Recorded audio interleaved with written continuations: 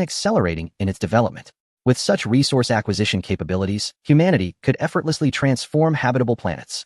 Gao Yang marveled, moving swiftly ahead as the Dragon Kingdom followed suit with remarkable speed. This astonishing adaptability was truly impressive. Upon disembarking from the spacecraft, Gao Yang commenced the manufacturing process without any need for oversight. The blueprints were already ingrained in his mind. His sole responsibility was to wait. In the transparent base on the planet, he looked up into the vastness above. In the gravity-free zone, countless robots maneuvered gracefully through space, assembling materials crafted on the surface. The materials transformed into components, transported into space for construction, thus evading the constraints of gravity. The difficulty level plummeted from 100 to single digits. On Earth, constructing a 1,000-meter-high building posed an immense challenge. Yet in space, constructing towering structures layer by layer, free from gravitational tides and meteorite impacts, allowed for continuous stacking. Reaching heights of 10,000 meters would pose no issue whatsoever. There was no need for climbing frameworks, nor any preemptive support for materials. As long as no additional force was applied, the materials would remain relatively stationary. The conditions unique to space could be entirely managed through technology. As time passed, the increasing number of assembled components demanded more parts. The barren planet seemed to operate at double speed, with a steady stream of spacecraft transporting materials into the sky. Robots in space flitted about, swiftly relocating components to their designated spots, where they were either welded or secured. Transformations occurred almost daily, resulting in a remarkable upheaval. Within just 3 days, the external framework was established. A week later, not only was the interior nearly complete, but 9 additional frameworks of the same size had also been added. After 2 weeks, the colossal interstellar cruiser was officially finished. 10 segments were closely connected, and upon closer inspection, one might perceive that these 10 spacecraft's cabins were seamlessly linked. A massive vessel spanning 100,000 meters was truly awe-inspiring, extending beyond the horizon. To visualize 100,000 meters, it equated to the combined length of 1,000 playgrounds. From a distance, the spectacle remained equally magnificent. Once, the awe-inspiring Qinglong transport spacecraft of human civilization stood as a colossus, dwarfing even the tiniest insect. This vessel, remarkable not merely for its size, boasted an extraordinary array of advanced technologies, embodying the pinnacle of contemporary human ingenuity. Foremost among its features was the propulsion system, which ingeniously harnessed a multitude of antimatter engines for energy generation, complemented by nuclear power and a substantial reserve of fundamental energy sources. This multifaceted approach ensured an unwavering supply of energy under any conceivable circumstance. Moreover, the extensive array of engines enabled the spacecraft to maintain an astonishing velocity, facilitating not only superluminal travel, but also curvature flights and space jumps. The notion of such a gargantuan entity executing a space leap seems almost preposterous, for it would necessitate a spatial wormhole with a staggering diameter of no less than 7 kilometers. Chapter 402. Astonishing. The wormhole, with a diameter of 7,000 meters, consumes an immense amount of energy with each traversal. Such a feat necessitates extraordinarily advanced technology and requires a plethora of equipment to operate in synchrony.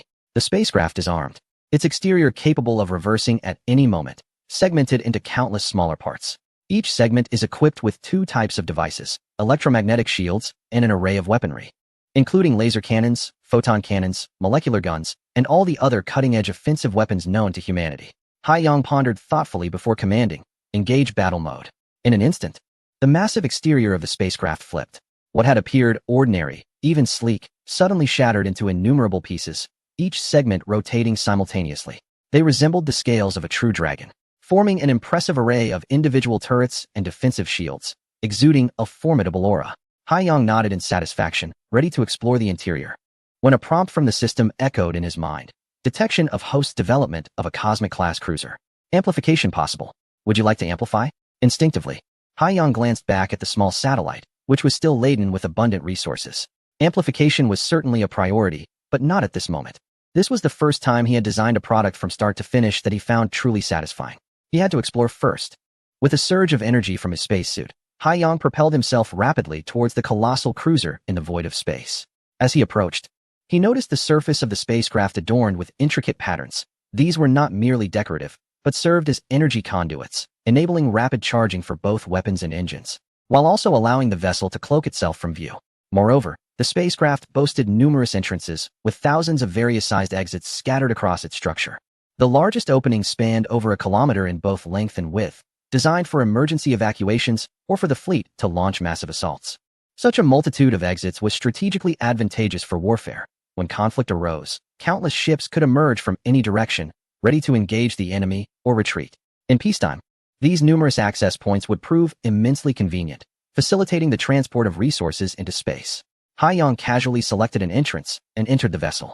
The electromagnetic guidance ensured a smooth docking process, alleviating any concern of collision with the spacecraft's interior. Upon entering, he immediately felt the presence of gravity. Standing on the ship's floor, he experienced a reassuring sensation of stability, an extraordinary comfort in the vastness of space, as it signified security. Although gravity existed aboard the spacecraft, it lacked the same reassuring quality. Within this immense vessel, Haiyang truly felt at ease, a suitable environment for the crew to thrive. This place was envisioned not merely as a transit station, but as a sanctuary for rest and recuperation, capable of accommodating a significant number of ordinary humans for their survival and habitation. Life has transformed, yet the experiences it offers have become more enriching. Living conditions are designed for longevity, ensuring that the psychological maladies associated with prolonged space habitation are mitigated. Upon entering the spacecraft, one is greeted by a grand atrium. Surrounding this vast hall are spacious corridors and elevators that ascend and descend. Each corridor is clearly marked, indicating the various zones accessible on that level, and providing estimations of walking durations to reach specific areas. However, once individuals reside within this environment, the need for such indicators diminishes, as their terminals display comprehensive records of all pathways and elevators, guiding them effortlessly to their desired destinations. Encircling the atrium are multiple layers of elevators, accommodating the extensive vertical expanse of the spacecraft, which boasts thousands of levels. Such a multitude of elevators is essential to meet the substantial demand, and as long as the population remains manageable, there are no issues. Each elevator has predetermined stops, allowing one to select their desired level with ease. Moreover, an intelligent system continuously adapts to real-time demands. Should a significant number of individuals require access to a certain floor, additional elevators are temporarily activated across all relevant corridors. This innovative approach, derived from a fourth-tier civilization, is remarkably effective, with countless elevators enhancing the convenience of life aboard the spacecraft. Aside from the absence of sunlight, virtually every aspect of existence here surpasses that on Earth. The artificial lighting, in fact, is superior to that of Earth, where sunlight can be oppressively hot. In contrast, the illumination within the spacecraft is softly engineered, gentle on the eyes and devoid of harmful radiation. Importantly, the variety of lighting is extensive and easily adjustable. Within private spaces, one can even simulate sunlight. The air is refreshingly pure, thanks to an intelligent ventilation system that promptly adjusts to changes in air composition, maintaining equilibrium.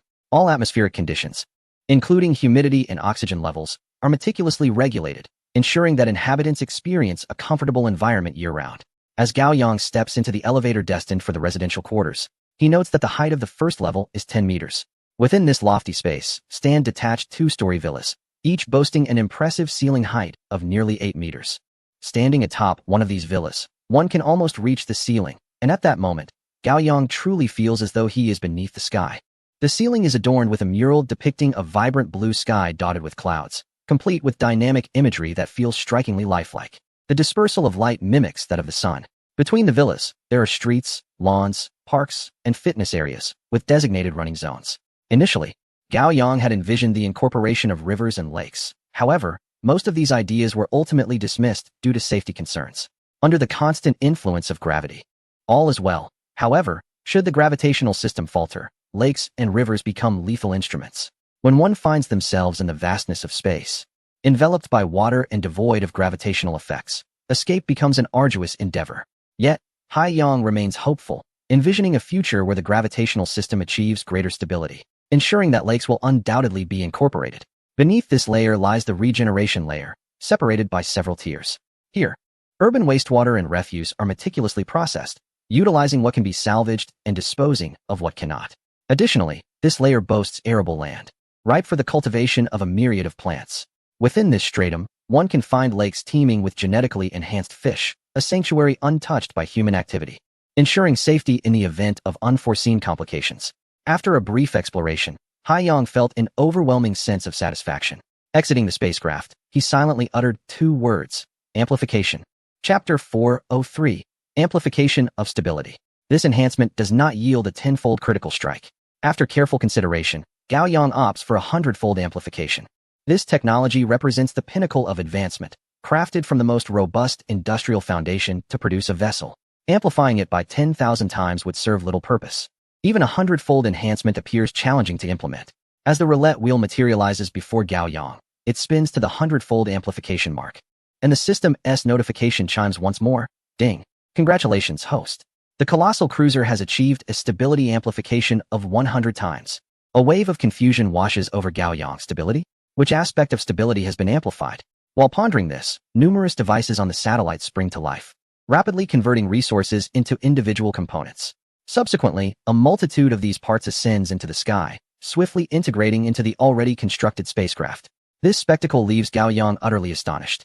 Unlike previous system constructions, which dismantled the products before remanufacturing them, this integration of components evokes a sense of enlightenment within him. Is this truly possible? Certain substantial materials, such as those added to the main beam, cannot be transported through conventional channels. The system's approach seems almost otherworldly. How is this achieved? Is it akin to phasing through walls?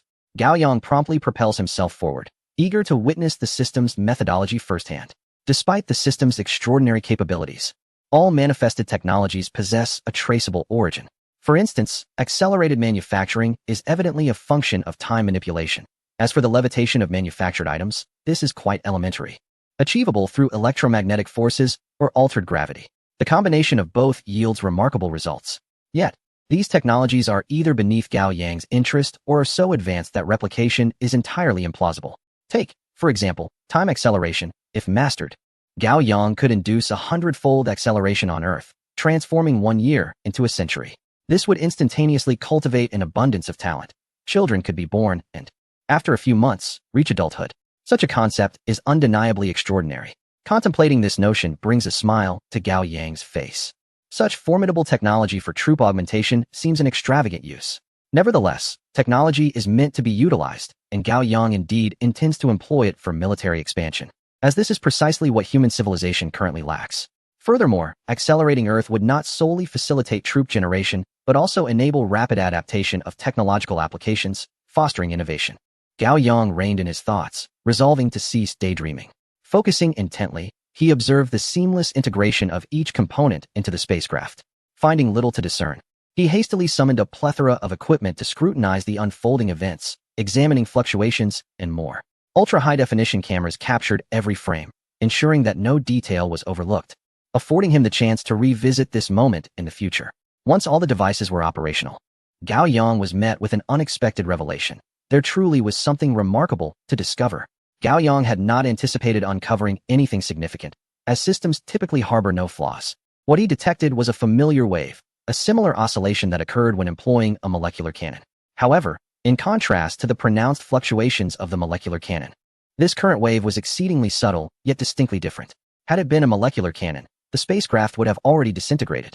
Gao Yang even speculated that the true oscillation might be even fainter, merely intensified by the acceleration of time. As he scrutinized the transformations of the spacecraft and analyzed various data curves, a thought emerged in Gao Yang's mind. Could it be that the system employed a certain technology to alter the structure between molecules, rendering them more dispersed? For instance, consider sand. A hand can forcefully delve into it without significantly affecting its state. Once the hand withdraws, the sand swiftly returns to its original form.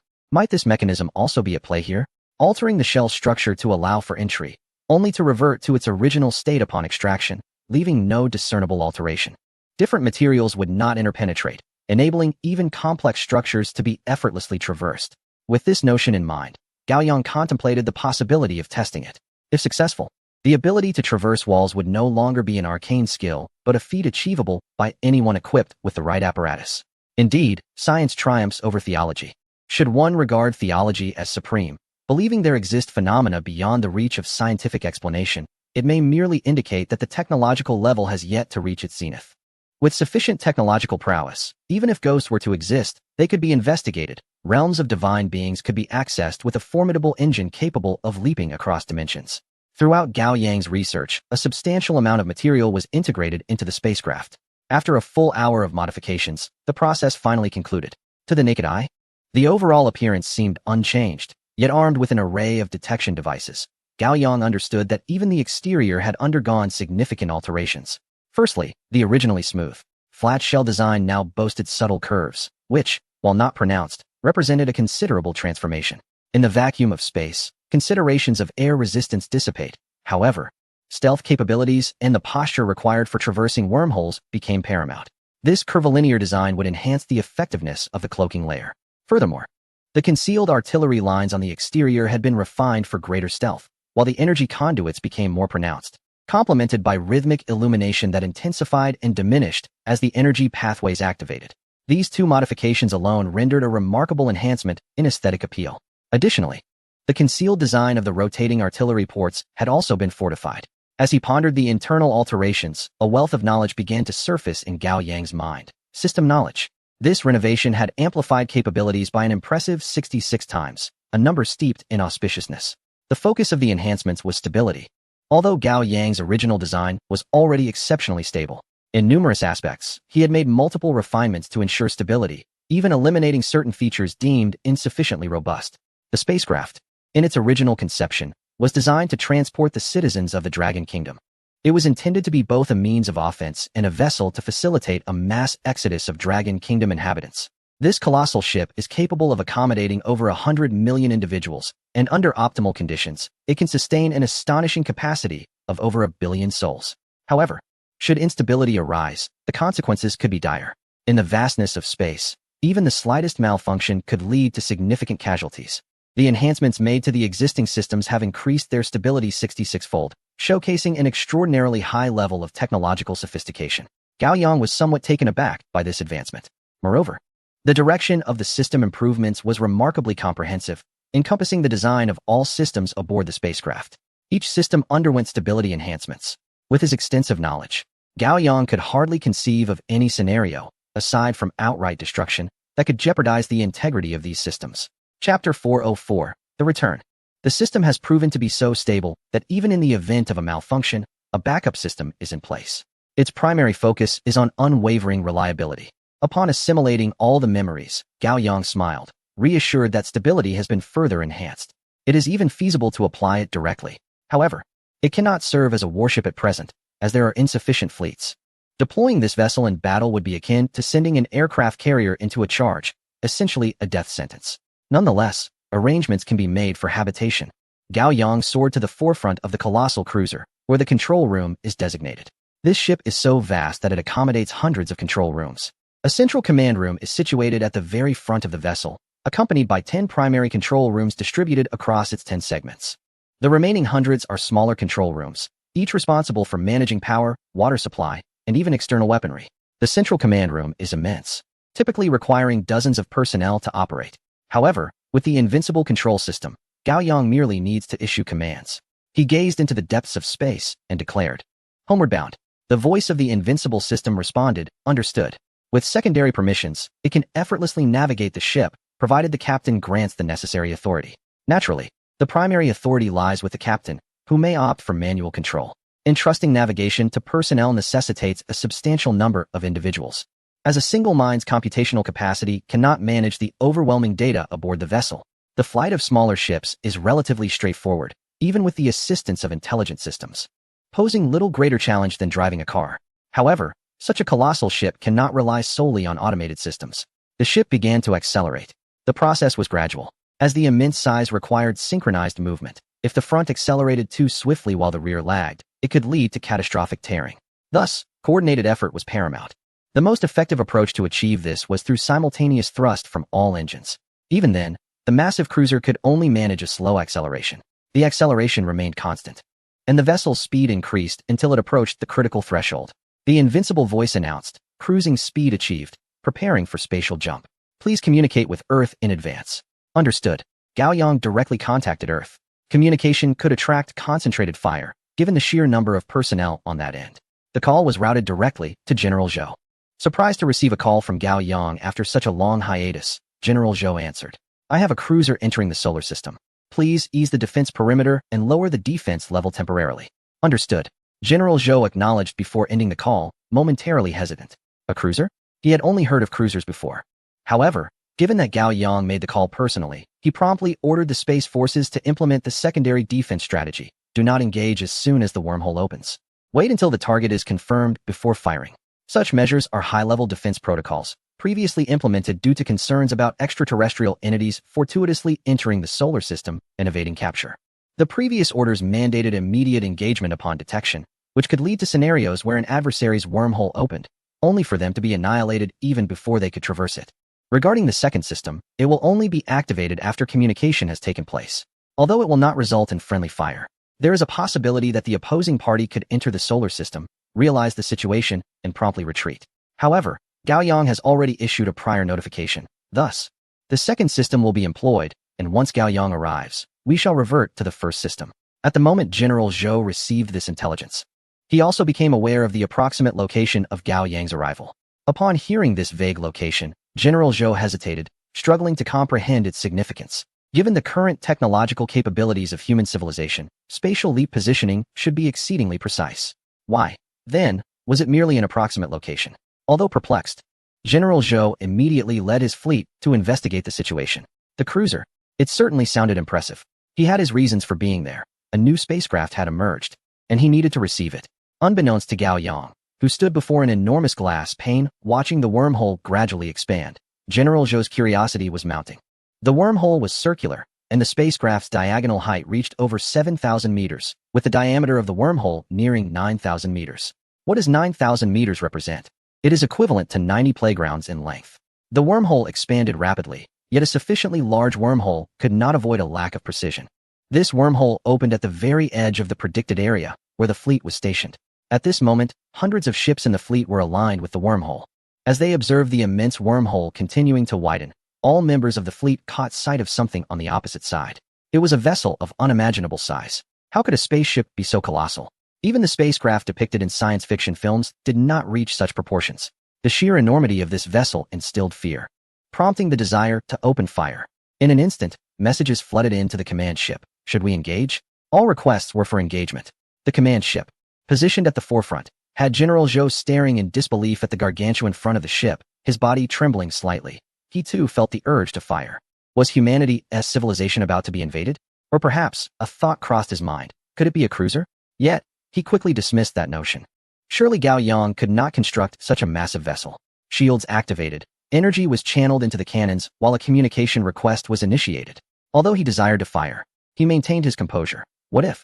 His command was executed instantaneously, and Gao Yang observed the glowing cannon muzzles, swiftly raising all shields while declaring, "Establish communication." At that moment, all ships received the communication request simultaneously. "I am Gao Yang. Retreat and allow me to enter." General Zhou, taken aback by the voice on the line, quickly directed the fleet to withdraw. After retreating tens of thousands of meters, Gao Yang continued through the ship's communication. "Continue retreating. The distance is insufficient." The fleet remained in retreat, and all gazed in astonishment as the colossal entity continued to advance. Even from tens of thousands of meters away, its size was overwhelming, occupying nearly the entirety of their vision. All they felt was sheer astonishment. It was simply too immense. General Zhou was equally astounded. A cruiser? This was utterly outrageous. The estimated length is approximately 10 kilometers. To put this into perspective, many urban areas do not even span 10 kilometers in width and length. Moreover, the height, reaching several thousand meters, is equally astonishing. Such a scale, General Zhou mused, could accommodate all the citizens of the Dragon Kingdom without a hint of exaggeration. Suddenly, General Zhou recalled the recent resource allocation. They had envisioned that such an abundance of resources would yield numerous spacecraft or other creations. To their utter surprise, it turned out to be a single spacecraft. This vessel consumed materials equivalent to at least 10,000 ordinary ships. Taking a deep breath to steady his emotions, General Zhou requested communication. The connection was established swiftly, and Gao Yang's voice resonated in the channel. "What is it?" General Zhou replied earnestly. "Should we convene a high-level meeting?" Gao Yang paused momentarily, taken aback by the suggestion. However, after a brief contemplation, he agreed. Indeed, such a colossal spacecraft necessitates arrangements for habitation. We must deliberate carefully to avert any severe repercussions. Chapter 405. Something awry. General Zhou reached out to the higher-ups while Gao Yang continued to pilot the spacecraft. Heading towards Earth, he contemplated positioning the vessel over the equator, allowing it to orbit, thus facilitating convenient access for those on the planet. The location where the ship emerged from its spatial leap was already in close proximity to Earth, eliminating the need for another jump. They could simply fly straight there. In addition to its stealthy coating, the ship bore the distinctive insignia of the Dragon Nation, prominently displaying its flag. Surrounding vessels, after the initial awe, gazed at the enormous ship's flag, bewildered. Was this a vessel of human civilization? They had never seen anything like it before. At this stage, those capable of operating such a ship were either military personnel, government officials, or a select few researchers, all of whom had access to certain classified information. Yet, in this moment of confusion, no one had ever heard of the Dragon Nation possessing such a formidable ship. Even from a distance, the mere sight of the vessel instilled a sense of dread, and up close, it would entirely dominate one's field of vision. Instinctively, they thought of Gao Yang. For only he could create such a ship. As the spacecraft approached Earth, more vessels in orbit around the planet detected the colossal ship, including those satellites that had once surrounded the planet. Earth had previously been home to a vast array of satellites, but after Gao Yang's thorough cleanup, only a few remained for foreign powers. These satellites now served as the eyes of overseas forces, occasionally catching glimpses of events unfolding beyond their reach. However, these foreign entities had grown somewhat numb over the years, as the Dragon Nation had never intended to engage them in any meaningful way. After all this time, their only responses were numbness and resignation. The satellites, aside from monitoring weather and communications, were primarily utilized to observe the Dragon Nation's activities. In a remarkably short time, the Dragon Nation had unveiled a succession of spacecraft, advancing technologically at an astonishing pace that left them both shocked and envious. Suddenly, an alarm blared from the satellite monitoring center. The middle-aged man responsible for observing the monitoring system paid little heed to the alarm, choosing instead to finish watching a video on his phone, as such alerts rang out several times a day. Numerous spacecraft traversing space would inevitably trigger alarms.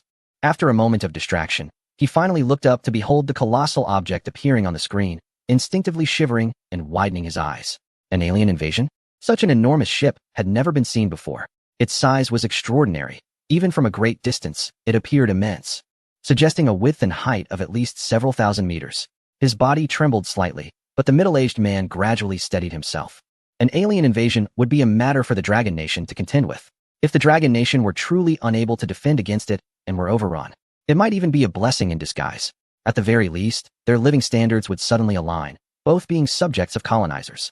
With this thought, he felt more at ease. Let it be destruction, the sooner the better. Nevertheless, he chose to report the incident, picking up the phone. A colossal ship has been detected, suspected of being an alien invasion. The person on the other end paused momentarily. Colossal? How large? I'm not sure of the specifics. It's still a bit distant. I'll have someone calculate it immediately. The middle-aged man glanced at the screen once more, where a colossal spacecraft was rapidly approaching at an angle, for its target was not a satellite. Consequently, the satellite gradually caught sight of the ship's side. The man's eyes widened slowly as he recognized something familiar, the flag of the Dragon Kingdom. In that moment, he felt a sense of relief. The enormous spacecraft belonged to the Dragon Kingdom, and he had spotted its emblem aboard. The person on the other end of the phone expressed a hint of disappointment and lost interest. Understood. The call ended, and the middle-aged man sighed as he observed the immense vessel before him, having harbored hopes that it might be extraterrestrial. At the very least, aliens could alter their current predicament. Their existence was truly dismal, although it was far better than that of the White Eagle, and they enjoyed a life free from hunger. Their existence was devoid of prospects and hope. The researchers had grown restless upon glimpsing the aerial craft and the spaceship. They no longer possessed the enthusiasm to pursue their previous studies. Even if they devoted their lives to research, they might not even uncover a single screw aboard the spacecraft. The technological chasm was insurmountably vast, plunging them into despair. They could not even aspire to maintain their former status. The Dragon Kingdom had curtailed their development, inundating their market with an array of low-priced products, rendering their own companies devoid of competitiveness, as their prices fell below that of raw materials. Their production equipment lay rusted. In such a nation, vitality had all but evaporated, gradually losing all capabilities, entirely reliant on the sustenance of the Dragon Kingdom. It could be said that among foreign powers, the ones faring the best were once third-world countries. They had transitioned from starvation and deprivation to a modest affluence, even gaining access to the internet, a sheer delight. In stark contrast to the miseries of overseas forces, the inhabitants of the Dragon Kingdom found themselves in a veritable paradise. Yet, witnessing such a terrifying spacecraft in paradise was undeniably shocking. As the massive vessel docked at the equator, many ordinary citizens could see it with the naked eye at specific times and angles. It wasn't long before the people of the Dragon Kingdom spotted it and learned of the news through the internet, feeling both astonished and immensely anticipatory. Such a colossal ship could only signify another leap in technological prowess. Those who encountered the spacecraft before the general populace were the high-ranking officials of the Dragon Kingdom. A multitude of these leaders boarded ships to approach the gigantic vessel. They had received notifications for a meeting and made their way to the colossal ship, preparing for the conference. Even before nearing the massive craft, they felt an unparalleled sense of oppression. It was immense. The closer they drew, the larger it appeared. At a height of 7,000 meters, it was just slightly lower than Mount Everest. Stretching 10 kilometers in length, it was truly beyond the horizon. As the ships approached the giant cruise ship, they were promptly taken over, requiring no further operation and adjusting their positions according to the calculations of the colossal cruiser to align with the designated entrance. However, this time, they all entered through the same entry point. One vessel after another was guided into the passage and subsequently docked. The entire process was seamless and natural, without any pauses or accelerations, significantly enhancing comfort. Those seated aboard the spacecraft have experienced the docking at transit stations and previously at larger vessels. Yet none have felt such comfort. Upon the ship's arrival, the passengers disembarked directly, relishing the sensation of solid ground beneath their feet, their astonishment palpable. One by one, individuals from each ship descended, guided by the formidable leader, making their way to the control center. As they walked, they surveyed their surroundings with wide, gleaming eyes. The technological advancements of human civilization seemed unnecessary for them, as they knew that Gao Yang could achieve excellence effortlessly. Moreover, to their surprise, the entire experience aboard the spacecraft was remarkably pleasant. This unexpected comfort left them in a state of bewilderment. Something felt amiss. Chapter 406. First come, first served. Under ordinary circumstances, the utility of military equipment, primarily its effectiveness on the battlefield, supersedes the importance of comfort. However, this spacecraft has evidently prioritized comfort, suggesting a significant underlying purpose. As the journey unfolds, a sense of awe accompanies every revelation. Beyond mere comfort, numerous designs showcased here are unprecedented in prior spacecraft. This is rather alarming, for it signifies the incorporation of a multitude of advanced designs aboard this vessel. Such advancements imply technological progress, indicating that previously manufactured spacecraft can be upgraded and future constructions can be refined. This extensive technological evolution spans various fields. Director Yuan and other leading researchers can only express their astonishment. The pace of research resembles a rocket's propulsion. Under the invincible leadership, the group entered the control room and encountered Gao Yang. Gao Yang addressed the high-ranking officials of the Dragon Nation. This is the control room of the giant cruise ship. My primary consideration in designing and constructing this vessel was to accommodate the people of the Dragon Nation. Living up here? Gao Yang nodded. This enhances the mobility of human civilization, allowing for immediate retreat in times of danger. The group fell silent, then collectively nodded. As long as the environment is conducive to human habitation, there are no issues. Surviving in space also presents a notable advantage. It facilitates human cultivation. Prolonged residence on the spacecraft will foster familiarity with both the vessel and the cosmos as individuals grow. It is a non-issue that could become an issue.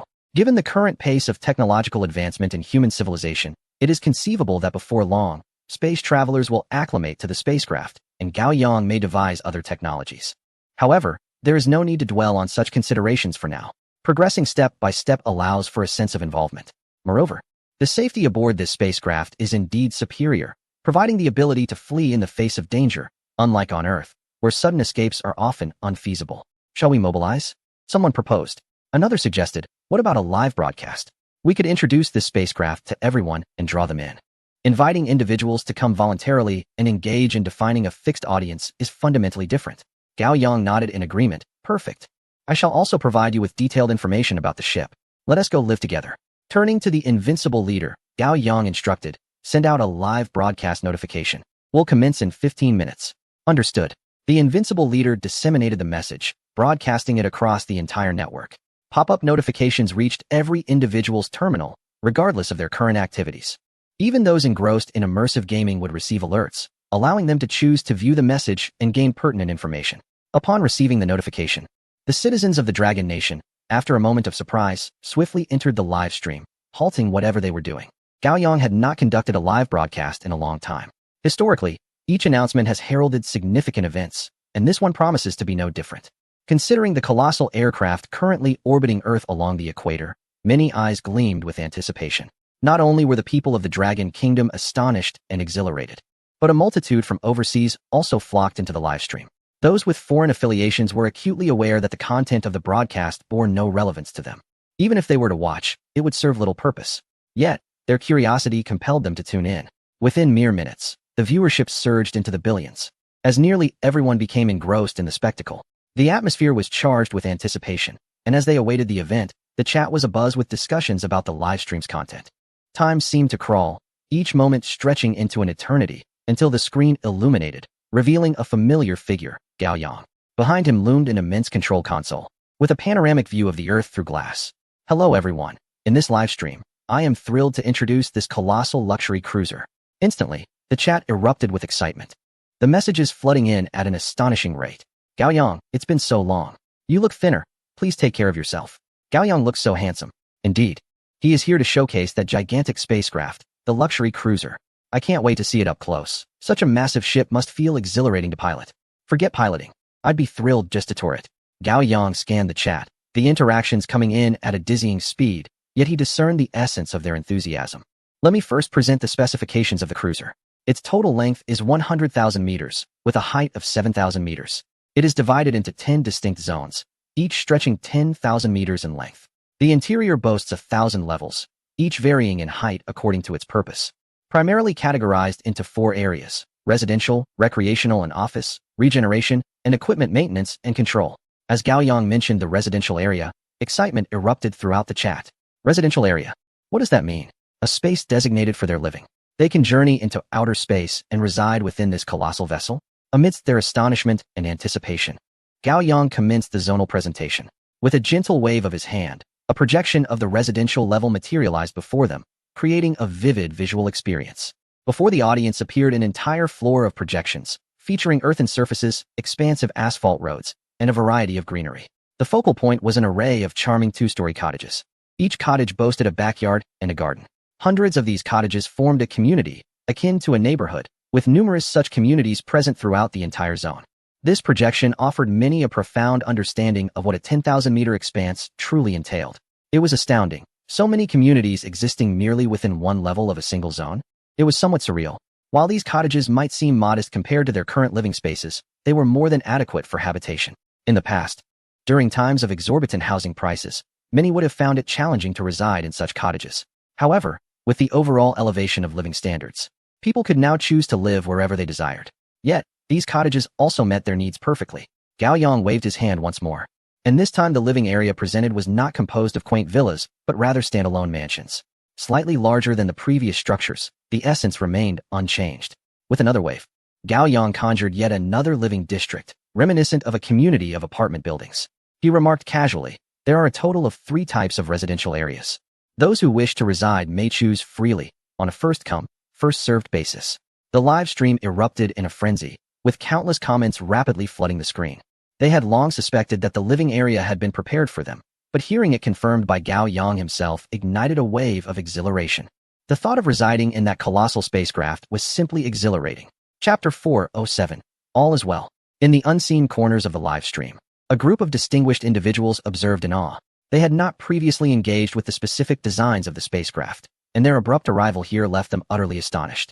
Upon stepping into the vessel, they were enveloped by an unexpected sense of comfort and tranquility, which felt rather incongruous. After all, a warship would hardly prioritize such luxury. Their instincts had been validated, yet they were taken aback by the meticulous attention Gao Yang had devoted to the ship's comfort. The living quarters were replete with various amenities, and outside the residences, nature thrived in its truest form.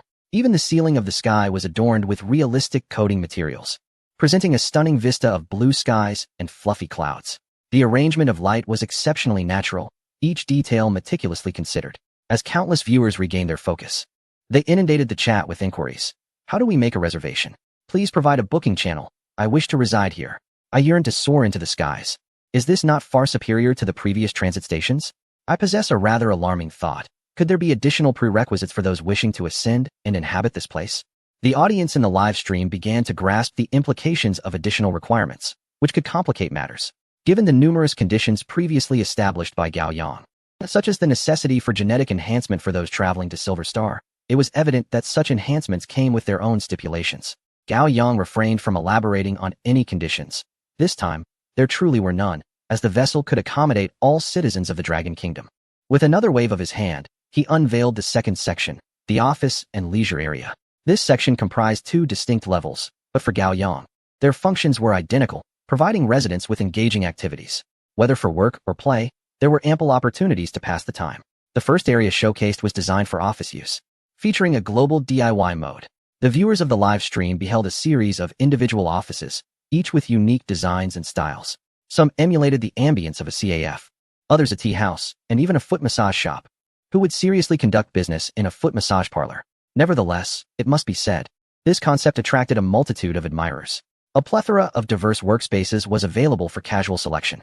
Yet, in comparison to the office spaces, the audience's enthusiasm leaned more towards leisure. I admit, the office area prepared by the esteemed Gao Yang pleasantly surprised me, but I yearn for recreation. How shall you respond? Dear sir, while I genuinely appreciate this office building, I have not worked in quite some time and am uncertain of what to do. Might I be assigned tasks? I find myself rather bored. Perhaps one should focus on studying and examinations. Excelling in tests leads to employment. What right does a mere slacker have to expect a job? One might as well languish in idleness. If the leisure area proves sufficiently enticing, I shall exert myself even more. The volume of comments was far beyond Gao Yang's expectations, with a significant number desiring, surprisingly, employment. Indeed, it seems they are rather idle. With another flourish, Gao Yang revealed the recreational level. The leisure area was divided into several sections, primarily featuring a culinary zone, a gaming and entertainment section, a fitness area, as well as zones for shopping, racing, and DIY activities. The richness of this experience is undeniable, yet the most abundant aspect lies in the unoccupied layers, which can be tailored according to the thoughts of future inhabitants. These blank spaces are seamlessly connected to grand entrances, facilitating the transport of substantial items during temporary modifications. Having concluded the introduction of the recreational tier, Gao Yang proceeded to unveil the regeneration layer. At this juncture, a palpable stillness enveloped the audience. The astonishment wrought by the spacecraft was indisputable, as it appeared to cater to every conceivable human necessity. Water, oxygen, and a plethora of essential commodities were all meticulously provided. Resources, including timber and various living essentials, could be regenerated. This vessel is poised to sustain the needs of at least hundreds of millions. Not merely for a day or a year, but perpetually. As long as the spacecraft remains intact, humanity can dwell within its confines indefinitely. The people of Longhua are exceptionally astute, benefiting from a robust foundational education and a high literacy rate, resulting in a multitude of intelligent individuals. They began to ponder the implications of boarding the spacecraft, realizing that the simplicity of returning to Earth may not be as straightforward as it seems. The awe inspired by the vessels might inevitably lead to contemplations of the potential inability to return home. The notion of one's homeland is always a weighty subject. Distance often breeds yearning for home, while prolonged stays incite a desire to venture forth. The freedom to roam and return home at will is a cherished dream. However, in the absence of guarantees regarding the ability to return, many are compelled to weigh their options carefully. Following Gao Yang's exposition on the regeneration layer, the tone of the live stream's commentary underwent a substantial transformation, with inquiries flooding in regarding the specifics of boarding the spacecraft. The desire to inhabit the vessel was palpable, as many individuals currently find themselves unanchored and without employment, yearning for a more comfortable and extraordinary existence.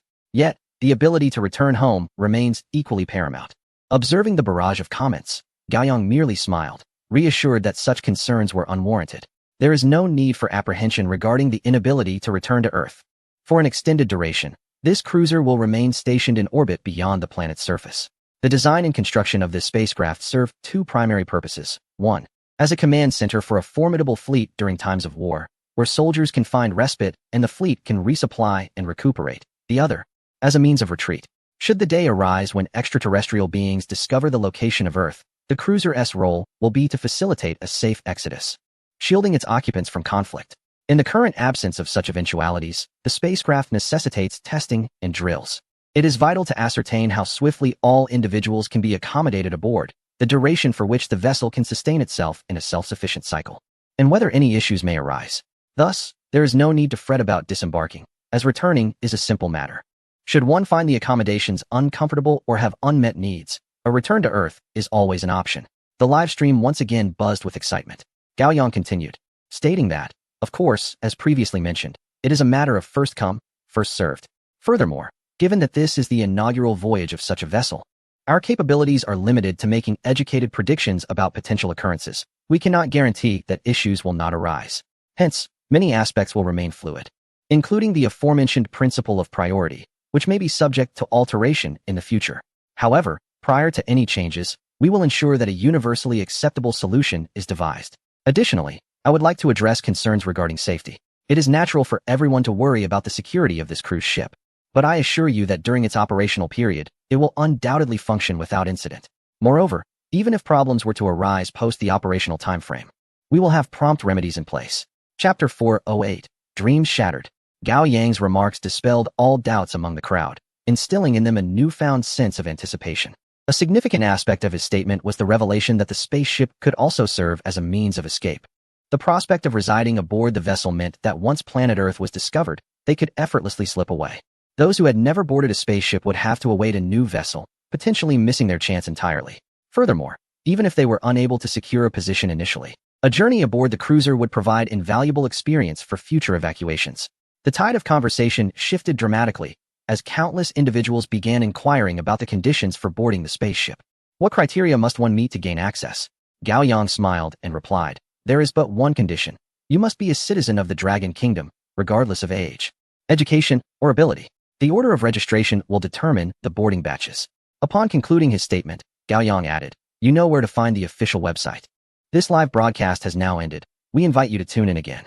As the broadcast ceased, throngs of Dragon Kingdom citizens surged towards the official website to secure their reservations. At that moment, their thoughts were singularly focused, an unreserved rush to escape.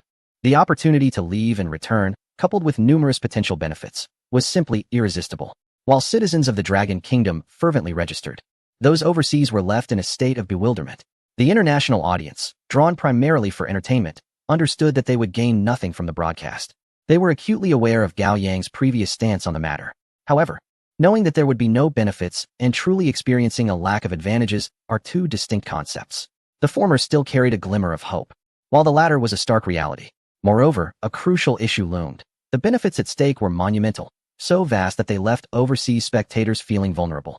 In the past, many abroad had harbored a desire for an alien invasion, a notion that seemed outrageous yet understandable. They suffered from inequality rather than scarcity. Without extraterrestrial visitors, their lives were dire, but if aliens arrived, at least the citizens of the Dragon Kingdom would share in their plight. Yet now, even if aliens were to come, it would be of little consequence to the citizens of the Dragon Kingdom, who possessed such immense spaceships that they could depart at will. The overseas mindset was rapidly evolving, from despair to a yearning for the arrival of aliens, and now to an acceptance of reality. They recognized that their only path to prosperity lay in clinging to the Dragon Kingdom's coattails. If the Dragon Kingdom were to offer even the slightest opportunity for advancement, it would be a golden chance for them. However, even seizing that opportunity was a daunting task. In the vastness of space, aboard the colossal spaceship, a group of influential figures gazed in awe at the projections in the central control room. Yet, beyond mere admiration, they faced a plethora of pressing matters to address. Gao Yang had attended to the most critical task, the spaceship. Their responsibility now lay in transporting individuals aboard and ensuring the seamless operation and management of the vessel's internal systems. With the stakes involving billions of people, it was an immense undertaking that required their immediate attention. Fortunately, they need not venture elsewhere. Within the vast confines of the spaceship, there were conference halls and administrative offices to facilitate their work. They proceeded directly to the office, which could serve as a significant temporary workspace. With quantum communication in place, there would be no issues arising.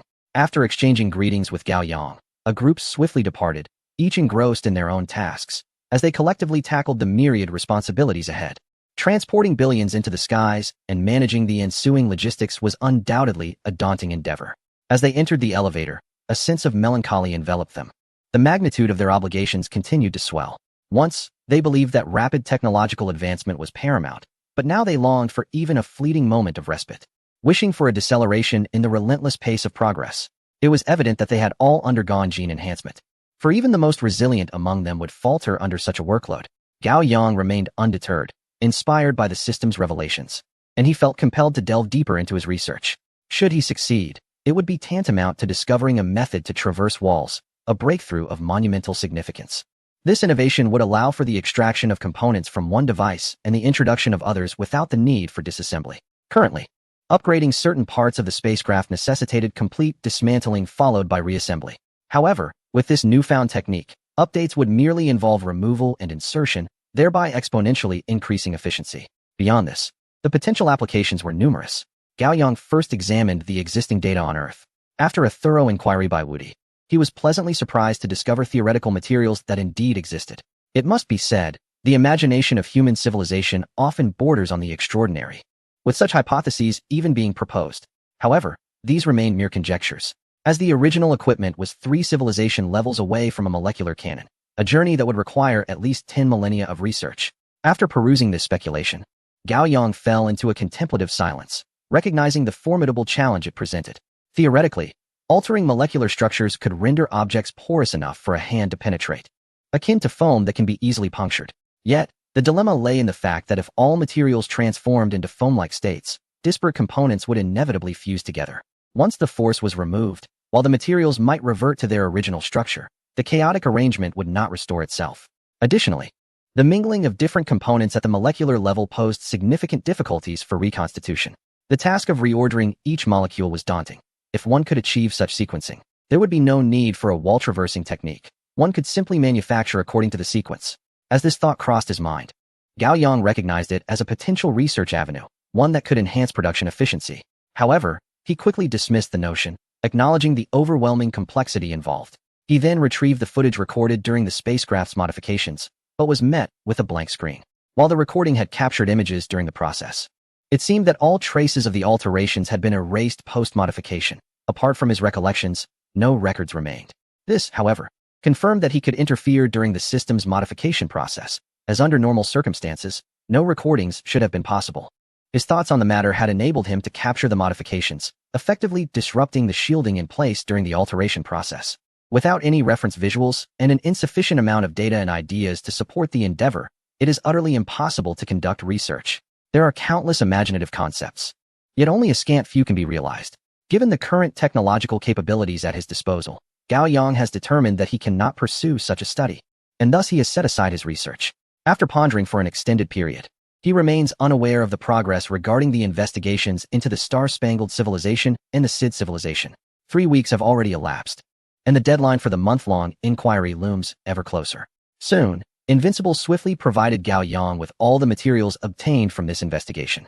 Upon examining the documents, Gao Yang was somewhat taken aback. He distinctly recalled that Invincible did not participate in the investigation. So how could such a wealth of information have been gathered? Chapter 409, The Proposal. The information is astonishingly detailed. It is divided into 2 segments. The first pertains to the internal data of the civilized stellar systems, including the number of planets, their specific climates, the population residing on each planet, architectural styles, and comprehensive maps. The second segment encompasses the local customs and preferences of extraterrestrial beings, as well as governance models and a general social survey. Excluding the social survey, there exists a myriad of data regarding various groups, rendered with exquisite precision. Furthermore, there is information on an array of products and pharmaceuticals. Current affairs, along with summaries of significant past events, are all included. Through this data, one could even simulate the entirety of an extraterrestrial's life. Such meticulousness is astounding. How was this information acquired? Turning to the information from beyond the stellar systems, it is also divided into 2 parts, one concerning trade, detailing transactions between the Star-Stripe civilization and all subordinate third-tier civilizations, with records of the scale of these exchanges. The other part pertains to fleet information. Presently, it can only be speculated that the number of warships hovers around 3 billion, with half of them stationed around the stellar systems of other third-tier civilizations, while the remaining half is tasked with guarding the stellar system and patrolling the entire administrative domain. Additionally, the information includes patrol maps and regulations. A cursory glance at this documentation left Gao Yang astounded. Typically, obtaining such intelligence is exceptionally challenging, especially since the entities dispatched by human civilization are predominantly robots, which are assumed to be part of the mechanical civilization. Different factions find it arduous to gather information. How then could humanity acquire such comprehensive data? With this information in hand, human civilization could undertake numerous endeavors. Gao Yang was at a loss as to how the relevant personnel achieved this. After all, the difficulty of covertly acquiring intelligence is considerable. Gao Yang directly inquired of the invincible entity. How was this information obtained? The response revealed that control over the robots was established to seek collaboration, which necessitated prior understanding, and, as a result, a wealth of information was garnered. Gao Yang was momentarily taken aback. Could it truly be so? Yet, one cannot deny the practicality of such an approach. Under normal circumstances, commercial entities of fourth-tier civilizations are unlikely to seek external investors, but a mechanical empire, particularly one of superior technological prowess, would indeed pursue partnerships. This simplifies matters significantly, even to the extent of seeking collaboration. With a foundational understanding in place, vast amounts of data could be directly acquired, and with this foundational data, subsequent inquiries could be directed with purpose. employing the same method multiple times. The principle is straightforward. Simplicity is the ultimate sophistication. As for collaboration, Gao Yang considered the possibilities and recognized the genuine potential for partnership, transparently engaging under the guise of mechanical civilization, offering the counterpart certain technologies to enhance products. This thought crossed his mind, and he promptly communicated with the higher-ups, suggesting they explore collaboration, assuring them of his technical support. Once the message was dispatched, the matter no longer required Gao Yang's intervention. Should the officials deem collaboration necessary, they would reach out to him. At this stage, human civilization could be said to have established significant connections with other civilizations in the cosmos, connections that could potentially alter the fate of entire civilizations. The more activities there are, the more difficult it becomes to erase their traces. Gao Yang examined the next document, which contained information about the Sade civilization. However, this document appeared somewhat rudimentary compared to that of the star-striped civilization, though it was only slightly less detailed. The primary deficiency lay in the absence of precise figures regarding the scale of Sade's spacecraft. In contrast, the star-striped civilization had specific data, primarily because it had no need to conceal its capabilities, whereas the Sade civilization must remain discreet, quietly manufacturing a vast fleet of ships, only to reveal their existence in a stunning display. While there were no exact figures for the number of hidden spacecraft, one could surmise, based on the civilization's developmental status, that the concealed fleet likely numbered in the millions. This estimate arose from the limited resources available to the civilization, which restricted the total number of ships they could produce. By subtracting the known number of ships from the total possible, the hidden fleet would become apparent. It must be acknowledged that the starry civilization's strategy of restricting resources for the lesser civilizations is indeed masterful. This method allows for direct control over the scale of subordinate civilizations and regulates their technological advancements. 3 billion against a few million, supplemented by 3 billion warships, constitutes a formidable fourth-tier civilization. How could one possibly intervene in such a scenario? As for the third-tier Sage ships, they would be utterly ineffective in a conflict involving fourth-tier civilizations. The several tens of thousands of human warships could not sway the outcome of such a war. Deploying tens of thousands of ships to such a battlefield would be akin to cracking 2 eggs in the Yangtze River, resulting in something akin to egg drop soup. Yet not quite. However, this presents an excellent opportunity. Should humanity assist the Sade civilization in turning the tide, it could subsequently operate under the guise of a fourth-tier civilization. Even if the Sade civilization were to betray humanity in the end, there would be countermeasures available, potentially allowing for a usurpation of power. Yet, if this opportunity were missed, one could only speculate how long it would be before a similar chance arose again. Humanity would need to develop covertly until it could contend with the Starry Empire. Yet, based on the current information, Gao Yang could not fathom how to offer assistance. Dispatching a fleet from humanity? That would be impractical, given the limited number of people in human civilization, resulting in significant losses. Moreover, such an intervention would be ineffective due to its insufficient scale. As for providing resources to the Sade civilization, in the short term, they could indeed produce a massive fleet, as they possessed a sufficient number of ship captains. However, the issue lies in the sudden influx of resources. Before the war commenced, the Starry civilization would undoubtedly investigate and subsequently eliminate the Sade civilization. In this light, it is understandable why all civilizations adhere to the rules established by the Starry civilization. After all, this arrangement makes it exceedingly difficult for subordinate civilizations to rebel against their superiors. Even if there is oppression from above, as long as the subordinate civilizations remain exploited, their existence can be quite comfortable. The thoughts of the most marginalized civilizations are entirely inconsequential. Those in power do not care, and the concerns of the oppressed go unnoticed. Gao Yang scrutinized both documents, searching for a breakthrough, yet in light of the current situation, it truly seemed impossible to assist. Unbeatable furrowed his brow as he gazed at Gao Yang. The think tank proposed an intriguing idea, to encourage the Sade civilization to forge alliances with other Tier 3 civilizations. If a substantial number of these civilizations were willing to supply short-term resources to Sade, the latter would possess a significant probability of victory. Gao Yang, somewhat perplexed, inquired about the think tank. He learned that it comprised a group of individuals engaged in discussions regarding humanity's strategic advancement into space, offering recommendations. This assembly included members from the former Academy of Social Sciences, as well as prominent figures from various industries. They were capable of examining issues from diverse perspectives, engaging in discussions, and ultimately reaching conclusions. Gao Yang nodded in agreement, recognizing that such a group was indeed beneficial, alleviating some of his burdens. Is there a specific execution plan? He asked. Chapter 410, Expansion once more. No, their proposal would reach a conclusion, but the execution of the plan would only be considered after its approval. As they spoke, Invincible presented the entire proposal to Gao Yang. The plan was far more comprehensive than Gao Yang had anticipated, containing specific steps. First, they would establish contact with the Sade civilization, utilizing robots as intermediaries, and subsequently arrange for human representatives to connect with the Sade people. This approach would allow human civilization to make a modest appearance, laying the groundwork for deeper collaboration in the future. Should the Sade civilization cooperate, they could offer a breakthrough strategy, collaborating with other third-tier civilizations to acquire ample resources. The proposal also outlined numerous issues that would need addressing concerning future cooperation with third-tier civilizations. For instance, the Xingtiao civilization would undoubtedly keep a watchful eye on the third-tier civilizations, and extensive resource transactions would certainly attract attention and scrutiny. Furthermore, some third-tier civilizations might be reluctant to agree, as the current military capabilities on paper clearly indicate which side is more favorable for investment. Subsequently, after acquiring the materials, manufacturing could commence, showcasing the advantages of collaboration with human civilization. Even before the resources were secured, human civilization could produce a vast number of fourth-tier spaceships. The Sade civilization would merely need to provide the designs for the ships, enabling them to swiftly amass a formidable fleet, thereby saving considerable time.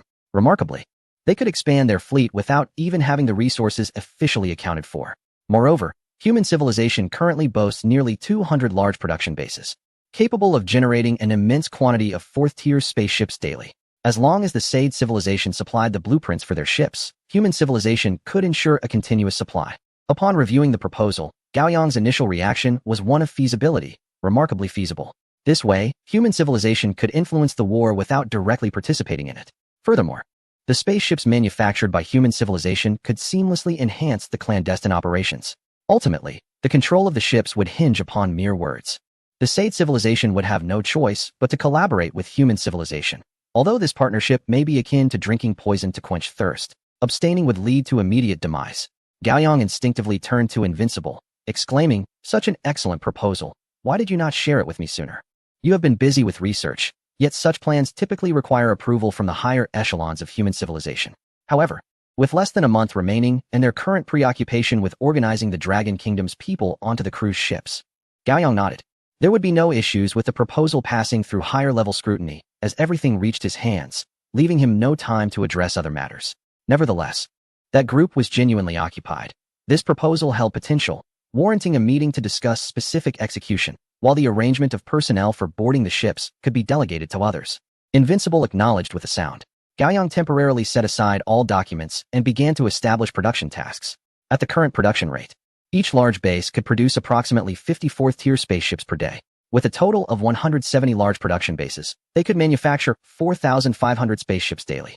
The quantity may seem substantial for human civilization. However, for the advanced civilization of Sade, which has reached the fourth tier, it is insufficient. The Sade civilization possesses a plethora of fleet commanders, readily capable of exchanging spacecraft. In the face of impending warfare, the demand for vessels is ever greater. At the very least, 1 billion ships are necessary to mount an initial defense against the Star Stripe civilization. Given the current production rate of merely 180,000 ships per year, it would take several centuries to fulfill this requirement. Thus, the first step is to enhance the production facilities. An upgrade of the equipment is imperative, a comprehensive enhancement across all apparatus, followed by the expansion of the bases. Previously, over 100 extraterrestrial bases were merely the nascent phase of expansion, which had to be halted upon the discovery of less than friendly alien civilizations. However, this plan must now be resumed. Gao Yang opened the star map and commenced his calculations. A red circle on the map designates a hazardous area, within which human civilization currently resides. For this expansion, as long as it remains within this red circle, there are no concerns. However, it is crucial to avoid venturing too close to the edge of the red zone. At least a distance of several light years must be maintained. This separation ensures that human activities will remain undetected by external probes for many years, thereby enhancing safety. This time, Gao Yang directly selected 1,000 scattered stars. Surrounding these stars are rocky planets, facilitating resource extraction. Next comes the upgrade of the production bases. The production equipment must undoubtedly be enhanced, and Gao Yang set to work. Every piece of production machinery underwent another round of upgrades, followed by a further amplification. With the advanced technology at Gao Yang's disposal, the upgraded equipment boasts high technical sophistication, and after a 100-fold enhancement, their performance exhibits remarkable improvements. Moreover, the newly advanced technologies can sometimes benefit the previously upgraded equipment. allowing subsequent manufacturing processes to achieve even greater amplification. This symbiotic relationship propels the efficiency of the base's production into the hundreds of times greater. With 1,000 new bases, coupled with this hundredfold efficiency, once the modifications are complete and sufficient resources are available, the production of 1 billion ships could be accomplished within a month. This is no mere assembly. This is akin to scattering grains of sand, not by hand, but by excavation machinery. However, the bases must not only house manufacturing equipment, but also armaments. In this manner, they will possess defensive capabilities and serve as fortified outposts. The more fortified the defenses, the longer human civilization can delay exposure and conflict with the star civilization in the future. Such expansion yields multiple benefits. Just as Gao Yang concluded his tasks, he received a message from Invincible regarding the collaboration with the Sade civilization, which has resulted in a concrete proposal. Upon receiving this news, Gao Yang proceeded to the conference room. En route, he reviewed the plan. Currently, human civilization is under his leadership. If he declares the execution of the plan, a proposal will follow. This document is relatively detailed, and several issues previously raised by the think tank have already been addressed. For instance, the resource trajectory of a third-order civilization would undoubtedly attract the attention of a fourth-order civilization. Should the star-spangled civilization become aware that the resources are being procured by the said civilization, it would result in significant complications. Consequently, humanity's civilization masquerades as a mechanical civilization to conduct these acquisitions. While the mechanical civilization's procurement of vast resources poses its own issues, it has previously engaged in such activities, thus rendering it comprehensible. A sudden influx of acquisitions would unlikely provoke immediate, severe repercussions. Even if there are consequences, the onset of such ramifications would typically be protracted in the cosmic realm, where matters are often resolved over extended periods. When war eventually erupts, it will become evident that the resources were not acquired by the mechanical civilization, but rather by the said civilization. Even ongoing investigations would be retracted. This is a masterful execution of a covert strategy disguised as an overt one. It can be asserted that once this plan is set in motion, humanity's civilization has essentially secured an advantageous position in this collaboration. Chapter 411, The Inaugural Appearance. The initial step in our plan involves establishing contact with the Sade civilization, allowing humanity to make its debut. Subsequently, during this first endeavor, we shall seek collaboration with the Sade civilization. Should they consent to cooperate, humanity would be well positioned to intervene in the war and assist them in securing victory. Gao Yang entered the conference room, where all eyes turned towards him, and the attendees rose to acknowledge his presence with nods of respect. I have reviewed the plan and found no issues. We can proceed directly with its execution. Gao Yang stated solemnly. Arrange for a clever and relatively youthful individual to engage in negotiations. This person must be unequivocally loyal to the Dragon Kingdom. A general in the conference room waved his hand, and a series of identity profiles appeared before Gao Yang. Each individual was young, approximately in their early 20s, and their resumes were impressive. All were exceptional members of the Dragon Kingdom. Gao Yang quickly scanned the profiles. Each candidate had outstanding achievements and had demonstrated the capability to ascend rapidly, all being military officers with no reasons to betray humanity. Any one of them could be deemed suitable. Now, the choice lay in his hands, and Gao Yang sought the most astute individual among them. Shortly thereafter, a candidate named Yao Yong was selected. Let it be him. I wish to meet him once before departure. Additionally, Gao Yang gestured, and 2 more individuals were chosen. Bring these 2 along as well. They shall travel on a separate vessel as alternatives. Understood. Gao Yang surveyed the room. The plan is to commence execution. Henceforth, all ongoing or forthcoming endeavors of human civilization must yield to this plan. I am the chief executor of this initiative, with General Zhou as my deputy. Woody will oversee all communications related to the plan, monitoring the exchange of information. Any disruptions shall be met with ruthless consequences. All information regarding the plan is to remain confidential. Only those involved may be privy to its details. Any unintended leaks of information, whether from those who are aware or those who disclose it, will be met with merciless retribution. A solemn silence enveloped the room. Gao Yang inclined his head slightly. Previously, human civilization's actions in the cosmos have been shrouded in ambiguity, leading to minor missteps that, while regrettable, were not catastrophic. However, this time, our intervention in the power struggles of a fourth-tier civilization carries the potential for severe repercussions should we exercise even the slightest carelessness. Everyone stood in unison, yes. Gao Yang turned and exited the conference room. Woody, calculate the plan's intricacies. Understood. Woody immediately began her computations based on the information at her disposal, outlining potential issues that could arise. These concerns were meticulously detailed, with viable solutions for each. By the time Gao Yang arrived at the command center, Woody's calculations were complete. In less than half an hour, 3 individuals entered the command center. Dressed in specialized attire, they gazed at Gao Yang with admiration and deep reverence. Gao Yang regarded the trio. You are yet unaware of the specifics of this mission, but I can assure you that it is fraught with peril. A moment's oversight could cost you your lives. We are unafraid. A resounding voice echoed within the conference room. Gao Yang nodded, stating, First, we shall implant chips within you. These self-destruct chips will obliterate you should negotiations falter and the opposing party turn hostile. We harbor no fears. With a gentle wave of his hand, Gao Yang instructed, Prepare for memory assimilation. The 3 individuals seated in their chairs donned sensory helmets, acquiring all pertinent information regarding the plan, alongside the formidable calculations of potential challenges and their corresponding solutions. Though the memory infusion lasted but 3 minutes, the trio remained in silent contemplation for half an hour. Yao Yong was the first to lift his head, subsequently, rising with determination, We pledge to fulfill the mission. The other 2 soon followed suit, echoing the same vow. We pledge to fulfill the mission. Gao Yang regarded them intently. Yao Yong, as the representative for this negotiation. Should you meet with demise on the journey, or should the negotiations fail, the 2 of you may be called upon to take his place. The 2 responded affirmatively, their excitement palpable. Their exhilaration stemmed from humanity's momentous endeavor to expand beyond its confines. Should this step prove successful, the future of human civilization would no longer require subterfuge. A 4th-tier civilization could bestow upon humanity a legitimate standing. Yet, they were equally apprehensive, as they were indeed treading upon perilous ground. Should their endeavors be exposed, the ramifications would be dire. The weight of responsibility upon their shoulders was immense. Yet they stood resolute. Never shall they retreat.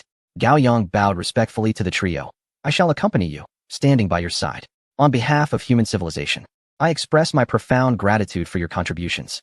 The 3 turned and exited, boarding their respective spacecraft, which swiftly departed the solar system en route to the Sade civilization. Barely minutes after their departure, General Zhou entered the office. The think tank has been entirely secured, and the details of the plan have not been leaked. Gao Yang nodded and approached the control console, waving his hand to reveal a plethora of information before him. This data, previously gathered by robots, contained crucial details regarding the leader of the Sade civilization, the very individual they aimed to contact. At that moment, Gao Yang commenced issuing commands. As the orders were relayed, the robots began sending messages to the Sade civilization's leader. In ordinary circumstances, direct messages rarely elicit a response. However, embedded within this communication was a program designed to ensure visibility, guaranteeing it would be seen. Based on the invincible analysis, the likelihood of the Sade civilization's leader accepting the invitation was exceedingly high. A leader capable of propelling their entire civilization towards continual strength is no idle wastrel. They are acutely aware of opportunity and would not let any chance slip away. The initial outreach was merely the first step. If no response was received within 3 hours, an alternative method of contact would be initiated. As they awaited in silence, an hour passed. Halfway through the second hour, a message arrived, consisting of just 3 words. Who are you? Gao Yang exhaled in relief. Establishing contact was a positive sign. The matters concerning human civilization necessitated a face-to-face discussion, for they pertained to the survival of both civilizations. After a brief pause, Gao Yang sent a succinct reply. 4th tier. After a full 5 minutes, the leader of the Sade civilization finally responded. How shall we meet? Please hold on. Gao Yang temporarily halted communication, marking the first step as remarkably smooth. The Sade civilization leader did not let this opportunity slip away. Within the grand palace of the Sade home planet, a magnificent hall housed a formidable figure, the Sade leader, who sat at an enormous desk, his expression grave. Before him stood several imposing high-ranking officials, their faces filled with apprehension. Leader, could it be that they are deceiving us? One inquired. I am uncertain, but if they are truthful, has human civilization been discovered? No. Among the countless civilizations we are aware of, there is no sign of human civilization. Chapter 412, representing all of humanity. The discussions within the conference room of the Sade civilization were fervent and intense. The possibilities of this exchange were being thoroughly examined, with even mentions of potential scams surfacing. It was rumored that certain planets had fallen victim to deceit. Could this situation also be a ruse? Yet, the information at their disposal was scant. The only certainty remained encapsulated in 2 words: 4th-class civilization. The Sade civilization had believed they had quietly achieved this status, but it was becoming evident that their ascent had been anything but discreet. The leader of the Sade even harbored a hope that their counterparts were merely extorting them, as that would signify relatively minor consequences. However, how had the information been leaked? While they debated, a significant amount of information was relayed to the conference room, though none of it proved useful. It was not until the leader lifted his gaze to the sky that he exclaimed, "They have arrived. They are here and requesting their spacecraft to land directly." "No, that is far too perilous." The SAID leader rose, his robust hands pressing firmly against the table. "Airs 1 through 9 have all been evacuated. Should I encounter danger, I will immediately initiate the emergency protocol. Defense Bureau, permit the target spacecraft to enter." An alien stood up from the audience and declared, "Yes." Another voice chimed in, "This kind of negotiation places you in jeopardy. Might we propose that we enter the spacecraft first and deactivate all weaponry?" The SAID leader fell silent for a moment before responding, "They have consented." Immediately, someone dashed out of the conference room, racing towards space. Meanwhile, the atmosphere in the conference room grew somber, with expressions turning grave. The agreement from the other party indicated sincerity, and sincerity implied they possessed genuine knowledge, possibly extensive knowledge. As they waited, a spacecraft, evidently robotic in nature, materialized within the conference room. The craft was quite diminutive, accommodating only a few reclining robots. As the hatch opened, the first to emerge was a towering figure from the SAID civilization, followed by a robot, and finally, a human, Yao Yong, standing at a height of 6 feet. Yao Yong was dwarfed by the SAID aliens, none of whom stood below 10 feet. The oppressive atmosphere was palpable. Yet, Yao Yong exhibited no trepidation. He represented humanity.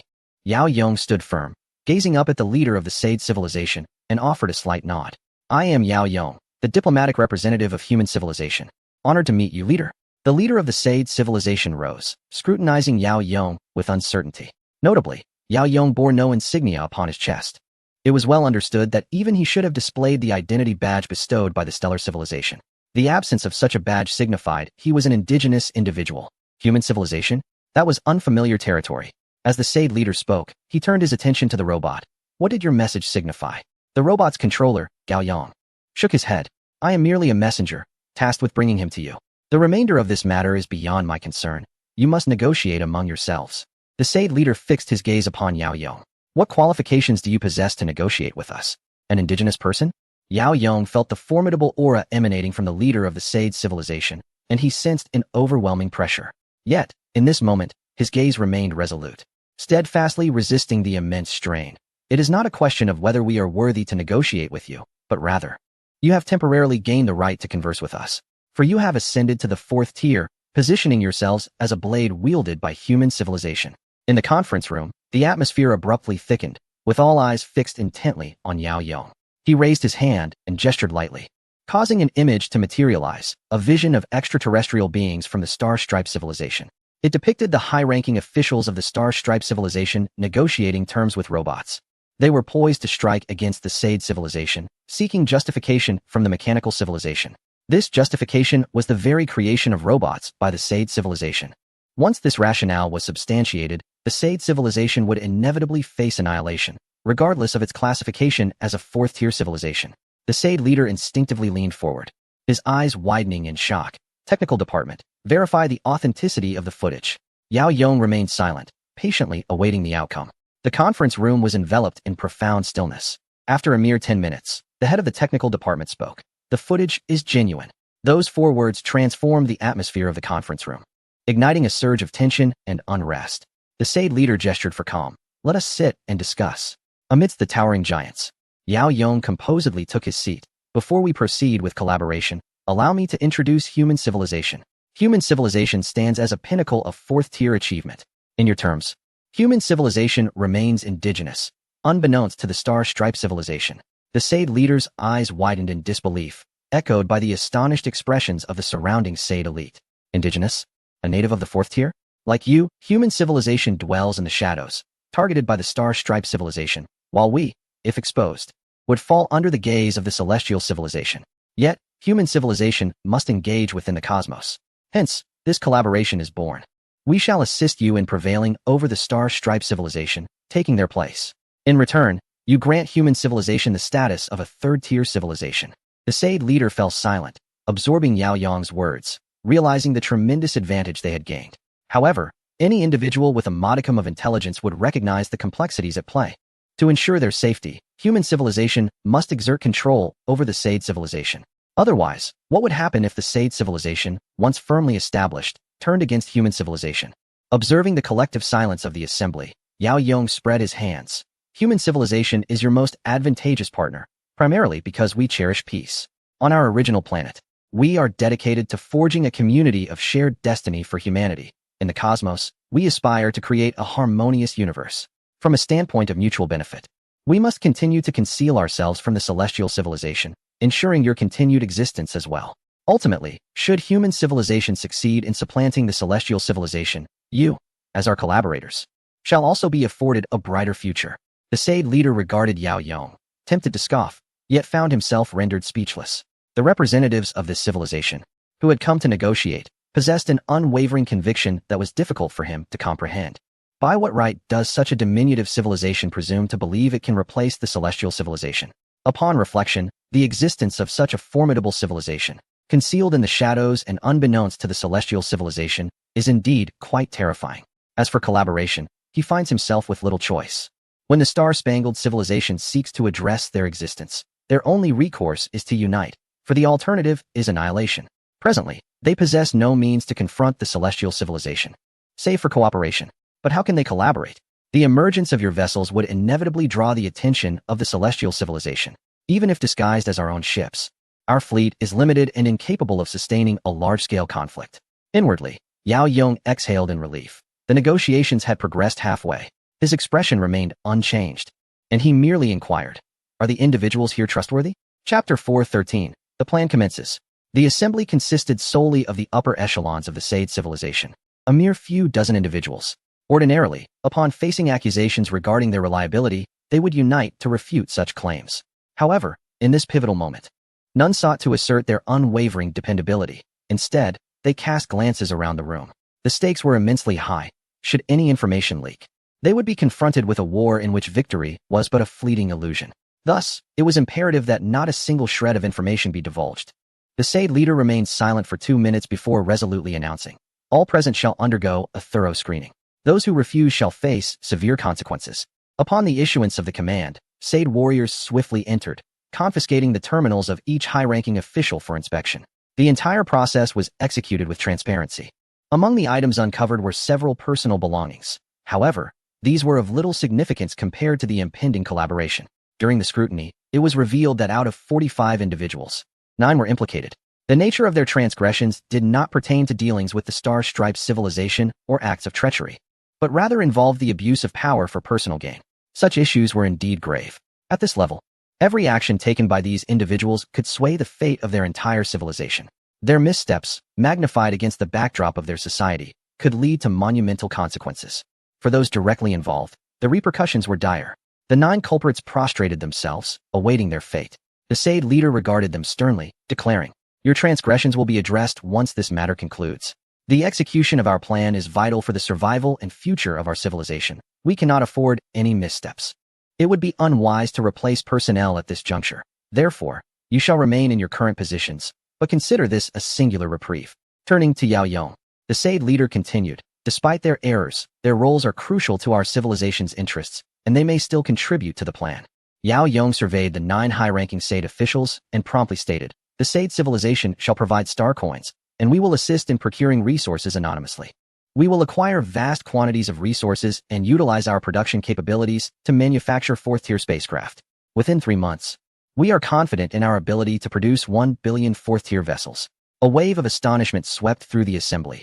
Such manufacturing prowess was indeed formidable. Additionally, upon reflecting on the plan, it was evident in its simplicity, even bordering on the rudimentary. The notion of anonymously purchasing resources effectively sidelined the Sade civilization. Neither the Star-Striped civilization nor anyone else would be aware of their resource acquisition. However, once the resources were procured and the spacecraft acquired, engaging in conflict would pose no issue. The Sade leader quickly discerned several potential flaws. Firstly, regarding the star coins used for procurement, what guarantee existed that the human civilization would not abscond with the currency? To amass the vast quantities of resources required would necessitate an equally vast supply of star coins. Such a scenario was indeed plausible. The leader turned to Yao Yong and directly inquired, "How can you assure us that you will not take the star coins and flee?" Yao Yong smiled, for this question had already been anticipated by the Invincible, and the answer was firmly etched in his mind. "We can provide the spacecraft first. However, it is imperative that we gather the star coins, for once they arrive, procuring the necessary resources will require some time." The leader of the Sade civilization nodded in agreement. "We consent to this plan and shall cooperate in its execution." A shiver coursed through Yao Yong's heart, for the plan, Negotiations with the Sod civilization were merely the initial step. Only upon reaching an accord could the subsequent execution process commence. Yet for Yao Yong, his negotiation task was nearing its conclusion. The pressure he felt was immense. Should any misstep on his part lead to a failure in collaboration, he would bear a heavy burden of guilt. At this juncture, only one last step remained. We require several blueprints of your civilization's fourth-tier spacecraft, as this will facilitate their production. The Sod leader fell silent. Our technology. The robots controlled by Gao Yang had stood silently at the side, but at this moment took a couple of steps forward. The metallic feet struck the ground, producing a clear sound. Your technology is likely far behind that of the Star-Stripe civilization. I shall make some improvements, at the very least. Your ships will be able to compete with theirs. The Sod leader lapsed into silence once more, initially concerned about a potential leak of technology, now retreating into a state of introspection. Yet, standing before him were representatives of the mechanical civilization. The Sod leader glanced towards the senior officials in charge of technology, and soon, information regarding the spacecraft appeared before Gao Yang. There were a total of 12 models of fourth-tier spacecraft. Gao Yang merely glanced over them before selecting 2. These 2 will suffice. Their functions can replace the other 10 models, although they will require modifications, as the engine efficiency is too low and the weaponry is also. As he scrutinized the designs with disdain, he swiftly made alterations. In his estimation, such engines could barely meet the threshold of fourth-tier civilization. With his improvements, efficiency could be enhanced tenfold. This advanced technology would be left for the Sod civilization to study, ensuring no discrepancies would arise later. Moreover, even with a tenfold enhancement, the Sod civilization would not possess the capability to threaten human civilization. On another note, this also served as a demonstration of strength.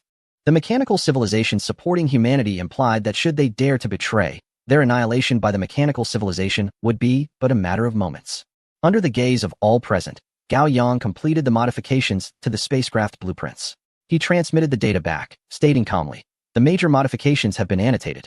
Your researchers will not require much time to complete the thorough improvements. In 3 days, the first batch of 1 million ships will be delivered. Prepare as many star coins as possible. The more, the better." With that, Gao Yang turned and boarded the spacecraft, departing immediately. Yao Yong remained. He was responsible for the communication regarding the upcoming delivery of the ships and other logistics. The leader of the Sod civilization arranged for someone to escort Yao Yong to rest, then once again closed the meeting room door. This collaboration was critical to the future of the entire Sod civilization, thus requiring utmost caution. However, throughout the course of this partnership, they had come to trust the sincerity of human civilization. The proactive offer of superior technology, coupled with the proposal to deliver the ships first, demonstrated genuine goodwill. In other words, the Sade civilization has long ascended to the 4th tier, during which they have quietly accumulated 4th-tier spaceships in preparation for the inevitable war that lies ahead. However, the situation is rather awkward. As of now, their fleet of 4th-tier vessels only numbers in the millions. While their initial collaboration has yielded a staggering offer of 1 million ships within just 3 days, the disparity is indeed substantial. Human civilization may well be far more formidable than they had ever anticipated, perhaps even on the cusp of reaching the 5th tier. At this juncture, their only course of action is to engage in earnest cooperation. To refuse collaboration would inevitably lead to their own extinction. Chapter 414. Delivery. The high-ranking officials of the Sade civilization continued their discussions regarding the intricacies of collaboration, confidentiality, and various related matters. Meanwhile, humanity stood poised to commence manufacturing. However, prior to production, Gao Yang needed to establish a concealed access point within the spacecraft. Preparing this hidden door within the ship presented a challenge, one that even a 4th-tier civilization could not resolve. The task was moderately difficult, yet not insurmountable. The foremost consideration was the self-destruct module, an extreme measure that, upon encountering subsequent issues, could be activated to annihilate the entire vessel by detonating its energy core, reducing it to mere ashes. Nevertheless, resorting to self-destruction was overly drastic. Alternative methods were necessary. Control was paramount. Very few spacecraft possess automatic control systems, as they are susceptible to breaches. If compromised, these systems could be manipulated to retaliate, leading to dire consequences. While humanity's ships are equipped with automatic control, it is merely a secondary means. The primary method remains manual control. The system can be switched to automatic, but in the event of complications, one can swiftly revert to manual control without interference or complications. Integrating automatic control as the primary method in Sade spacecraft could pose significant risks, especially if the vessels were to be commandeered by the Star Flag civilization during direct confrontations. Yet, control measures must be employed. A notion sparked in Gao Yang's mind. If he could not control the robots, Could he possibly control the personnel within the spacecraft? Perhaps it would be feasible to conceal several robots aboard the ship. These robots could masquerade as components or even parts of the ship's control system. Once activated, these components could transform into robots, neutralizing the SAID personnel and commandeering the vessel. This concept indeed held merit. Furthermore, these robots would be impervious to external signals, only responding to internal communications from the self-destruct module, akin to line-controlled robots, thus evading external infiltration. Employing these two countermeasures alongside leak-proof technology would preclude any potential issues. After preparing his contingencies, Gao Yang proceeded to implement a straightforward upgrade to the spacecraft. First, he enhanced the weaponry, originally 2 types of ships. After outfitting them with various arms, they had evolved into 6 distinct models. After careful consideration, he also applied a coating that achieved a remarkable 99% stealth efficiency. The objective of this collaboration was for the SAID civilization to emerge victorious. At this juncture, every possible assistance must be rendered. Many parties engage in collaboration, only to experience infighting before reaping any benefits, resulting in a loss of everything. This collaboration of humanity was a venture fraught with risk, necessitating the retention of contingencies, potentially extending beyond mere backup plans. Subsequently, humanity's bases would also manifest in the vicinity of the SAID civilization. However, these contingencies were just that, safeguards, not intended to diminish the combat capabilities of the SAID civilization. With the modifications to the spacecraft completed, manufacturing commenced. The expansion of the bases was not yet fully realized, yet the transformations of the previous bases had been entirely concluded.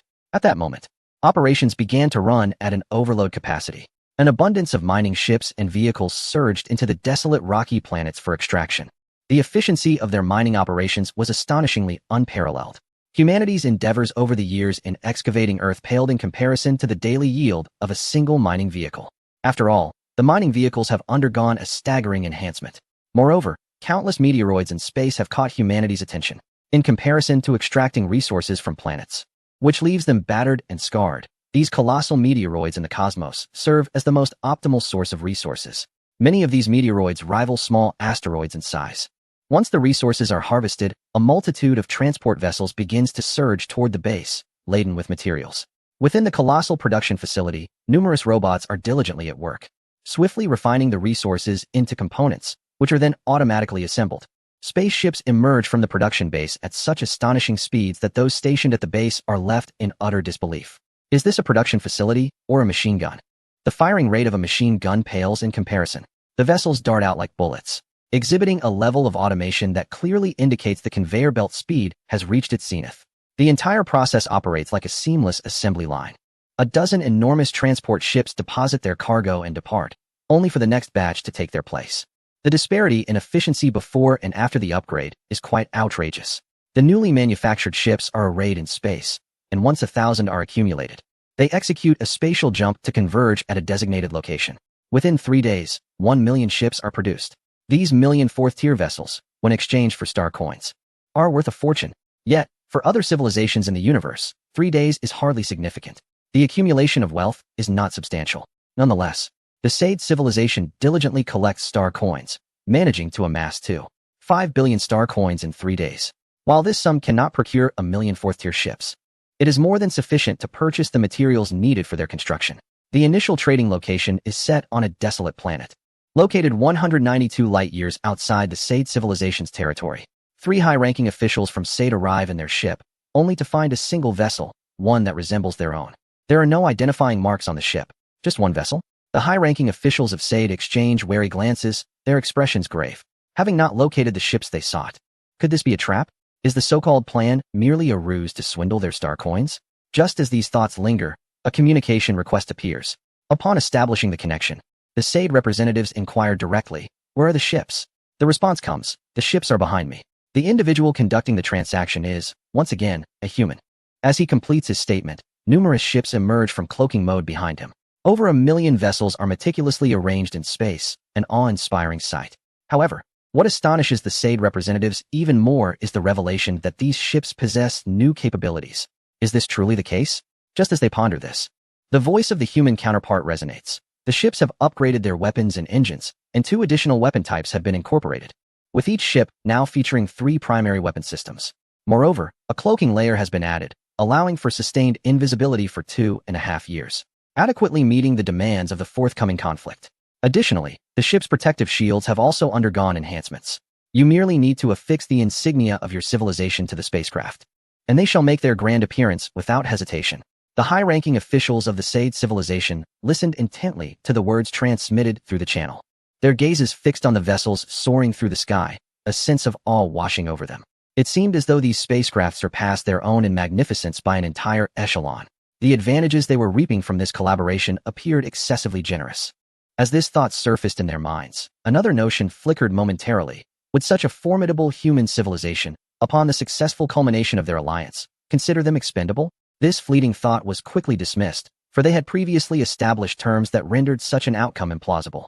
Moreover, they found solace in the fact that collaborating with a civilization as powerful as humanity significantly enhanced their prospects of dealing with the Star-Spangled Civilization. Chapter 415, Declaration of War.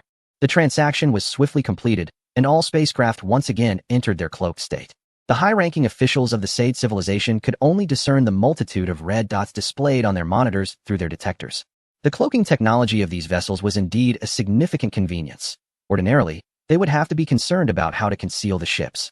Now, they could simply place them anywhere, and unless an inquisitive vessel conducted a thorough inspection, they would remain oblivious.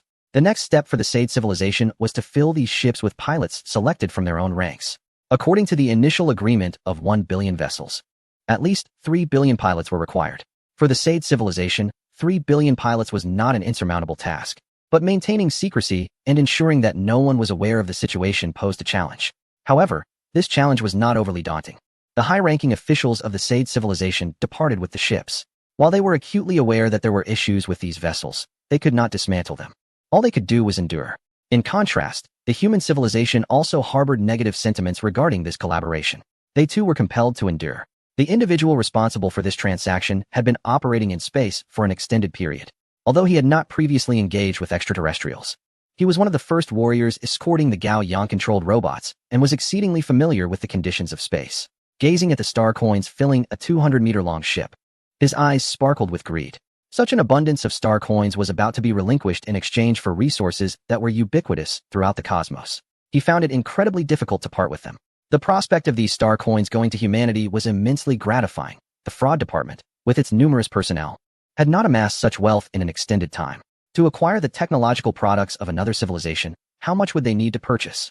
Yet, he could only suppress his desires, for this money was essential for procuring resources.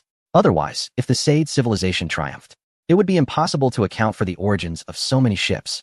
Selling and buying are two distinct challenges. To sell resources, one must find buyers, whereas procuring resources is quite straightforward. Simply approach and present the purchasing demands. With money in hand, acquisition becomes effortless, and there is no necessity for humans to appear in person.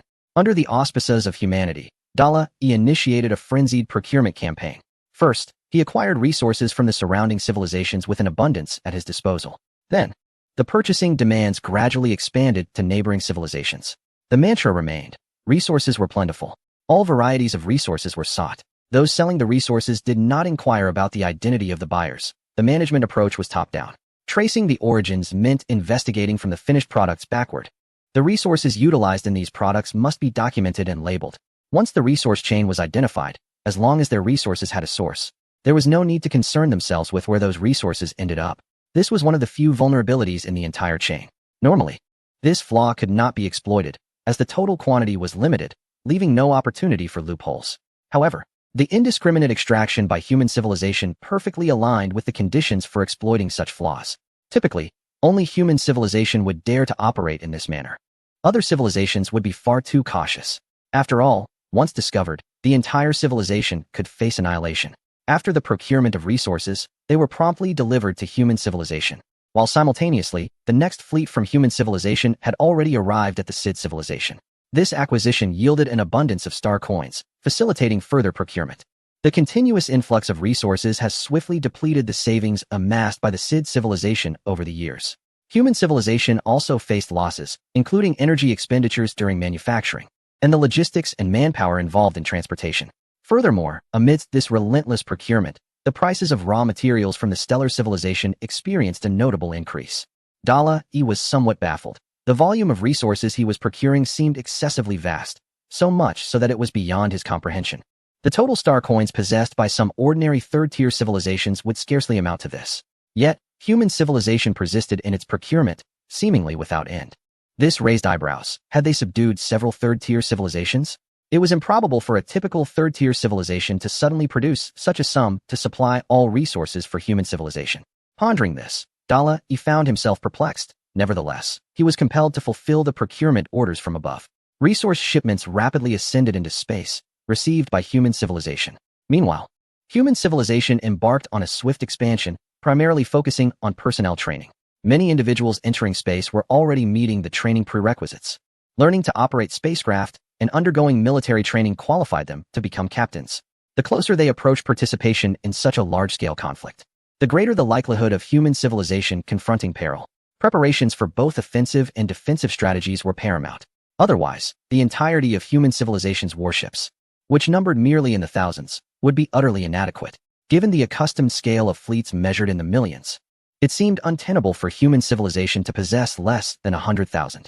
At the very least, they should aspire for hundreds of thousands, if not millions. While an armada of 1 billion was beyond reach, with the current population base, a fleet of 100 million vessels would necessitate 300 million pilots, 1 captain and 2 deputies each. Such numbers were not commonplace. Moreover, other civilizations would need to have populations in the hundreds of billions, or even trillions, coupled with longevity, to amass tens of billions of warships with relative ease. Gao Yang was aboard a patrol ship, contemplating what enhancements to pursue while awaiting developments. During this wait, the stellar civilization once again sought engagement. The extraterrestrial beings previously left in the stellar civilization were summoned once more by its higher-ups. Most likely, the discussion would revolve around collaboration. Upon receiving the notification, Gao Yang promptly donned the sensory helmet. This upcoming dialogue primarily aimed to buy time. A direct refusal was not an option. If he declined, the stellar civilization might launch an immediate assault, leading to complications. According to human civilization's estimations, a minimum of 1 year should pass before hostilities commenced to retain a glimmer of hope. If they could delay for 2 years, the odds would increase to 50%, and extending the delay further would ensure absolute victory. In Gao Yang's view, even if they could delay for just 1 year, it would represent 100% success, especially with his presence. Should a year indeed pass, his technological advancements would experience a significant surge, placing the Sid civilization in an advantageous position. If they were to falter on the battlefield, human civilization could provide assistance. Defeat was simply not an option. It is akin to 2 children engaged in a scuffle, one of whom is supported by an adult who, upon witnessing their child at a disadvantage, intervenes with a swift slap to the opposing child. While this action may be deemed somewhat unscrupulous, the outcome is devoid of any uncertainty. Once donned with a helmet, the perspective shifts, and Gao Yang receives new information. Someone outside seeks an audience and is already en route. At this moment, Gao Yang finally takes stock of his surroundings, which are evidently indicative of a rather upscale residence. It remains a mystery what the robot has been up to over the past month within the confines of this star-spangled civilization, as it has somehow secured such a splendid abode. However, with the month-long deadline approaching, it is imperative to devise a strategy to defer the promised response to the star-spangled civilization. Chapter 416, The Confrontation. The envoy from the Starstripe civilization who approached Gao Yang was none other than the same administrator from their previous encounter. He took a few steps forward and slightly bowed, inquiring whether the mechanical civilization had reached a conclusion regarding their previous proposal. Gao Yang shook his head, stating, "We do not involve ourselves in the wars of intelligent civilizations." The administrator of the Starstripe civilization appeared somewhat reluctant. Engaging in combat under legitimate pretexts would allow them to launch a surprise attack with relative ease, swiftly eliminating the rising power of the Sid civilization.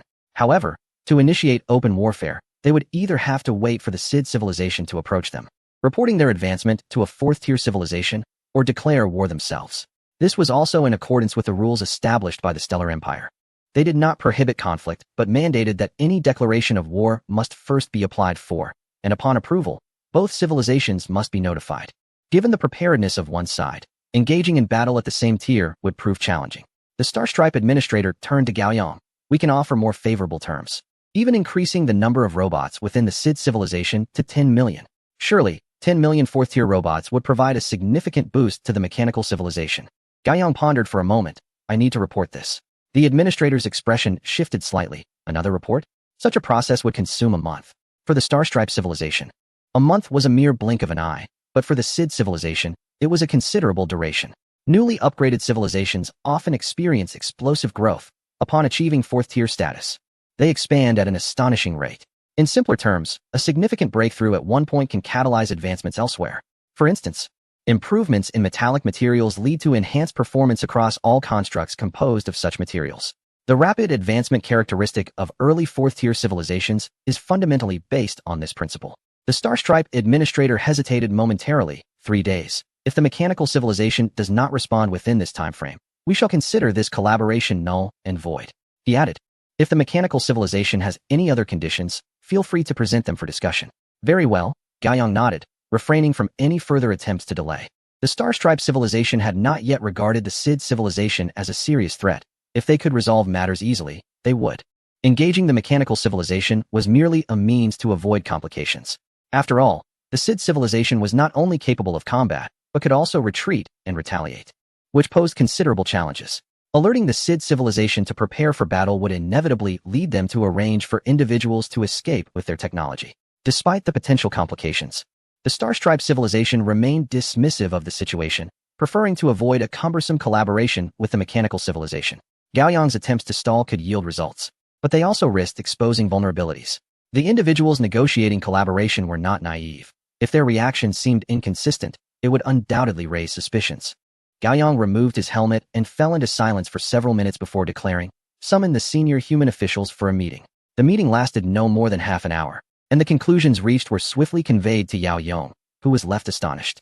So soon? Pushing open the door to the chamber, he beheld 2 formidable Sid warriors standing outside. I wish to see your leader. Take me to him with utmost haste. In less than 10 minutes, the Sid chieftain met with Yao Yong. What brings you here? Yao Yong wasted no time. In 3 days, the stellar civilization will report that your civilization has reached the threshold of a fourth-order civilization. At that time, the stellar civilization will seek your confirmation. What you must do now is prepare for war swiftly. The Sid chieftain was momentarily taken aback, and as he regained his composure and prepared to inquire further, Yao Yong had already begun to display a series of images. The visuals depicted the upper echelons of the stellar civilization delivering an ultimatum. The Sid chieftain's expression grew grave.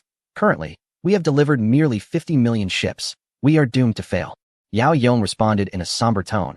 Human civilization is expanding its production capacity. In the near future, the number of ships we can deliver will increase significantly.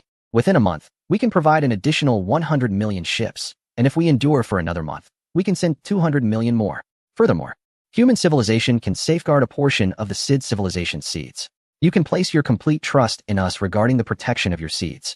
The Sid chieftain gazed at Yao Yong, remaining silent, yet all that needed to be said had already been articulated. 2 concerns loomed: offense and retreat. With the support of human civilization, they could advance. They could also retreat, if necessary. Yet, the Sid civilization would merely serve as a tool of human civilization in this struggle. A defeat would still yield seeds for future cultivation and subsequent battles. However, the Sid civilization had no choice. Upon becoming a fourth-order civilization, they would inevitably confront peril, as all civilizations, and, indeed, all life, encounter myriad challenges. Yet, the Sid civilization, with a legacy spanning millennia and having endured countless tribulations, could not falter at this juncture. The Sid chieftain rose. Let us convene. The Sid High Command swiftly gathered to deliberate on their war strategy. All civilizations possess contingency plans. In times of peace, the first set of regulatory systems applies, while another prevails in times of war. However, transitioning from a third-order to a fourth-order civilization necessitates significant alterations in many details. The former pace of travel had been insufficient, and the absence of a real-time communication system had led to discrepancies in response times. All of this required reform. The meeting lasted 2 full days, and on the final day, all high-ranking officials returned to their respective positions, quietly awaiting the arrival of the 3rd day. At this moment, time truly felt burdensome, often referred to as enduring. When the 3rd day arrived, the terminal on the desk in the Sid chieftain's office emanated a resplendent golden-purple glow. The chieftain cleared the office of all personnel, activated the terminal, and then prostrated himself on the ground. Sid chieftain, I greet the imperial envoy. A virtual figure materialized on the terminal, gazing down at the imposing figure before him, and spoke with a measured tone. Has the Sid civilization ascended to a fourth-order civilization? Prepare your answer carefully. Should it differ from my subsequent investigations, the consequences will be dire. The Sid civilization has, indeed, become a fourth-order civilization 500 years ago. As the radiant light faded, the leader of the Sid civilization rose to his feet, only to be met with the cold, desolate voice emanating from the terminal. Congratulations to the Sid civilization for ascending to the fourth order. Furthermore, The Star Stripe civilization has declared war on the Sade civilization. Acknowledged. This identical message instantaneously reached the leaders of all Third-Order civilizations under the jurisdiction of the Stellar Civilization, as well as the Fourth-Order civilizations, evoking a profound sense of shock and envy. They were astounded by the prowess of the Sade civilization and envious of their elevation to the Fourth Order. Yet, their second reaction was one of regret. Having just attained the Fourth Order, they were now exposed and faced with war, a most unfortunate predicament. In stark contrast to the other civilizations that merely observed from the sidelines, the Star Stripe civilization promptly mobilized its fleet towards the Sade civilization. As the civilization directly involved, the Sade leadership responded with remarkable swiftness. Upon receiving the news, the leader of Sade activated a public channel to calm the populace. The Sade civilization has concealed its strength for many years and is fully prepared to embrace the forthcoming conflict. By vanquishing the Star Stripe civilization, the Sade civilization shall undoubtedly secure its place among the four prominent Fourth-Order civilizations. Chapter 417, United We Stand. Every individual within the Sade star system received the signal, regardless of their activities. At this moment, all eyes were drawn to the Sade leader. This broadcast was forcefully transmitted onto every terminal, every device equipped with a screen or projection capability. Upon hearing the leader's words, countless Sade were left in a state of shock. The secrecy surrounding their status had been maintained so effectively that they were utterly unaware they had ascended to a fourth-tier civilization, now confronted with an immense crisis. In this moment of revelation, while some were gripped by panic, a greater number felt a surge of resolve. This battle would undoubtedly end in victory. The Sade civilization had endured innumerable conflicts since its inception, having faced internal strife and the dark era of enslavement. After gaining their identity, they waged war against other second-tier civilizations, solidifying their position. Through relentless battles, the Sade civilization ascended to third-tier status and acquired territory. Now, they were merely poised to advance further, challenging even mightier civilizations. Victory was theirs to claim. The Sade leader rose from his seat on the screen and stepped out of his office, where a meticulously organized battalion of warriors stood in unison. Each individual present was a captain, having returned from their duties in other fleets, summoned back within 3 days. A glance revealed a sea of troops, numbering a mere 1,000,000. Capable of commanding over 300,000 warships. Addressing the 1,000,000 warriors before him, the Sade leader declared, "In the first battle, you shall serve as vanguards, with but one task, to halt the advance of the Star Stripe civilization." At his command, a massive passenger ship floated in the sky, unleashing a terrifying gravitational force that drew all the warriors aboard, ascending rapidly into the heavens. In the expanse of space, a multitude of invisible fourth-tier civilization ships materialized. These vessels were produced through the collaborative efforts of human civilization. The moment the ships revealed themselves was captured and broadcasted live. Countless Sade citizens were filled with exhilaration, while numerous extraterrestrials participating in trade and leisure within Sade were left astounded. They had anticipated a one-sided outcome to this conflict, yet the current display suggested otherwise. The Sade civilization was indeed formidable. Originally, they should have fled, but now they gathered to witness the unfolding drama before deciding to leave. Even if the Star Stripe civilization launched an attack, it was unlikely they would be targeted unless misfortune struck and they were inadvertently hit. While the fourth-tier civilization possessed planet-destroying weaponry, its use was heavily restricted. Deploying such weaponry would annihilate not only a single star system, but also adversely affect neighboring systems, scattering a plethora of meteors and posing a threat to spacecraft. Consequently, the celestial civilizations forbade the use of such means. The prohibition was absolute. Should any civilization dare to employ it, severe repercussions would follow. By abstaining from its use, a civilization could preserve its legacy. However, once unleashed, it would face dire consequences, as the celestial civilizations would retaliate. Thus, even if certain civilizations faced annihilation, they refrained from resorting to planet-destroying tactics. They chose instead to observe the spectacle from a safe distance, for unless they faced extreme misfortune, they had little to fear. The live broadcast continues as the leader of the Sade gazes upward at the departing spacecraft. War brings death, yet it also heralds new opportunities, both for civilization and for the individual. The wartime military merit system has been activated, allowing all who can pilot a spaceship to enlist and be allocated a fourth-tier warship free of charge. Simply destroying a single starship of the Star Stripe civilization grants ownership of the warship. Destroying 3 earns minor merit, while 10 constitutes significant achievement. One may also join the military, where wartime accomplishments are rewarded at triple the usual rate. The time to establish one's legacy is now. The once unified Sade aliens now breathe heavily, filled with excitement. What is the value of a fourth-tier spaceship? Priceless.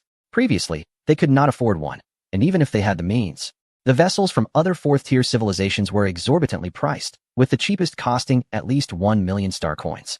Such a sum was merely a gateway to the lowest tier. Now, the purchasing power of 1 million star coins is formidable. By destroying a single ship, they could claim it as their own. What a motivation to fight. To ensure the survival of their civilization, they must exert themselves. For their own future, they must strive even harder. The threefold military merit not only allows for greater promotions, but also bestows privileges that could benefit future generations. The entire Sade civilization is in a frenzy. Numerous ships within the star system race toward the planet at breakneck speed, all with one aim: to enlist.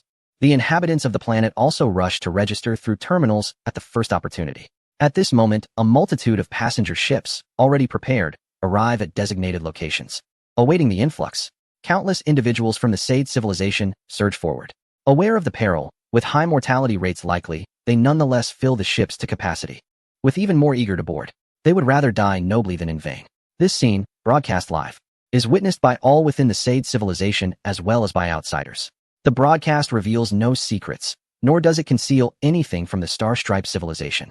Meanwhile, humanity stands beside the Sade leader, observing. Yao Yong watches the entire event unfold, feeling a fire ignite within his chest. His blood surges with fervor as he senses the indomitable will of the Sade civilization. The probability of their victory in this battle appears remarkably high. The footage also reaches Earth through Yao Yong, though currently, only the upper echelons of the Dragon Kingdom can view it. Gao Yong occupies the foremost position, observing the live stream from beginning to end. In just 1 or 2 hours, the number of captains amassed by the Sade civilization has exceeded 500 million. The 50 million ships previously dispatched can be fully equipped, yet there remains a shortage.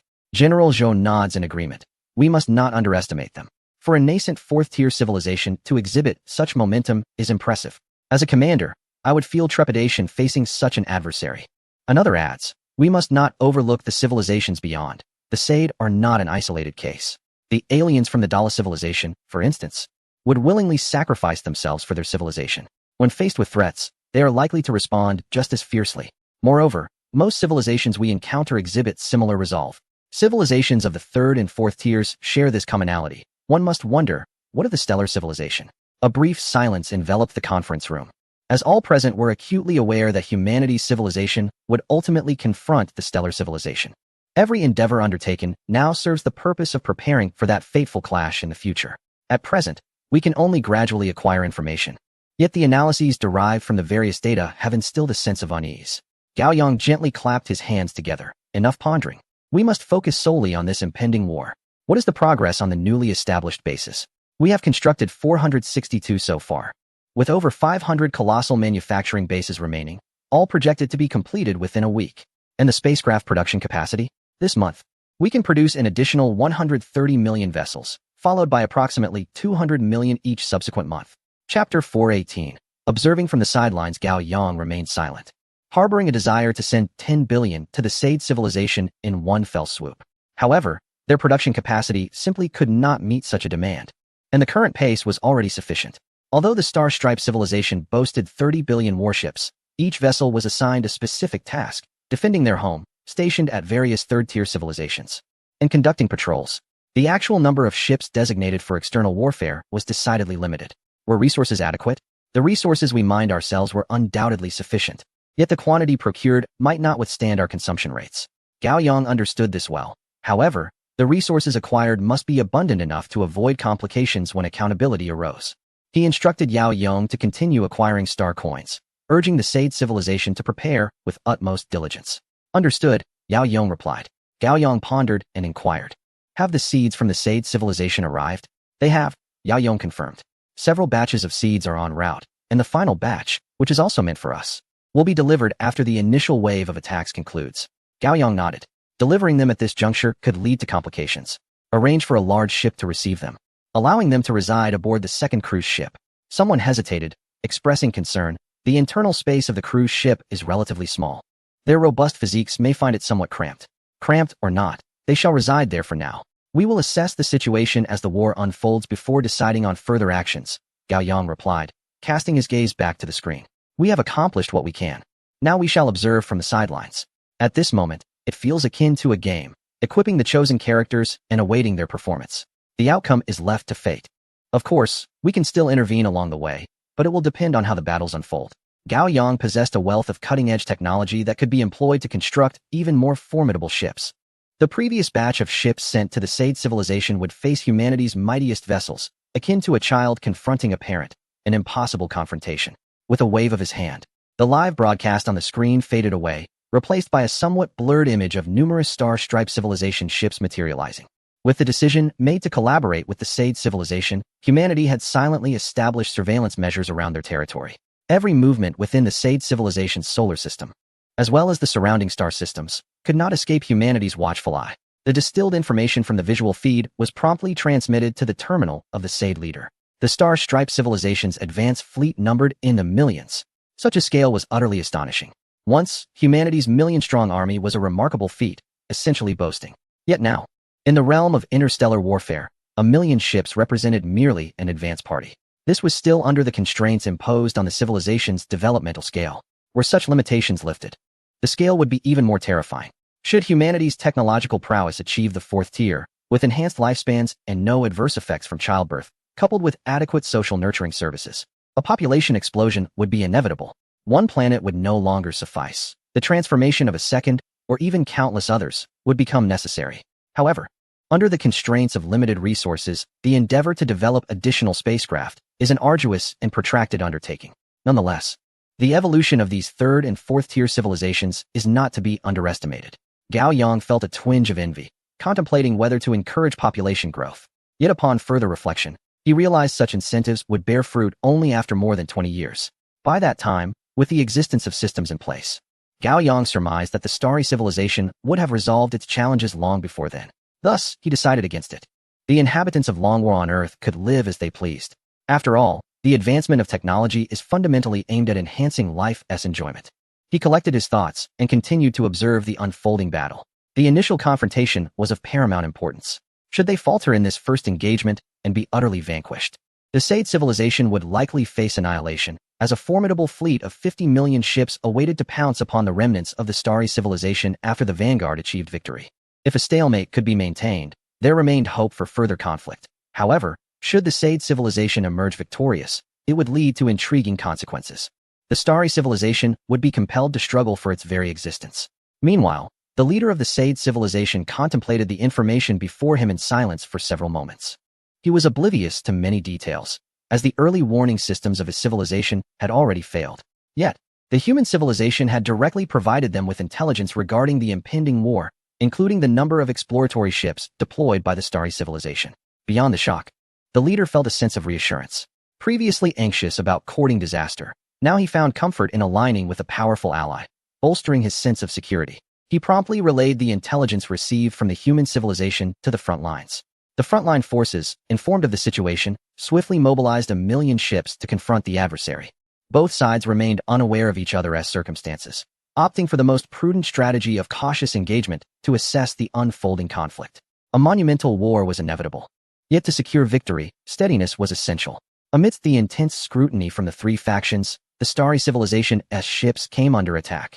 In an instant, countless dazzling beams of laser and electromagnetic artillery rained down upon their vessels. 1,000,000 stealth ships, having traversed through a wormhole from a great distance, initiated their assault. At a range exceeding 300,000 kilometers, detection required a second. In mere moments, before the starry civilization could fully ascertain the threat, they were struck. Although the ship's systems had detected danger and activated their shields prior to the onslaught, the sheer volume of attacks resulted in significant losses. Numerous ships exploded, leaving the starry civilization in a state of bewilderment. Stealth ships. Moreover, their cloaking technology was remarkably effective. The starry civilization also possessed a fleet of stealth vessels, albeit only a small fraction remained stationed in defense of their civilization. They retaliated. Despite the losses sustained, the starry civilization exhibited no signs of fear and launched a counterattack. The enemy's offensive had inadvertently revealed their positions. The starry civilization assessed the locations based on the light emitted from the enemy's cannons and swiftly dispersed to engage. The expanse of space became illuminated by a kaleidoscope of colors. Such a spectacle could currently be witnessed only by the starry civilization, alongside the 4 other fourth-tier civilizations and the Sade civilization, with the human civilization also observing from the shadows. However, the visible area was rapidly diminishing as the chaotic attacks obliterated numerous asteroids embedded with detection devices. However, Even a mere handful of meteors on the battlefield can illuminate the situation. A military personnel remarked, "Is this what constitutes a space war?" The chaos of melee presents significant challenges. In one-on-one engagements, breaching the enemy's defenses proves formidable. In truth, a fleet of 10 ships could simultaneously target a single vessel, instantly inflicting substantial casualties on the opposing side. Should the Sade civilization unleash 1,000,000 ships, their fire would not be indiscriminate. Rather, they would aim at designated targets. Even with defensive shields in place, they could inflict considerable losses. Gao Yang nodded, acknowledging, "This conflict will provide us with a wealth of wartime data, which we can analyze to refine our tactics in space warfare." After stating this, he returned to observing the unfolding spectacle. As the battle commenced, the Sade civilization initially gained the upper hand through surprise assaults and stealth. However, as the conflict wore on, and the Star Stripe civilization became aware of the Sade ship's optical cloaking capabilities, employing alternative detection methods, a discernible shift toward a potential turnaround began to emerge. Chapter 419, The Assault. Although the Sade civilization possesses certain advantages, its overall foundation pales in comparison to that of the Star-Spangled civilization. However, the disparity is not insurmountable. The conflict remains winnable. Gao Yang observed the battlefield through the screen as it descended into visible chaos, gradually allowing himself to relax. With the war initiated, tension had gripped him, but now that the situation appeared roughly balanced, he felt reassured. As long as the Sade civilization did not suffer a catastrophic defeat, humanity would be able to intervene. After a week of deliberation in the conference room, the vanguard forces of both sides finally began to separate. The Sade civilization suffered a staggering loss of 90% and retreated in disarray. Meanwhile, the Star-Spangled civilization retained only 30% of its forces and chose not to pursue, also withdrawing. The battle involving 2,000,000 spacecraft left a trail of derelict ships and debris scattered across the starry expanse. The initial probing engagement concluded, eliciting jubilation within the Sade ranks. Though they had lost, the absence of a complete rout signified the prospect of opportunity. High-ranking officials of the Sade civilization understood that their survival hinged entirely on humanity's involvement. Absent human intervention, their hidden fleet would have been utterly incapable of withstanding the onslaught from the Star-Spangled civilization, even with both sides possessing fourth-tier spacecraft. Despite being of the same technological tier, the discrepancies in offensive and defensive capabilities would have led to overwhelming devastation. In stark contrast to the Sade's exuberance, the Star-Spangled civilization expressed considerable dissatisfaction with the probing results. They were equally astonished by the Sade civilization's stealthy advancements, which had evidently rendered them far more formidable than anticipated. Their reconnaissance indicated that the Sade civilization had only recently ascended to the fourth tier, making such technological prowess seem almost unfathomable. Now faced with two options, incremental attrition or a direct military advance, the Star-Spangled civilization opted for the latter, a course of action that any rational entity would pursue, a show of overwhelming force. On the third day following the probing, all four major patrol fleets of the Star-Spangled civilization vanished from their previous patrol routes. Each fleet comprised 3 colossal task forces, totaling 12 fleets and an astonishing 12 billion spacecraft. The Star-Spangled civilization, shrewd and strategic, sought to deny the Sade civilization any opportunity. The most effective method was to obliterate them before their fleet could swell to adequate numbers. The Celestial civilization had imposed restrictions on the expansion of all civilizations, and for one that had ascended surreptitiously, such limitations were particularly burdensome. As the 4 fleets disappeared, the Sade civilization suddenly received intelligence from humanity. The Sade leader was taken aback. Their total fleet numbered a mere 50 million against 12 billion. It was an overwhelming gamble, and the Sade civilization rifled through its military doctrines, uncertain of how to secure victory. Looking at the report presented by Yao Yong, the Sade leader inquired, "Can humanity intervene?" Yao Yong shook his head. "In this conflict, human civilization cannot intervene. Should they do so, our final chance will vanish." The Sade leader's expression darkened. "The Sade civilization cannot withstand 12 billion warships." Yao Yong replied solemnly, "We do have a strategy, but it requires boldness on your part. We can preemptively intercept.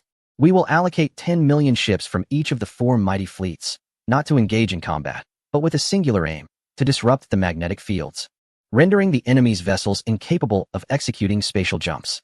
The leader of the Sade fell silent for a moment. "We possess a total of 50 million warships. Shall we sacrifice 40 million? Is there still a glimmer of hope? The human civilization is expanding its production capacity. If we endure for just a month, 200 million ships can be delivered, and the longer we delay, the greater the numbers will be." The leader of the Sade cast his gaze downward at Yao Yong. "Are we to wager the lives of my Sade warriors to secure a chance of victory?" Yao Yong remained silent, patiently awaiting a response. Presently, human civilization could withdraw at any moment. They have already obtained the spark of Sade civilization. And in a bid for its own survival, the Sade would inevitably conceal the existence of the human civilization. The leader of the Sade nodded. We have no other option but to rely on the sacrifice of our warriors to grasp a slender chance of survival. However, we remain unaware of the positions of the 4 fleets. We are currently investigating, and results will soon be forthcoming. The 4 fleets are situated far from the Sade civilization.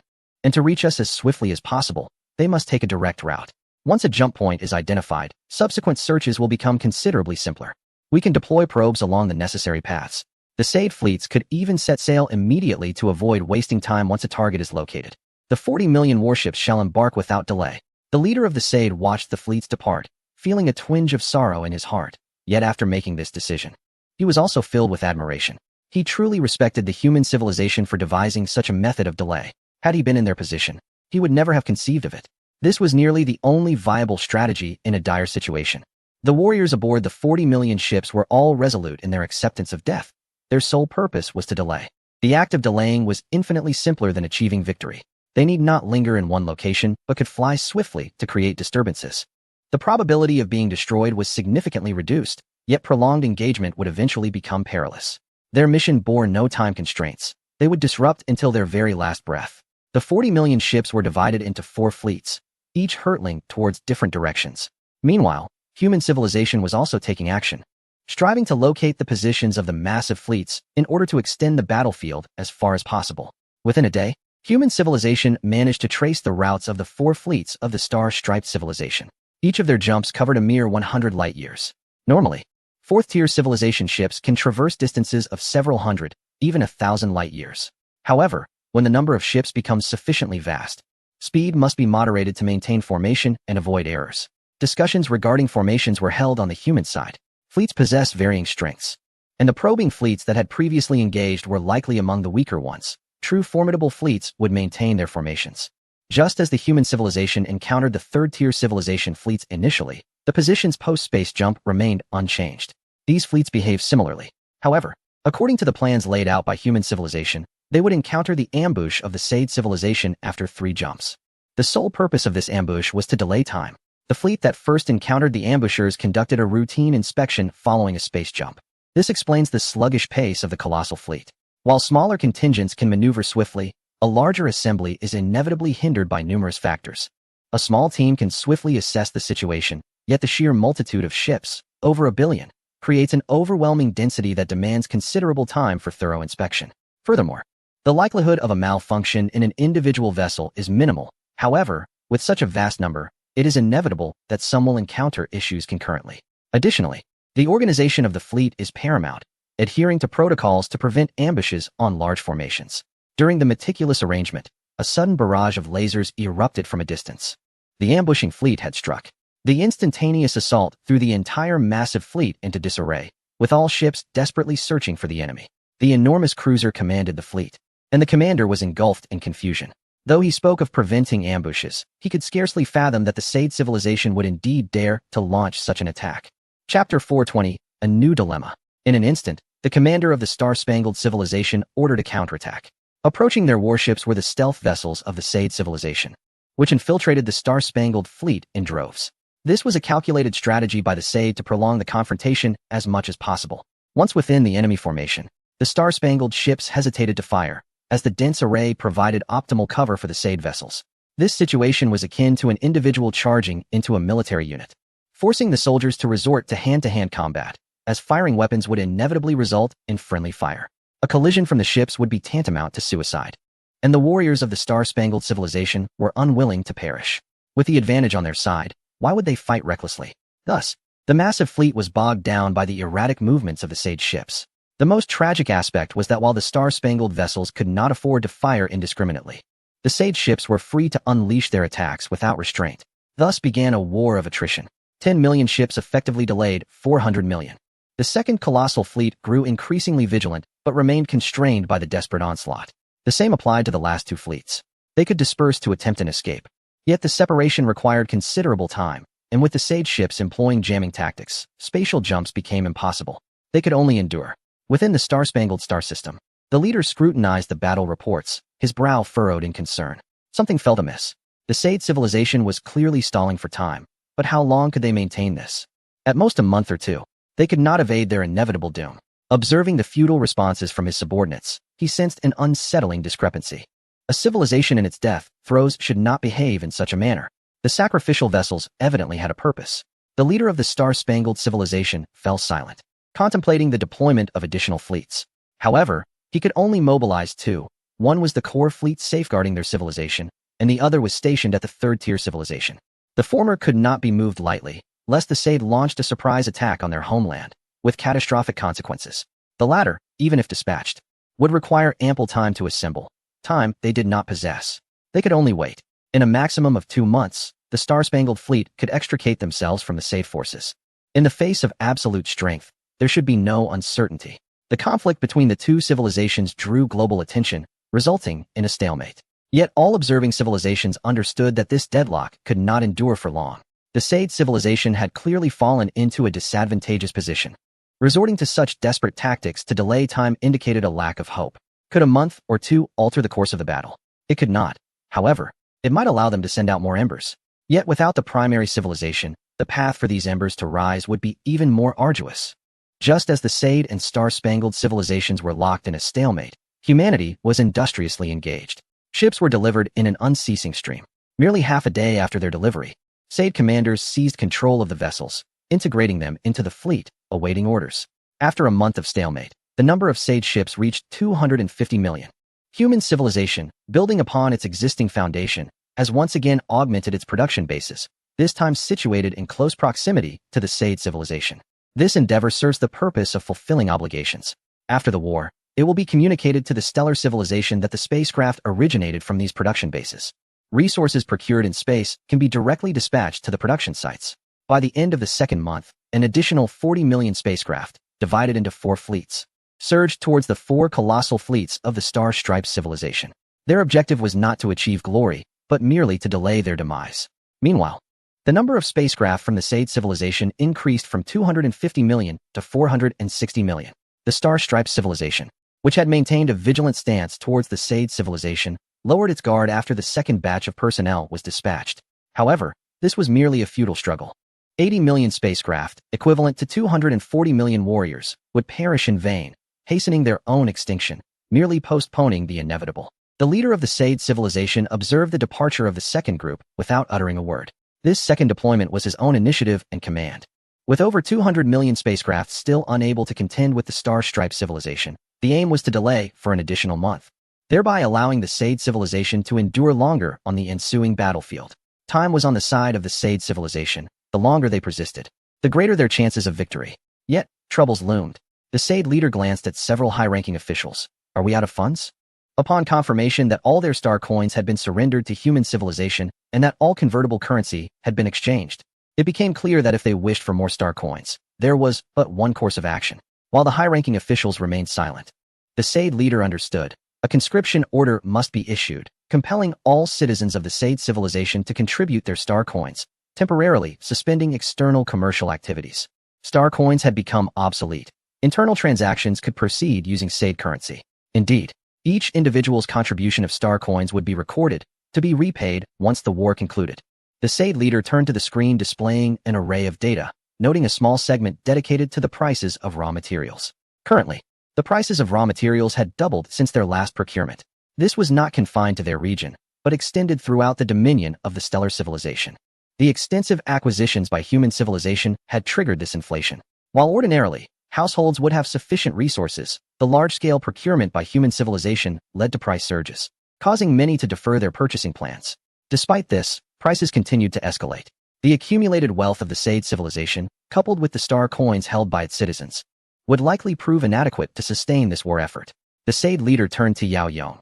Does human civilization possess a solution? Yao Yong shook his head. I will inform you should I receive any news. Here, human civilization truly found itself at a loss regarding such matters. Even the most resourceful cannot conjure a feast without provisions. Yet, this issue must be resolved, for the surplus spacecraft required justification.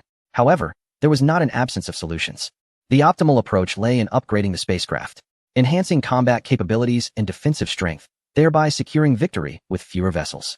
Gao Yang finds himself quite troubled by this demand. as the crux of it lies in the stipulation that technology must not be upgraded. Any advancement in technology could easily attract scrutiny. Yet, without the option to enhance technology in order to bolster combat capabilities, Gao Yang can only conceive of equipping the spacecraft of the Sid civilization with more formidable weaponry, such as molecular cannons. However, the use of molecular cannons in large-scale warfare is also prohibited, as they pose a risk of collateral damage and could potentially devastate entire planets. Consequently, he must focus on refining other weaponry, such as laser cannons and electromagnetic artillery, while also prioritizing improvements in defense and stealth capabilities. Gao Yang resolves to augment the defensive systems of the spacecraft to be produced by the Sid civilization. In addition to enhancing defenses, he also intends to incorporate resource collection functionalities. The battlegrounds are littered with remnants of spacecraft, all of which represent valuable resources that, upon simple reprocessing, can be directly utilized for the manufacture of new vessels, thereby significantly improving efficiency. Chapter 4:21. Do you wish to venture into space? Firstly, the enhancement of the laser cannon. After undergoing 2 amplifications, laser weaponry has attained considerable strength. Gao Yang has tested the most potent laser cannon that human civilization can currently produce against contemporary spacecraft. It can effortlessly penetrate defenses and breach the ships. A 4th-tier vessel can be easily obliterated, suggesting a potential advancement to a 5th-tier civilization. However, this remains merely a possibility. Gao Yang remains grounded in reality. In terms of improvements, Gao Yang did not equip the spacecraft of the Sid civilization with the most formidable laser cannons. Instead, he augmented the power of the existing ones. The efficiency of the optical system has been enhanced by 20%, which is tantamount to a 20% increase in the laser cannon's power. This enhancement, while significant, still falls short of directly destroying the vessels of the Star-Stripe civilization. Yet it is a marked improvement compared to the past, allowing for fewer shots to achieve the desired effect. Following the upgrades to the laser weaponry, attention turned to the electromagnetic cannon. In the expanse of space, the electromagnetic cannon serves primarily not as an offensive weapon, but rather as a means to prevent enemy vessels from fleeing. At this stage, the ability to restrain more ships is of paramount importance, necessitating further modifications. However, the focus of improvement lies not in intensity, but in range. There is no need to enhance intensity further. In fact, it may be beneficial to sacrifice some intensity. This is because, on the battlefield, the simultaneous activation of multiple electromagnetic cannons results in greater interference, thereby amplifying their overall effectiveness. Thus, a broader range allows for the restriction of a greater number of vessels. In addition to the upgrades of these 2 weapons, Gao Yang also enhanced the plasma bombs. The destructive power of plasma bombs is immense. Upon contact with a medium, they can instantaneously unleash terrifying energy. In the tumult of battle, they prove to be exceptionally useful, capable of breaching shields. This weapon serves as an excellent means to bridge the combat capabilities between the 2 civilizations. With the weaponry enhancements complete, Gao Yang proceeded to upgrade the defensive shields. The improvement is modest, at 20%. Such a subtle enhancement will not draw undue attention, yet it brings the combat capabilities in line with those of the Star-Stripe civilization. Finally, the spacecraft received an upgrade to its gravity simulation module. Previously, the gravity simulation served but one function: to replicate the gravitational conditions aboard the vessel. As for the propulsion of gravity cannons, Gao Yang refrained from experimentation, having not observed such technology within other 4th-tier civilizations. Rumors of gravity weapons existing in 4th-tier civilizations have circulated, yet these are merely hearsay, often originating from the limited perspectives of 3rd-tier intelligent beings. The 3rd-tier civilization's understanding is too shallow, often relying on second-hand accounts. Should they believe and implement such claims, the consequences could be dire. For instance, should the stellar civilization emerge, the Sid civilization would undoubtedly betray them without hesitation. Thus, prudence remains paramount. The only modification made was to expand the radiation range of the gravity simulation core, a task of little complexity. The amplification of the core's power and the increase in its influence will yield numerous benefits. The most significant advantage is that everything in the vicinity will be subject to gravitational pull, drawing closer to the vessel. There is no need for additional control. A simple maneuver around the battlefield will enable the spacecraft to collect debris from fallen vessels, which can then be retrieved and repurposed. Upon the completion of the design, Gao Yang entrusted the meticulously crafted schematics to Wudi, who would relay them to all production bases for a comprehensive upgrade of the subsequent spacecraft. This enhancement would marginally increase the odds of victory for the Sid civilization. More importantly, it addressed numerous resource concerns. Should the conflict devolve into a war of attrition, the Xing Tiao civilization would inevitably face defeat. Presently, there is apprehension that the Xing Tiao civilization may escalate their efforts, deploying their stationed fleets en masse. However, there is little cause for excessive worry. Even if 30 billion ships were to be committed, the Sade civilization could still prolong the struggle significantly. Gao Yang found himself gaining a deeper understanding. Indeed, technological advancement could resolve myriad challenges. Once, it was said that one could not have both fish and bear's paw. Yet in this industrial era, one can possess whatever one desires. The more formidable the technology, the more one senses a certain dominion. In this current epoch, should human civilization engage with the Qing-Tiao civilization, even without a comparable scale, they would not falter. The Qing-Tiao civilization, however, relies on the capability of human civilization to manufacture vast fleets of spacecraft, all under the control of AI. As long as the Qing-Tiao civilization fails to breach the defenses of human spacecraft, they are destined for a grim fate. This is the essence of technology. Should humanity ascend to a fifth-tier civilization, it is conceivable that merely a handful of ships could obliterate the vast armada of the Qing-Tiao civilization. It is akin to an ant colony, numbering in the thousands. A single bottle of ant extermination solution would suffice to eliminate them all. As the war stabilized, Gao Yang temporarily diverted his attention from the battlefield. The ongoing conflict could potentially persist for years, and he lacked the patience to remain an observer. This war stirred many reflections within him. Such conflicts were bound to recur within human civilization in the future, prompting him to consider a return to Earth. It must be said that his life, while rich in experiences, was rather monotonous. After years of diligent study, entering university should have marked the dawn of a brilliant life. Yet due to the system, he found himself confined to the library. Subsequently, as the system awakened, he rapidly enhanced human civilization through numerous exchanges. Now, having spent several years without a moment of genuine relaxation, he pondered how different life might have been had he utilized the system more judiciously. Perhaps quietly establishing a company for profit, life would undoubtedly have been much more comfortable. With a smile at the thought, Gao Yang boarded a small spacecraft, departing from the cruiser to return to Earth. The transformations on Earth were remarkable. Almost all previously uninhabited areas had become picturesque landscapes, with more individuals opting for aerial travel. The ground roads were overgrown with vines and grass, devoid of the usual traffic. The rural changes were equally significant. Villages once populated solely by the elderly now lacked their presence, all having been sent to Silver Star. A few young people remained, lending a lively atmosphere to the villages. As Gao Yang soared over the cities and countryside of the Dragon Kingdom, he found himself uncertain where to land. Having grown up in the Gao household, he harbored no fondness for it and had no desire to return. As for old Zheng, who had established his own family, he did not wish to intrude. Ultimately, the spacecraft settled by the riverside, where several anglers were also present. Gao Yang approached the riverbank, catching the attention of a fisherman who instinctively glanced over, only to be momentarily taken aback upon recognizing him. A flicker of doubt crossed the fisherman's mind. Could it be that Gao Yang also indulged in fishing? His equipment appeared quite comprehensive. How many fish have you caught? The fisherman eventually inquired, regaining his composure. Quite a few, but merely for fun. I've released them all. Gao Yang replied with a smile. Let me lend you a rod. I'd like to give it a try, he added. Without hesitation, the fisherman spread out an array of fishing rods. What do you wish to use? I have lures, a 3.6-meter rod, a 4.2-meter one, as well as a 5-meter and a 7.2-meter rod, each designed for different types of fish. Observing the fisherman's eager demeanor, Gao Yang smiled again and selected the 3.6-meter rod. The fisherman promptly assisted in tying the line and adjusting the bait, even bringing his own chair for Gao Yang's comfort. As Gao Yang attempted to cast his line, he casually initiated a conversation. Do you have aspirations of traveling to space? Chapter 422. Ambitious Aspirations. The fisherman listened to Gao Yang's words and nodded thoughtfully. Upon finishing, he turned around and retrieved a fishing bag, which surprisingly contained not fish, but several books. In the past, he struggled with his studies, often finding it difficult to concentrate, and reading would inevitably induce sleep. Yet, when it came to fishing, he found himself fully engaged, simultaneously fishing and studying. Gao Yang, upon hearing this, was taken aback. He recognized the fisherman as a true talent. Why do you wish to venture into space? Gao Yang inquired. The fisherman pondered for a moment and replied, who wouldn't want to explore distant realms? Gao Yang nodded in agreement.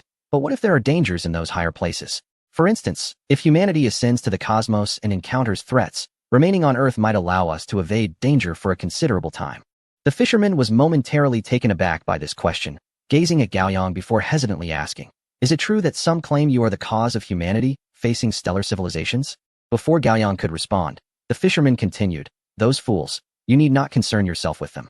If we remain on Earth and true danger arises, we will have no chance whatsoever. The distinction between being proactive and reactive is profound, much like the fish. A formidable fish can thrive on land, that is the crocodile. I see how far I can run, but those feeble fish in the water, once caught, end up on the dining table. Strengthening oneself is always the right approach. Gao Yang chuckled, realizing that the fisherman, aside from his fishing prowess, possessed a keen understanding of philosophy and rhetoric. However, he held no doubts about guiding humanity into the cosmos. It was indeed the correct decision. Yet, he found himself unable to savor the moment as he longed for a deeper connection. The fisherman squatted nearby and remarked, "I sense something amiss with you. Are you feeling down?" Gao Yang did not deny it. "It's not that I am melancholic, merely feeling a bit off and yearning for relaxation." "I understand. It's loneliness, isn't it? You don't have a girlfriend, do you?" Gao Yang was taken aback. "No? What a shame. If this had been a few years ago, I could have taken you to a spa to unwind a little. Now, there's no opportunity. Everyone is doing well, and no one wishes to serve others. Spas are now staffed solely by robots, and they are desolate." Gao Yang suddenly turned to the fisherman. "Are you serious?" The fisherman hesitated. "I believe so. It must be loneliness. Men have two primary desires, women and careers. You have already excelled in your career amidst human civilization. Thus, only women remain." He sighed. "In my heyday, I was the king of spas, cruising in my Cadillac with flair. Now, alas, I only discuss emotions, not finances." Gao Yang observed the fisherman's nostalgic demeanor, realizing that he was not the only one reminiscing about the past. The fisherman's perspective on nostalgia seemed somewhat misplaced. In truth, there were alternative ways for him to reclaim his former glory as the king of spas. The fisherman hesitated. "What are those methods?" Gao Yang pointed towards the sky. The fisherman, quick-witted, responded, "Wait, are we going to engage with aliens?" Gao Yang contemplated briefly, not to engage with aliens, but rather to simply experience the customs and cultures of extraterrestrial civilizations. The fisherman was filled with excitement. "Can I join?" He paused to contemplate. Gao Yang began to devise a plan, realizing that there were indeed numerous extraterrestrial civilizations that adhered to the aesthetic sensibilities of human civilization. Although only a few had been detected thus far, the potential for exploration was promising. Ultimately, there was the question of safety. Venturing directly into their territory would mean encountering the indigenous beings. However, this posed little concern, for humanity possessed captured spacecraft capable of traversing to alien civilizations, utilizing the identities of the slain extraterrestrials as a disguise. There remained a possibility of discovery. Thus, it would be prudent to select a Type 2 civilization. Lesser civilizations would present minimal complications should they be uncovered, allowing for easy resolution and subsequent escape. The plan rapidly crystallized in Gao Yang's mind, and he turned to the fisherman. "Let us depart." The fisherman discarded his fishing rod with abandon. The pursuit of fish paled in comparison to the grandeur that awaited him. Once revered figures like Su Xian and Ning Kaichen had inspired awe. Yet now he would stand among the select few who had ventured among extraterrestrials. As the spacecraft ascended, Gao Yang felt a surge of anticipation within his heart. Since relaxation was the objective, what harm could there be in seeking solace in the vastness of outer space? Under conditions of safety, there seemed to be little risk involved. During the spacecraft's ascent, Gao Yang meticulously reviewed all the Type 2 civilizations that humanity had thus far identified. With a gentle wave of his hand, he eliminated those embroiled in conflict or lacking the aesthetic appeal that aligned with human sensibilities. What remained were several hundred civilizations. The fisherman's eyes widened in astonishment. "We can choose from so many civilizations?" "Indeed," Gao Yang replied, gesturing once more to remove additional options. The fisherman refrained from questioning the deletions. Accompanying Gao Yang into the cosmos was a privilege in itself, and he had no intention of being finicky. After several more gestures that dismissed other unsuitable candidates, only a selection of 30 civilizations remained. This was already a considerable number. Gao Yang turned to the fisherman. "Select one." The fisherman, gazing at the array of 30-plus civilizations, did not hesitate, stepping forward to examine the detailed information. As he perused the data, he was struck by wonder. He had never imagined he would one day have the opportunity to choose an extraterrestrial companion, a notion that felt like a dream too audacious to entertain. Ultimately, his gaze settled upon one civilization whose aliens bore a striking resemblance to human beings. The primary difference lay in their skin color, which was a vibrant orange, adorned with a diamond-shaped crystal on their foreheads that, according to the description, could generate heat. This would eliminate the need for stones or tools during thermal therapy. One could simply rub their forehead against the back. Additionally, these aliens possessed two soft, flexible tentacles, the purpose of which was unknown. Yet they appeared endearing and in harmony with his aesthetic preferences. Gao Yang nodded in approval. "This one seems promising, and it is close." As the spacecraft engaged in a space jump, a fleet of humanity's elite vessels provided covert escort from behind. Should Gao Yang find himself in peril, these ships would promptly engage the adversaries. Meanwhile, the fisherman was filled with trepidation during the jump. He had never ventured into space in his entire life. Clutching the table aboard the spacecraft with a grip so tight that her knuckles turned pale, her small face was ashen. Gao Yang turned to the fisherman, asking, "If you're truly frightened, shall we return?" "No need. I'm not afraid. I'm merely exhilarated." Gao Yang chuckled, admiring the fisherman's resolute spirit. The spacecraft traversed several jumps, arriving at a desolate star system. The fisherman gazed around, remarking, "In this vast expanse of space, there is nothing. It differs significantly from what I read in books." The portrayal of space in literature is intended to provide a more tangible understanding of its nature. In reality, it is overwhelmingly barren. The immense distances render celestial bodies imperceptible to the naked eye. It appears as a desolate void, punctuated only by the twinkling of distant stars. The fisherman nodded in agreement. "Indeed, even in this emptiness, I feel a profound sense of loneliness. Why do we not venture further?" Chapter 423, A Change of Perspective. Gao Yang smiled faintly. "Hold on. We must ensure our safety first. If we expose human civilization merely for amusement, it would be a grave sin." The fisherman nodded, quietly seated on a nearby chair. Appearing calm, yet his leg trembled incessantly. Though he seemed composed, a tumult of anxiety churned within him. After all, these were extraterrestrials. If they succeeded in their audacious venture, he would attain a level of renown akin to that of Ning Kaichen and Su Xian. However, instinctively, the fisherman glanced at Gao Yang. He himself felt indifferent. But would this escapade lead to undesirable consequences for Gao Yang? Yet upon reflection, Gao Yang was currently unattached. Thus, venturing into the realm of aliens could hardly be deemed detrimental. Accompanying the leader of human civilization on an exploration of new experiences would, in fact, contribute to the advancement of humanity. After all, judging by Gao Yang's demeanor, it was likely that he had never truly indulged in such pleasures before. In this moment, the fisherman recalled the biography of Gao Yang.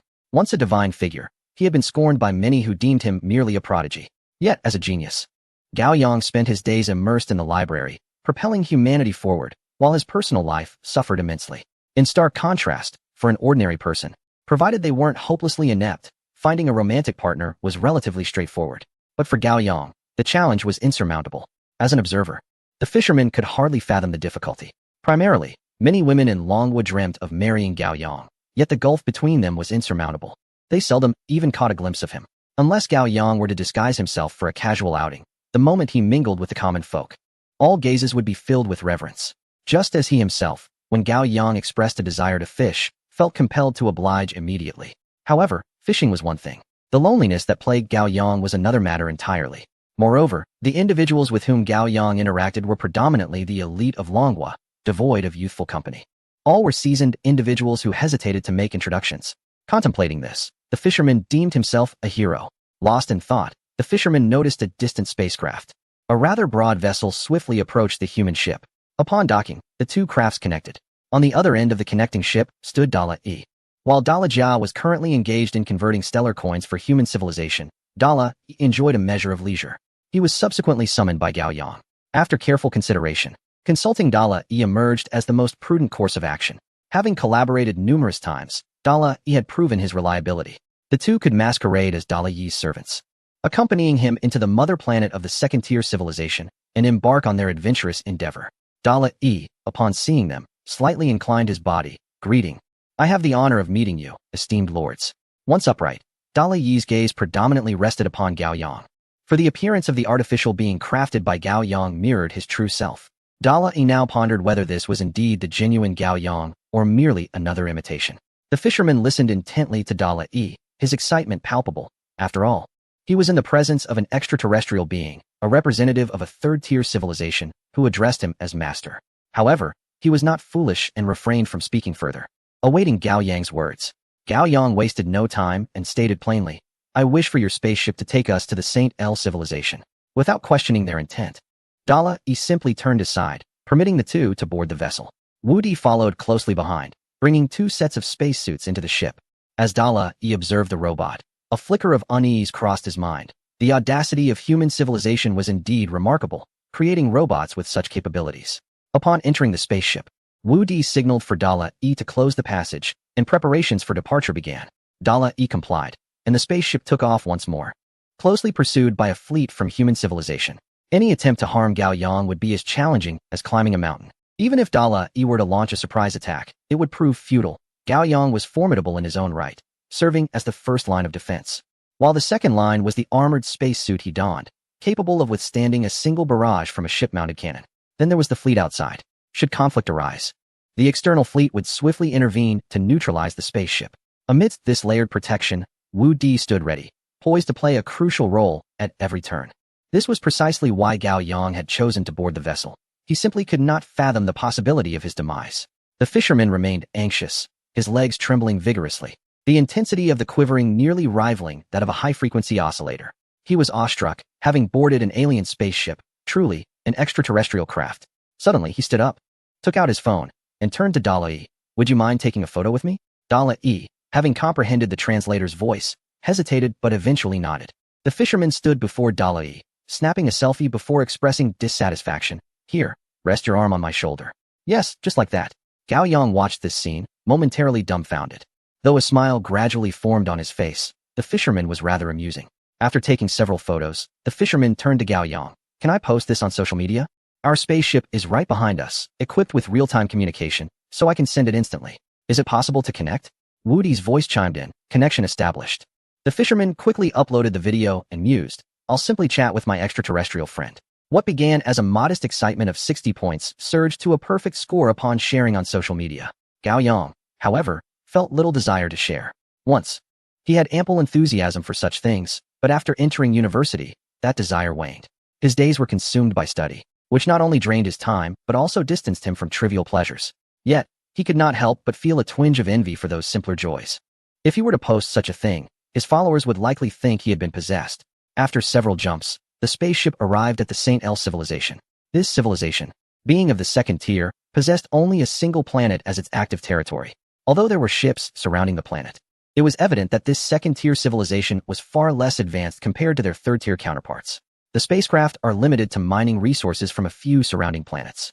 They lack the capability for spatial jumps, relying solely on curvature flight to traverse to nearby star systems, a journey that may take several years. The primary constraint on development is speed.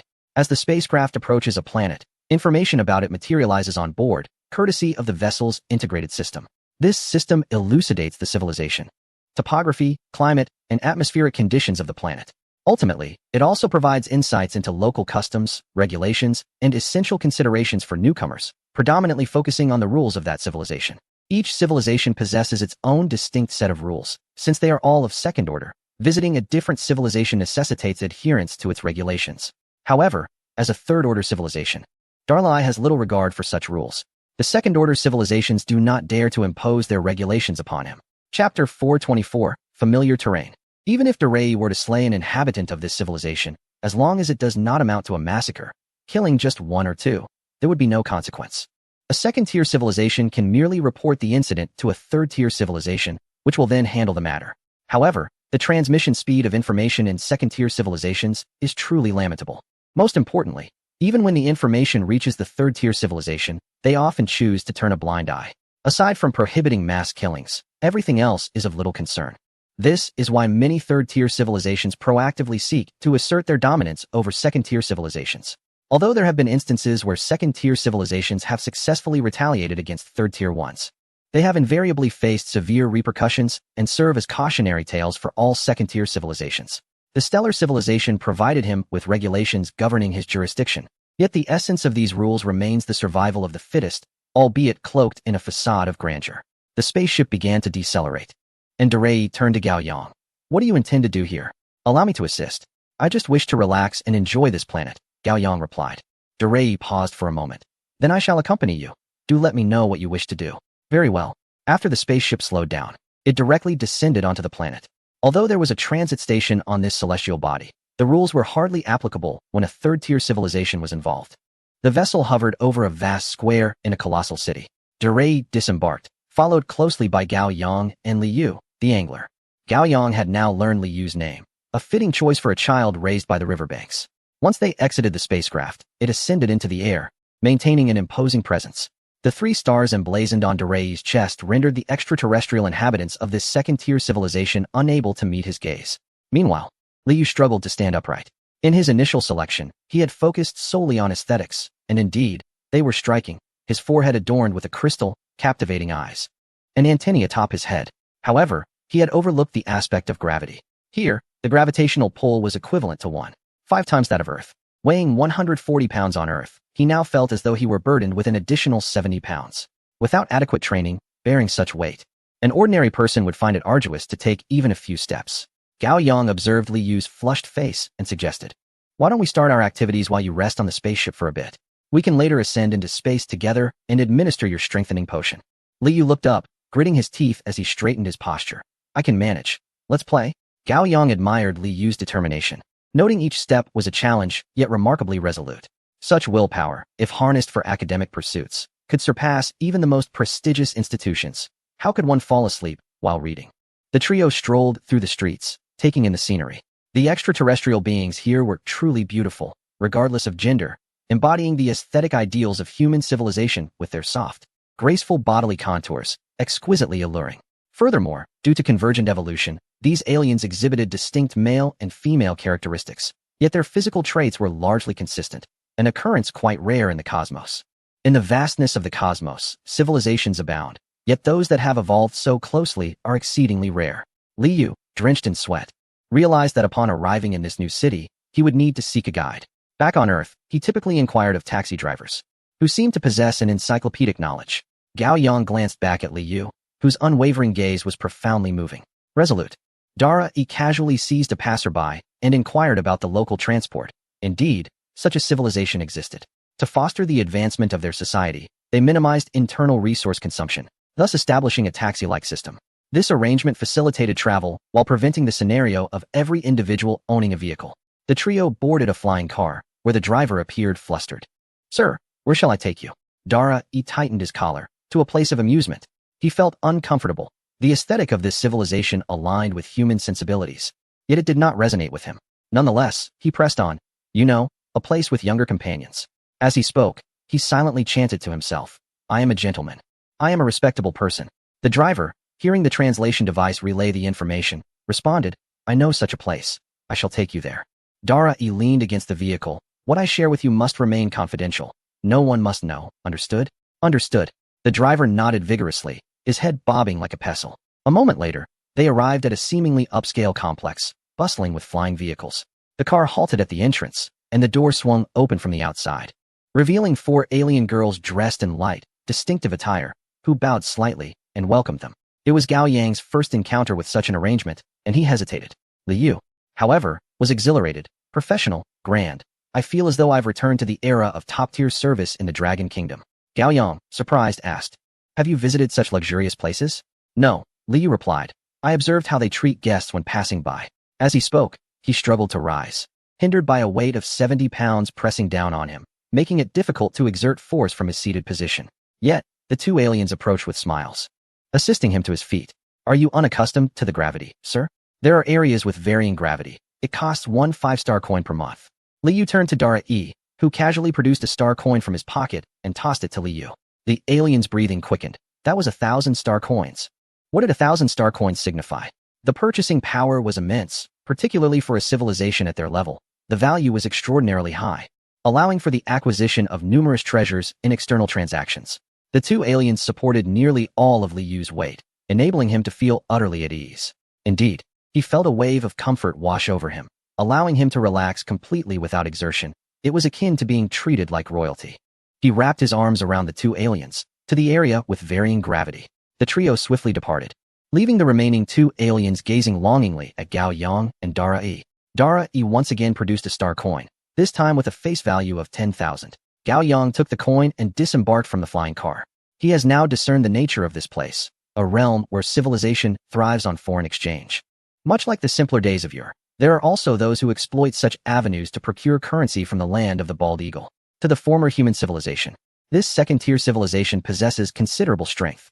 Should they locate remnants of humanity, extinguishing them would be a mere formality. Yet, constrained by the weight of superior technology, they must endure their indignities. Gao Yang mused, shaking his head. He often indulged in such thoughts, but now was a time for leisure. A moment to abandon contemplation and simply revel in the experience. With arms outstretched, he embraced an alien companion, exclaiming, "Bring forth all the delights this place has to offer." Dara also dismounted from the flying vehicle. Though he was reluctant to partake in the festivities, he recognized that abstaining could render him an outsider, exposing him to potential vulnerabilities. Chapter 425. ambitions soaring high. Generally speaking, one requires a companion to explore the world. This was the first time Gao Yang had been brought to such a place, where he was treated like a true sovereign. Not only were there star coins that compelled the extraterrestrials to serve diligently, but there was also the authority that came with strength, allowing for unparalleled freedom and enjoyment. Although indulgence was at hand, Gao Yang refrained from excessive abandon, instead opting to partake in the activities offered by the aliens. Despite their alien nature, their pleasures were not entirely dissimilar to those of humanity, and any desire could be expressed. During his 3-day stay on this planet, Gao Yang chose relaxation over excess. Liu reveled in the experience, experiencing a blur of day and night. He was ushered in and later escorted out, burdened initially by gravity and ultimately discovering his legs devoid of strength. Once aboard the spacecraft, Liu turned, retrieved a handful of star coins from his pocket, and tossed them aside, remarking, "The service was commendable. Let us continue this effort next time." As the cabin door sealed shut, Liu settled into his chair and inquired of Gao Yang, "Did you enjoy yourself?" Gao Yang nodded affirmatively. Liu reciprocated with a nod, exclaiming, "That was indeed exhilarating. It was worth a lifetime." Nearby, Dala-E slightly inclined his body, asking, "Shall we return?" "Indeed," came the reply, as the spaceship ascended and entered the void of space. The gravity simulation was reinstated. Liu finally found relief from the oppressive weight, but his legs still felt weak as he leaned back in his chair and looked at Gao Yang, asking, "Will you return?" Gao Yang shook his head. "I am uncertain." Liu burst into laughter, prompting Gao Yang to inquire, "What are you laughing at?" "Your willpower remains uncorrupted. That is a good sign. It signifies that I can return. One day, when human civilization can boldly present itself in the cosmos, I wish to come here without disguising myself as a slave. Perhaps such a civilization could even construct cities for humanity's enjoyment." Gao Yang paused, taken aback. "Your ambitions are lofty." Liu grinned. "No obstacle can hinder a great emperor on his path to the footbath city. Upon returning, I shall immerse myself in study, hanging my head from beams and pricking my thigh to stay awake." Gao Yang regarded Liu with newfound admiration. Such a person is truly worthy of emulation. After boarding Gao Yang's vessel, the human fleet embarked on a swift return journey. Dala-E too departed, returning to his own cultural star. But as he sat aboard the spacecraft, he fell into deep contemplation.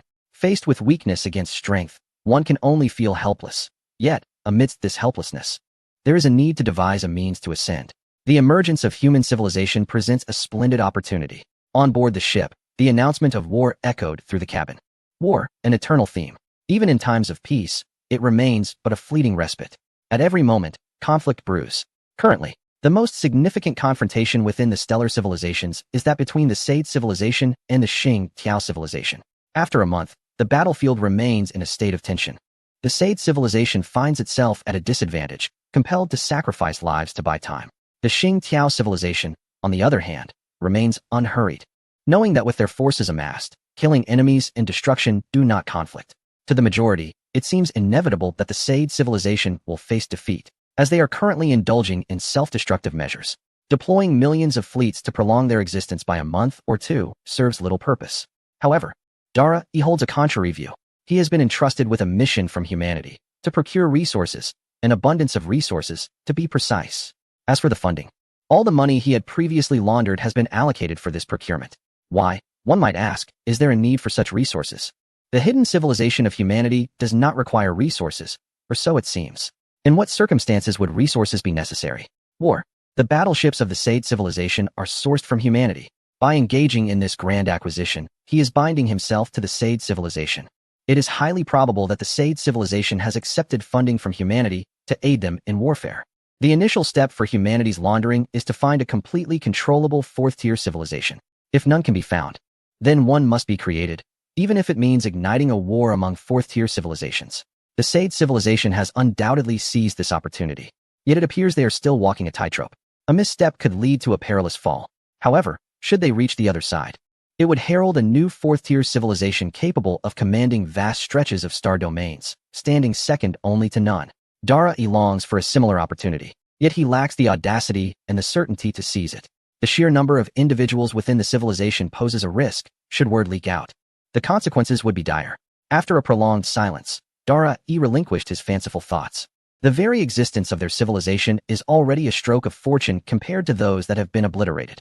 Among countless civilizations, only 4 fourth-tier civilizations exist, which speaks volumes. With ambitions set aside, Dara-E relaxed completely, piloting his ship towards Dara planet. In terms of enjoyment, their civilization possesses tailored pleasures. Why venture to other planets? Meanwhile, Gao Yang's ship arrived at the cruiser, first escorting Li Yu for a session of knowledge acquisition. For those who struggle to learn, exceptions are made. Li Yu was astounded and turned to Gao Yang. If we can directly acquire memories, why must we toil through learning? Selection, came the response. Li Yu fell into silence. Those two words weighed heavily upon him. Gao Yang smiled and remarked, in truth, everyone is somewhat alike. Struggling to learn merely indicates that one's talents lie elsewhere. Li Yu nodded. No need to console me.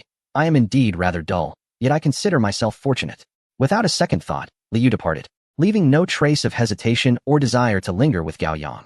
This beautiful memory alone would suffice for a lifetime of boasting. As long as humanity has not officially stepped into space, he can continue to brag. He had even captured numerous photographs, planning to find a spot to fish for an entire month before slowly sharing them. A smile spread across Li Yu's face at the thought. Gao Yang, on the other hand, returned to the laboratory, and upon his arrival, received a communication inquiring about his recent outing. This time, Gao Yang had not mentioned his plans in advance. He simply arranged everything and set out. Although the fleet is under escort, it remains outside the confines of the designated area, awaiting news from the invincible forces, equally unaware of the unfolding events beneath. This inquiry arises for that very reason. Gao Yang refrains from speaking, primarily due to a reluctance to fabricate tales. If he were to utter the truth, it would not be long before a cadre of influential figures would be introducing their granddaughters to him. The higher-ups do not press further and continue with their tasks. It is at this juncture that a new batch of spaceships arrives at the Sade civilization, a staggering 10 million vessels. Yet, this formidable fleet instills within the Sade civilization a sense of confidence, a boldness to initiate offensive maneuvers. During the initial probing by the Star-Striped civilization, 5 million ships were dispatched. Behind this contingent, an additional 50 million ships awaited, though they remained dormant in subsequent conflicts, as it was determined that those 50 million vessels could not decisively alter the course of battle. Chapter 426, The Oncoming Crisis. As the Star-Spangled Civilization prepares to dispatch a substantial fleet, it simultaneously positions 50 million ships in a state of readiness. For the extraterrestrial denizens of the Star-Spangled Civilization, residing aboard these vessels for a month or even several years holds little consequence. Conversely, the Sade civilization, employing desperate tactics, dares not engage these 50 million ships, resulting in a stalemate characterized by cautious development. The pressing issue now is that this cautious development is hampered by a scarcity of resources. To procure these resources, warfare is requisite. Should these 50 million vessels be destroyed, their components could be repurposed, thereby augmenting the Sade civilization's fleet by an additional 5,000 ships. Thus, the potential for gain is evident. Following the issuance of a strike command by the Sade leader, the fleet sets forth. This time, the Armada is composed of a true military force. Unlike the previously hastily assembled fleets, this contingent consists of seasoned naval pilots, upgraded from Tier 3 to Tier 4 vessels, resulting in a tangible enhancement in combat capability. The current deployment remains modest, totaling 50 million ships. Although the Sade civilization can mobilize over 200 million vessels, prudence dictates that they remain concealed. Unconcealed, they risk provoking a full-scale assault from the Star-Spangled Civilization, with dire consequences looming. The Sade fleet embarks with 10 million new-style ships and 40 million older models, swiftly executing spatial jumps to prepare for a surprise attack. All vessels possess cloaking capabilities. As long as the adversary's sensors are not operating at their utmost sensitivity, a stealthy incursion remains feasible. A successful strike by such a vast fleet could potentially inflict casualties in the millions upon the enemy. However, the surprise attack falters. Upon arrival, the Sade fleet is promptly detected by the Star-Spangled forces, igniting an immediate and intense confrontation. The once quiet and desolate expanse of space erupts into a resplendent display of light. The mutual discharge of various weaponry and the explosion of ships illuminate vast swathes of the starry domain. In an instant, numerous vessels of the Star-Spangled Civilization are annihilated. The commander of the Sade fleet is momentarily taken aback. The newly equipped weaponry appears to be more formidable than anticipated. Was it not merely a matter of augmenting the debris-collecting modules? Not only has their offensive capability improved, but their defenses have also been fortified. Advance, the commander hastily directs, segmenting the fleet into smaller units that progress in an organized manner. The pressure suddenly shifts onto the Star-Spangled Civilization. On board the flagship, the captain watches in disbelief as the points of light on the screen rapidly diminish. How could the Sade vessels have undergone such a sudden upgrade? This defies logic. Technological advancements typically require extensive time. The pace of progress exhibited by the Sade civilization seems alarmingly swift. while maintaining command of the war. The captain relays this intelligence to the Star-Spangled leadership. Unanticipated, the Sade civilization's audacity to initiate an offensive leaves them astonished. What difference is there between this and courting death?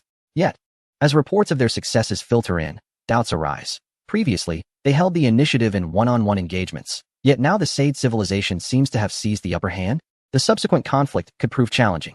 The headquarters of the Star-Spangled civilization receives the news and, after a brief deliberation, promptly dispatches reinforcements. The most elite fleet belongs to the Starstripe civilization.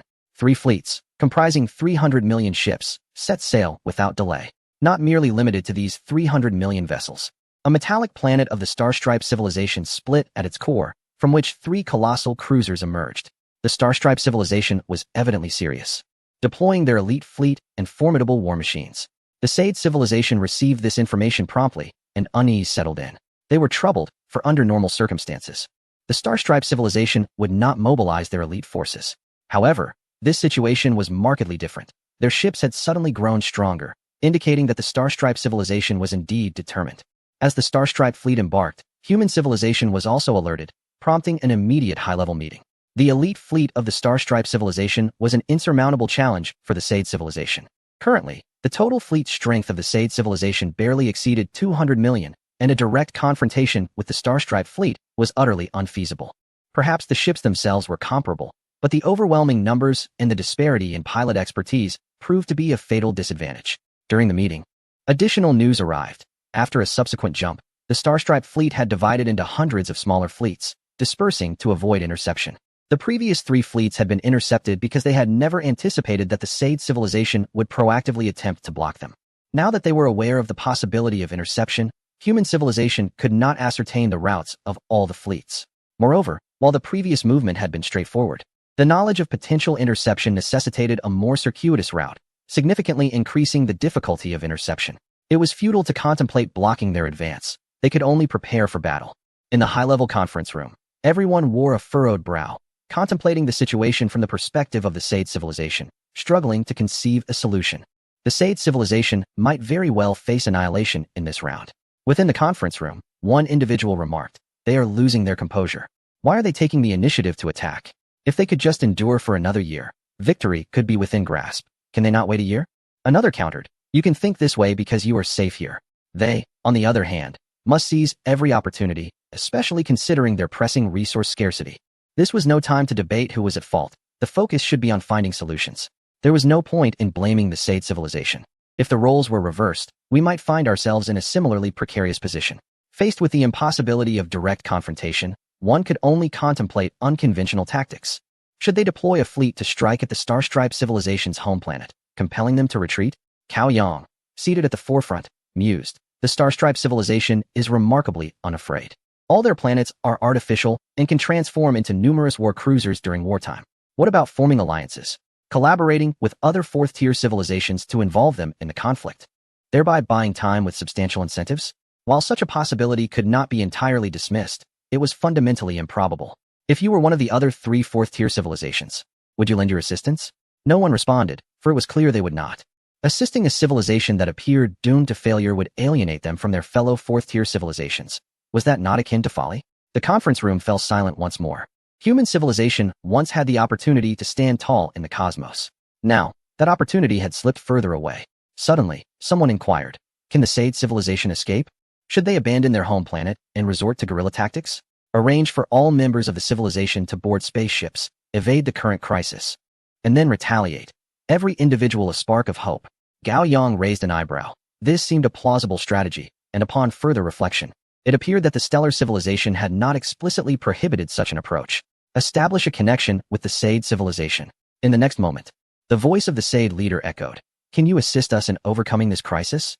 Gao Yang replied, "I cannot conceive of a better solution.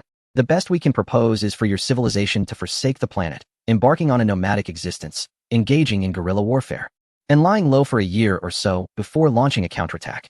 The Sade leader's somber voice resonated. "To abandon our home planet is to relinquish all rights, transforming from a registered civilization into mere natives." Chapter 427, Seizing Command of the Fleet. The conference room fell into silence.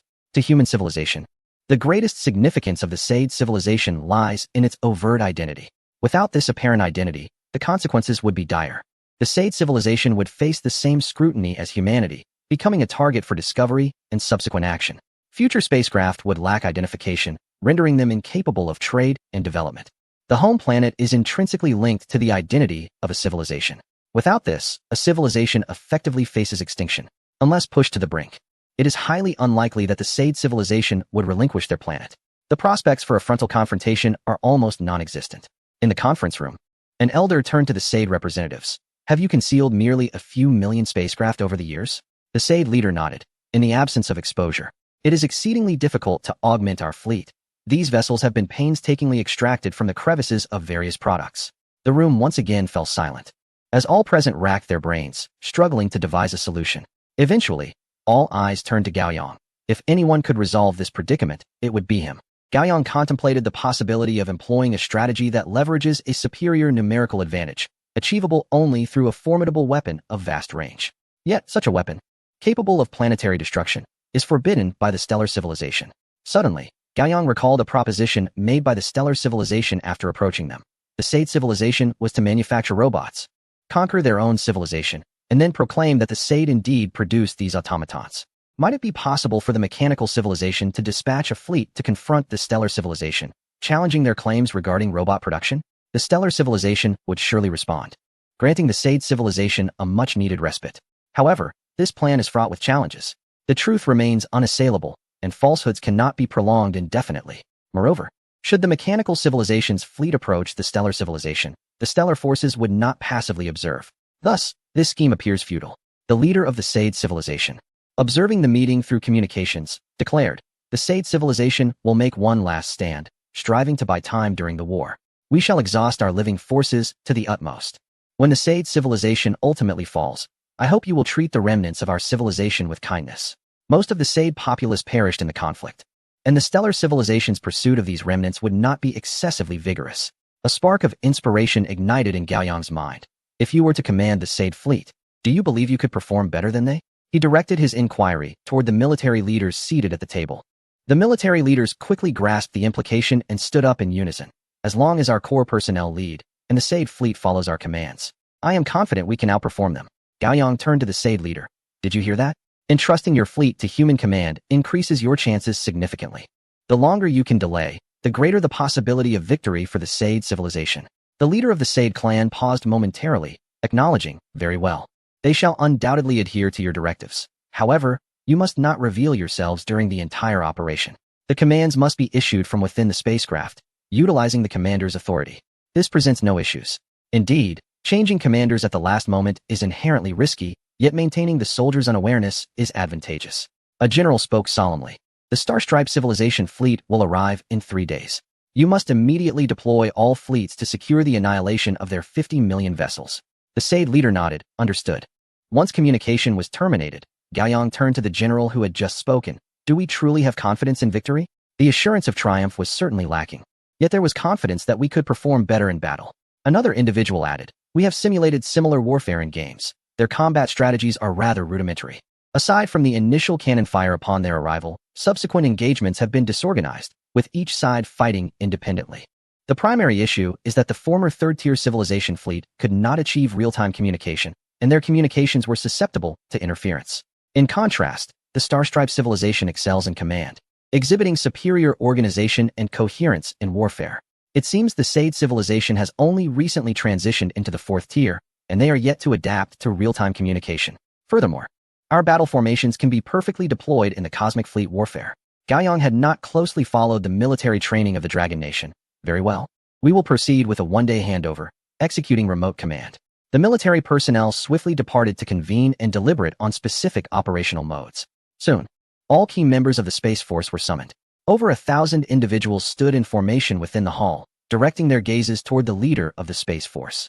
The leader, observing the assembly, addressed them. You have conducted numerous commands within the game. This time, you will again command remotely, akin to your experiences in the game. However, the distinction lies in the fact that you will be directing a genuine fleet. These are the vessels of the Sade civilization, and the beings you command are living extraterrestrials. Under your guidance, should they prevail, humanity will gain a new identity, and you may boldly appear in the cosmos. Conversely, should we falter, we too will face repercussions. potentially exposing ourselves to the star civilization. In total, 200 million vessels are entrusted to your command.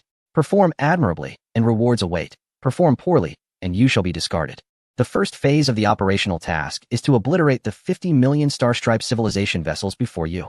200 million against 50 million. Victory must be decisive and swift. Most importantly, seize this opportunity to familiarize yourselves with your comrades. Yes, the 1,000 voices thundered in unison. Action!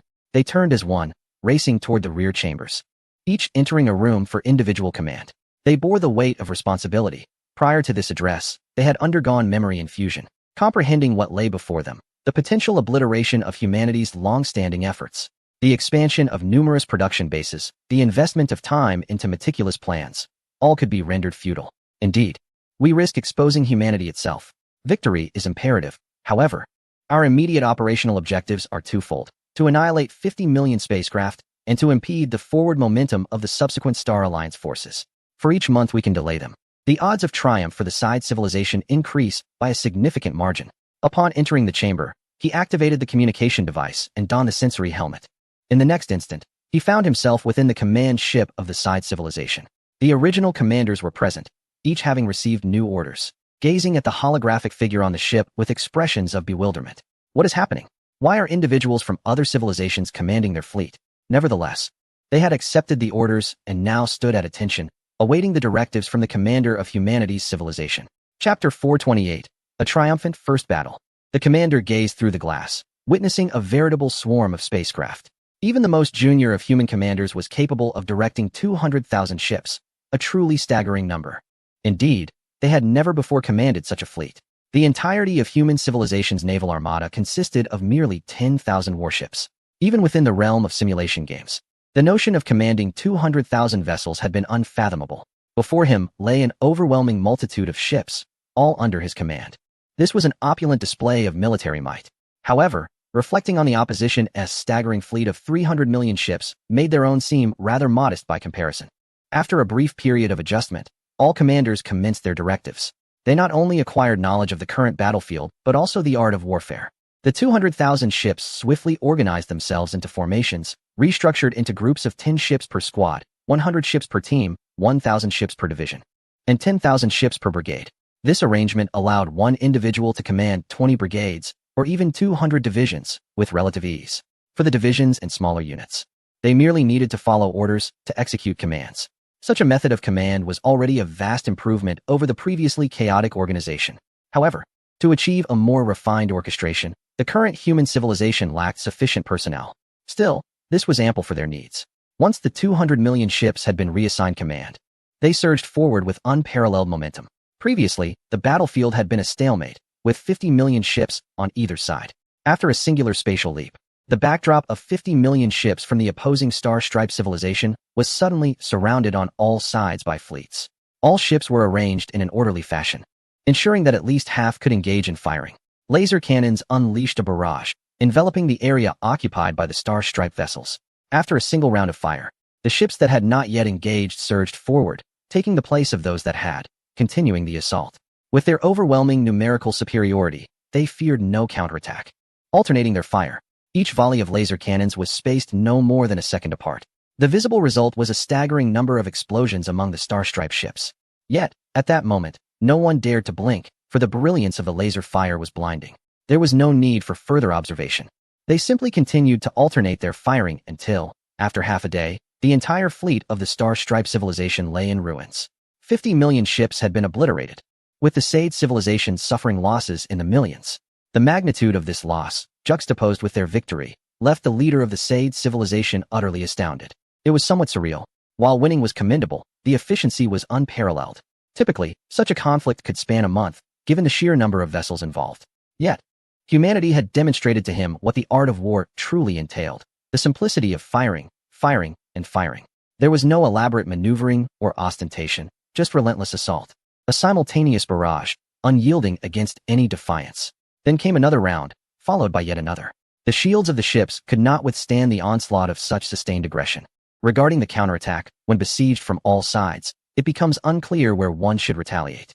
The fleet commander of the Sade civilization felt somewhat perplexed, as the execution of their strategy appeared unexpectedly simplistic. so straightforward that their victory seemed almost effortless, leaving them a bit disoriented. However, their bewilderment was of little consequence. The strategy had indeed been meticulously devised by the Dragon Kingdom over an extended period. This tactic bore resemblance to an earlier military formation, reminiscent of the time shortly after the advent of firearms, where the first row of musketeers would kneel to fire, the second would aim, and the third would reload, a method often referred to as firing in ranks.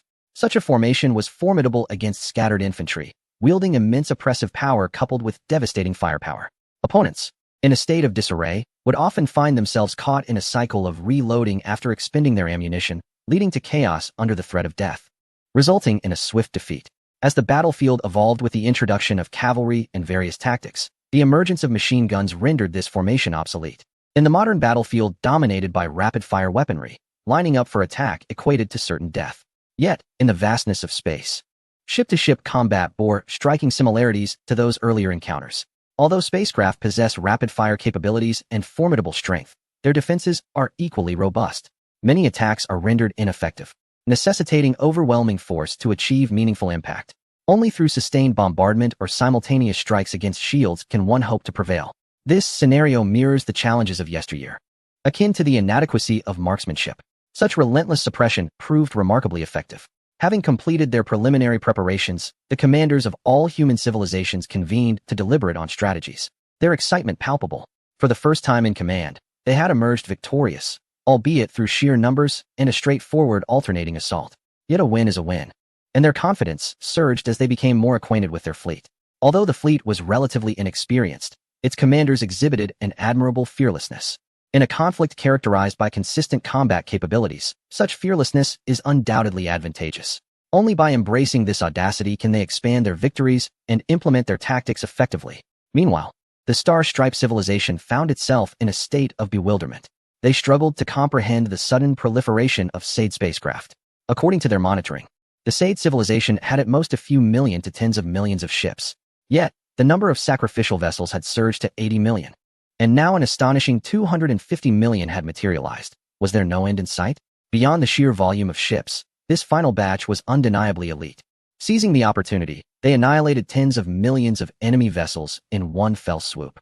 Within a single day, the battle concluded. All advancing fleets of the Star-Striped civilization received orders to halt their progression. Without a well-considered strategy in place, recklessly charging forward could prove perilous. At the very least, they needed to regroup their fleets before launching any assault. The fleet commanders of the Star-Striped civilization convened for a meeting. In the conference room, the scenes of their civilization's fleet being obliterated were being projected. One could observe the vessels of the SIDE civilization engaging in a relentless exchange of fire, maintaining a continuous barrage. In stark contrast, the Star-Striped civilization's response was fragmented, marked by sporadic counterattacks. Their weaponry required charging and cooling down. Most critically, they were in disarray. If they had united in a coordinated counteroffensive, striking towards a singular direction and retreating, they might have managed to save a portion of their fleet. However, discussing past actions holds no significance now. The pressing matter at hand is how to counter the SIDE civilization should they employ such tactics again. We too could unleash a barrage, engaging in a direct confrontation, as our fleet outnumbers theirs, and we are bound to prevail. Although the losses have been considerable, it is imperative to swiftly address the threat posed by the SIDE civilization. If this situation persists, it could lead to dire consequences. Others nodded in agreement, acknowledging that the SIDE civilization had delivered an abundance of surprises lately. Chapter 429, Tactics. The fleet of the Star-Spangled civilization had already devised a plan of action during their journey, relying on years of accumulated strength, which surely surpassed that of the SID civilization. In a war of attrition, victory was within their grasp. However, unbeknownst to them, the commander of the human civilization had formulated several tactical approaches, tailored to the various responses of the Star-Spangled fleet. Once the strategies were established, all commanders returned to their chambers to engage in rigorous training. Tactical training is of utmost importance. The more proficient they become, the quicker they can adapt during warfare. A group of individuals, unaccustomed to standing in a straight line, would take considerable time to arrange themselves, with discrepancies in height and other factors emerging. Yet, after a single formation, if they could memorize the positions of those beside them, subsequent alignments would occur with remarkable efficiency. With repeated practice, their speed would only increase, enabling them to instantly find their positions upon assembly. The formation of the fleet is even simpler. It merely requires numbering, and during battle, the system arranges the vessels while auxiliary systems ensure proper positioning. This form of training also reinforces obedience. In the final moments before confrontation, the Sid fleet rapidly familiarized themselves with their formations, honing their coordination. Although the Star-Spangled Civilization had taken a brief respite following the loss of 50 million ships, they wasted little time, and soon 300 million vessels set forth once more. No longer advancing in a straight line, they sought to avoid being cornered like other fleets. After 2 days of continuous jumps, the fleet of the Star-Spangled Civilization arrived at the front lines. 300 million ships filled the skies, a breathtaking sight. The simultaneous barrage from such a multitude of vessels was nothing short of awe-inspiring, resulting in immediate losses for the Sid fleet. Yet, in the face of this destruction, all Sid ships swiftly altered their formations, creating a spear that charged directly into the ranks of the Star-Spangled forces. The numerous ships at the forefront were targeted and obliterated, but those behind pressed on with minimal losses, advancing rapidly. In the past, the infantry formations of Earth were initially countered by cavalry, which would recklessly charge, decimating the infantry. It was only later that infantry were paired with pike units for protection. However, the Star-Spangled Civilization lacked such a configuration at present. As the massive formations of Sid ships simultaneously thrust into the ranks of the Star-Spangled Fleet, another wave of carnage ensued. The Sid fleet had long rehearsed their offensive maneuvers. Upon entering enemy territory, they quickly concentrated their firepower. Meanwhile, the Star-Spangled warships momentarily lost their targets. In the dense formations, very few ships could engage with the spear. The majority of vessels attempting to breach the enemy lines found themselves first striking their own fleet. In this dire situation, it was indeed their own ships that were being annihilated. The spearhead fleet surged forward, wreaking havoc among the ranks of the Star-Spangled forces, akin to a serpent of destruction. Everywhere they passed, ships lay in ruin, both Sid and Star-Spangled alike. However, the destruction of the Star-Spangled Civilization is extraordinarily extensive. The battlefield resembles a meat grinder, with countless eyes fixated upon it. Human civilization, the Star-Spangled Civilization, the Sade Civilization, along with the remaining 3 fourth-tier civilizations, and even the Celestial Civilization are all observing. Despite the Sade Civilization's ships being technologically inferior, they have gained a semblance of victory through remarkably ingenious battle formations. Observers of the conflict are initially taken aback. This is somewhat counterintuitive. After all, in previous wars, victory was either achieved through technological dominance or sheer brute force. This exquisitely sophisticated military strategy seems almost otherworldly. The reason the celestial civilizations do not prioritize the art of war is fundamentally due to their technological supremacy. Their level of technology dictates a disregard for the nuances of warfare. To put it another way, when 2 individuals wield swords and engage in repeated combat, they will undoubtedly become unparalleled sword masters, continuously honing their skills. However, if one of them produces a gun, even the most exceptional swordsman can be vanquished by a single bullet. For the one with the firearm, facing off against mere novices does not necessitate practice in marksmanship. Yet, when this gun-wielding individual encounters a new adversary operating a tank, no amount of skill with the firearm can triumph over the armored vehicle. Thus, it becomes unnecessary to refine shooting techniques. Instead, it is far more prudent to study how to manufacture tanks. This is the nature of warfare among cosmic civilizations. There are no conflicts between third-tier civilizations. Engaging a second-tier civilization or a fourth-tier civilization results in one being crushed, while the other is deemed not worth the effort. The consequences of recklessness or foolishness remain the same. Hence, the study of warfare is eschewed in favor of advancements in technology. In stark contrast, human civilization has experienced prolonged warfare, with minimal disparities in strength. During the era of cold weapons, as they exchanged blows, all parties enhanced their capabilities. With the advent of firearms and large-scale conflicts, the majority of forces exhibited comparable strengths, leading to the rapid implementation of various military tactics. Now, strategies and formations that have evolved over millennia prove unexpectedly effective in the cosmos. The upper echelons of the Sade civilization observe the entirety of the conflict, and a singular thought permeates their minds. Had they known human civilization was so formidable, they would have long entrusted command of their fleets to them. Furthermore, they ponder the likelihood that their civilization may forever remain behind human civilization. The remaining 3 fourth-tier civilizations, covertly observing, are equally astonished. Initially, they dismissed the Sade civilization, as no third-tier civilization had achieved a leap in advancement for many years. Once the 4 great fourth-tier civilizations, they still maintain that status.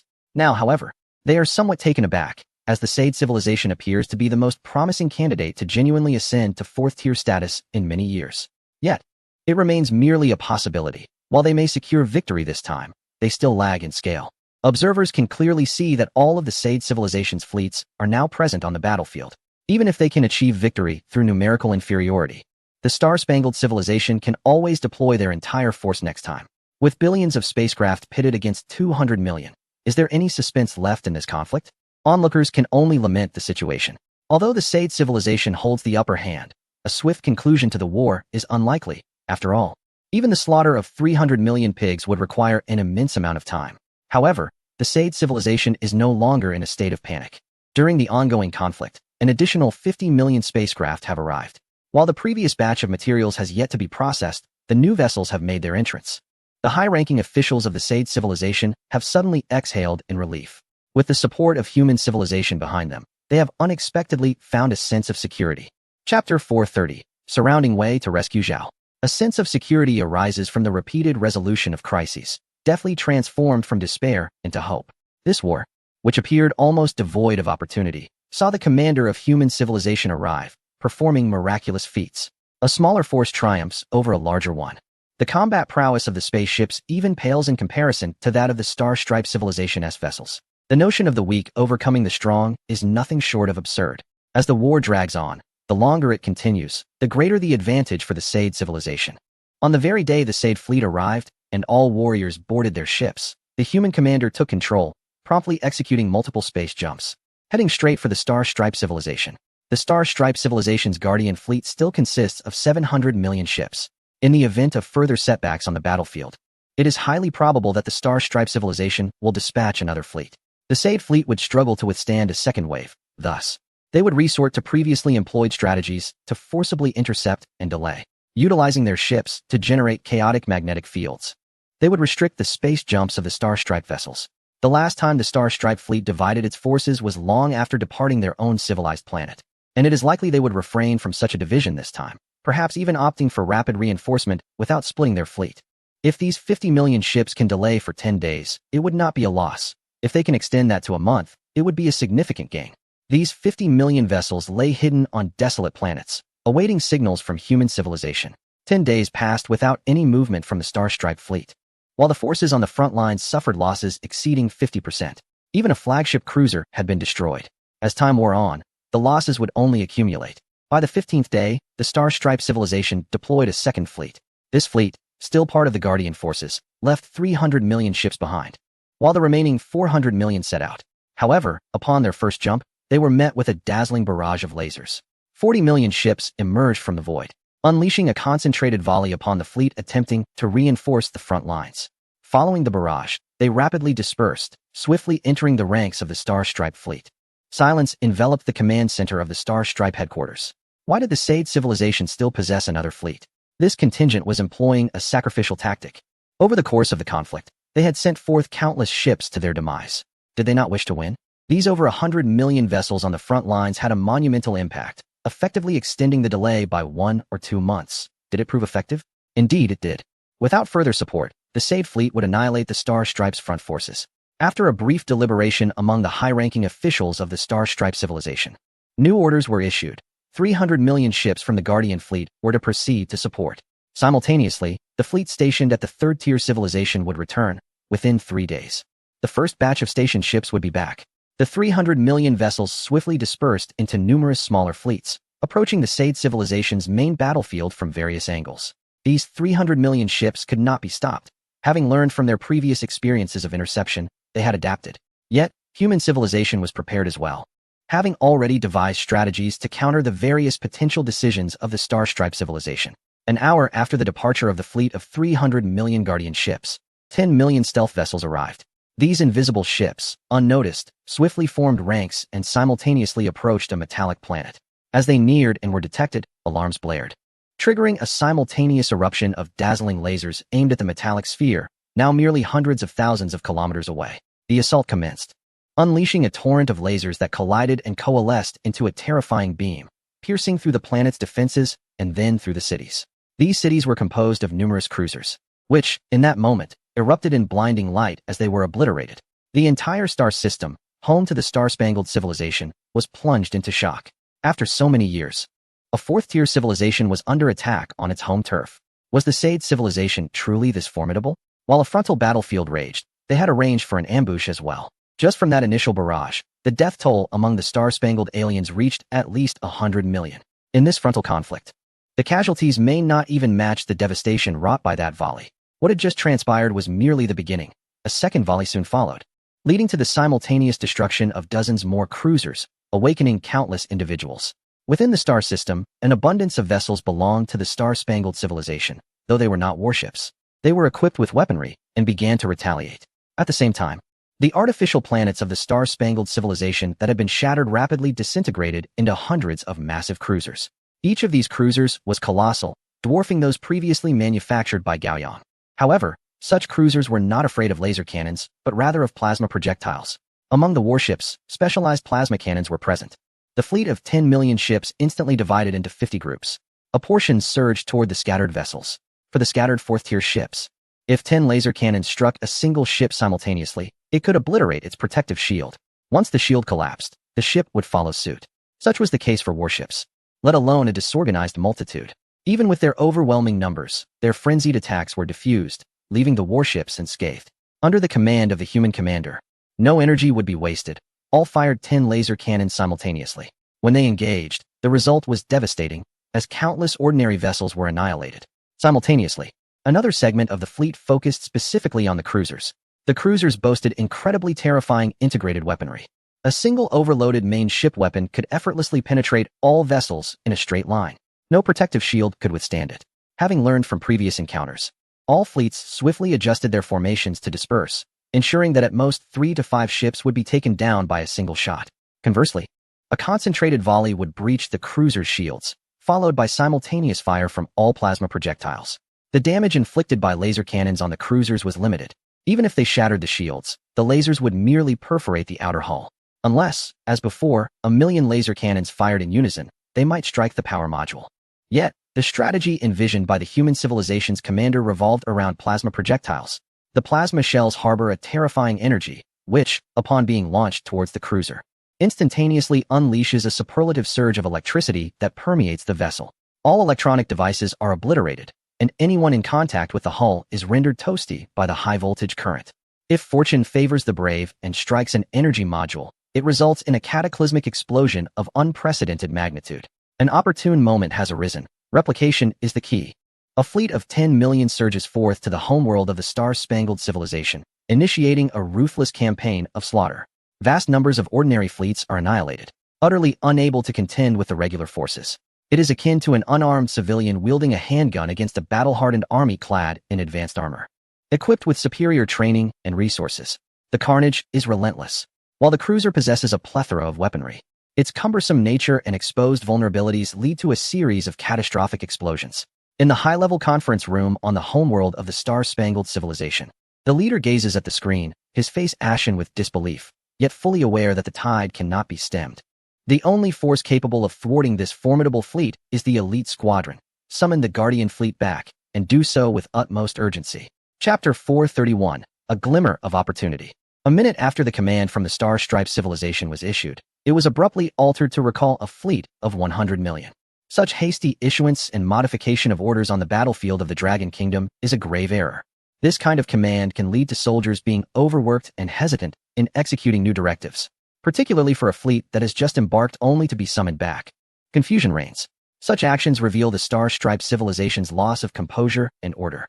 By the time the 100 million ships return, the 10 million vessels of the Sod civilization have already dealt with a significant number of cruisers and ordinary ships.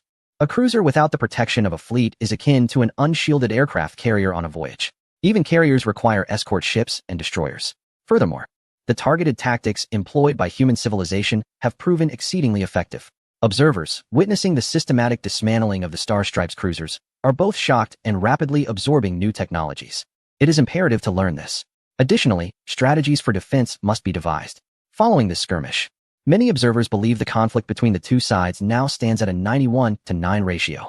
From a position of no opportunity whatsoever, the Sod civilization, in the eyes of other civilizations, now possesses a tenuous 10% chance, albeit it remains just that, a chance. This fraction of opportunity is immensely significant, for it signifies the potential for success. However, even this 10 million fleet, facing an elite force of 100 million, stands little chance but complete annihilation.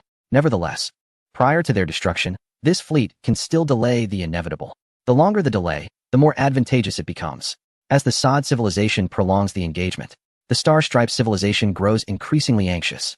Should the Sod civilization possess another 10 million ships while their own 100 million fleet is restrained, the risk to their planets escalates. Half of the 200 million ships, originally hastening towards the front lines, are ordered to retreat. The remaining 100 million vessels are divided into 10 fleets, each stationed separately.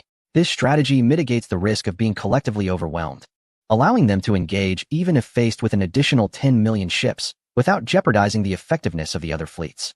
This arrangement maximizes the combat potential of their forces. However, with only 100 million ships left, is it wise to send them to support the front lines? It seems they are unlikely to succeed.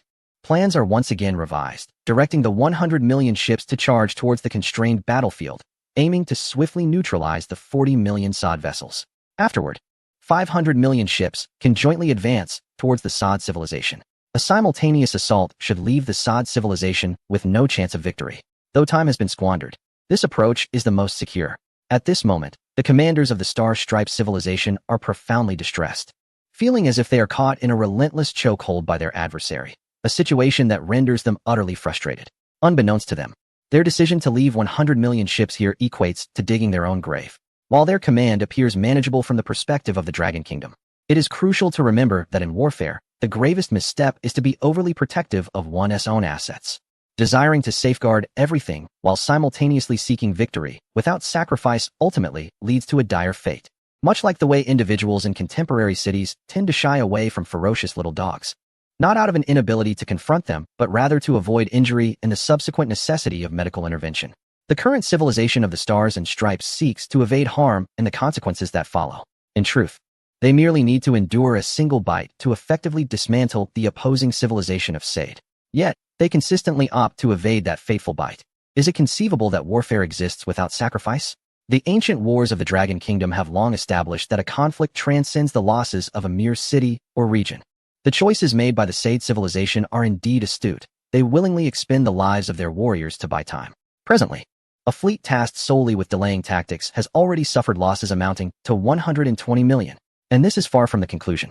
The 11 to 12 billion strong fleet must continue to prolong the struggle, necessitating at least 40 million, if not 80 million ships, to endure until the elite fleet is resolved. Yet, the tide of war has shifted from despair to a position of advantage, at least from the perspective of human civilization. Victory seems within grasp. All that remains is to delay. With patience, victory appears to be assured. For instance, the destruction of 300 million ships on the opposing side means that the Sade civilization will swiftly gather materials to reconstitute that very fleet, combined with their prior forces. This brings their total fleet size to nearly 600 million. The more they fight, the greater their numbers grow. The resource dilemma has also been addressed, as the obliterated vessels serve as the most significant source of resources. On the human civilization front, preparations have already commenced for a legitimate presence in space.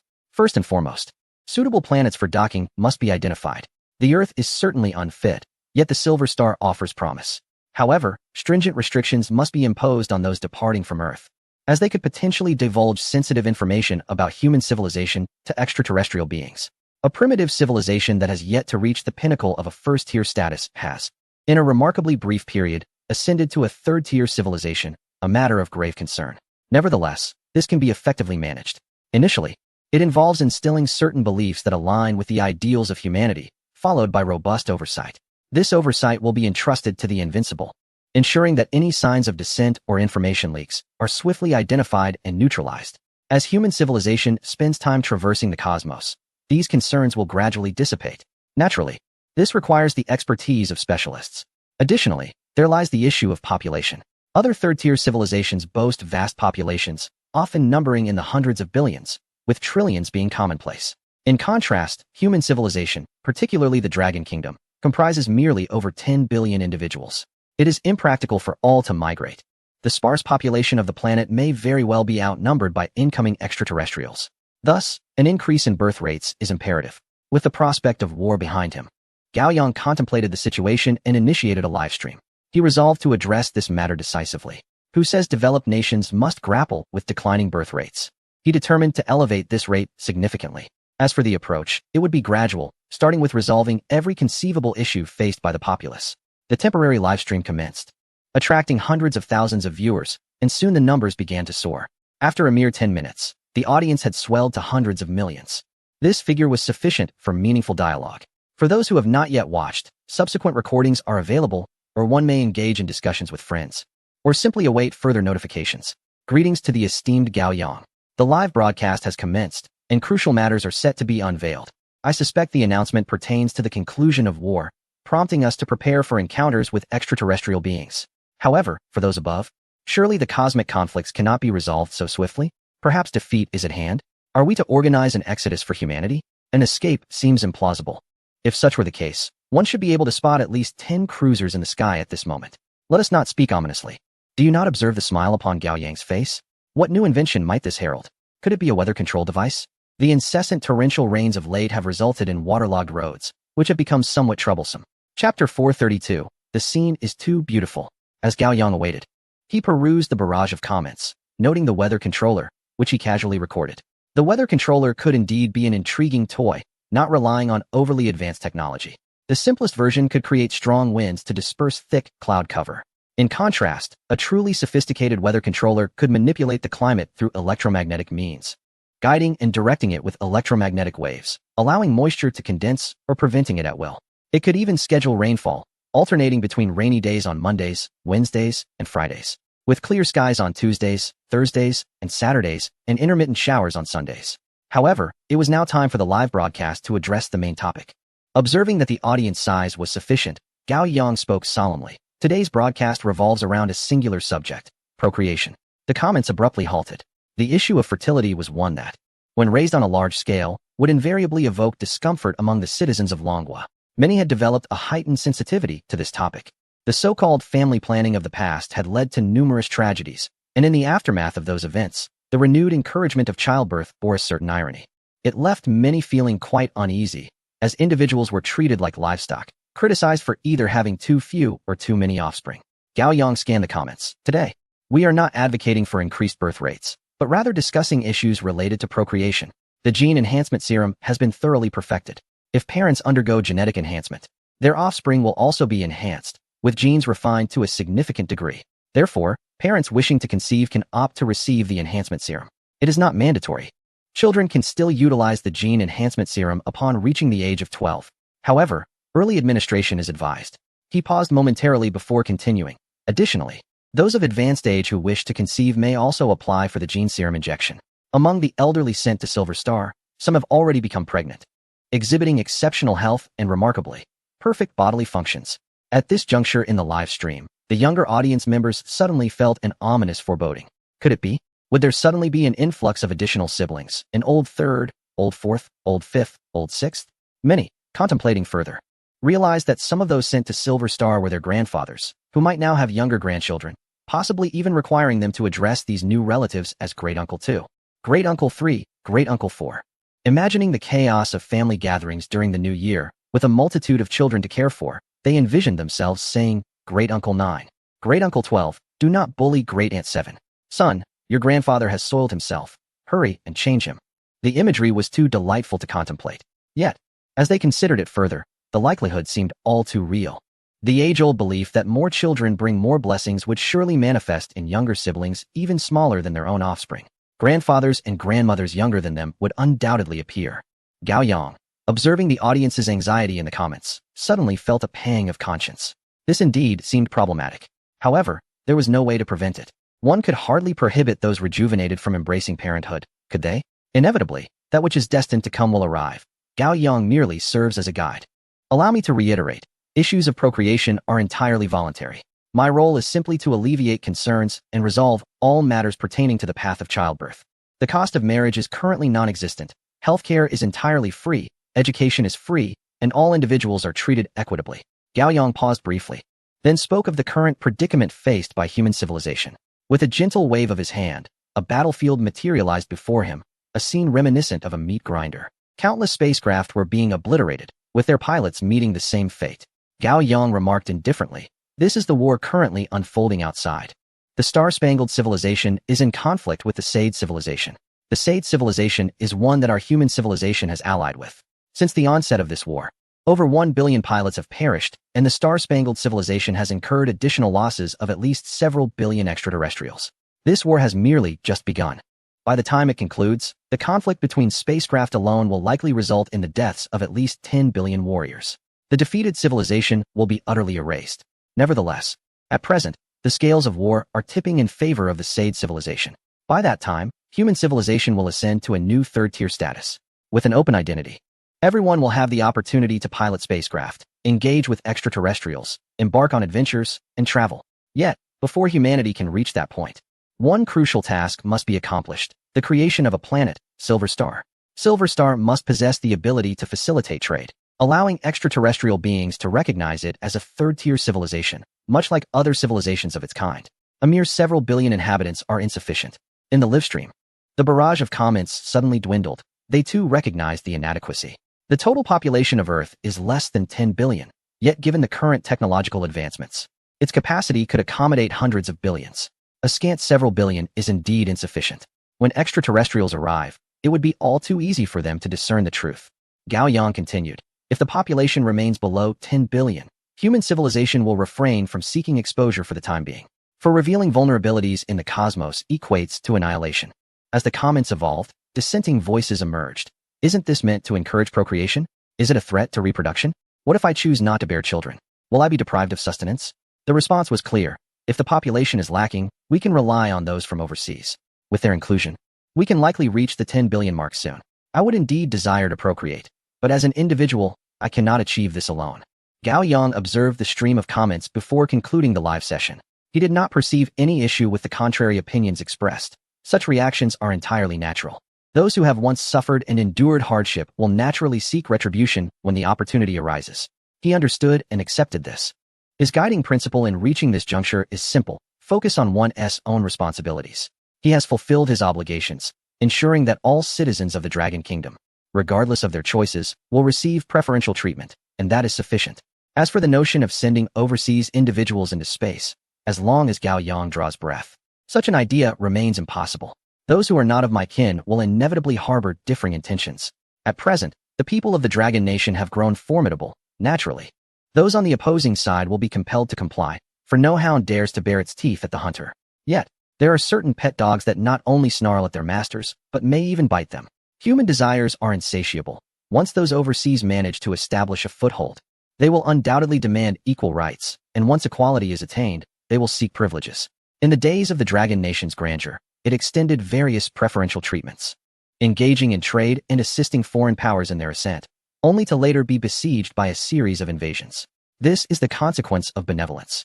Hence, Gao Yang is resolute in denying them any opportunities. Ironically, the lack of subsequent chances has now necessitated a stance of maintenance, for animosity has long since taken root. The overseas forces now fervently seek to curry favor, yet this is solely because of their overwhelming strength. To continue progressing, the Dragon Nation must rely upon itself. This recent live stream was, in fact, quite successful, as the target of encouragement was never the youth, but rather, within a mere 2 minutes, it attracted millions of applications from middle-aged and elderly individuals. Chapter 433, Pseudo-Civilization. In truth, the direction chosen by Gao Yang is remarkably astute. Within a mere day following the conclusion of the live broadcast, the number of individuals applying for genetic serums surged to over 100 million. Their singular motivation was the desire to procreate. The majority of applicants were in their 30s and 40s, many of whom already had children, yet viewed this opportunity as a chance to expand their families, particularly since they belonged to a generation that had once faced restrictions. Among those without children, many in this age bracket yearned for offspring. The remaining demographic primarily consisted of individuals in their 60s and 70s, who, despite not having been limited, belonged to a category that welcomed any additional progeny. The prospect of reclaiming their youth was enticing. Consequently, the genetic serum cultivation tanks on Earth were put to full use. Over the ensuing year, humanity's population could potentially increase by several tens of millions, which seemed quite favorable. However, relying solely on reproduction to augment numbers posed significant challenges, requiring extensive time frames. It would be impossible to see results in less than a few decades, thus necessitating alternative approaches. The most viable solution, naturally, lay in robotics.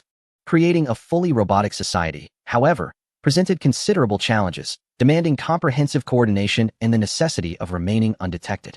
Coordination itself was relatively straightforward. Assigning specific roles to each robot was feasible, especially since robots were prohibited from functioning within civilization. Thus, they could be employed effectively. The more complex issue was avoiding detection, which proved rather troublesome. The production of robots would inevitably lead to some faulty units. If their underlying logic codes malfunctioned, exposure could lead to significant complications. Reclining on a chaise, Gaoyang contemplated possible solutions. Woody approached from the side, squatting behind him and gently massaging his temples, inquiring, "What are you pondering?" "I am contemplating the fabrication of a third-order civilization," Gaoyang replied. Woody paused, momentarily taken aback, even with her extraordinary computational abilities. She found herself hesitating. An ordinary individual would scarcely conceive of creating a fabricated civilization. In that fleeting moment of silence, she too considered Gaoyang's potential approach, a civilization entirely composed of robots. Most would likely not envision such a construct. She also recognized the challenges involved, particularly the paramount hurdle of stability. No matter how advanced a system may be, issues are bound to arise, and with at least tens of billions of robots, that translates to an equal number of systems, each carrying its own risk of malfunction. The emergence of previous mechanical civilizations had been precipitated by robotic rebellions. Moreover, the inclination for rebellion, embedded within the systems, is exceedingly difficult to detect unless continuous monitoring is enforced. Yet, this approach demands an extraordinary level of computational power. Woody remained silent for a moment, then declared, "I can attempt to maintain the entirety of this civilization. Each robot shall be under my control, regulating their every action. As long as they are not subjected to external harm, they will not reveal any flaws." Gaoyang glanced at Woody, recognizing her as the most dependable ally, given that she originated from the system and had undergone repairs therein. Furthermore, Gaoyang had subsequently upgraded Woody numerous times.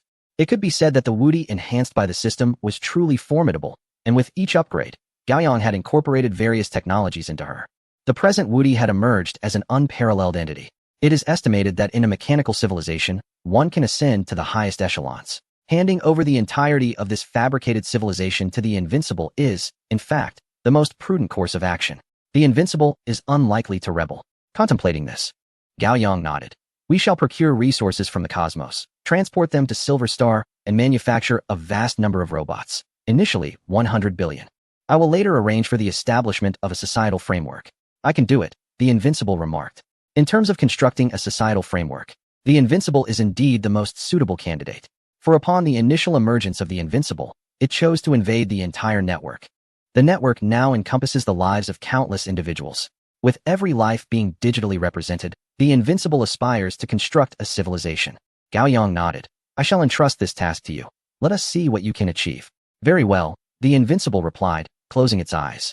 "I will need immense computational power to simulate a civilization. Please hold on." Gaoyang hesitated. "Simulation?" "Simulation is not quite the same as construction. Construction involves arranging according to current conditions, whereas simulation entails starting from scratch, embarking from 0 to 100. The Invincible had clearly misinterpreted his meaning. But such misunderstanding mattered little. Simulation demands greater rigor. As they waited, the lights aboard the spacecraft began to dim, and the illumination of the central controls swiftly extinguished. Then, in the heart of the control room, a figure emerged. This figure appeared somewhat stooped, and soon around it, trees, grasslands, rivers, lakes, and vast numbers of similarly stooped figures materialized. Primitive humans. Are we beginning the simulation from primitive man? In the astonished gaze of Gaoyang, flames appeared before the primitive humans, engulfing the mountains and forests, driving forth the prey they once sought. On the ground, after the flames subsided, food lay readily available. Thus, the primitive humans began to harness fire, hunting with flames and cooking their sustenance. Throughout this process, the surrounding food was swiftly consumed, and in the scorched environment, new prey could not rapidly emerge. The temporarily burgeoning population of primitive humans was compelled to migrate, venturing further to seek sustenance. Those who remained gradually discovered an abundance of fruit trees and edible plants surrounding their dwellings, which were essentially their refuge sites. Once seeds emerged, they were selectively cultivated, marking the nascent beginnings of agricultural civilization. This scene unfolded before Gaoyang in the form of a slideshow, as he loomed like a giant, surveying the entire world. He watched as the world advanced at a remarkable pace. With the advent of agriculture, tribes grew larger, initiating a path of expansion. Over the course of centuries, large settlements emerged. However, the climate began to undergo drastic changes, with a sharp drop in temperature leading to the demise of many primitive humans. Migration commenced anew. In the absence of food, those who fled survived, while those who remained perished. Following this calamitous climate, which left only 1 in 10 survivors, the primitive humans experienced a regression, with a significant loss of selectively cultivated seeds. Gaoyang gazed at the rapidly flashing images, pausing momentarily. Such calamities, he mused, have transpired numerous times in the history of Earth. Yet, is there truly a necessity for simulations? Indeed, in the prolonged embrace of frigid temperatures, certain creatures have adapted to the harsh climate, as have various flora. The likelihood of encountering a similar crisis in the future is thus considerably heightened. Furthermore, the survival of those who have migrated is a testament to the process of natural selection. They too have evolved. Gao Yang nodded in affirmation. Proceed. The scenes continued to flicker, symbolizing the relentless turning of time's gears in a frenzied dance. Following each disaster, there emerges a remarkable advancement. Gao Yang discerned that with every calamity, the capabilities of primitive humans exhibited a notable enhancement. In essence, nature has favored the emergence of the more intelligent and resilient among humankind. Chapter 434, The Invincible Relocation. Unbeknownst to them, the tribe grew larger and larger. To manage the tribe effectively, a more astute mind was required. As the tribe established its heritage, wisdom began to be passed down. Humanity acquired the ability to withstand the forces of nature. Along the riverside, large tribes emerged. Then, war commenced. There was no suspense. The formidable strongholds swiftly annihilated the smaller ones, consolidating land and enslaving captives. Gao Yang observed the unfolding scene, his brow furrowing gradually. Was this an inevitable occurrence? The imagery continued, revealing that the powerful tribes did not endure for long. They collapsed from within. Some were driven to desperation by harsh governance, while many cooperated, leading to swift victories. However, it was not long before a change of leaders occurred again. After years of warfare, life had become exceedingly difficult. Many chose to migrate to distant lands. An increasing number of individuals opted to depart, with sparks of hope spreading across the globe, and the human population began to surge. Wherever survival was possible, humanity thrived. Then, war erupted once more. After all, wherever resources existed, humanity would follow, and conversely, wherever humanity resided, resources were found. Following the onset of war, there was a tremendous enhancement in the technological advancement of human civilization, or rather, war-compelled progress. Without progress, defeat was inevitable. Much like the history of human civilization, invincible troops emerged for a generation, only to be swiftly met with solutions that rendered them obsolete. The cycle of life continued unabated. Once, the heavy cavalry charged fearlessly, their swords striking down all in their path, turning foes into mere flesh and blood. Yet, it was soon discovered that a few trenches dug into the ground could perfectly counter this force, leading to their own demise in a single charge. Eventually, due to exorbitant costs, maintenance difficulties, the challenge of training soldiers, and the scarcity of good steeds, their battlefield performance faltered, leading to their dismissal. Ultimately, they could only appear as surprise troops, but with little success, they were ultimately discarded. The wars depicted employed every conceivable strategy until the advent of firearms, which once again transformed the nature of warfare. Following this, the boiling of water heralded the steam age, unfurling the curtain on the Industrial Revolution. The first to enter the industrial era unwittingly provided a bridal gown for the second force to follow. With this bridal gown, the second force initiated a unified global action. Transportation easily reached every corner of the world, providing convenience and speed. As everyone rapidly developed post-unification, temperatures dropped, ushering in a prolonged snowfall. The entire planet was cloaked in silver. The surface became inhospitable for human life, prompting the excavation of an underground world, a vast expanse of activity, which restricted population growth. However, technological advancement shifted focus inward. As underground development progressed, so did technological sophistication. Mining vehicles, airborne transports within expansive subterranean spaces, internal architecture, air regulation systems, temperature control, humidity management, and a multitude of technologies were developed alongside the evolution of the underground realm. Once the technological level reached a sufficient height, ascending to the skies became imminent. A vehicle ascends directly into the cosmos, vanishing into oblivion, only to be succeeded by the emergence of a rocket. Subsequently, the surrounding planets undergo a process of development while internal advancements continue. This timeline stretches considerably, marked by several upheavals, where civilization is overturned, leading to calamity, followed by a resurgence of civilization, even surpassing previous heights. One fateful day, the method of spatial leap is discovered, and the advent of this engine offers the civilization an opportunity to venture further into the universe.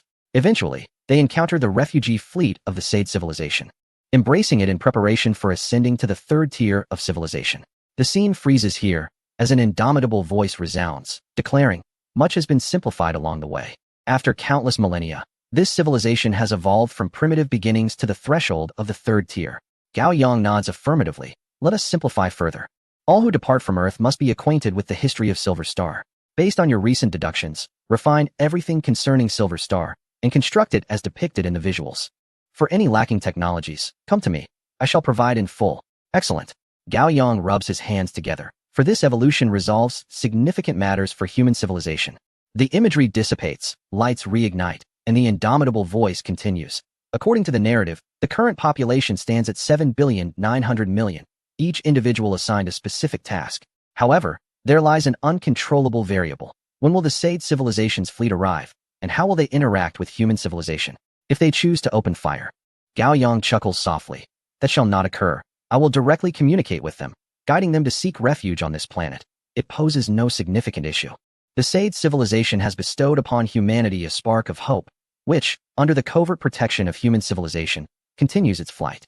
Providing them with an address and relevant information shall suffice. The Indomitable One contemplates. In that case, there are no issues. We can commence immediately. I shall allocate a cruiser to transport your core, alongside an extensive array of construction equipment. Very well. The Indomitable One nods again, then inquires, should we convene a meeting?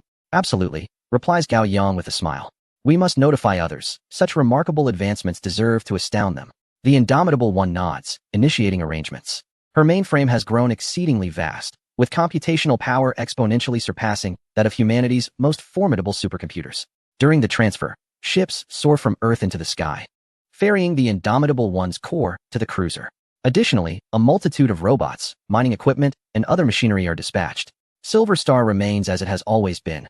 However, it is poised to be extensively excavated, as subterranean cities are on the brink of emergence. This pseudo-human civilization's greatest strength lies in its internal development. To strive outward, in pursuit of becoming a third-tier civilization, would inevitably attract the attention of external civilizations. This civilization's prowess resides in its unwavering focus on internal growth. Upon reaching a certain threshold in external expansion, it swiftly ascends to the third tier, only to be discovered by the Sade civilization. The narrative crafted is truly exceptional. The cruiser has embarked. From this moment forth, the Invincible shall take root within the Silver Star. Any attempts to transmit messages or control commands beyond the Silver Star must rely solely on quantum communication, which is limited in bandwidth. Consequently, the Invincible's dominion over genuine human civilization will diminish. Furthermore, Gao Yang has no intention of creating a second Invincible. Such an endeavor is unnecessary. In the future, management of humanity in space will be a shared responsibility, with the Invincible overseeing a portion while allowing humans to govern the remainder. This approach will enable human civilization to adapt more effectively to external cultures, ultimately facilitating their separation from, and eventual oblivion of, the Invincible's existence. The aspiration is for human civilization to ascend to become one of the three preeminent civilizations. Chapter 435. Luring the serpent from its lair. Not long after the cruiser departed, the Silver Star commenced significant internal renovations. The initial focus was on the development of the underground city. A fleet of mining vehicles surged through the subterranean depths, refining all metallic materials in their path, while waste materials were collected by external resource vehicles. Although deemed waste in the mining process, these materials would prove invaluable in subsequent renovations, playing a crucial role in the transformation ahead. A multitude of mining vehicles excavated vast caverns beneath the Silver Star, with rocky surfaces above and below, and corridors extending towards additional chambers. These numerous caverns formed the very foundation of the city. Following the emergence of these grand voids, the abundant materials previously extracted were assembled into production lines, initiating the manufacture of robots. An impressive number of industrial robots were produced and deployed for the construction of the underground levels, which progressed with remarkable speed. Every aspect of production adhered strictly to the predetermined style and specifications, akin to stacking building blocks. Underground cities arose rapidly, one after another. Simultaneously, the Invincible entity placed its core processors within the heart of each city, accompanied by a cache of explosives. With a mere thought, the Invincible could obliterate an entire city. This design intended to swiftly erase all traces once the anomalies were detected. Within a month, the underground city reached completion, paving the way for the production of robots. Each robot emerged imbued with a singular mission and would remain unaltered, tasked with its designated role for many years, as long as humanity required concealment. However, these robots possessed no consciousness, as all were under the control of the Invincible entity. As the city rapidly developed, the conflict between the Sid civilization and the Star Stripe civilization entered its second phase, a formal counteroffensive. In just 1 month, The Sid civilization successfully captured 300 million elite vessels dispatched by the Star Stripe civilization at the cost of 150 million of their own. Including the fleets lost before and after, the total casualties reached 300 million. The combined losses for both civilizations amounted to 600 million vessels, which, given that each ship was operated by 3 extraterrestrial beings, translated to a staggering 18 billion lives lost. In a mere 2 months, the casualties exceeded the total population of the Dragon Kingdom. The brutality of war was palpable. Yet, the situation favored the Sid civilization remarkably. The recently destroyed vessels were, with the assistance of human civilization, transformed into a fully operational fleet. Coupled with the 50 million intact vessels that had not been lost, the Sid civilization's fleet swelled to 550 million. The 50 million vessels were already en route to intercept the fleet of the Star Stripe civilization, which found itself in an awkward position. Initially dismissing the Sid civilization, they had launched a fleet of 12 billion, only to be thwarted en route. Under normal circumstances, the operations of the Star Banner civilization would encounter no issues. At least, without any assistance from other civilizations. Their fleets would have already obliterated the remnants of the Sade civilization. However, with the backing of human civilization, their 12 billion patrol ships were intercepted.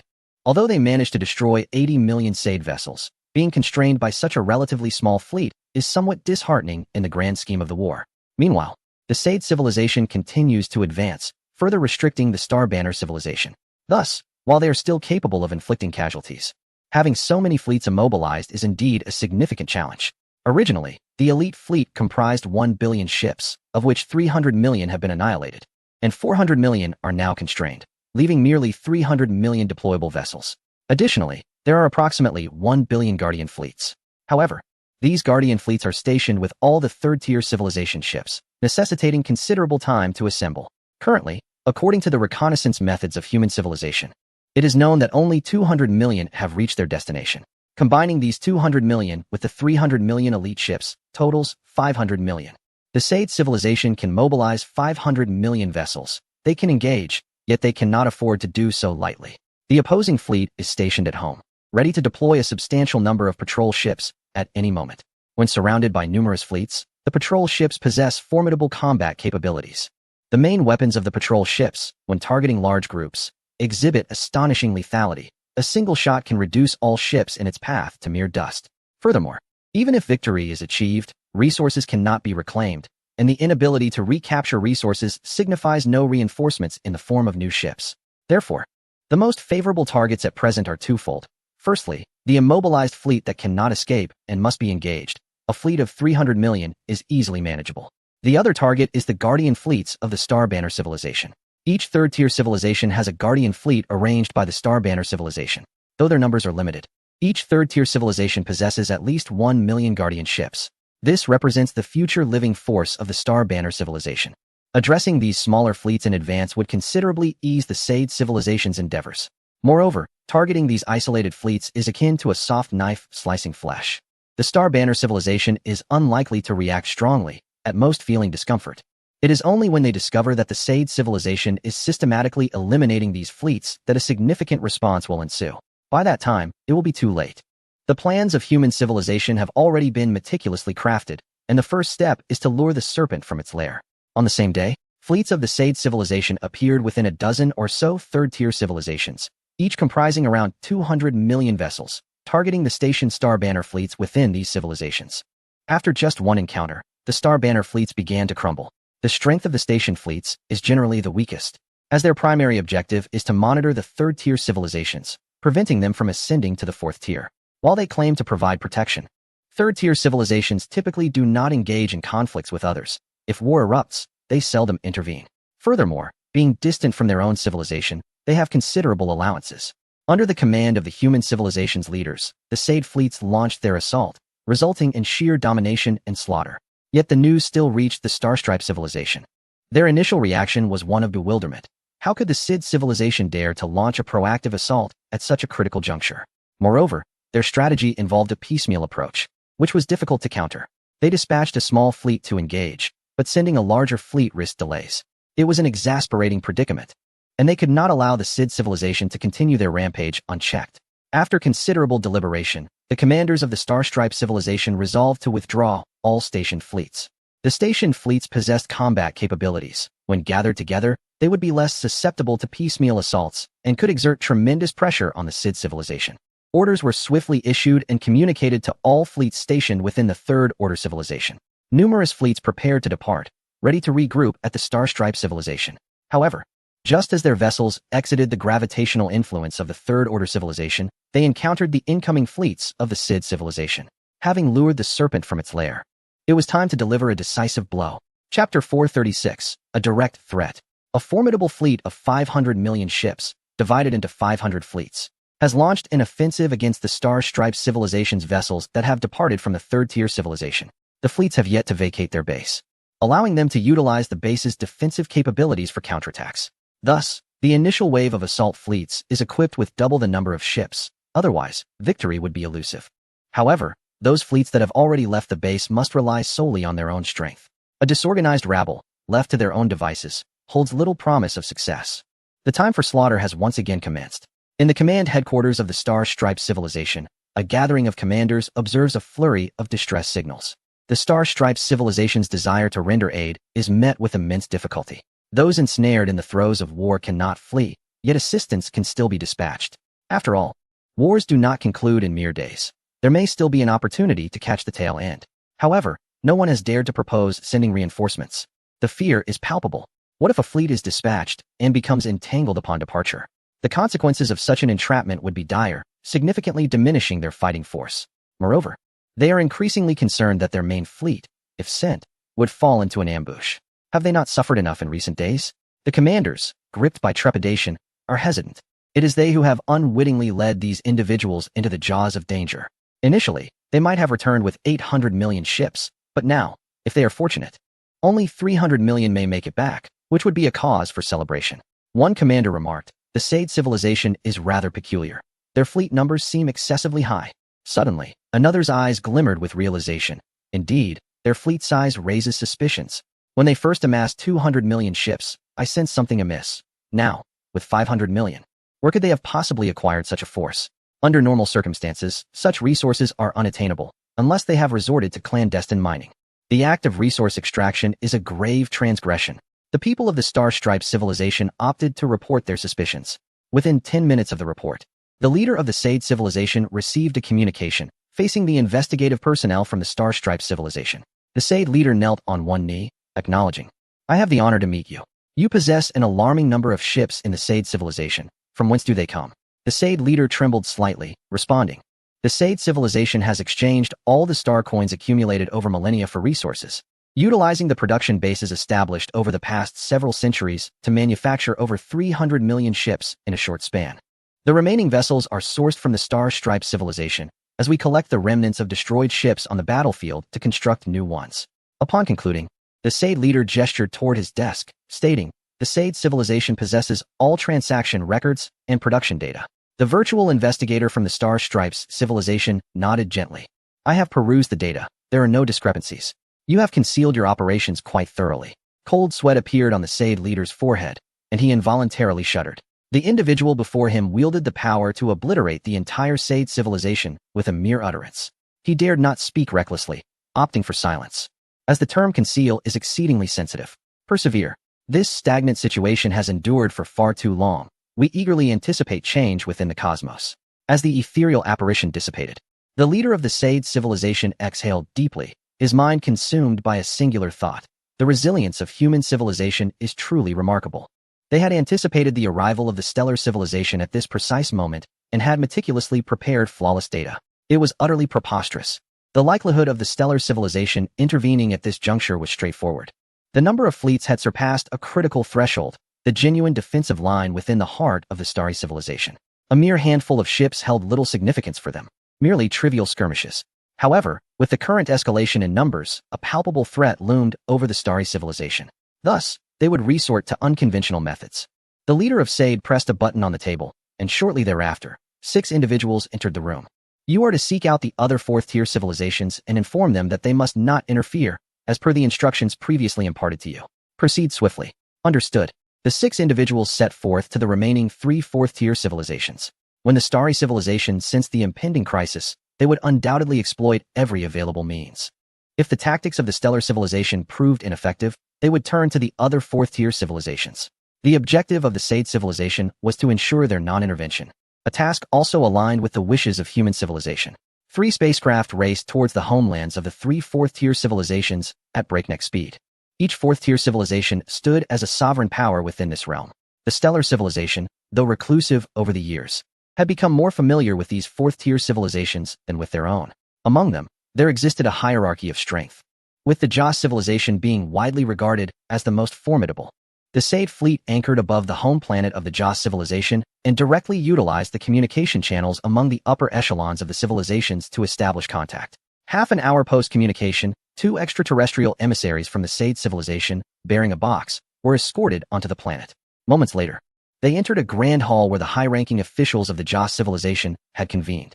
The arrival of these 2 individuals was treated with the utmost seriousness, as they represented a civilization akin to their own. The Sade emissaries slightly inclined their bodies, addressing the leader of Joss. "We have come in the name of the Sade civilization, bearing a gift." Upon opening the box, a broken sword was revealed, encased in a sealed, transparent container, revealing its weathered surface, suggesting it had endured the ravages of time. Despite its relatively good preservation, it appeared quite dilapidated. This was one of the 10 legendary swords of the Sade civilization, known as the Soul Breaker. In ancient times, the Sade civilization was divided into numerous tribes, and during a conflict with another tribe, an external civilization intervened in the war, uniting forces against the Soul Breaker tribe. In a single day, every warrior capable of combat from the Soul Breaker tribe was swiftly eliminated by the temporarily allied civilization. Within a month, all warriors of the Soul Breaker tribe had perished, while the intervening civilization suffered catastrophic losses. As the tale unfolded, the atmosphere in the hall shifted. The representatives of the Sade civilization had come bearing a veiled threat. The emissaries continued. "The Soul Breaker is the blade of the sovereign of the Soul Breaker tribe. When the sword breaks, so does the life of its wielder. The Sade civilization has initiated this challenge, unafraid of death. This is a conflict between the Sade civilization and the Star-Spangled civilization, regardless of victory or defeat. The Sade civilization will accept the outcome. However, should you dare to intervene in this war, we, the Sade civilization, shall emulate the spirit of the soul-severing king and retaliate with all our might." One wonders if, at that juncture, the Star-Spangled civilization will come to your aid. At this point, the envoy raised his gaze towards the leader seated at the highest position, his eyes fixed intently. "We, the Sade civilization, fear not annihilation. Should you meddle, we shall undoubtedly deploy stellar weaponry. Whether we face extinction or a more thorough obliteration matters little to the Sade civilization." Chapter 437, A Step Too Late. The atmosphere in the Grand Hall had nearly solidified, as if war were on the verge of erupting. The representatives of the Sade civilization appeared oblivious to the impending doom. It was highly probable that their civilization would face extinction in this conflict. Yet, if they were to survive, they harbored hopes of dismantling the Starry Stripe civilization and forging a deep alliance with the Joss civilization in the future. Bowing once more, the 2 envoys of the Sade civilization rose. "It is a pleasure to meet you all. We must return to the battlefield, uncertain if we will survive the war. If fate allows, we shall meet again." As the 2 Sade envoys turned to leave, the frozen atmosphere in the hall gradually dissipated. One individual remarked, "The Sade civilization is formidable. They have managed to corner the Starry Stripe civilization to this extent." Formidable is an understatement. Another added, "Their blatant threats almost imply that they are confident in their ability to overpower the Starry Stripe civilization without our interference." The leader of the Joss civilization lightly tapped his fingers on the table, prompting the room to fall silent. "We have just received word that the fleet of the Starry Stripe civilization has set sail towards us, likely seeking aid. Shall we intervene?" Some gazes drifted towards the broken sword at the center of the hall. This rusted relic, a product of rudimentary forging, was the epitome of uselessness. Yet, it bore the name Soul Breaker, capable of severing both one's own spirit and that of the enemy. This artifact wielded a deterrent power even against fourth-tier civilizations.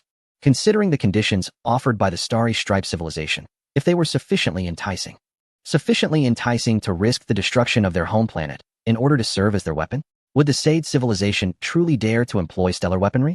Why not? With their civilization on the brink of annihilation, preserving a flicker of hope was of little significance. Rather, they might as well seek vengeance with all their might. Stellar weaponry could obliterate this sun, and with the strength of the Joss civilization, they could likely evacuate most of their living forces. However, the destruction of their home planet was intolerable.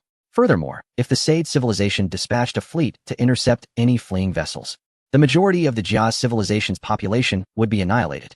The aftermath could prove catastrophic, and they might end up discarding all the terms proposed by the Starry Stripe civilization. The Jia's leader surveyed the silence in the room.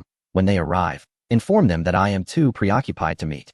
We will not cooperate, nor will we offer assistance. It was a hard-earned position for their civilization to have reached this point.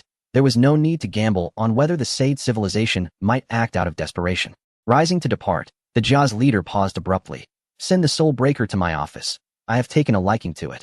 Additionally, message the Sade civilization to inform them that should they prevail, we shall consider cooperation. Thus, this scene unfolded almost simultaneously among the three fourth-tier civilizations. Although the specifics varied, their decisions converged. All fourth-tier civilizations chose to abstain from involvement. Were they afraid of the Sade civilization? Not in the slightest. What they feared was the Sade civilization's potential to decimate too many of their living forces in the aftermath of an eruption, jeopardizing their current standing. Though all were fourth-tier civilizations, their territories varied in size. The expanse of their domains dictated the pace of their development. Once a homeworld is obliterated and the fleet suffers substantial losses, it is inevitable that vast territories will be relinquished. The abandoned territories will swiftly fall into the hands of other fourth-tier civilizations, which will then transform portions of these planets into fortresses. Over time, reclaiming these lands will become exceedingly arduous, solidifying their hold. Thus, each fluctuation in territory is a significant event, occurring infrequently and with great consequence. They do not wish for the star-spangled civilization to suffer grievously. However, in the end, they bear the greatest losses. The emissaries of the star-spangled civilization subsequently arrived at the three civilizations, yet without exception, all efforts ended in failure. Even the promise of substantial rewards proved futile. While they contemplated the extent of benefits to offer, the three fourth-tier civilizations focused on preserving their current holdings, wary that greed might lead them to forsake what they already possessed. The upper echelons of the star-spangled civilization were left bewildered. They were willing to cede such vast territories, yet no civilization took action. This was perplexing. However, with others refraining from intervention, they had to rely on themselves. A contingent of individuals from the star-spangled civilization hesitated. Normally, their victory would be assured. Yet, the odds swiftly shifted from a favorable 9-1 to a more daunting 2-8, and now had deteriorated to a mere 3-7. With the odds at 3-7, the star-spangled civilization found themselves at a loss for effective strategies. Their fleet, despite being substantial in number, had been hindered. 12 billion plus 4 billion elite units amounted to a total of 16 billion. With 3 billion elite units remaining on their home soil and reinforcements set to return, although they had lost at least 6 billion units to interception, 6 billion still remained. Thus, in total, they had 25 billion units. To date, in this conflict, they had already incurred losses close to 10 billion units and 30 billion warriors. The losses for the Sade civilization appeared somewhat less severe, with approximately 150 million units depleted through attrition and subsequent warfare likely costing around 3 billion.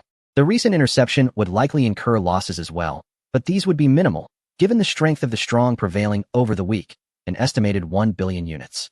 Altogether, losses amounted to 550 million. The star-spangled civilization found themselves in a surprisingly disadvantaged position. This was utterly absurd. Yet, regardless of the absurdity, they had to persist in the fight. With 9 billion deployable units and 16 billion constrained, they could surely overwhelm the estimated 5 billion units of the Sade civilization. However, the pressing concern remained. The 16 billion units were restricted, while their homeland required safeguarding. The command center of the star-spangled civilization, with the commander gazing at the star map, revealed the current deployment of forces and other pertinent details. There could be no further delay. The Sade civilization was evidently growing stronger. Over the years, their foundation had likely become remarkably robust, bolstered by warfare, and they were rapidly augmenting their surface combat strength. If predictions held true, this time they were targeting the garrison fleet, specifically the ships of the station fleet. Should 6 billion ships be destroyed, they could procure 6 billion units for their own fleet.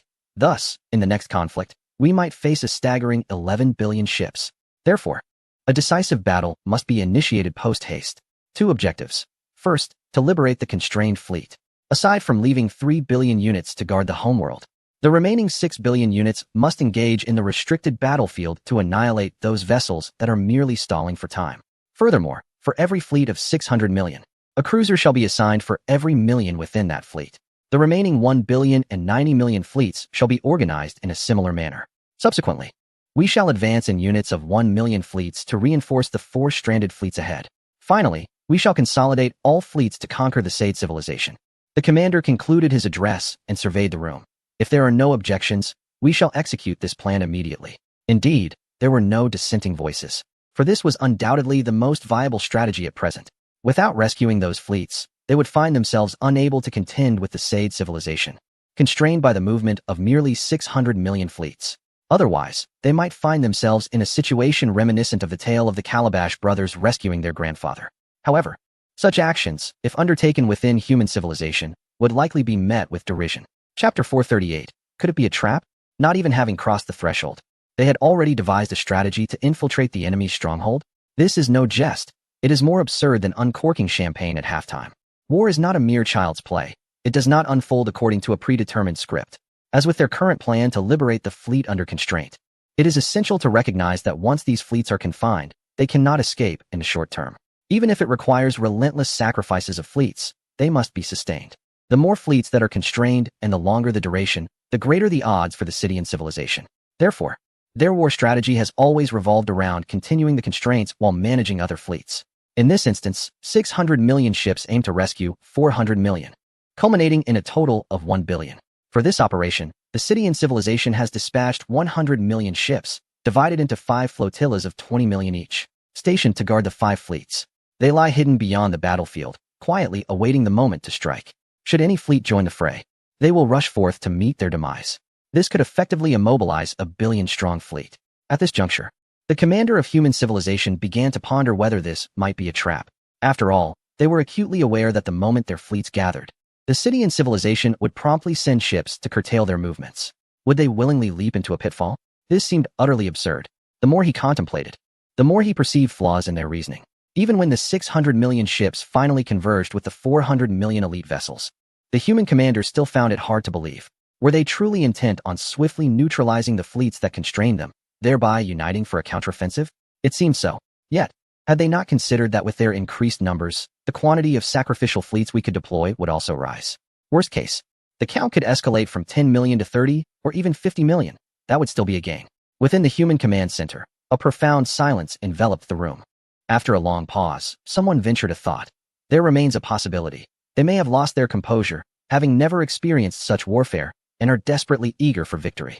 How can one achieve success when overwhelmed by urgency? A chuckle arose in the room. Then we need only to dismantle their forces one by one. The 4 vanguard legions, each boasting 300 million ships, can be our initial targets.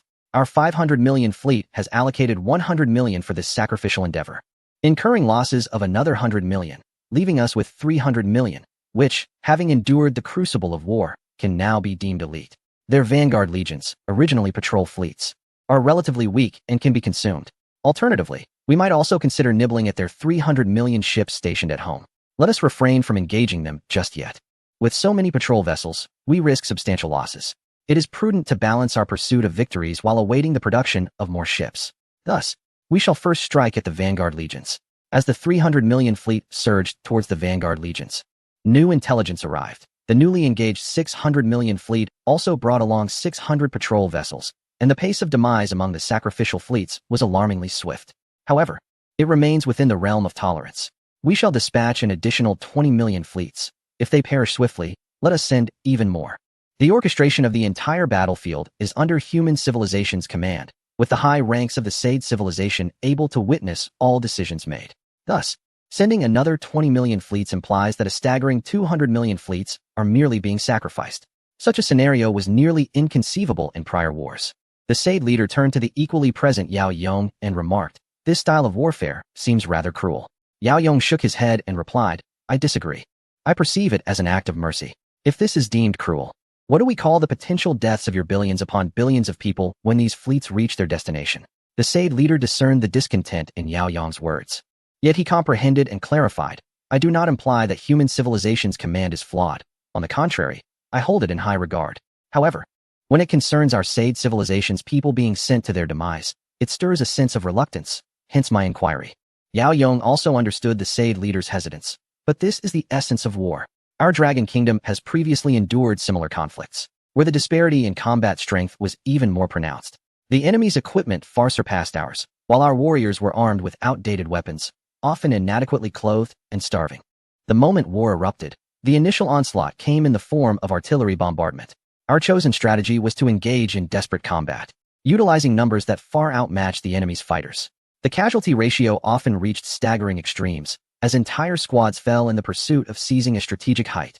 After one group perished, another would rush forward to claim the advantageous terrain.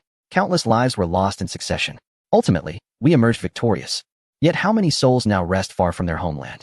Yao Yong gazed at the Said leader. This is war. If one fears pain, then one should simply extend their neck. A swift blade will spare them the agony. His demeanor was devoid of emotion, reflecting his representation of human civilization. A duty to maintain a certain image. He had only conveyed half of his thoughts. The other half reflected on the Dragon Kingdom's past wars, where its generals were valiant and strategic, triumphing against the odds. Just as we do now. While the meeting unfolded, a significant battle commenced anew.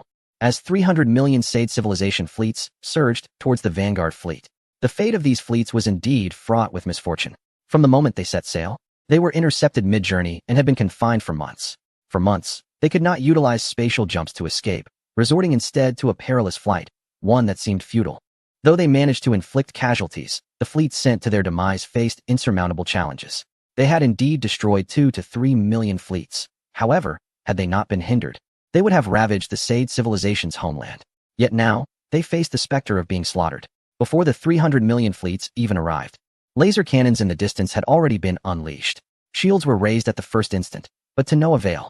The trajectories of all laser cannons had been meticulously calculated. 6 beams targeted a single vessel, which was obliterated without a trace of suspense. The Star-Spangled Civilization's fleet opened fire in the direction of the assault, yet at that moment, their efforts proved futile. The tactics employed by the Said civilization this time resembled a game of whack-a-mole. From a distance of over 1 million kilometers, they struck and immediately retreated. After withdrawing, they changed their angle and unleashed another barrage from afar. With each successive volley, the Star-Spangled Fleet suffered significant losses. They found themselves unable to flee. Within their ranks, the Said fleet wreaked havoc like a stirring spoon in a cauldron, emitting chaotic magnetic fields while darting about. In their desperation, the crew contemplated self-detonating their ships, aiming for mutual destruction. Such tactics were exceedingly unscrupulous. Chapter 439, A Draw of Fortunes.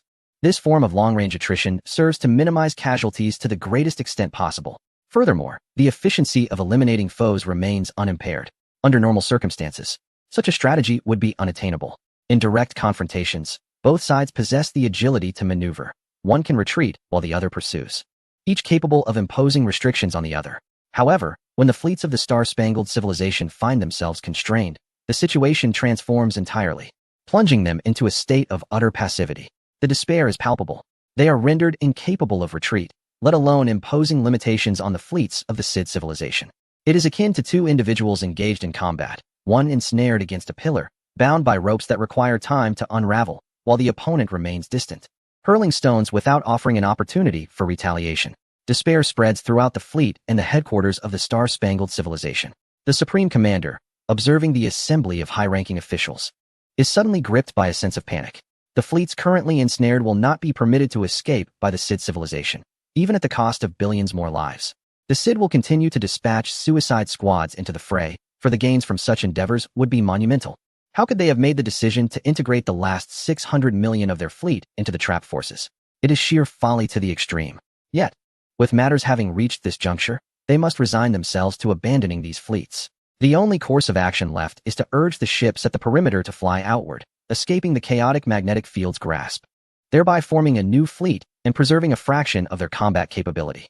The Star-Spangled Civilization must prepare for the forthcoming battles. Firstly, the construction of new vessels must commence.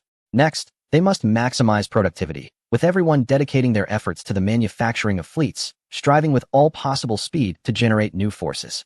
The warriors of the Star-Spangled Civilization are numerous, and the rate of fleet production is rapid. What should have been a straightforward route has devolved into a war of attrition. This indicates that the outcome of the conflict has reached a precarious equilibrium. In fact, it may not even be a 50-50 chance. The opposing fleet's strength could prove even greater, potentially leaning towards a 40-60 disadvantage. Let the seed plan commence.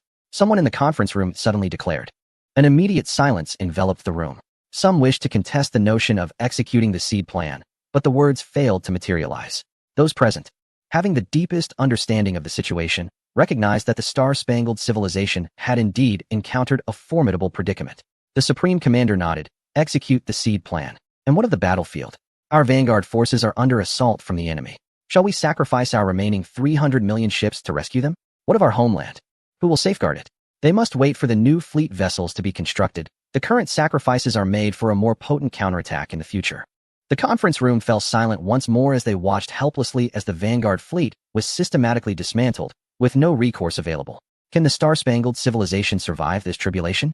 Meanwhile, in the command center of the Dragon Kingdom, a gathering of dignitaries scrutinized various reports emanating from the battlefield.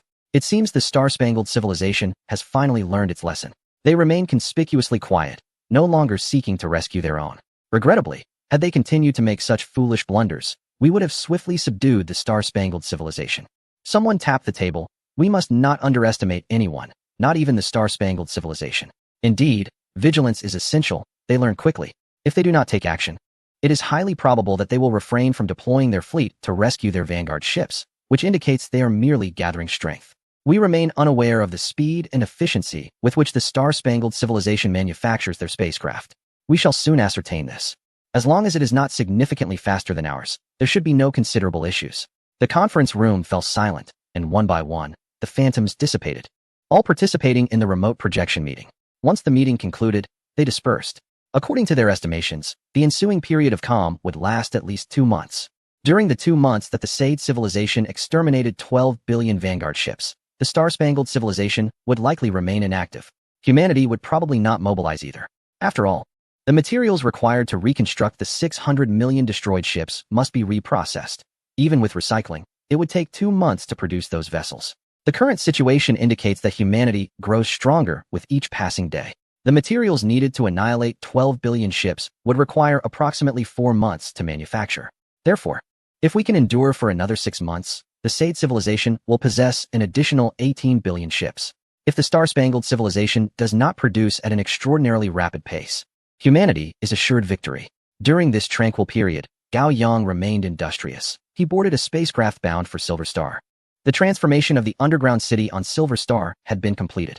Now, 400 large cities exist here, housing a population exceeding 100 billion. Of course, apart from one small city, all the others and their inhabitants are mere fabrications, robots in disguise, exceptionally lifelike robots. Upon arriving at Silver Star, Gao Yang beheld the planet blanketed in snow and turned to the influential figures behind him. Let us explore individually and reconvene in 3 days. He refrained from disclosing the circumstances of Silver Star to these individuals, believing it would better test for vulnerabilities. A few exchanged glances, some hesitating. Why had Gao Yang brought them here when the Dragon Kingdom required their assistance? However, Gao Yang's actions surely bore purpose. The spacecraft entered the transfer station on Silver Star. Within the station, numerous individuals milled about, comprised of both real and artificial employees. Gao Yang could discern no difference with the naked eye. Conversing with the employees yielded no clarity either. To identify a robot, perhaps only a select few extraterrestrials with unique abilities, such as those possessing innate magnetism, could accomplish this.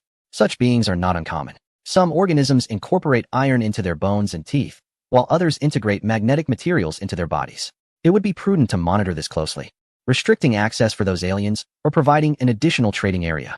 Observing several dignitaries boarding the hovercraft, Gao Yang followed suit. The hovercraft is also capable of space travel. Upon departing the space transfer station, it plunged directly downwards. Viewing Silver Star as humanity's second mother planet, approaching it with a relaxed mindset felt profoundly different. Gazing upon the vast expanse of the pristine planet, adorned with snow-covered icebergs, rolling hills, and valleys blanketed in white, one cannot help but marvel at its sheer beauty. This celestial body is home to life forms capable of withstanding extreme cold, offering significant research potential. As I admired the breathtaking scenery from above, the flying vehicle swiftly descended to the ground. The snow on the surface was rapidly swept away by a fierce gale, revealing a platform beneath. Once the vehicle alighted upon the platform, it began to subside, leading us into an underground city. Simultaneously, a voice resonated. Master. It was the unmistakable voice of Invincible. Laced with surprise, upon Invincible's arrival, the majority of his attention was fixated here. Gao Yang smiled and inquired, "How have you been faring?" "Very well," Invincible replied. "Has there been any malfunction within the city's operations?" "Indeed, there have been numerous issues. Many calculations are not absolute values, leading to persistent problems." Chapter 440. The current state of the Silver Star. Initially, I contemplated patching the flaws, yet it has now become unnecessary. Discrepancies are, in fact, a hallmark of normalcy. Much like human civilization, if we could achieve flawless resource allocation, there would be no wastage and no disparity between the affluent and the impoverished. However, These endeavors are fraught with complexity, hinging upon the delicate balance between need and excess. Ultimately, I discerned that imperfections and complications render the experience more authentic. The existence of errors necessitates the management of intricate issues, leading to the establishment of a system designed to address erroneous information, which has proven remarkably effective. Gao Yang nodded with a smile. Impressive. Is the computational power sufficient? Indeed, I replied. The computational capacity of each robot is reliant on the chips embedded within them, placing no burden upon myself. Moreover, should I require substantial computational resources, I can instruct all robots to cease their current tasks and assist in the calculations. With billions of robots at my disposal, the sheer computational prowess is formidable. Unbeatable paused momentarily. This aligns perfectly with the essence behind the name I chose. Gao Yang chuckled in agreement. I'll take a look around first. Upon descending to a certain depth, the grand doors swung open, revealing a vast hall. Opposite the entrance, the wall bore the inscription, Jiang City, Level 12. This subterranean metropolis is named Jiang City, a counterpart to a city on the surface, while the 12th level denotes our current docking position. Within the hall, official personnel, entirely robotic in nature, exuded an uncanny resemblance to humans, their faces adorned with smiles. Upon noticing Gao Yang's approach, they offered a subtle nod without uttering a word. Gao Yang strode forward. What attractions does this level hold? What would you like to experience? The staff member replied. This level features 4 expansive shopping malls, an amusement park, 3 bustling food streets, and 2 pedestrian avenues. As they spoke, the staff member waved their hand gently, causing a virtual map of the level to materialize in the air. Gao Yang examined the map, which meticulously marked all recreational establishments. Is this your first visit? You can purchase or exchange transportation equipment here, such as flying discs. Flying discs? Show me, Gao Yang requested. The staff member glanced at Gao Yang in surprise, then produced a flying disc, this one. Gao Yang noticed the curiosity etched on the staff member's face, a reflection of genuine astonishment that he was unfamiliar with the object. He understood that these beings were expertly disguised, yet their mimicry was remarkably convincing. The flying disc was a levitating circular device, approximately 50 centimeters in diameter. Standing atop, it allowed one to soar through the air, albeit at a moderate pace, much akin to the small electric scooters once commonplace on Earth, albeit significantly faster. There was little cause for concern regarding safety. Those who had used enhancement serums could withstand even greater speeds without consequence. Gao Yang recalled the flying disc from his previous visit to an alien transit station, recognizing that Unbeatable had successfully replicated these items. It must be said, the craftsmanship was commendable. Are there other items aside from the flying disc? Indeed, the staff member replied, gesturing with a wave of their hand. A square door in the wall opened, revealing an array of auxiliary travel tools. Wandering through the subterranean city, the assortment of items available proved sufficient, with a diverse selection exceeding a dozen varieties. Based on individual preferences, one could select at will. After inquiring about the prices, Gao Yang opted to rent a hoverboard and glided along the streets. He observed the bustling crowd engaged in remarkably authentic conversations. Keenly, Gao Yang listened in, absorbing snippets of their mundane yet intriguing dialogues, gossip with origins, tales of neighbors, and anecdotes of daily life. He even overheard a father imparting wisdom to his son on how to navigate challenges, rendering the atmosphere so vivid that Gao Yang felt as if he were encased in reality itself. The exchanges and movements of the people mirrored those of actual humans. This sensation was shared by the prominent figures he had brought along, who now appeared utterly bewildered. Each had been dispatched to different sectors of the city, and now, standing in the subterranean realm, they regarded the ebb and flow of passers-by with a complex mix of emotions.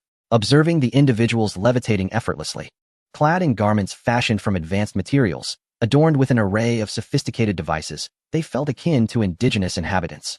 A wave of astonishment and confusion washed over them. This was Silver Star. What city could possibly exist here? And who were these people? The sheer volume of humanity traversing the streets suggested a population in the millions, perhaps even exceeding 1,000. Where had they all come from? Was this the second human civilization in the cosmos? General Feng, momentarily dazed, surveyed his surroundings, feeling rather out of place.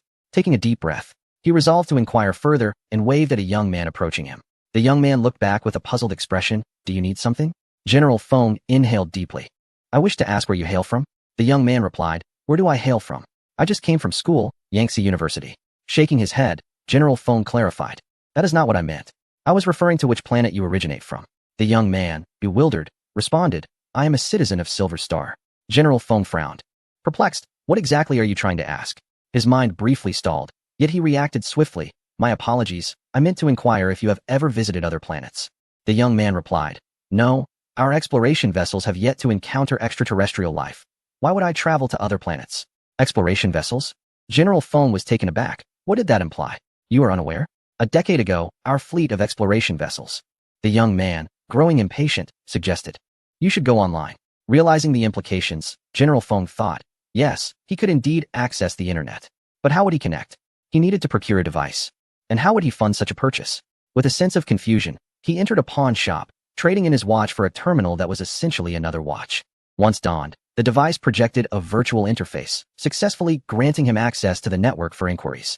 The text displayed was in Chinese characters, facilitating seamless communication and comprehension. Upon entering the network, the first subject General Feng sought to explore was history. The web page is refreshingly clear, devoid of advertisements, and the layout is distinctly organized.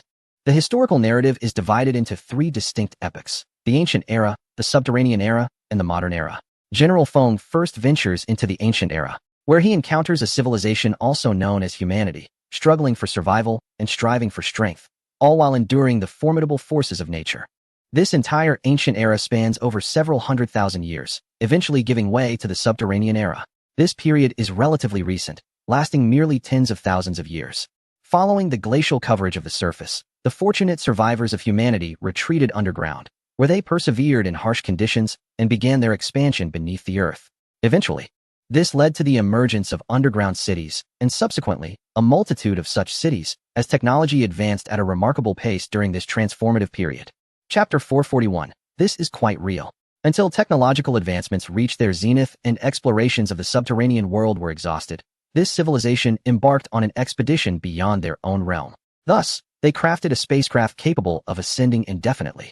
However, upon breaching the atmosphere, the vessel's engines faltered in the vacuum, leading to its tragic demise. This inaugural spacecraft was named the Gaze Upwards. Although the Gaze Upwards was lost, it transmitted crucial information back to its creators. Soon after, another vessel, equipped with fuel, ventured into the cosmos. A pivotal moment arrived when the inhabitants of this civilization realized that everything surrounding them was far too distant. Reaching a nearby planet would take years, and escaping the solar system would demand a century. A century. By then, a new generation would have emerged. They deemed further exploration futile and chose to focus inwardly, until, during this inward development, they stumbled upon the concept of a curvature engine. Thus, cosmic exploration resumed, albeit limited to a handful of nearby star systems.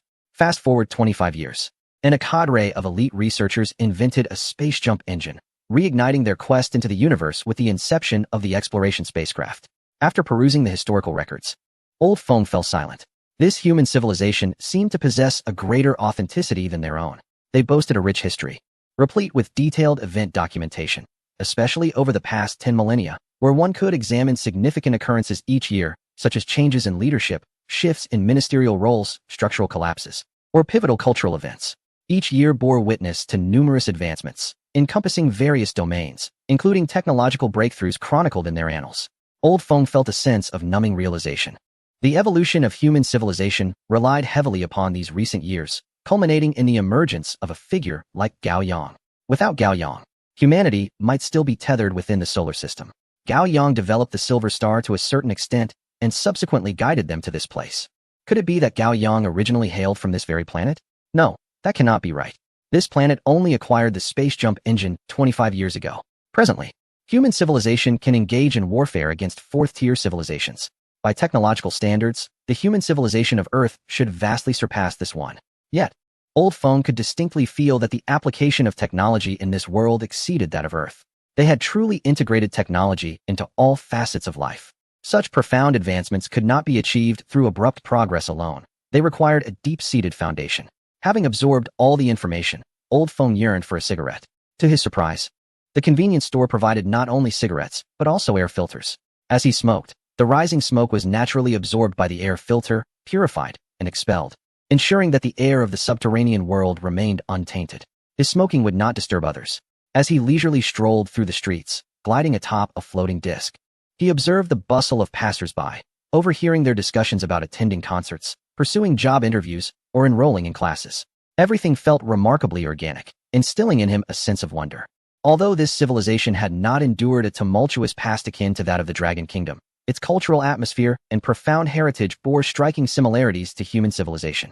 The sensation is quite intriguing. Should humanity's civilization encounter any unforeseen calamity in the future, it may still endure.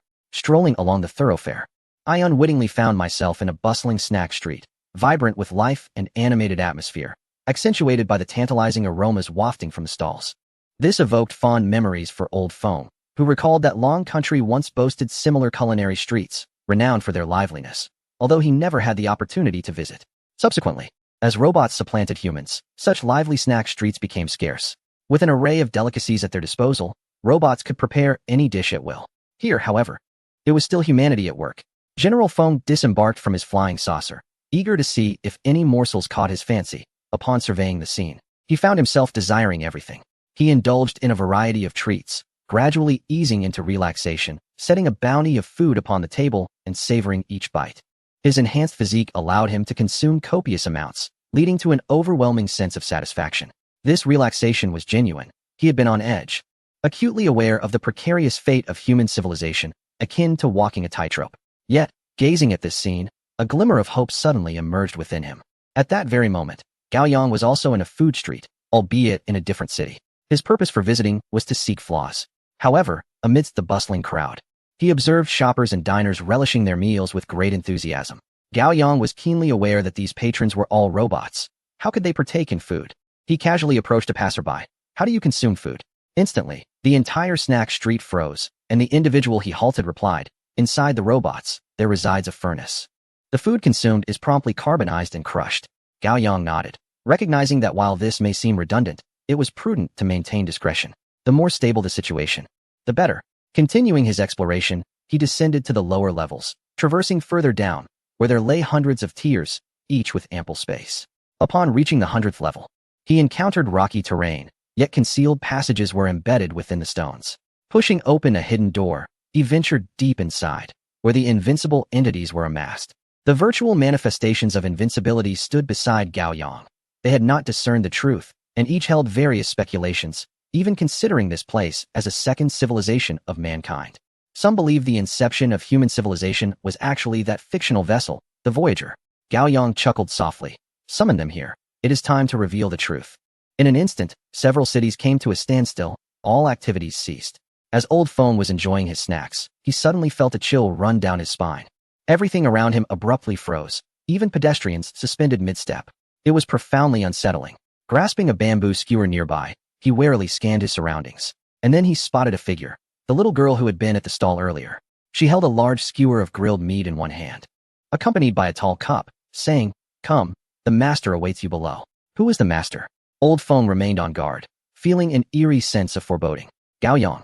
Old Fong suddenly came to a realization, his eyes widening in astonishment. Invincible? Indeed. Is this place not a fade? If you cannot discern its artificiality, then it must be genuine. Invincible proclaimed throughout the entire snack street, restoring the vibrant atmosphere that had just been present. Familiar sounds returned, the sizzling of barbecued meat, the cries of children, and so forth. A myriad of lights illuminated the night. Yet, General Fong abruptly grasped the truth. This was designed for robots. The current population of the Dragon Kingdom civilization is insufficient to sustain an entire planet. However, using robots to masquerade as humans, thereby populating the entire sphere, was a notion only Gaoyang dared to conceive. Moreover, it had been accomplished without a whisper. Chapter 442, right before our eyes. General Fong followed the Invincible into the underground world, directly entering the final core area. The young female robot handed a skewer to Gaoyang, saying, "It's mildly spicy. Do give it a try." As Gaoyang savored the skewer, he gazed at General Fong and remarked, "In a world like this, designed to host extraterrestrials, as long as there is no conflict, everything should proceed without issue." General Fong nodded in agreement. "Indeed, I cannot discern any problems. However, before genuine humans arrive, they must be made aware of the history here." By the way, is history fabricated? The Invincible affirmed, "It is indeed fabricated." Yet it required substantial computational power to enhance the internal details. General Fong settled into a nearby chair, observing as more individuals entered, his eyes widening in astonishment as he smiled. "What do you think? Incredible. I never imagined that everyone here is a robot, successfully deceiving us and the extraterrestrials. It seems effortless. My only concern is that some extraterrestrials may not abide by the rules. As for fourth-tier civilization aliens," General Fong chuckled, "the Sade civilization governs us.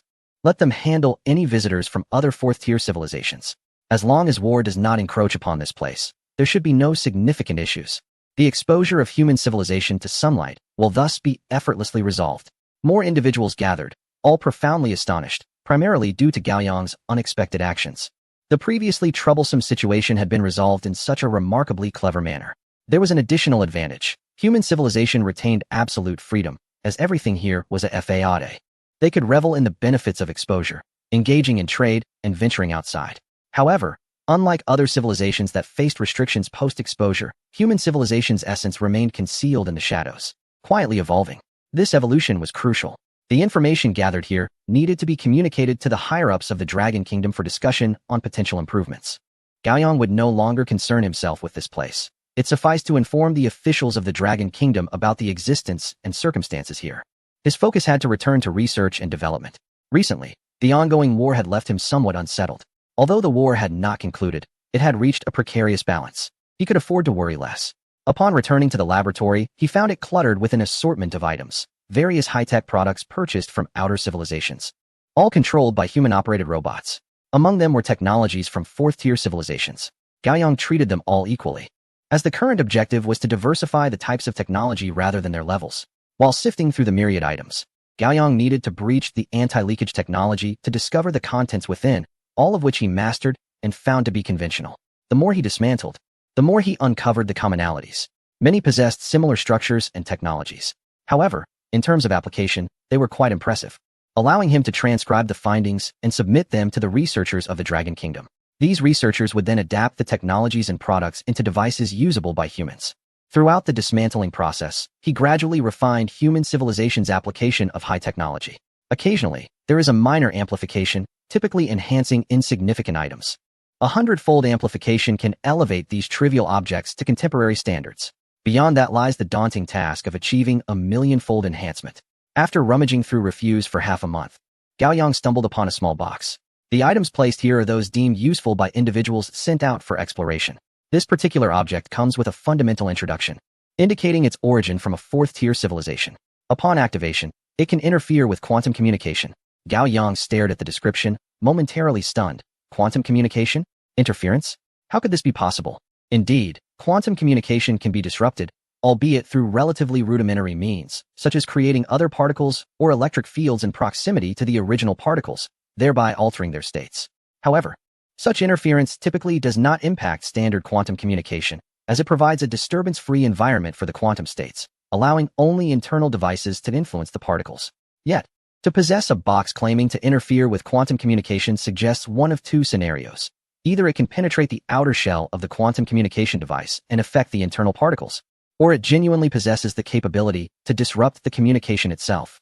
Currently, quantum communication relies on quantum entanglement, where two particles move and change synchronously, unaffected even across vast cosmic distances. This phenomenon is indeed remarkable.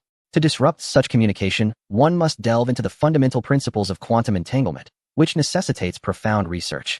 Gao Yang commenced testing to avoid dismantling the device without a subject for further experimentation. With the preparations complete, he activated the device and issued commands through quantum communication. Throughout this process, the particles remained under constant surveillance. He observed that his quantum particles were behaving normally, while the particles within the distant quantum communication device remained static. Quantum entanglement was rendered ineffective, confined. Upon shutting down the device and attempting communication again, this time, everything functioned flawlessly. Gao Yang's gaze towards the box transformed. He perceived a glimmer of hope for humanity's ascendance to a fifth-tier civilization. There is undoubtedly a chance. This technology surpasses the current understanding of scientific advancement. Even Gao Yang himself finds it incomprehensible.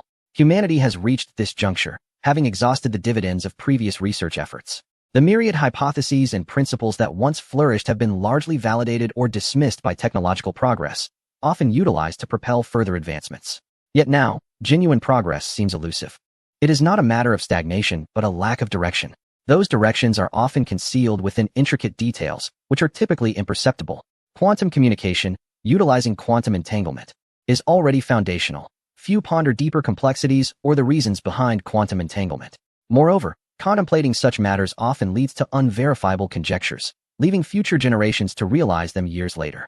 The present dilemma lies in the fact that researchers are preoccupied with their respective tasks, diligently absorbing the systematic knowledge imparted by Gao Yang. and diligently transforming technology into practical applications. However, an opportunity has arisen to acquire readily available technology. Following his experiments, Gao Yang conducted a series of additional tests, confirming that this device indeed possesses the capability to interfere with quantum entanglement, and he is now poised to begin its disassembly. This disassembly must be approached with utmost caution to ensure the extraction of the underlying technology. Yet, Gao Yang harbors uncertainty, as he remains unaware of the nature of the technology within. The unknown contents pose a risk. Disassembling it could yield unforeseen consequences. The only course of action is to meticulously peel away the outer layers, examining through a singular point to ascertain the internal structure and the presence of any leakage prevention mechanisms. Gao Yang feels a surge of anxiety, not regarding the device itself, but rather the fear of losing a groundbreaking technology. Simultaneously, he is filled with anticipation, sensing that a significant technological breakthrough may be imminent. Chapter 443, The Neutron Blade. The capacity to obscure quantum communication devices implies the potential to hunt vessels of fourth and even fifth-order civilizations. Temporarily disrupting communications, followed by the capture of the opposing spacecraft, could be executed without revealing the involvement of the Dragon Kingdom. However, the prerequisite for all of this lies in acquiring the cloaking device developed by the Jar's civilization. Gao Yang meticulously disassembled the device, scraping away its exterior until only a fine layer remained, which he then scrutinized. Any bulges or indentations would indicate a sealed environment under negative or positive pressure. This observation could provide insights into the confidentiality measures employed. Sealed security protocols are relatively commonplace in the cosmos, representing the most rudimentary level of protection. Gao Yang had previously employed such techniques in the Dragon Kingdom. Yet as he ventured into space, this technology had become obsolete. The reason was simple. Creating a controlled environment had proven to be exceedingly challenging. However, now, regardless of the stringent requirements for conditions such as temperature, humidity, and atmospheric pressure, he could effortlessly engineer such an environment, allowing robots to undertake the disassembly. Even with the casing reduced to a mere thin layer, the overall structure remained largely unchanged, suggesting that the interior might not necessarily be sealed.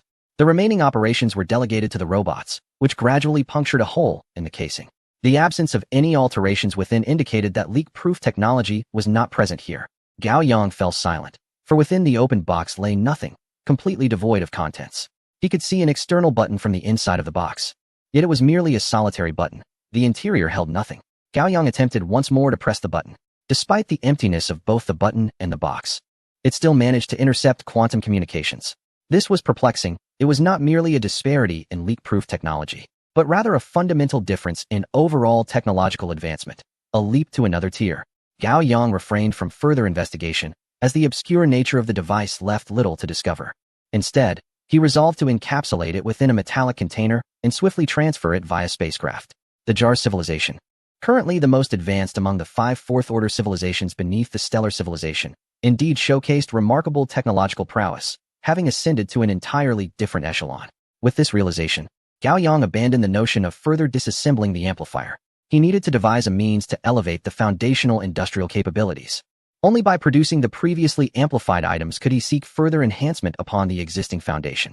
To elevate basic industrial levels, amplification remained essential, specifically, the amplification of materials, an array of diverse substances. Beyond materials, the manufacturing processes also required refinement, much like the pinnacle achieved after upgrading the vibrating blade to the neutron blade, which utilized compressed neutron materials as its edge, thin yet substantial in quality, and extraordinarily sharp, capable of slicing through anything in its path. Yet the conundrum lay in Gao Yang's inability to fabricate such a blade. He was aware of the requisite materials, yet his manufacturing capabilities fell short. Reaching that stage would likely demand a civilization at the zenith of fourth order. Shifting his perspective, Gao Yang busied himself anew. Over the course of 2 months, he diligently enhanced his resources, performing minor amplifications every 3 days and a significant amplification after 5 minor ones, employing the minor enhancements to augment various materials, enhancing their myriad properties. A significant increase occurs every 10 days, all dedicated to the enhancement of manufacturing capabilities. Previously, Gao Yang's advancements in manufacturing were minimal, relying solely on his mastery of technology. However, now the improvements are almost revolutionary. On the Mars base, a brand new factory has emerged, while on the opposite side, a multitude of robots is tirelessly pushing vast amounts of materials through the intake. Amidst the thunderous roar, the lights at the finished product exit illuminate, and a knife emerges from the conveyor belt, the legendary neutron knife. Accompanying Gao Yang, A considerable number of high-ranking officials from the Dragon Kingdom observe the seemingly ordinary knife. The neutron knife? Gao Yang nods affirmatively. Indeed, it is exceptionally sharp and unbreakable, with its atoms compressed to the utmost limit.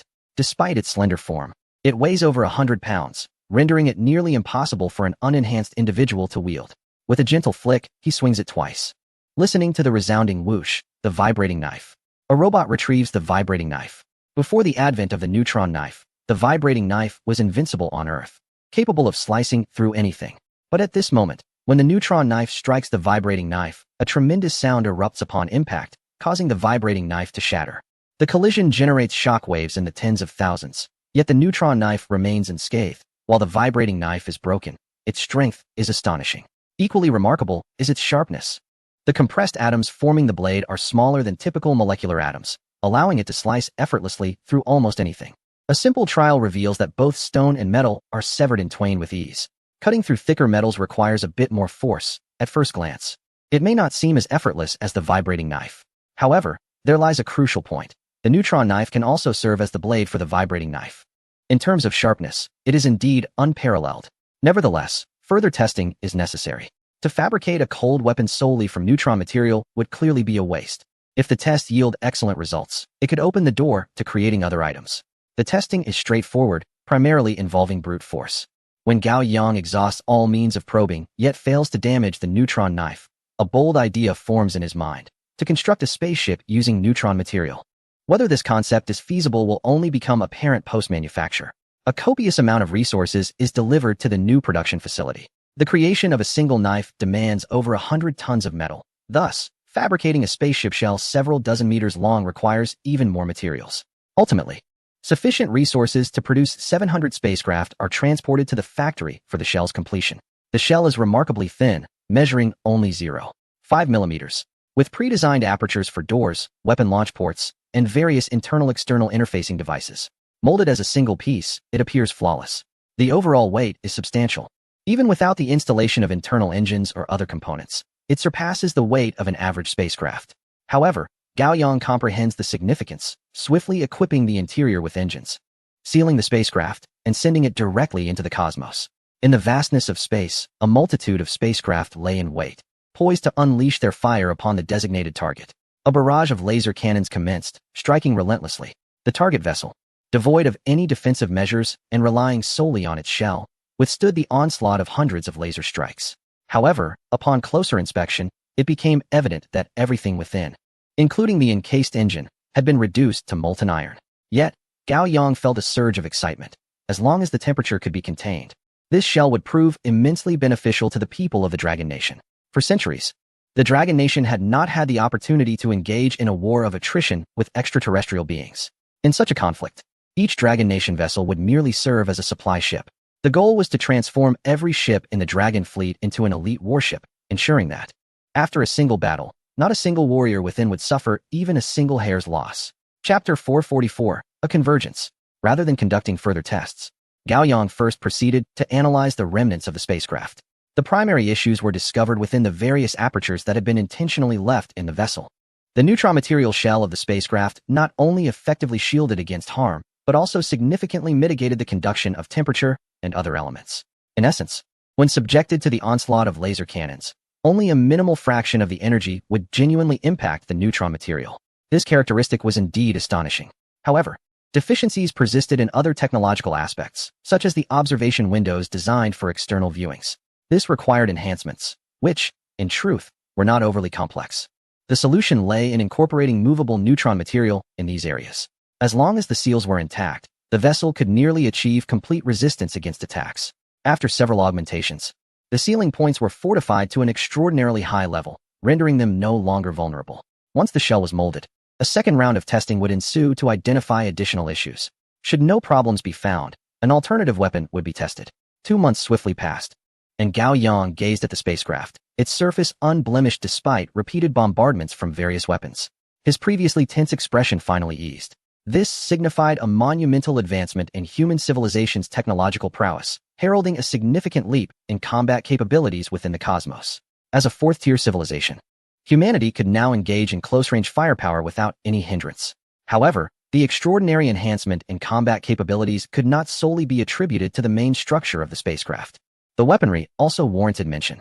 By substituting components and shells of the weapons with neutron material, the capacity to withstand energy impacts would increase, correspondingly amplifying the destructive potential of the weaponry.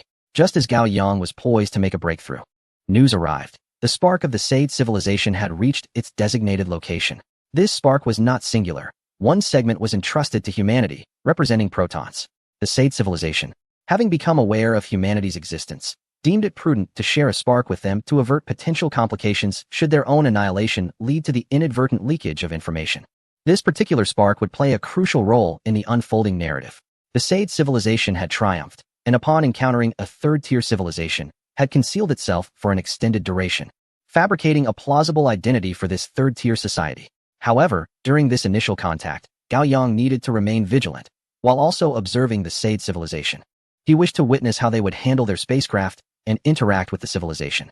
The ideal scenario would be one of peace, especially since he had provided the address of Silver Star to the Sade civilization's spark. Upon returning to the laboratory, Gao Yang utilized the invincible signal transmitted back to view the Sade civilization's spark spacecraft.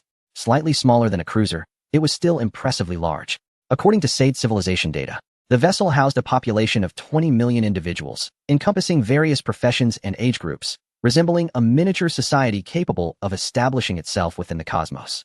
Finding an uninhabited area would allow for rapid development.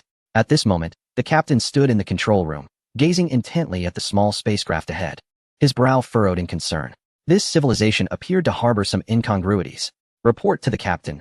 This civilization is a human civilization, classified as a Type 3 indigenous civilization. The captain expressed some confusion. Type 3? Indigenous civilization? Under normal circumstances, a Type 3 civilization would possess the capability for spatial jumps and would not remain undiscovered. It is quite rare for such a civilization to be classified as indigenous. The number of spacecraft within this star system is exceedingly limited. Based on the information obtained from afar, it appears that this civilization has scarcely engaged in external expansion, most likely focusing on internal development. As the report continued, the officer presented a document, revealing that the planet had been altered, with the probe indicating vast subterranean cavities. The captain surmised that this civilization had likely encountered some external catastrophe, prompting them to seek development underground for habitation. Such civilizations do exist, although most are not particularly powerful. Prolonged subterranean living can lead to visual deterioration and technological regress. The existence of a civilization that has developed into a Type 3 despite inward development is indeed astonishing. It is no wonder that those who maintain their spark chose this location. It has remained concealed for many years, providing a sense of security. We should attempt to establish communication and negotiate entry. Agreed. The crew swiftly endeavored to connect. While awaiting the connection, one officer cautiously suggested, should we eliminate them? If they disclose information about us, it could pose a threat. The captain shook his head, not explicitly dismissing the suggestion. Understanding it stemmed from his greater knowledge of the situation. He was aware that the Sade civilization was under the protection of a mysterious entity, which likely did not intend for him to annihilate an entire race. The consequences of such an action would be dire. As for potential threats, they would only be discerned upon entry. Communication was essential before any decisions could be made. As the connection was established, the captain tentatively greeted them in the language of the Sade civilization, a tongue widely understood across the star civilizations. However, he worried that they might not have updated their linguistic database due to a lack of contact with the outside world. Nevertheless, a voice soon responded, "Greetings. Welcome to Silver Star." The captain spoke gravely. "Are you aware of our impending arrival? You received prior notification." The voice, conveyed through the translator, sounded quite amicable. The captain realized everything had been orchestrated, rendering further communication unnecessary. Yet, he hesitated, pondering the decision to enter this planet. Once discovered, they would be in peril. Unable to flee, but to refrain from entering? To linger until the war was resolved? This conflict had persisted for half a year, with no certainty regarding its duration. Our vessel cannot enter the planet due to its immense size. The gravitational environment would jeopardize its integrity. Please hold on. We will arrange for a ship to escort you within the planet, though it must be understood that no harm shall come to individuals of the human civilization. Beyond that stipulation, all matters are open for negotiation. Very well, the captain readily acquiesced. After the communication was interrupted, the captain swiftly activated the internal communication systems of the spacecraft to initiate arrangements. The vessel was accompanied by a fleet, typically utilized for the transportation of personnel. However, In light of the uncertainty surrounding this civilization, the captain of the Sade civilization strategically stationed the fleets on several nearby planets. Though the fleet was not extensive, a handful of fourth-tier warships was more than sufficient to obliterate a third-tier civilization. This strategy was also to prevent their own civilization's personnel from being restrained upon entering the planetary domain. Meanwhile, the ordinary Sade members aboard the cruiser began to gather their belongings in preparation for relocation. Although they had adapted to life aboard the spacecraft, which bore little difference from that on a planet, living on a planet was nonetheless more comfortable. At least they could bask in the sunlight. Chapter 445. Integration within the confines of the cruiser, warships embarked towards the celestial bodies surrounding the Silver Star. Should any unforeseen events arise, these vessels were poised for immediate engagement. Concurrently, the Silver Star dispatched ships to ferry the Sid civilization from the cruiser to the planets below. The overseer of Silver Star, Invincible, was in communication with the captain of the Sid cruiser regarding the subsequent arrangements. Several approaches were proposed. One involved granting the Sid civilization a dedicated city, allowing them to reside collectively, while another suggested integrating members of the Sid civilization into each city of Silver Star. The sole stipulation was clear: no harm should come to human civilization. Ultimately, the captain of the Sid civilization opted for the more complex solution of dispersing their people across all cities, thus enabling them to establish communal areas while still engaging with human society. This choice necessitated considerable data support for Invincible, requiring constant high-intensity calculations. Additionally, should the Sid civilization inflict harm upon humans, the revelation that these so-called humans were merely automatons could lead to significant complications, potentially igniting conflict. Nevertheless, there were advantages to this arrangement, as interaction with human civilization would prepare the Sid for their future presence in space. Once a decision was reached, members of the Sid civilization were swiftly transported to Silver Star. Upon arrival, they were directed into subterranean fortifications. The inhabitants of Silver Star hesitated, muttering in disbelief that they were promised a return to the surface only to find themselves in an underground realm that bore little difference from the cruiser. However, having arrived, there was no option to retreat. An unceasing influx of Sid members entered this underground world, with nearly every city accommodating a group of them. Each city actively embraced these newcomers, swiftly providing corresponding employment opportunities within a week. Throughout this period of integration, Gao Yang observed meticulously from above Silver Star, his ship rendered nearly invisible. Witnessing the Sid diligently at work, utterly oblivious to the fact that the humans surrounding them were automatons, he felt a sense of relief. The initial concerns regarding potential harm to humans now seemed excessively cautious. Each automaton represented Invincible, who was not easily harmed and presented no opportunities for injury.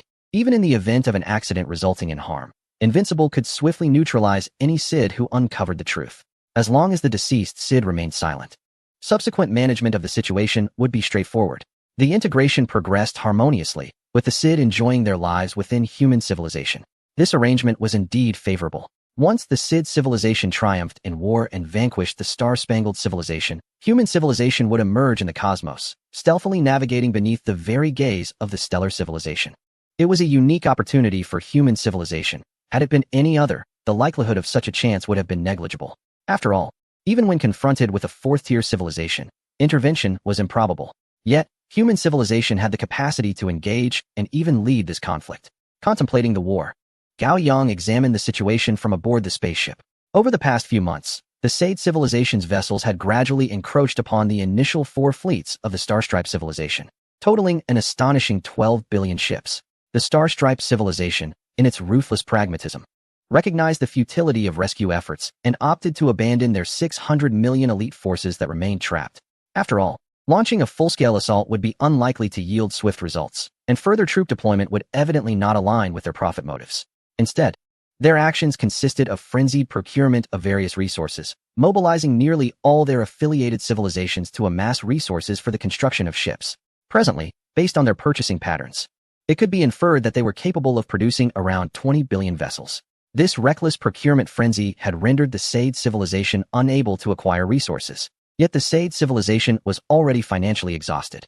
Once merely a third-tier civilization, they had depleted their entire treasury, including that of every citizen, merely to prolong their struggle against the Starstripe civilization.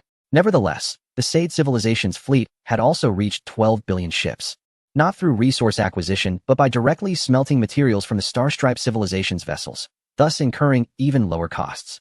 Among these 12 billion, 400 million were seasoned warriors, battle-hardened through the crucible of war. In contrast, the The total fleet strength of the Starstripe civilization had surged to 32 billion, yet only 23 billion were available for deployment. The balance of power had shifted, with the Sade civilization finding itself at a disadvantage, and prolonged conflict had left them unable to bolster their forces further. Devoid of star coins and resources, humanity's civilization could manufacture additional ships, yet they dared not deploy them. Doing so would be tantamount to surrender. Gao Yang noted that in 5 days, the final batch of 50 million ships would be delivered to the Sade civilization, marking their most formidable moment. He requested to communicate with General Feng.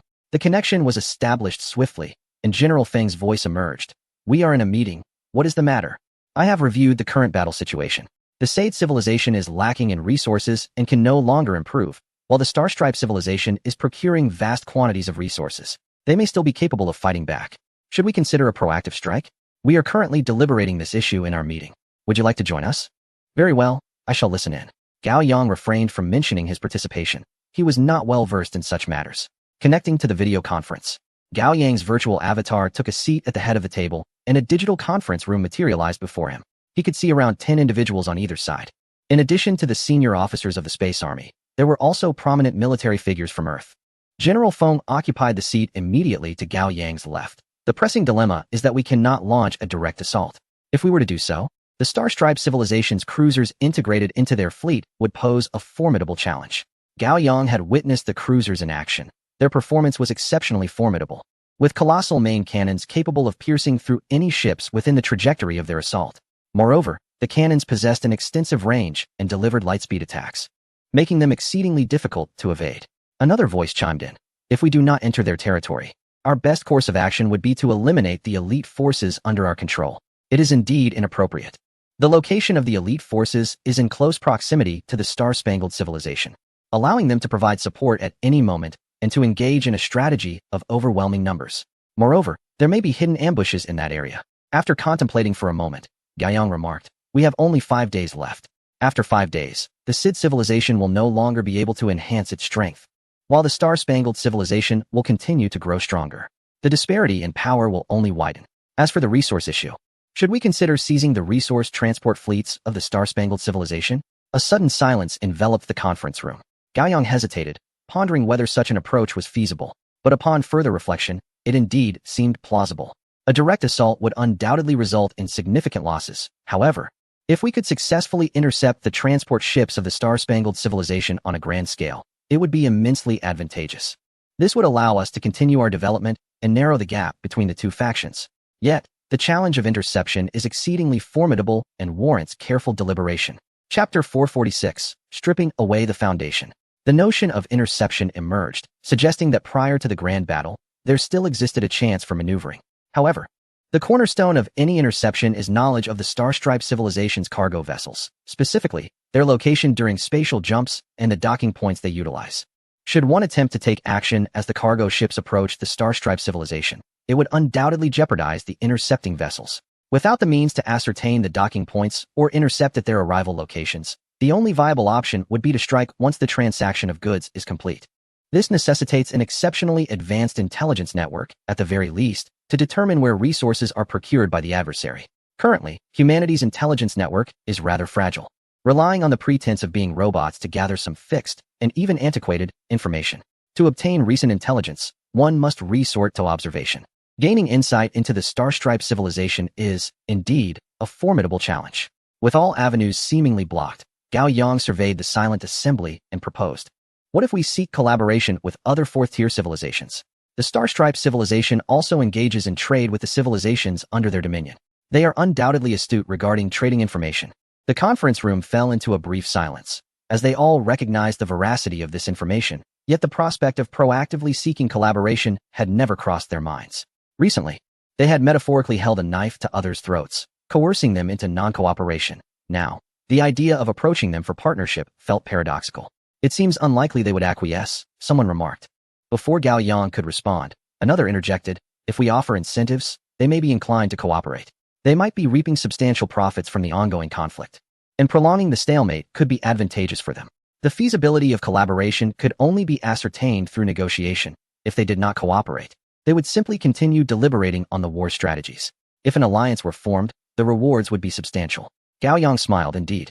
As for the specifics of the grand battle, We can continue our discussions and prepare for both scenarios. Let us first deliberate on potential negotiations with the three civilizations. When the leader of the Sade civilization received this news, hesitation washed over them. Cooperation? They had nearly been at odds previously. Would the others agree now? However, upon reflection, they realized that this was not merely a matter of consent. Civilizations, at their core, are aggregates of interests. Under conditions of mutual benefit, agreements can be reached. As for the nature of these benefits, the proposed outcome was a division of the intercepted resources, 60 to be secured. The Sade civilization would take action, retaining 40, while the remaining 60 would be allocated to the other three fourth-tier civilizations.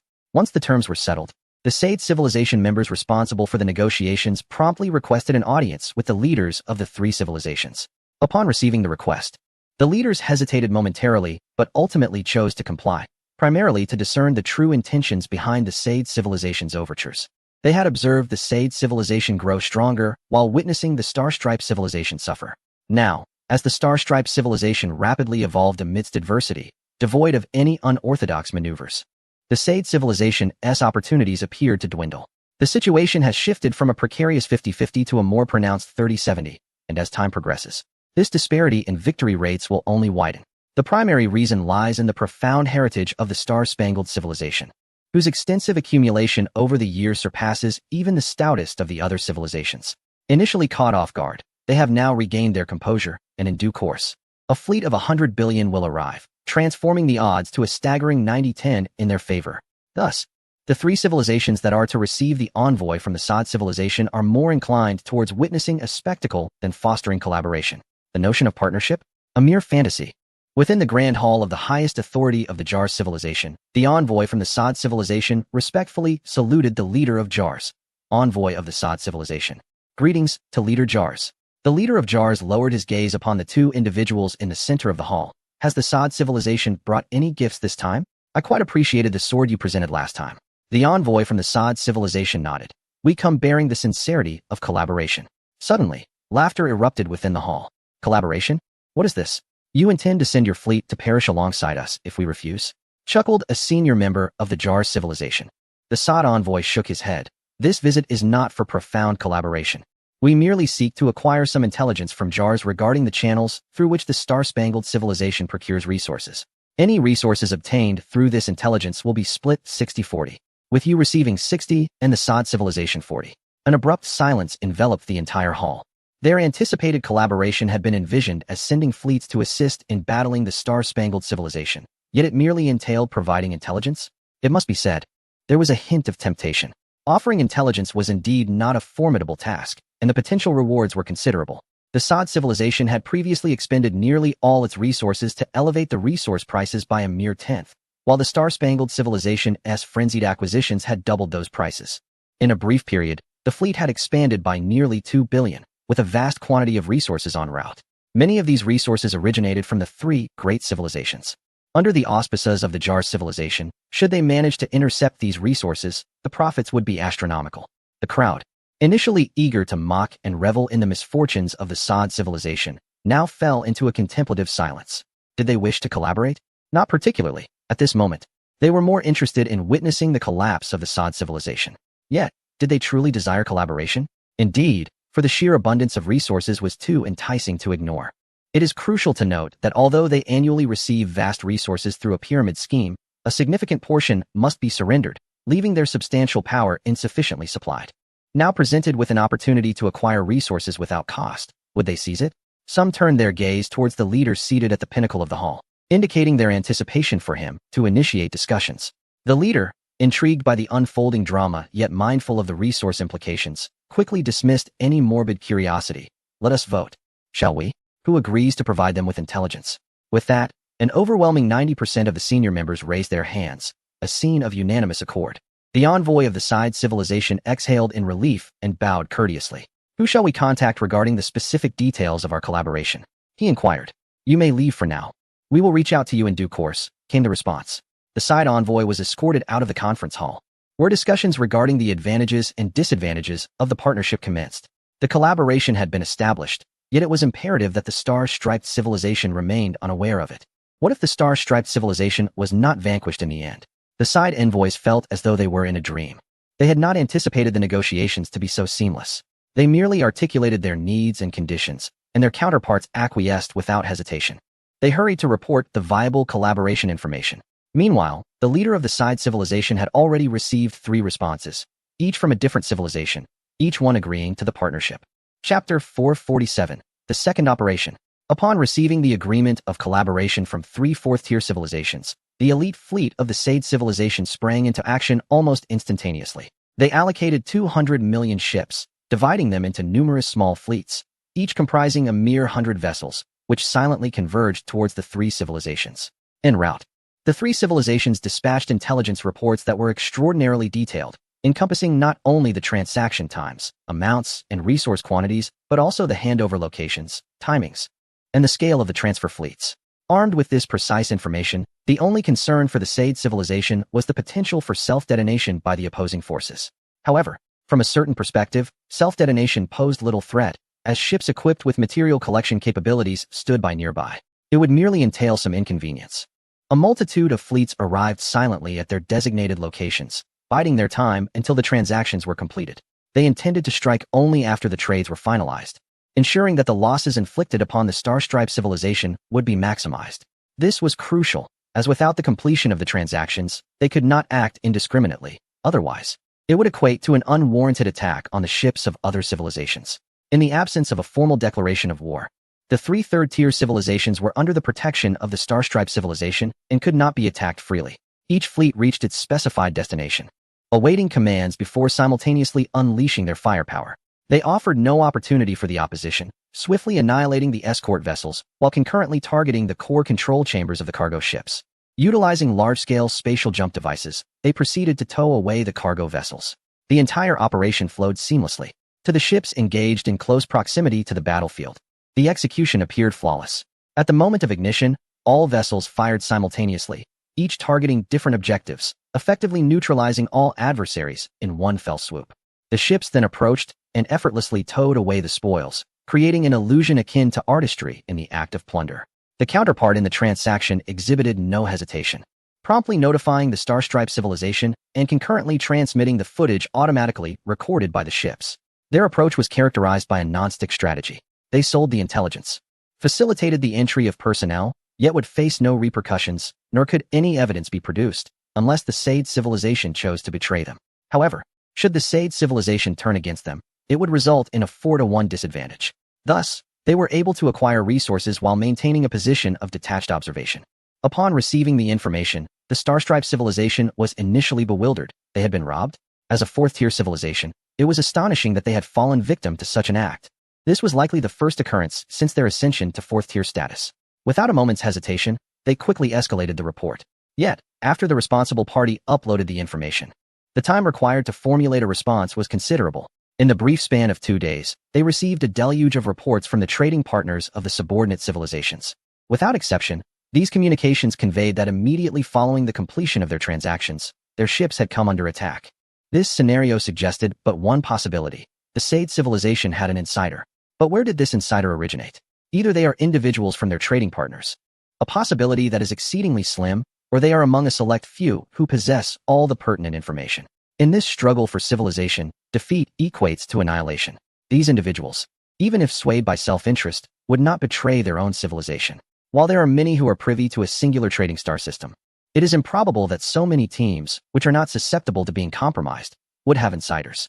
Given the tactical approach of the Syed civilization, the likelihood of survivors at the scene is quite minimal.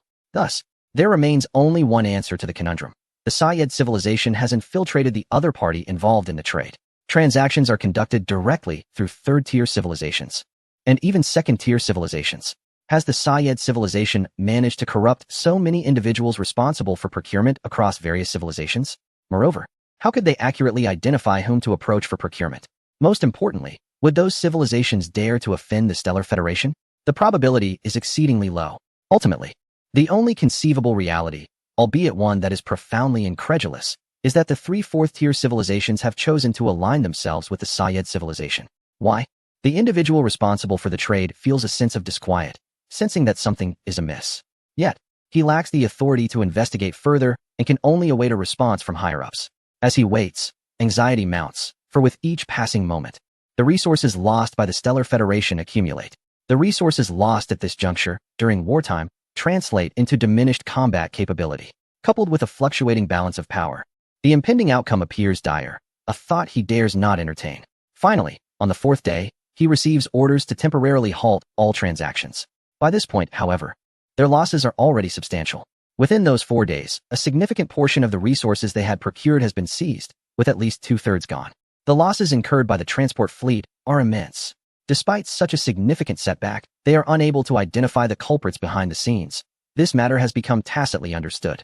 Within hours of the order to cease transactions, the Stellar Federation begins to arrange for third-tier civilizations to procure resources on their behalf. Resource acquisition must not falter, but engaging third parties alleviates concerns of interception mid-process. Simultaneously, the Syed civilization, in accordance with their prior agreements, begins to distribute profits with the 3 civilizations and swiftly departs with the remaining resources. Typically, this would be the moment when individuals from the Stellar Federation might also be present. After all, the trustworthiness of those 3 civilizations is now virtually non-existent. Fortunately, they depart without incident, as the Stellar Federation likely did not anticipate a counteroffensive. However, following this acquisition of resources, the Dragon Kingdom finds itself without further opportunities to expand its gains. With the Stellar Federation having switched to proxy purchasing, they are unable to take action again. In a situation where no action is taken, the development pace of the Syed civilization is insufficiently rapid. The quantity of resources obtained in this raid is not overwhelmingly large. The Stellar Federation has conducted several rounds of procurement, and this time, they have merely intercepted a significant portion of one batch. Thus, the Syed civilization finds itself with limited options. The question arises once more. Without engaging in warfare, the combat capability of the Stellar Federation will only continue to strengthen. With an increasing number of warships, in a contest of endurance, the Syed civilization is hardly worthy of carrying the shoes of the Stellar Federation. However, in the face of war, the targets presently within reach are ensnared fleets not far from the Star-Spangled civilization. Deploying the main forces risks significant losses. Directly assaulting the star system of the Star-Spangled civilization poses even greater dangers. It would be akin to infantry charging a fortress, resulting in substantial casualties. If the position cannot be seized, a counteroffensive would ensue. In other words, who would dare to engage in a battle where the odds are stacked against them?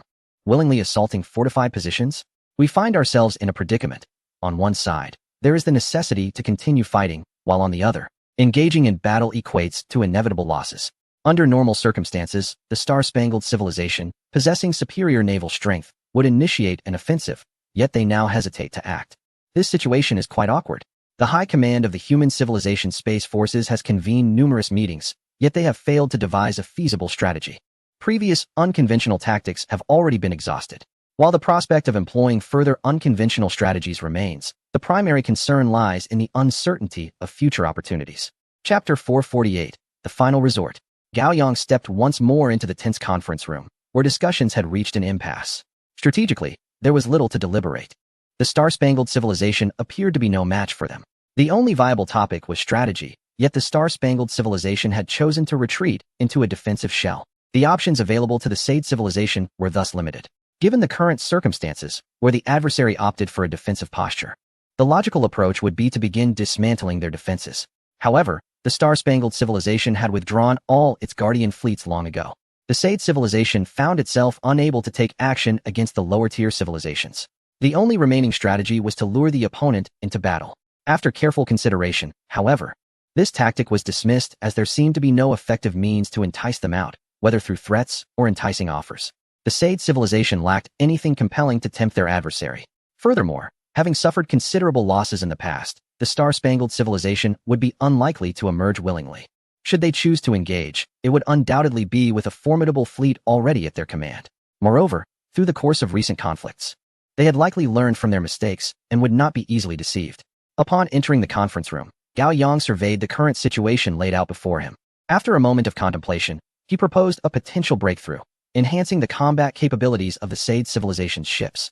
Upgrading the vessels was feasible, as their technology still held a certain advantage. A collective gasp of astonishment rippled through the virtual attendees as they regarded Gao Yang. Could there truly be a more advanced technology? General Feng shook his head, cautioning against such measures unless absolutely necessary.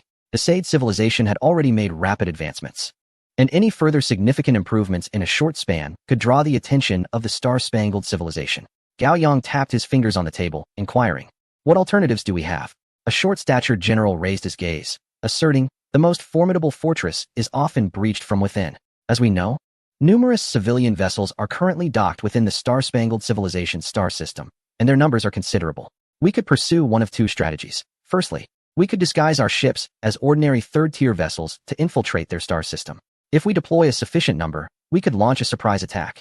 Additionally, this approach could also allow us to gather intelligence regarding the war from within." After a moment's reflection, Gao Yang found this proposition to be not only sound but exceedingly advantageous.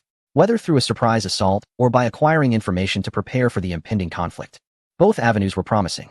The costs involved would be minimal. They would merely need to procure some third-tier vessels and modify them, upgrading their weapons and energy systems to fourth-tier standards. Once warfare commenced, unleashing millions of ships to target the core areas of the enemy's critical vessels could inflict catastrophic losses, potentially incapacitating their command structure. Yet, the most pressing concern remained the presence of other ordinary ships. Among these vessels, might there be hidden SAID warships? The potential impact of such an operation was undeniably staggering. Gao Yang did not rush to express his opinion. Just because he saw no issues did not mean the higher-ups would share his perspective. A group of distinguished individuals exchanged glances, initiating a discussion based on the information at hand. They deliberated on the viability of the proposed tactics. After a brief yet fruitful discussion confirming their feasibility, they proceeded to devise an execution plan. This segment was crucial. After listening attentively for a while, Gao Yang sent a message to Deng Yong, stationed on the home planet of the SAID civilization, requesting him to bring the leader of the SAID civilization to the meeting. Upon receiving the invitation, the leader of the SAID civilization hesitated at first. This was the first instance where the Long Kingdom had proactively invited him to such a high-level conference. However, deep within, he felt a sense of resistance. Typically, matters of such gravity would require significant sacrifices from the SAID civilization. The last time he was summoned to discuss an operational plan, it was the infamous cannon fodder strategy, which resulted in the death of 1 billion warriors from the SAID civilization. Moreover, the war was still ongoing, and the final toll remained uncertain. Nevertheless, he felt compelled to attend this meeting, for it represented the SAID civilization's only opportunity. Connecting to the terminal and following Deng Yang's guidance, the SAID leader successfully entered the conference room. The moment he stepped inside, a virtual projection displayed the meeting's proceedings on either side.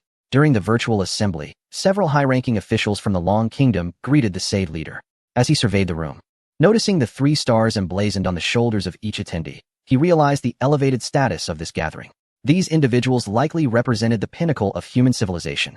With a respectful nod, he lowered his gaze to the virtual documents before him, only to find his heart sinking.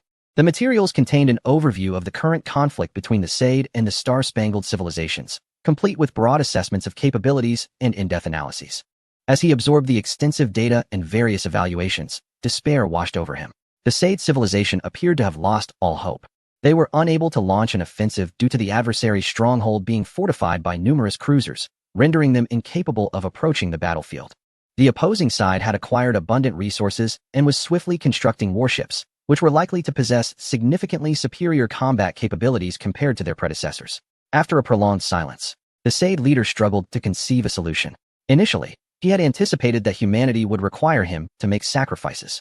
Now, he could only wish for the prospect of sacrifice to still exist. Throughout his contemplation, no one disturbed him. Everyone patiently awaited the completion of the SAID civilization's review of the meeting materials. General Feng then spoke up. "We have deliberated extensively, yet have failed to devise a satisfactory solution. In light of this situation, do you have any proposals?" The SAID leader contemplated the notion of desperation, yet the humans seemed to believe that they could not prevail, leaving him even more uncertain. Furthermore, the crucial point mentioned in the earlier documents was that there was simply no way to fight back. In proximity to the SAID civilization, engaging in battle yields abundant resources post-conflict, which can be swiftly converted into spacecraft, allowing for a sustained commitment to warfare. This facilitates an endless attrition strategy. However, should one choose to initiate an offensive near the Starstripe civilization, victory would not guarantee the acquisition of resources, for the Starstripe civilization would undoubtedly dispatch reinforcements, perpetually sending fleets forth. The prospect of a war of attrition becomes untenable, necessitating a singular, decisive strike, yet the likelihood of success remains at an abysmal 0. In the face of a more formidable enemy fleet, bolstered by ceaseless support and superior cruisers, the SAID leader lifted his head with considerable difficulty and shook it in resignation. "There is no alternative, yet we may deliberate internally to seek a breakthrough." General Feng nodded in agreement. "Prior to your conclusions, I implore you to consider our proposal. We possess a strategy that could, to a certain extent, enhanced the probability of securing victory in this war. Chapter 449, The Reward. The leader of the Said tribe gazed at General Feng as if he were a lifeline, fully aware that the so-called ideas were likely to lead their warriors to their demise. Yet, in the face of the survival of their civilization, he would willingly sacrifice himself. General Feng, meeting the earnest gaze of the Said leader, hesitated momentarily, comprehending the depth of that gaze. Yet found himself somewhat at a loss for words due to its sincerity. However, this sentiment was swiftly suppressed by General Feng. Having ascended to this level within the Dragon Kingdom, he was not one to be swayed by emotions or indecisiveness. They disguised their third-tier civilization spacecraft and infiltrated the stellar system of the Star Stripe civilization. Strategic preparations ensued with two primary objectives. First, to launch an assault on the vulnerabilities of the enemy's cruisers and fleets when the main force arrived, inflicting significant losses and causing the loss of some commanders. Second, to utilize other spacecraft within the Star Stripe civilization's stellar system as cannon fodder, diverting the attention of the Star Stripe fleet. Upon hearing this plan, the Said leader initially hesitated. The potential impact of this strategy was undeniably monumental, capable of tipping the scales of war in their favor, perhaps even to a considerable extent. The extent of this shift depended on the depth of their infiltration and their ability to identify weak points. Furthermore, this was also a mission fraught with peril, demanding not only sacrifices, but also the loss of elite forces. Should they wish to survive and choose to expose their mission, the consequences could be dire. After pondering for a moment, the Said leader turned to General Feng and inquired, "How many personnel might we require?" As they had merely drafted a plan, the specifics of execution were yet to be discussed. The Said leader nodded. "The plan is feasible. Are there any alternative methods?" However, another general interjected. "Were there any better options, we wouldn't be contemplating war at all." The Said leader contemplated further. "We actually have another means to acquire resources. Our Said civilization possesses buildings, transportation, and civilian spacecraft that can all be dismantled to serve as raw materials for our ships." The others in the room paused, contemplating the unnecessary nature of such a measure, as the total resources could only produce a mere 10 million spacecraft. Yet, they recognized that the Said civilization had reached its critical juncture. Should they lose this war, the availability of those materials would become inconsequential. "Very well, let us discuss tactics." In the conference room, a star map materialized, showcasing only the territory of the Star Stripe civilization, populated by numerous spacecraft. They could magnify the appearance of the vessels, observing them in real time as someone monitored closely. A group began deliberating on how many ships could be dispatched without attracting attention and how to arrange their deployment. Gao Yang had little say in the matter, merely listening from the sidelines. Ultimately, they concluded that 30 million spacecraft and an additional 100 million Said warriors would be necessary. The most effective means of attack would be plasma bombs, which could not only obliterate cruisers, but also maximize harm to the soldiers aboard those vessels. The most crucial aspect lies in close-range assaults, where one excels at large-scale devastation. The ability to incapacitate adversaries swiftly is paramount. Concealed within a fleet of 30 million vessels, the operation requires merely a week for complete infiltration, likely without raising any suspicion. These 30 million ships possess the potential to yield monumental victories. The onset of a grand conflict is imminent, set to unfold in a week's time. The most prudent strategy entails the ships arriving at designated coordinates, followed by a formidable ground force advancing. Once the star-spangled civilization engages, a multitude of cruisers will join the fray. They would scarcely anticipate that seemingly innocuous third-tier civilization vessels would launch a sudden and devastating assault. Is there a challenge in disguising third-tier civilization ships? How long will the fabrication take? Chief Sod inquired. Gao Yang replied, "It is not troublesome. We can resolve it within 3 days. The modifications present little issue. The only concern is that to enhance the efficacy of the plasma projectiles, I will employ solid plasma rounds, which, while inflicting substantial damage, will render the third-tier vessels devoid of certain configurations." Chief Sod comprehended the underlying implication, lacking defensive capabilities, escape options, and even the ability to fire a second time. Once they engage, it signifies their demise. With a slight hesitation, the leader of the Sod civilization asked, "Can we incorporate a sleep pod?" They would not be on the main battlefield, and once the mission concludes, they could enter the sleep pod and drift into space. Should the war conclude in our favor, they would have a glimmer of hope.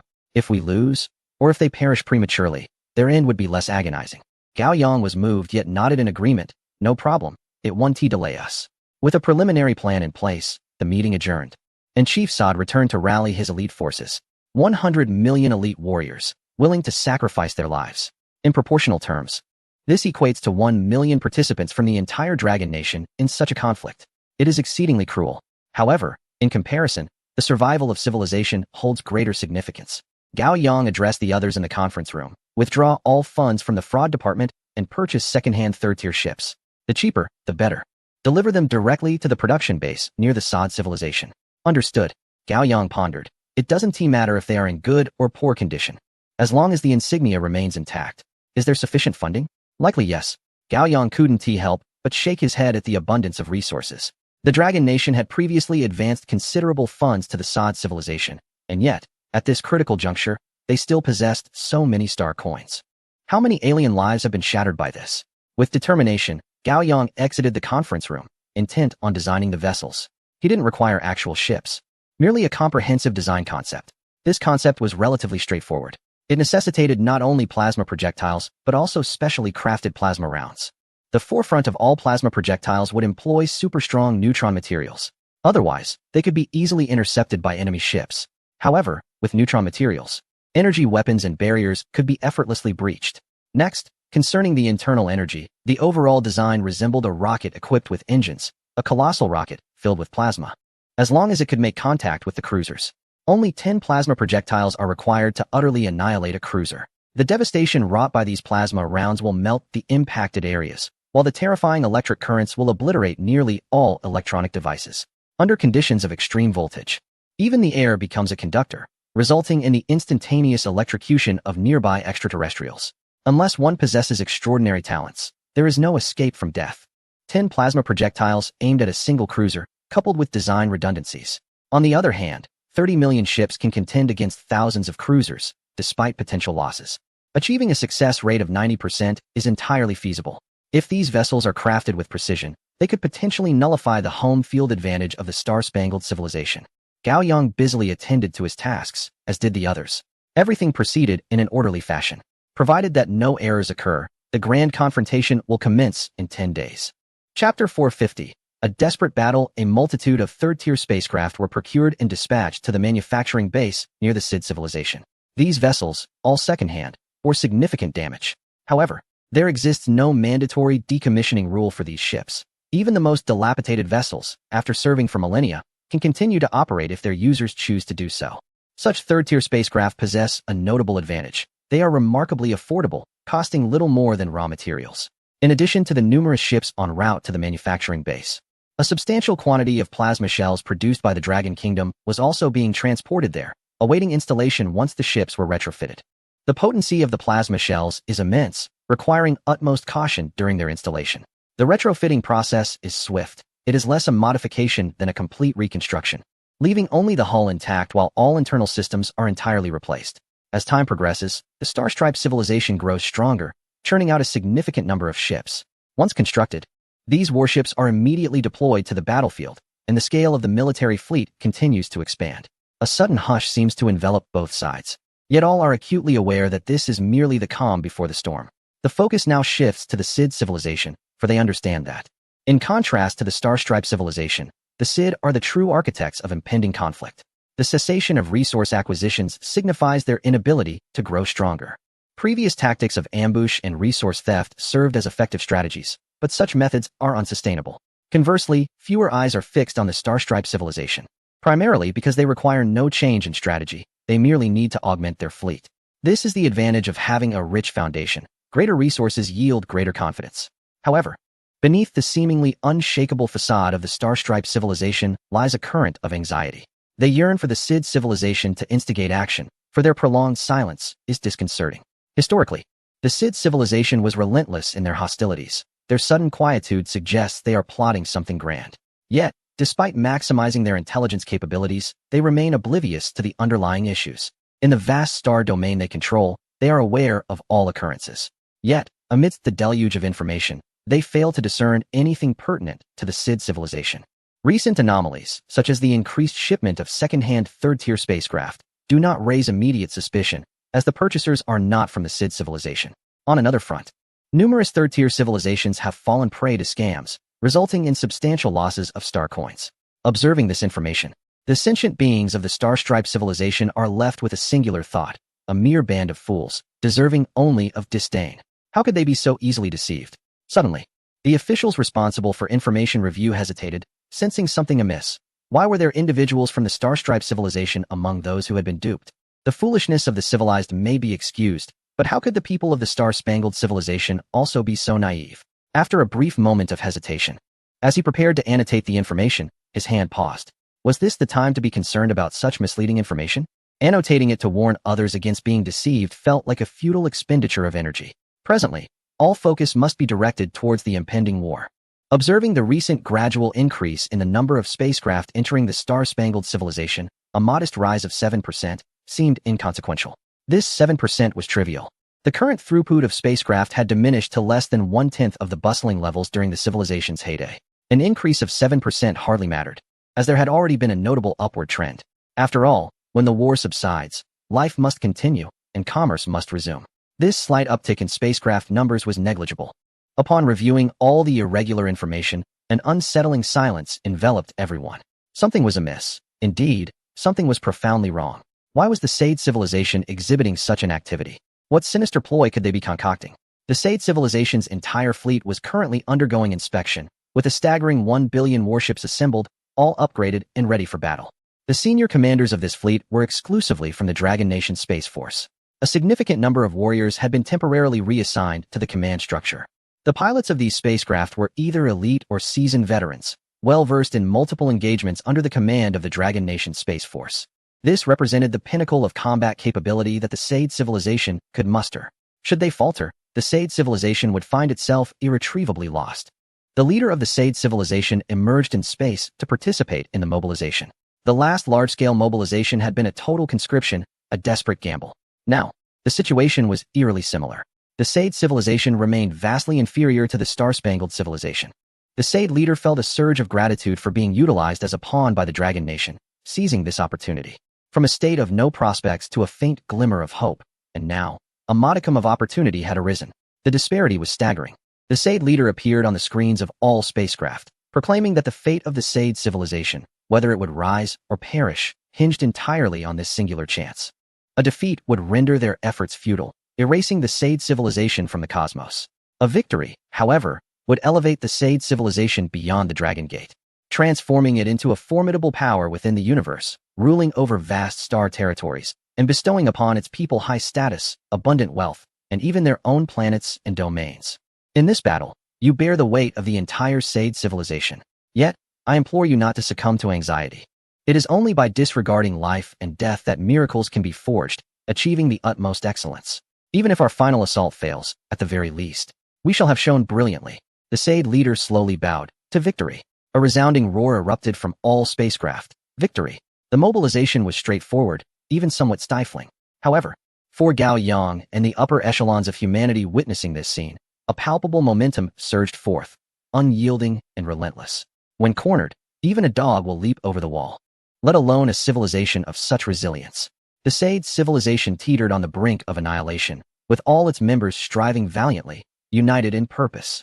At this critical juncture, the leader of the Sade appeared before Gao Yang through a projection. Expressing gratitude for the assistance of human civilization, the Sade leader proclaimed that, regardless of the outcome of the conflict, the Sade civilization would always look to humanity with reverence. In this moment, the Sade leader chose to pledge allegiance. Gao Yang was able to comprehend this decision. If successful, the Sade would find themselves under the aegis of human civilization, fostering continued collaboration, albeit from a subordinate position. However, being a fourth-tier civilization, their forced submission could potentially incite conflict. Yet, with the higher echelons having already surrendered, they would be considered allies, making any such conflict manageable and unlikely to escalate. Should they face defeat, human civilization would still contemplate their allegiance, opting to provide greater protection to the Sade civilization, at the very least preserving more of their embers. Nevertheless, Gao Yang remained indifferent. In the face of desperation, there was no need to concede defeat. Chapter 451. The effects are apparent.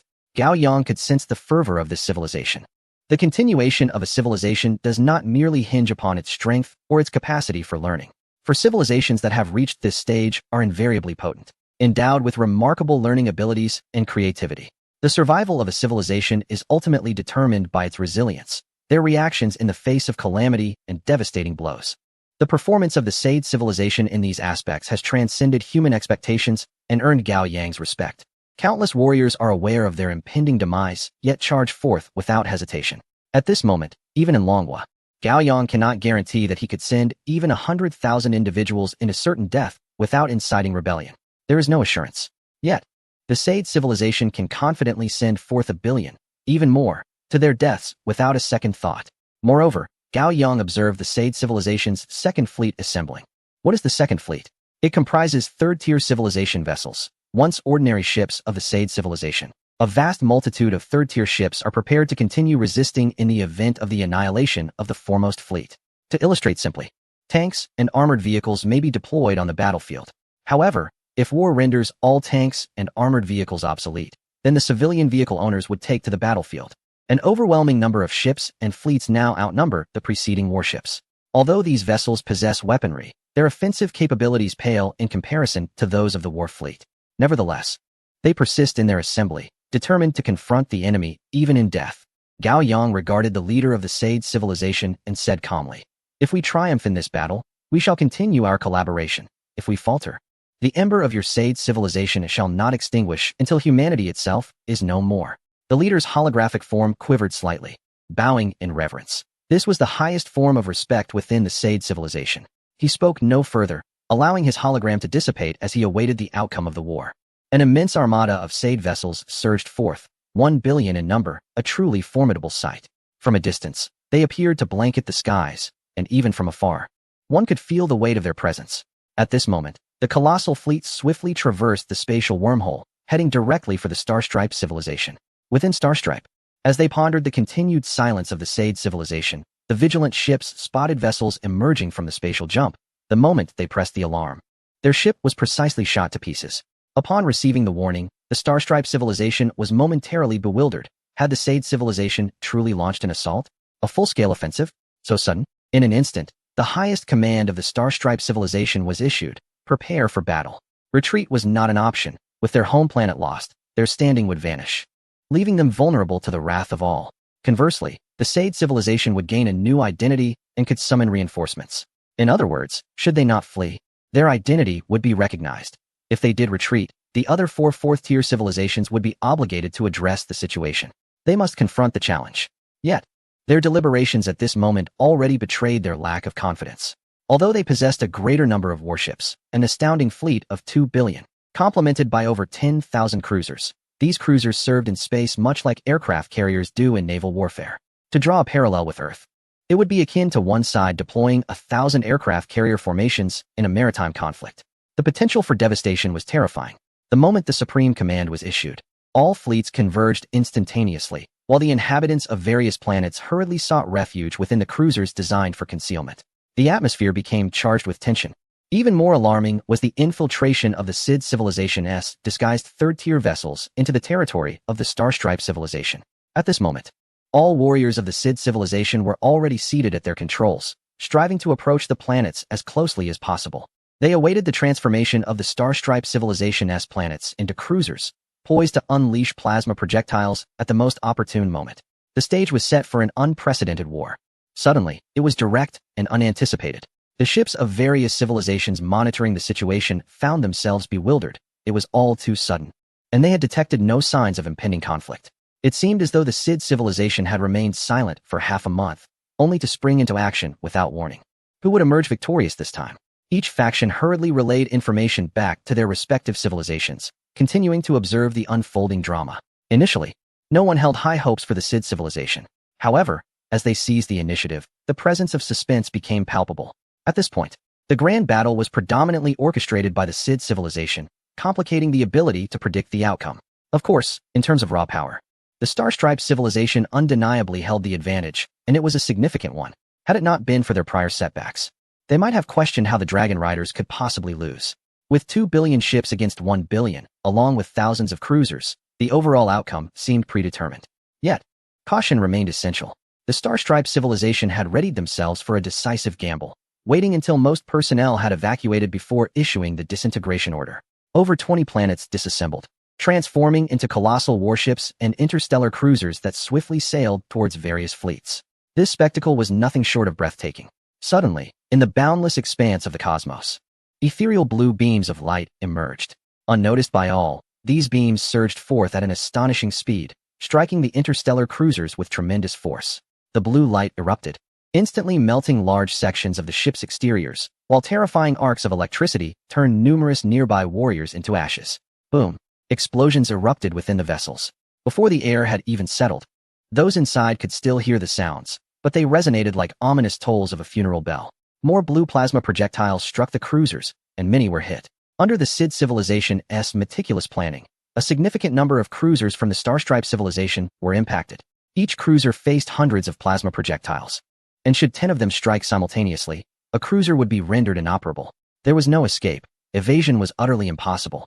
The cruisers that had just detached from the planets hadn't even accelerated, and their massive sizes rendered them cumbersome. Even in the vacuum of space, inertia played its part. Electricity and fire enveloped the entirety of the Starstripe civilization in an instant. The leaders of the Star-Spangled civilization were rendered utterly astonished, followed by an overwhelming sense of distress. The losses incurred were staggering. The various factions found themselves in a state of confusion. Could it truly be possible? This was simply astonishing. Who could have anticipated that the Sod civilization possessed such a stratagem? Concealed among those ordinary spacecraft, they delivered a decisive blow. Amidst the shock, a sense of panic began to creep in. The thought of facing the Sod civilization was profoundly unsettling. Such underhanded tactics, where did they originate? The commander of the Star-Spangled civilization's fleet swiftly redirected the ships, aiming at the vessels within the stellar system. There were far too many ships. Should they unleash a full barrage, it would annihilate numerous vessels belonging to other civilizations. But to refrain from firing? Among those ships, anyone could launch an attack from behind at any moment. Chapter 452, The Legend. At this moment, the leader of the Star-Spangled civilization exhibited remarkable decisiveness, issuing the command to fire. Regardless of the civilization, all would be annihilated without mercy. The situation was starkly simple. If victorious, subsequent reparations and penalties could be discussed. If defeated, the civilization would be lost anyway. What was the harm in destroying some enemy ships? In an instant, lasers engulfed nearly all ordinary vessels.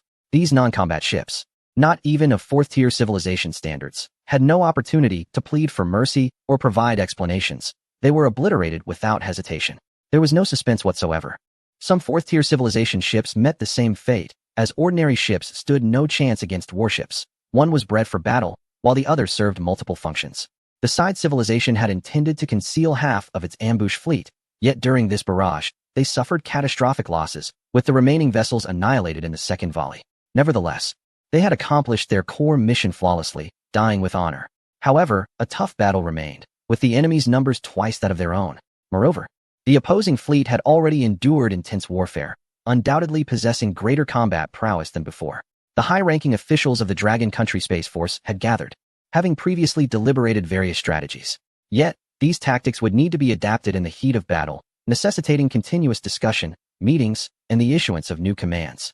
Gao Yang was present in the conference room, though he remained silent, for he was not well versed in such matters. He simply gazed at the virtual sand table on the desk, observing the two fleets drawing closer. At this distance, neither side initiated a spatial jump, nor did they fire first. The atmosphere was palpably tense.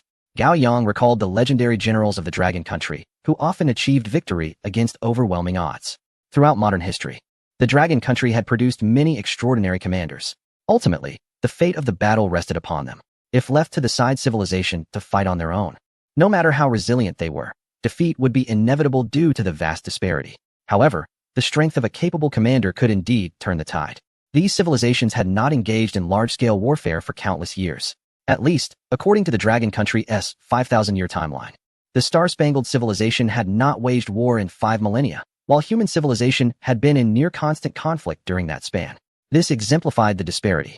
Order the Fifth Fleet to accelerate, activate shields, and charge into the enemy formation while initiating strong magnetic interference. Gao Yang comprehended the command, aiming to confine the enemy in place before exerting long-range firepower. This was a sound strategy. Yet, upon issuing the order, a fleet from the blue side also surged forward. The two fleets were destined to become embroiled in a standoff, during which both rear fleets would be able to unleash their firepower. The disparity in firepower between 2 billion and 1 billion would undoubtedly lead to the eventual destruction of the Fifth Fleet of the Side civilization. However, none of the prominent figures present found this surprising. This tactic had been employed several times. It was entirely reasonable for the opponent to learn from previous encounters. Yet, this maneuver could also be interpreted as a means to draw the enemy out. All ships were to fire when the opposing fleet was merely 1 minute away from colliding with their own. It was then that Gao Yang realized there was a slight discrepancy in the distance between the two fleets. The speed of the Red Fleet is sluggish, merely surpassing their own forces by a slight margin, while the vanguard of the opposing fleet seeks to intercept the Fifth Fleet of the Sade civilization. To accomplish this interception outside the main fleet, they must accelerate, increasing the distance slightly. Consequently, this plays into the hands of human civilization. No, it is not merely a scheme. If the Star-Stripe civilization remains unresponsive, this fleet will inevitably endure damage to execute the initial strategy. Moments later, the left and right fleets of the red side advance, allowing for a flanking assault that would inflict even greater losses on the enemy fleet. Fire!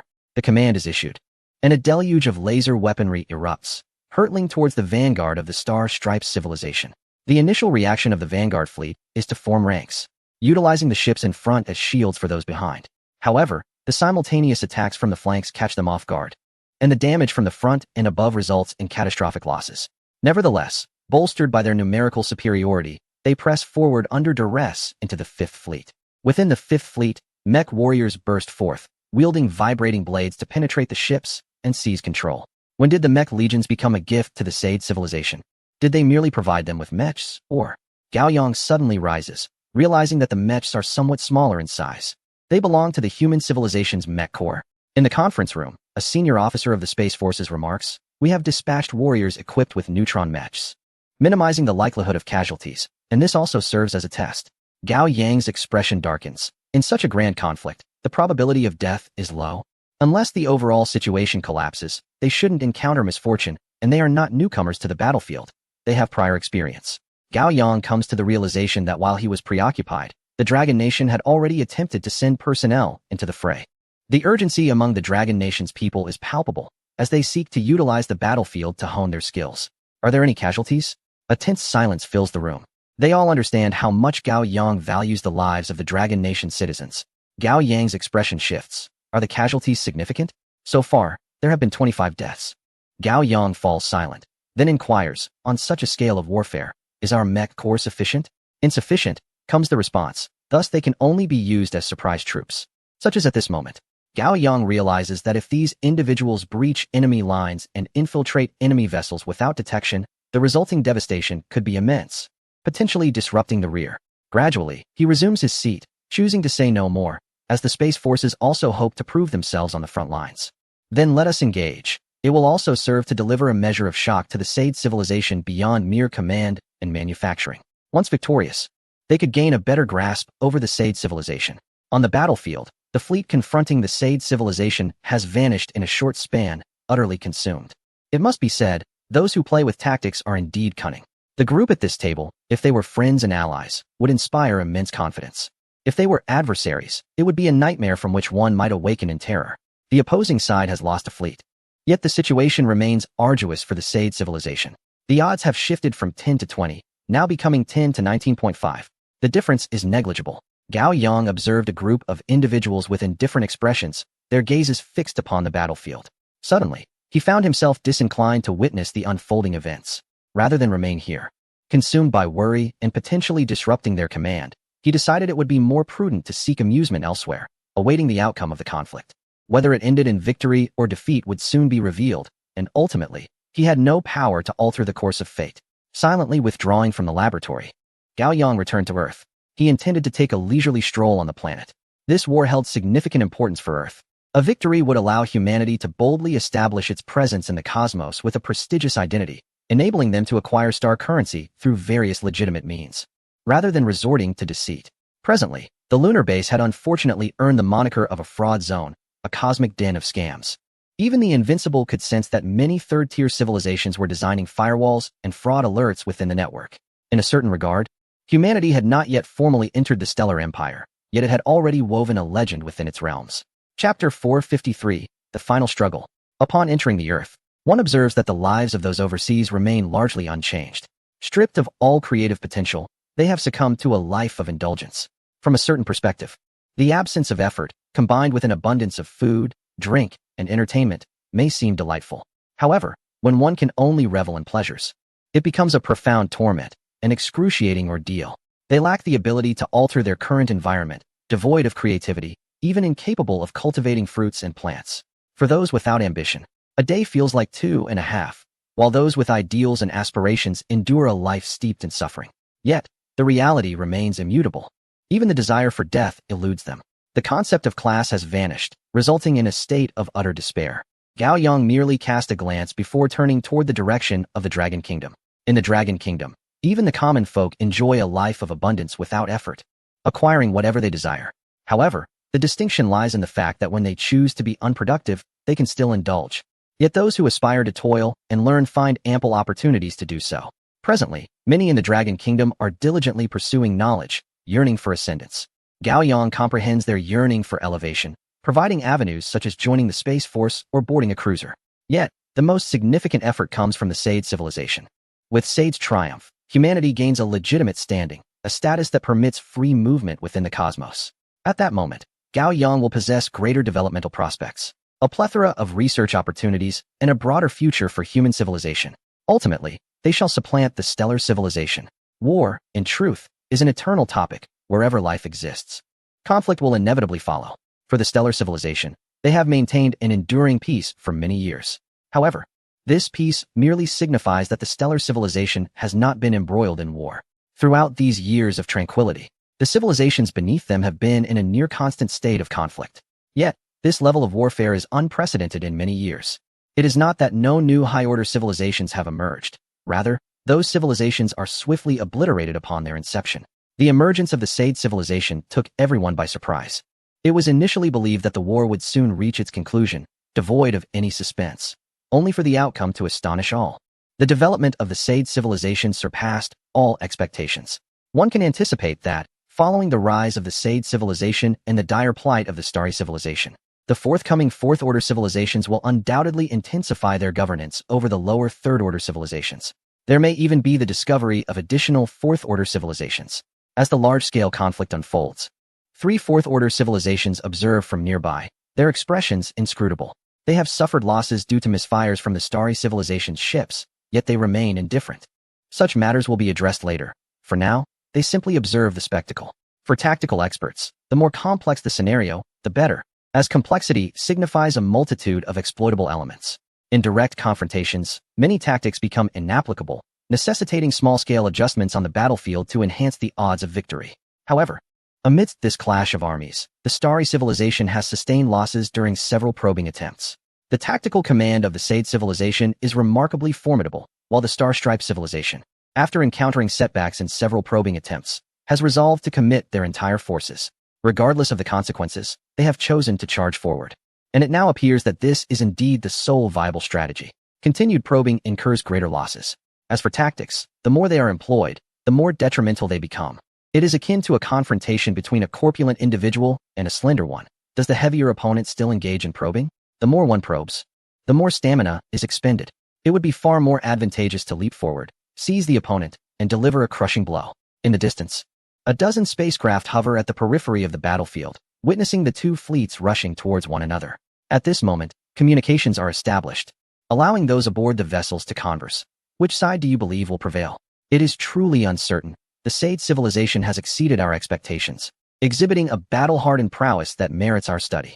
Our analyses have shown that their shooting techniques significantly outperform our random firing, enhancing a fleet's combat effectiveness by up to 70%. It seems that the Sade civilization has awaited this day for an extensive period, yet they have been compelled to confront the situation with overwhelming forces, finding themselves in a defensive posture. Defensive? I beg to differ. They are actively engaging, and the majority of the Starstripe civilization's cruisers have been obliterated. The remaining cruisers dare not advance, indicating that they are manned entirely by Starstripe personnel who will not venture into the battlefield. This has transformed a significant disadvantage into a minor one. I wager on the Sade civilization's victory. Very well, I shall wager 10,000 star coins on the Sade civilization as well. Is there anyone willing to bet on the Starstripe civilization's victory? Step forward to accept the wager. The channel falls silent, and then someone declares, "Count me in." I too wager on the Sade civilization. The Starstripe civilization boasts a fleet of 2 billion ships, yet they lack the audacity to fight valiantly, the resolve to fight to the last. When faced with the oncoming assault, they are still engaged in probing. By the conclusion of the first round of combat, the outcome of this war has already tilted to a 50-50 chance in favor of the Sade civilization, and 50-50 equates to a win for the Sade civilization. When did the first round occur? It was when the Starstripe civilization prepared to make a desperate stand, deploying all their cruisers. Once again, the channel falls quiet as many begin to realize that the star-striped civilization indeed displayed a moment of courage. However, that moment was crushed by their own doubt, leaving them apprehensive of any further blows from above. In this war, the ever-looming hammer of fate hangs precariously over the heads of the star-striped civilization. They must divert their attention to heed its presence. Given the current circumstances, it seems that only when the star-striped civilization finds itself in dire straits, aware that defeat will lead to its obliteration, will they fight with reckless abandon. Yet by that point, the star-striped civilization may have lost all opportunity. In a scenario where the fleets are evenly matched, what difference does sheer courage make? The opposing side possesses that as well, and with even greater fervor. However, at this moment, a group of individuals reflects more deeply. Placed in the position of the star-striped civilization, facing the Sade civilization, it is by no means certain that victory would be theirs. They are collectively superior to the starry civilization. Among the four civilizations, the starry civilization is the weakest. However, the performance of the Sid civilization has earned the respect of all civilizations. Their strategies and various behaviors are worthy of emulation. In this regard, civilizations across the universe share a commonality. They are astute and not swayed by emotions. When there is knowledge to be gained, one must humbly bow their head and learn, acknowledging the strength of others in order to pursue growth. As for the shortcomings of others, one should correct them where necessary, but not overlook their merits simply because they possess flaws, particularly in cases where they have nonetheless achieved a considerable height despite their deficiencies. It serves only to highlight the remarkable strengths of the other party, which are truly commendable and worthy of study. Chapter 454, The Dust Settles. Gao Yang was unaware that, in distant corners of the universe, there were those who held unwavering trust in the Sade civilization. He, however, felt a sense of uncertainty. Yet, amidst this doubt, Gao Yang experienced a remarkable calmness, for humanity had achieved all that it could. They had even dispatched the Mech Legion. Should this endeavor fail, they could simply await the next opportunity. On Earth, Gao Yang contemplated the significance of the moment and resolved to initiate a live broadcast. This time, he did not inform anyone. Instead, he activated the stream unilaterally. In all locations within the Dragon Nation equipped with screens, the live broadcast commenced. Gao Yang appeared on camera, startling many, particularly those who were watching videos that could not be explicitly described, their hearts nearly halting in surprise. Almost every citizen of the Dragon Nation heard Gao Yang's voice. The Sade civilization's main fleet, allied with us, is currently engaged in a confrontation against the main fleet of the Star Stripes civilization. If the Star Stripes civilization prevails, the Sade civilization will be obliterated, and we must remain dormant, maintaining the status quo and awaiting our next chance. However, if the Sade civilization emerges victorious, we will immediately be granted the status of a third-tier civilization. Those who pass the assessment will be able to pilot third-tier civilization vessels into the cosmos. The audience in the live stream initially felt bewildered, followed swiftly by a wave of anxiety. Was the decisive battle upon them so soon? They yearned for escape. In ignorance, one craves freedom. Now, with the knowledge of the myriad civilizations beyond Earth, sparkling and interconnected, their desire to venture forth intensified. This opportunity felt tantalizingly close. The comments section erupted.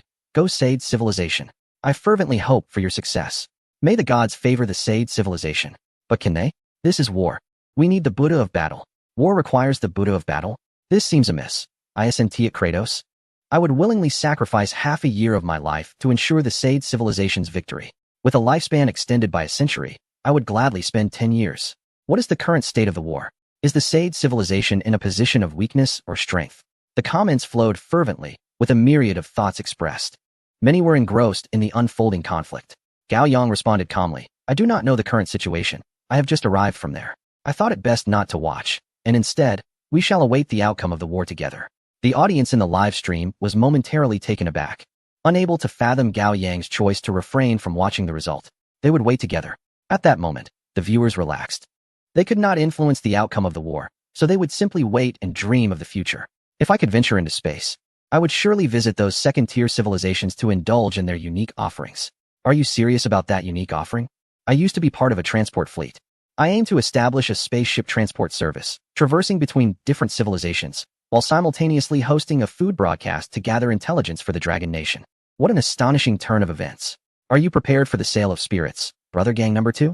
I shall do nothing but embark on my adventures once I acquire the spacecraft. I aspire to pen travelogues and become an idol among interstellar adventurers, whose chronicles will be revered by countless civilizations. Your ambitions are grand, I merely seek to find an extraterrestrial girlfriend. Remarkable. I wish you success in achieving your first milestone. In the live stream, nearly everyone is fervently envisioning the future. Gao Yang can discern their aspirations through the barrage of comments, yearning for broader horizons. Everyone awaits in hushed anticipation, longing for the conclusion of the war and its outcome. The passage of time and waiting is invariably prolonged. Initially, the audience in the live stream engaged eagerly in conversation. But as hours slipped by, they began to attend to other matters. After a while, they would check back in, inquiring about the situation. 10 hours have elapsed, and the war remains unresolved. Some individuals can no longer contain their impatience. Wasn't there supposed to be a grand confrontation? Has it not yet concluded? One person inquires, leading to a chorus of questions. Gao Yang observes the comments and realizes that these individuals possess little comprehension of warfare. Even the grand battles on Earth endure for extended periods, let alone interstellar conflicts. He refrains from responding to their inquiries about the delay and instead states, the Star-Spangled Civilization has deployed a fleet of 2 billion, while the SOD civilization has mobilized 1 billion. In an instant, silence envelopes the live stream. Such an overwhelming number of spacecraft? A total of 3 billion. Even if the entire Dragon Nation were to participate, each individual piloting a vessel, it would not suffice. What an utterly terrifying battlefield that must be, a true meat grinder. A veritable mill of flesh and blood. Those who had previously urged for urgency are now subdued, calmly awaiting the war's resolution. Yet, in their waiting, there lingers a sense of being doused with cold water. Having not encountered warfare in a long time, they had not fully grasped its brutality, only envisioning their potential journeys into space. Upon hearing the number of ships, they come to the stark realization that the casualties among the extraterrestrial beings number in the hundreds of millions. Little do they know what transpired before the war, otherwise, their astonishment would only deepen. Among the numerous destroyed cruisers, there were at least several 100 billion extraterrestrial lives. The Star-Spangled Civilization's approach is not inherently flawed. They are armed to the teeth, with their planets transformed into war machines. The error lies in their underestimation of human strategy, perhaps even their hubris. Of course, defeat is the gravest mistake of all. As a day and night pass, Gao Yang still receives no news, indicating that the battle rages on. However, the outcome of this war should soon be revealed. Another day passes, and news finally reaches Gao Yang, not of the war's conclusion, but of a shift in its balance. The number of warships from the SOD civilization and the Star-Spangled Civilization has reached equilibrium, each boasting 500 million. This outcome leaves Gao Yang somewhat astonished. Given the previous figures, to achieve such a balance is utterly absurd. This equates to sacrificing 500 million to diminish the opposing force by 1.5 billion. With the remaining forces pitted one against one, how can the opposition continue to fight? Yet another day passes, and Gao Yang receives new intelligence. The SOD civilization has emerged victorious, with a remaining elite fleet of 100 million. The concept of battle losses is easily comprehended. The civilization of the Star-Spangled Banner is advancing, yet simultaneously finds itself cornered, compelled to adopt the most audacious strategies. However, the realization comes too late. Just as Gao Yang is poised to announce the results, a transmission from the Space Force interrupts. The leader of the SID civilization inquires whether to continue the assault on the opposing cruiser. Gao Yang understands this as a declaration from the SID civilization, and he too chooses to acquiesce, destroy. After issuing the command, Gao Yang turns to the camera. The SID civilization has emerged victorious. Now we await in silence. Yet, to possess one's own spacecraft, and to attain the status of a third-tier civilization capable of traversing the cosmos, one must still undergo rigorous assessments. With that, Gao Yang smiles as he ends the broadcast, gently rubbing his face. The Dragon Kingdom, having initially embraced peril, now reaps its rewards. After enduring numerous trials on the brink of collapse, the moment of harvest has finally arrived. Chapter 455, The Slaughter of Civilization. Indeed, a single thought can expand the universe. Gao Yang could distinctly feel a sense of relaxation, a profound release from burdens. Although this marks merely a modest step for humanity's civilization into the cosmos, its significance is monumental. Establishing a firm foothold is not as simple as merely entering the starry expanse. It entails integration and assimilation into this cosmic civilization framework. Though shrouded in veils and masquerades, this too signifies integration. It heralds the emergence of human civilization in the universe, safeguarded by the stellar empire, affording us greater freedom of movement and the opportunity to witness the myriad wonders of the cosmos, unobstructed and openly. Gao Yang charged into the conference room aboard the cruiser, where a simulated 3D display revealed a chaotic expanse of the starry sky, with countless ships obliterated, vast debris scattered, and flames ravaging the vessels, oxygen fueling their fiery destruction. With no one to manage the chaos, as all personnel had perished, the Sade civilization retained approximately 50 million ships, methodically pursuing their objectives. Their excitement was palpable. Victory was within their grasp. Once they vanquished the last remnants of scattered forces and destroyed the fleeing cruisers, they would rightfully ascend to a fourth-tier civilization, unlocking substantial avenues for growth and infinite possibilities for the future. Yet, despite their exhilaration, they remained composed, for the Dragon Kingdom's commander had not yet relaxed his vigilance. Although victory was evident, it was not yet complete, and thus, caution was paramount. At the very least, the Starstripe civilization remained trapped with 600 million ships in a certain location, likely aware of their impending defeat and desperately attempting to annihilate the vessels confining them. But such is the nature of war. It does not bend to the will of living beings. Their fate would largely culminate in annihilation by the reconstituted Sade fleet, with only a few managing to escape, turning to piracy. However, these details were of little consequence. In the conference room, everyone was electrified. Their gazes filled with respect as they looked upon Gao Yang, exclaiming, "We have triumphed." Gao Yang nodded, affirming, "We have won." Apart from the Sade civilization, humanity was undoubtedly the most fervent supporter of their victory. The human civilization had incurred tremendous costs in this struggle. The fraudulent syndicates had poured immeasurable resources into this endeavor. The ultimate outcome was favorable, indeed splendid. Yet, one must not grow complacent. Although the Sade civilization had triumphed, they had not yet granted us true identity. Even with such recognition, we had yet to genuinely penetrate the cosmos. Even upon eventually entering the starry realms and integrating within them, the risk of exposure remained. Gao Yang paused momentarily, urging calm. Maintain composure, until the day we conquer the stellar civilization. Indeed, this marked Gao Yang's inaugural declaration of such an ambitious objective, and his words ignited a palpable enthusiasm among those present. To conquer the stellar civilization, although it seemed undeniably distant, if uttered by representatives of other fourth-tier civilizations, few would dare to believe it. Yet, within this office, every individual harbored unshakable faith in Gao Yang's ability to lead humanity towards this monumental achievement. What they could do was for Gao Yang to propose objectives and ideas, which they would then refine as they gradually progressed towards those goals. Under normal circumstances, conquering the Starry Empire would lead them to face the mechanical civilization. However, having subdued the Starry civilization, the mechanical civilization would no longer pose a challenge. A group of individuals settled down, returning to their respective positions, commencing their diligent work. The command of battle no longer required their intervention, yet the subsequent resource allocation necessitated their involvement. A multitude of Sade civilization's logistical ships arrived, beginning the task of collecting the debris of vessels scattered across the cosmos. These fragments held significant value. 50% of the components were immediately usable, while of the remaining 50%, at least 40% of the materials could be directly melted down for use. After all, reacquiring resources necessitated extraction and smelting from ores, whereas recycling debris merely required cleaning and heating. Even robots with limited intelligence could accomplish this task. The collection of resources and their return for smelting would, at most, take 2 months, enabling the Sade civilization's fleet size to recover by 1/3, sufficient to contend with the remaining fleets of the Starry civilization. During this process, the Sade civilization could swiftly rebuild and rise anew. In space, the skirmishes continued unabated.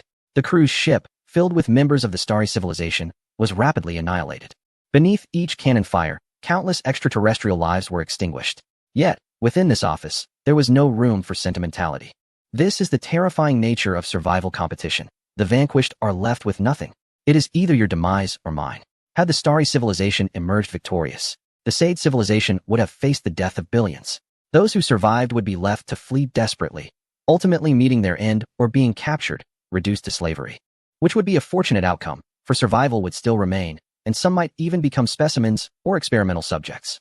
To ascend to a fourth-tier civilization, there must be redeeming qualities, thus they would be subjected to research. The act of slaughtering with spaceships exemplified a higher civilization. The flames of war would persist for several more days, and Gao Yang remained occupied, connecting in communication with the leader of the Sade civilization. Upon establishing the link, the leader was aboard his ship.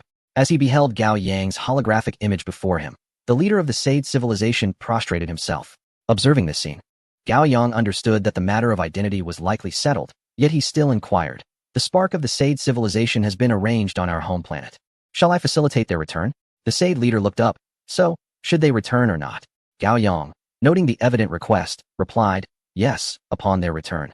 They should bring back news that during their flight, they encountered a third-tier civilization that offered them refuge, and is willing to provide identity certification.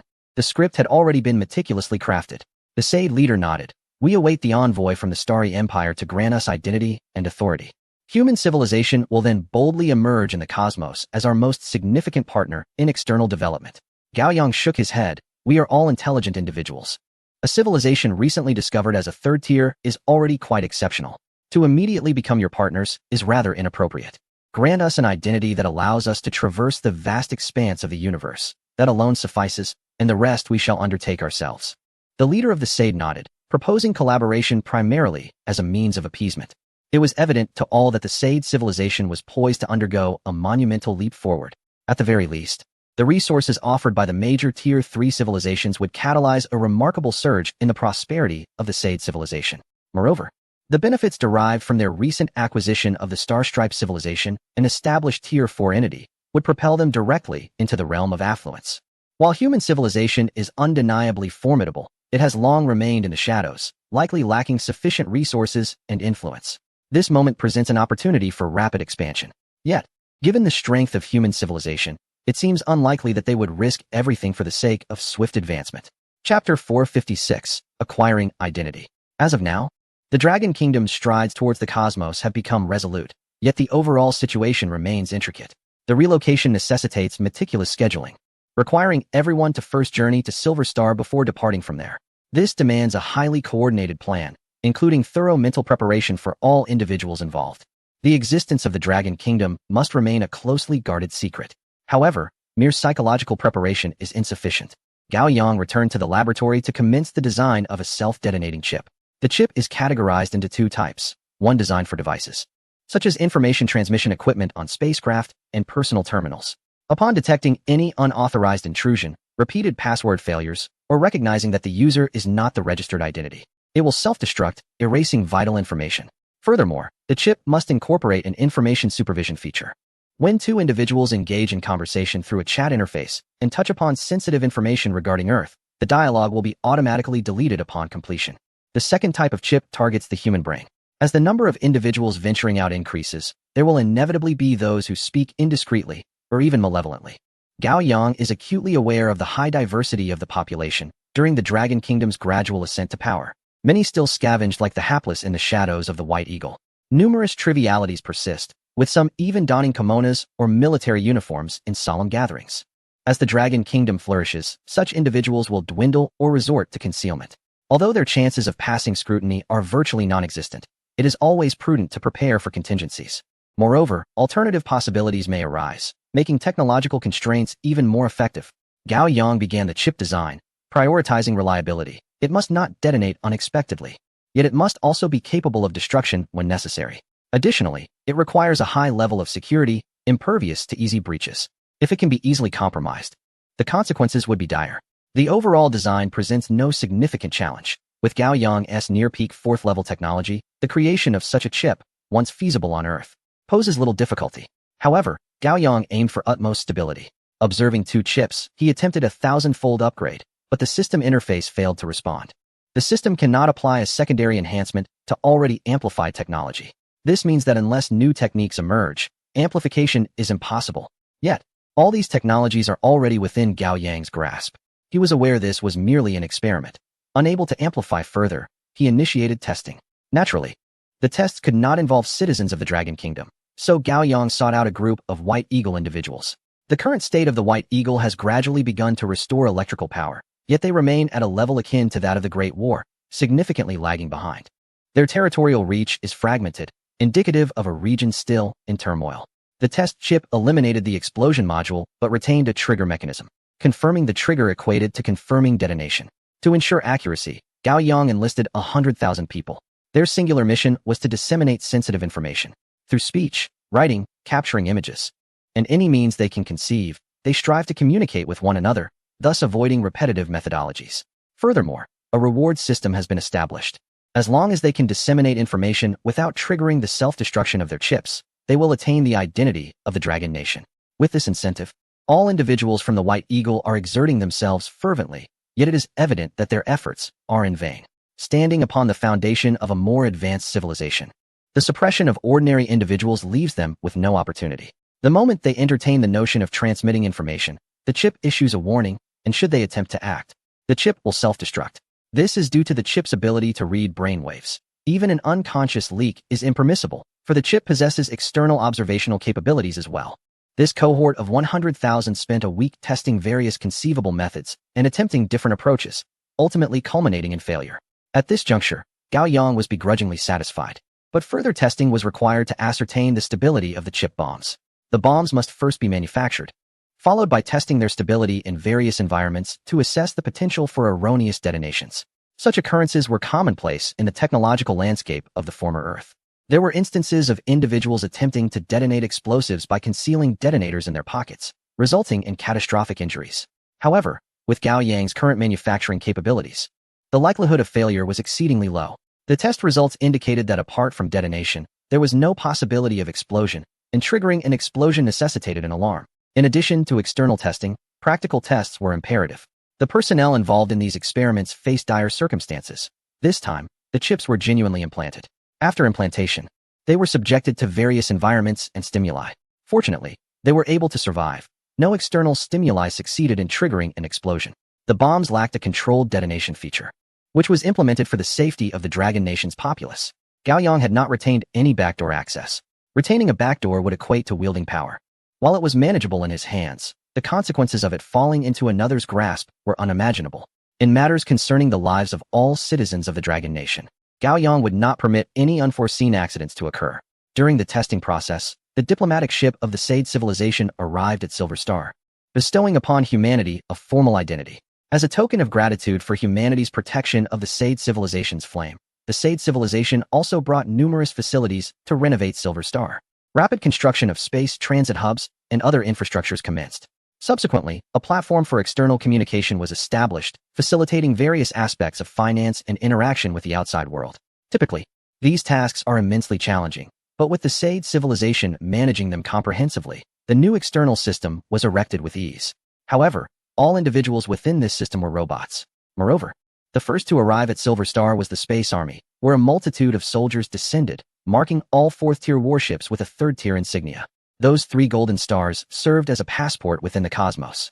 Following the widespread adoption of chips, the Dragon Nation, having amassed a population of tens of millions, has finally arrived at Silver Star, embarking on their vessels and truly entering the cosmos. 50 million souls, in a singular breath, is indeed a substantial number from one perspective. Yet, in the grand expanse of the universe, it is relatively minuscule. Civilizations elsewhere boast populations in the hundreds of billions, rendering the Dragon Nation's numbers akin to that of the endangered giant panda. A scarcity of individuals poses a significant challenge, with everyone piloting a spacecraft. The total would barely reach 10 billion vessels, sufficient only for a large-scale conflict. Gao Yang even contemplated the prospect of embryonic cultivation, reminiscent of the Dala civilization encountered upon their emergence from Earth, which utilized a method of mass-producing their populace. They did not operate on a familial basis, but rather as a breeding facility. However, in the end, Gao Yang relinquished these notions. The Dragon Nation need not rely on numerical superiority at this juncture. It can triumph based on quality alone. With a little enhancement, there lies the potential to overwhelm the stellar civilization. Chapter 457. Integration. Gao Yang first dispatched a substantial quantity of meticulously manufactured chips to a transit station in space, the sole passage through which all humanity must traverse. Armored warriors of the Mech Legion vigilantly guarded the chips, each bearing a unique identification number and requiring the utmost level of security. Not a single chip could be lost. The initial recipients of the chip injections were the high-ranking officials of the Space Force, who were also mandated to utilize these chips. They were prohibited from discussing matters concerning the Earth outside its confines. Prior to the injection, every individual was informed of the associated prohibitions. Upon learning that the chips possessed explosive capabilities, a sense of dread enveloped them. However, they were simultaneously reassured by Gao Yang's guarantee. The chips contained no backdoor, and should any information pertaining to Earth be divulged, a warning would be issued. If, after the warning, one still attempted to reveal Earth's secrets, the chip would self-destruct. For all involved, the notion of harboring an explosive device within their minds was inherently repulsive.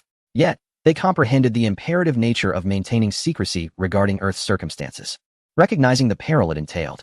At present, the inhabitants of Earth were acutely aware that the city and civilization could triumph in the war, becoming one of the 4 major fourth-tier civilizations, largely owing to the Dragon Kingdom. However, should this information be disclosed, the Stellar Empire would undoubtedly act against Earth. The Dragon Kingdom, at this juncture, lacked any capacity for resistance, both in quality and scale. Understanding this reality, coupled with their trust in Gao Yang, fostered a prevailing sentiment among them. They fervently desired for everyone to undergo the chip implantation. Without the chip, they feared that others might reveal this secret, endangering their loved ones and their very lives. In light of these circumstances, the entirety of the Space Force underwent chip implantation before embarking on their vessels towards Silver Star. They patrolled the vicinity of Silver Star aboard their ships, which, while ostensibly equipped to a third-tier standard, were in fact uniformly of fourth-tier caliber. Following the Space Force, the second wave comprised management personnel who were tasked with the intricate human oversight of operations. In many respects, this human management proved less effective than the invincible systems in place. The invincible management was characterized by its meticulous nature. However, when it came to external dealings and navigating complex situations, adaptability was paramount rather than mere precision. Should the situation at Silver Star be disclosed, a multitude of extraterrestrial beings would converge upon it. The discovery of a new civilization would incite surrounding civilizations, akin to sharks detecting blood, to zealously descend upon it. Without confirmation of Silver Star's identity, it would be torn asunder.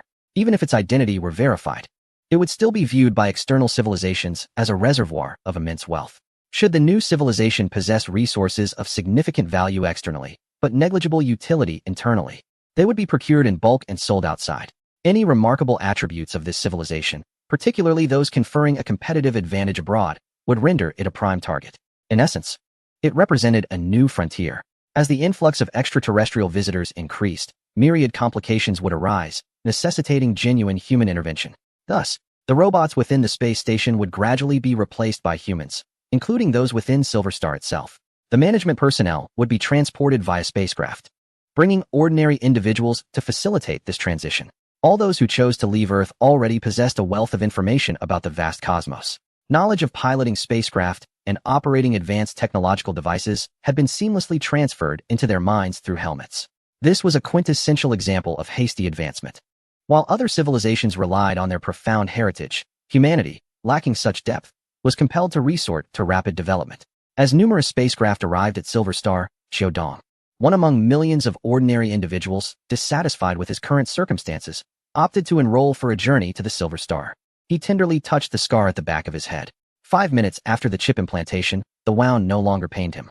Though the scar would take a week to fade, the presence of the chip instilled a sense of unease within him, for it could lead him to his demise in an instant. Yet, he yearned to pilot a spacecraft and venture to various celestial bodies. His passion for the unexplored depths of space had ignited the desire for cosmic adventure since humanity first breached the boundaries of the heavens. Little did he expect that this dream would materialize so swiftly. Upon reaching Silver Star, he would receive his very own spacecraft, along with a star map granting him access to any planet of his choosing. Contemplating this prospect made him anxious. His body quivered slightly, and he couldn't help but glance around at the others, all of whom shared similar apprehensions. Some faces flushed crimson, while others turned pale. He considered himself fortunate to be somewhat better off.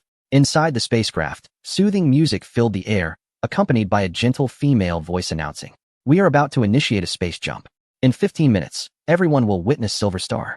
Instinctively, all eyes turned to the windows, revealing a wormhole. They could see two distinct starry vistas, one inside and one outside the wormhole, each with its own unique tonal palette. The overall tableau was breathtaking, yet imbued with an air of desolation, coupled with the bittersweet emotions of leaving home and the anticipation of arriving in a new, unfamiliar abode. The feelings among the passengers were notably intricate. However, this emotional turmoil did not linger for long. 15 minutes later, everyone beheld Silver Star, along with several transit stations nearby and fleets of spacecraft orbiting the celestial body. They even spotted the dragon insignia emblazoned on the ships. Originally a symbol of the Space Force, now repurposed as a badge. A fleet of space military vessels approached to verify the spacecraft documents and the identities of the passengers. Then, a robust voice resonated, "Welcome back to your homeland. Please follow me to the transit station." Upon the spacecraft's arrival at the transit station, Xiaodong disembarked alongside the crowd. At the exit, a group of space military personnel distributed items to each individual. First came the housing deeds. Every newcomer would automatically receive a residence on Silver Star, a combination of selections and randomness determining the general location, while the specific type of house would be assigned at random. Additionally, personal transport devices for use on the planet were provided. These were not flying cars, but rather low-altitude gliders akin to flying discs. For those needing flying cars, reservations were required. as personal flying vehicles were not available. Furthermore, each individual was bestowed with a key to a third-tier civilization spacecraft, a truly authentic third-tier vessel. For the average person, a third-tier spacecraft would suffice. Each spacecraft is equipped with a high-specification escape pod. In addition to the spacecraft, a monetary compensation of 1,000 star coins is also provided. The purchasing power of star coins is remarkably high. Thus, 1,000 star coins are sufficient for these individuals to indulge for an extended period. Whether those who possess such a substantial amount of star coins will become coveted targets for space pirates remains to be seen. However, it is worth noting that the number of space pirates capable of raiding a peak-tier spacecraft is exceedingly rare. Furthermore, each individual is provided with a registered identity, allowing them to operate seamlessly in the vastness of space. This identity can be effortlessly substituted, as many of the invincible robots previously manufactured correspond to real individuals. Precisely for this purpose, Chapter 458, Immigration Xiao Dong acquired a complete set of belongings, including his identity. He had the option to choose from various styles of terminals. After collecting his suitcase and essential items, those arriving from Earth were granted their freedom. They could choose to embark on a journey through space or venture into the planet itself. As everyone dispersed, Xiao Dong gazed at his identity information, which indicated he resided in District 12, Building 8, Apartment 24 of the Tianyuan community. His parents were alive, and he had a younger sister. The terminal provided comprehensive information about these three individuals and himself.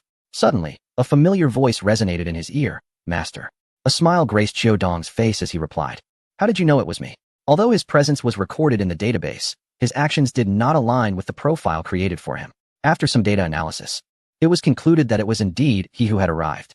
The familiar voice belonged to Wudi, while Xiao Dong was masked as Gao Yang. The overall immigration plan was devised by him, yet the finer details were discussed among his subordinates. After the details were finalized, he had reviewed them, but he was unaware of the specific implementation. Hence, he personally came to experience it firsthand. The entire experience was remarkably satisfactory. He found no loopholes.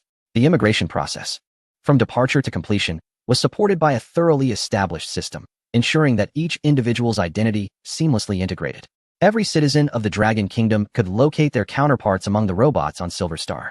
Those with families could reunite with their loved ones here. Families immigrating together remained united on Silver Star. Even those who had fallen in love on Earth would find their partners among the robots on Silver Star, patiently awaiting the arrival of their Earth counterparts. This flawlessly avoided any potential exposure. The lines between reality and illusion were expertly blurred, making it increasingly difficult to uncover the truth. "Are there any extraterrestrials arriving?" Gao Yang inquired. Woody's voice responded, "Not at the moment, but according to reports from the Space Army, numerous civilizations in the vicinity have set their sights on this location with their spacecraft. The exact arrival time is uncertain, but it is estimated that the first batch of alien ships will arrive within 3 days. Are we prepared? We are fully equipped to handle the arrival of extraterrestrials," came the reply. Gao Yang pondered for a moment and said, "Please send me a copy of the preparation plan. I'll take a stroll first." Understood. Gao Yang began his exploration at the transit station, which housed the Space Army's base. Aside from that, all management personnel had been transformed into humans to prevent the discovery of robotic identities by extraterrestrials. Different aliens possessed varying abilities. Some could merge with electromagnets and potentially unveil the truth about the robots. Thus, the robots at the transit station had been preemptively replaced by humans, allowing for more agile human management. After a thorough inspection, finding no discrepancies, Gao Yang boarded a dedicated passenger spacecraft bound for Silver Star. The ship was filled with many others from Earth, all of whom had only glimpsed Silver Star through images and data. At that moment, through the front glass of the spacecraft, they beheld the shimmering, silvery brilliance of Silver Star and gasped in awe. This planet possesses an undeniable beauty, a natural elegance that rivals that of Earth. The snow-covered globe, for reasons unknown, appears silver when viewed from outside the atmosphere, yet overall, it is truly stunning. On board the spacecraft, a melodious female voice resonates. "Welcome home, everyone. Our destination for this passenger flight is Zone 12. After you acclimate to Silver Star, please proceed to Zone 9. Zone 9 is an open area where extraterrestrial visitors are expected." The eyes of many passengers gleam with excitement at the prospect of encountering aliens, those beings they have only seen in data and films. Numerous individuals are filled with anticipation, wondering if they might meet enchanting extraterrestrials and experience a romance from another world. Everyone is intrigued, yet conversation is scarce. Beneath their enthusiasm lies a subtle anxiety. The presence of chips in their minds leaves those capable of casual chatter appearing somewhat carefree. A radiant glow appears above Gao Yang's eyes, and information about hosting extraterrestrials materializes on his retina. a display visible only to him and remarkably clear. The range of presented data is extensive, allowing for the absorption of a wealth of information at once. The overall hosting procedure is straightforward, with many civilizations following similar protocols.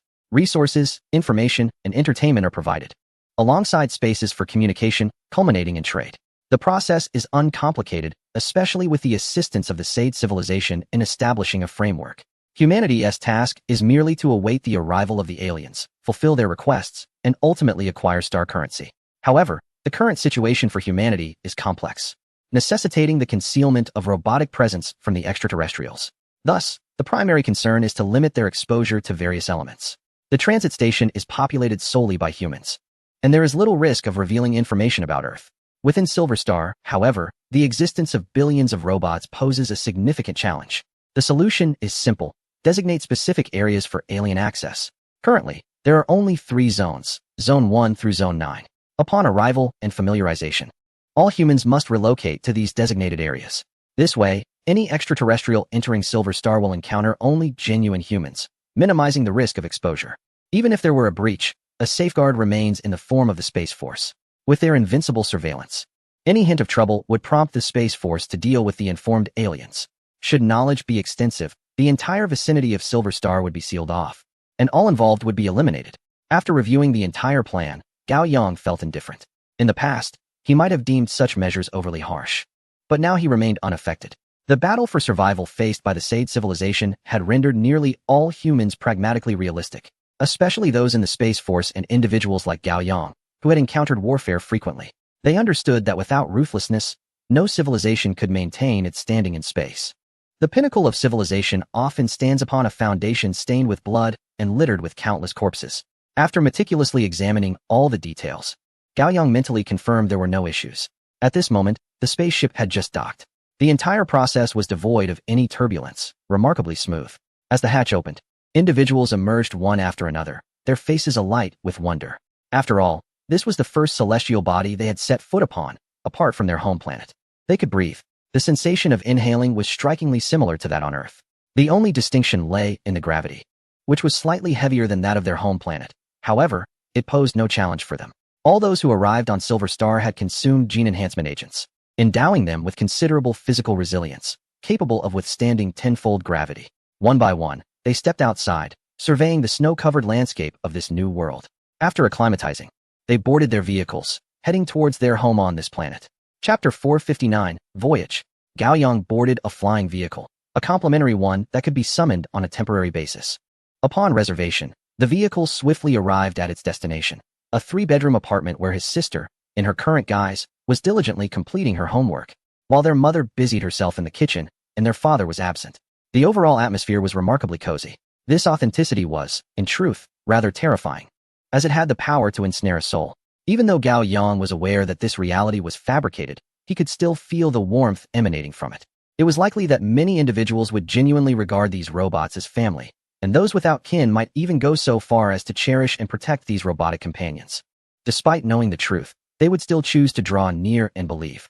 In light of this, the decision to confine those arriving on Earthstar to several designated areas, exclusively human domains, seems to have been made with such considerations in mind. Gao Yang resolved to extricate himself from this ambience. Generally, how long would it take to acclimate before venturing into new territories? At that moment, his sister, momentarily lifting her gaze from her work, proclaimed with unwavering resolve. Due to the current circumstances, we only have 3 days, although there may be plans to extend this to 7 days or even a month. Please arrange for me. I shall proceed at once. Shall we not share a meal at home? Gao Yang hesitated, enticed by the aroma wafting from the kitchen. Almost unconsciously, he nodded in agreement. Let us eat before departing. Seated at the table, Gao Yang sighed inwardly, contemplating how long it had been since he had experienced such warmth. His journey through life had been rife with deception and betrayal, and upon reaching adulthood, he found himself burdened with the weight of an entire civilization. What may seem mundane and often taken for granted by ordinary individuals was, for him, a luxury. Particularly as he came to terms with this realization, he discerned the artificiality of the atmosphere created by the robots, and the sensation dissipated. Nevertheless, Gao Yang opted to stay for the meal. The food was delightful, though it hardly replenished his energy. Afterward, he departed in the flying vehicle, heading toward the 9th district. During the journey, he sought to familiarize himself with this area. The 9th district was unlike any other, characterized by several open sectors. The simplest way to comprehend it was as a newly constructed city, accessible to those who wished to enter. Here, the rooms and shops were unclaimed. All arrivals could engage in various professions, utilizing their knowledge. The vast majority chose to open stores to sell goods.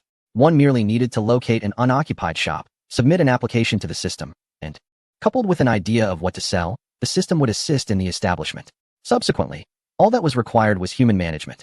Hotel operations followed a similar principle. Those who envisioned managing a hotel could directly acquire operational rights for several floors of a building. Naturally, should mismanagement or other issues arise, the opportunities would be reassigned to others. By the time Gaoyang arrived, the 9th district had very few vacant enterprises. The streets were lined with a myriad of shops, selling everything from weapons to energy bars, and even spacecraft.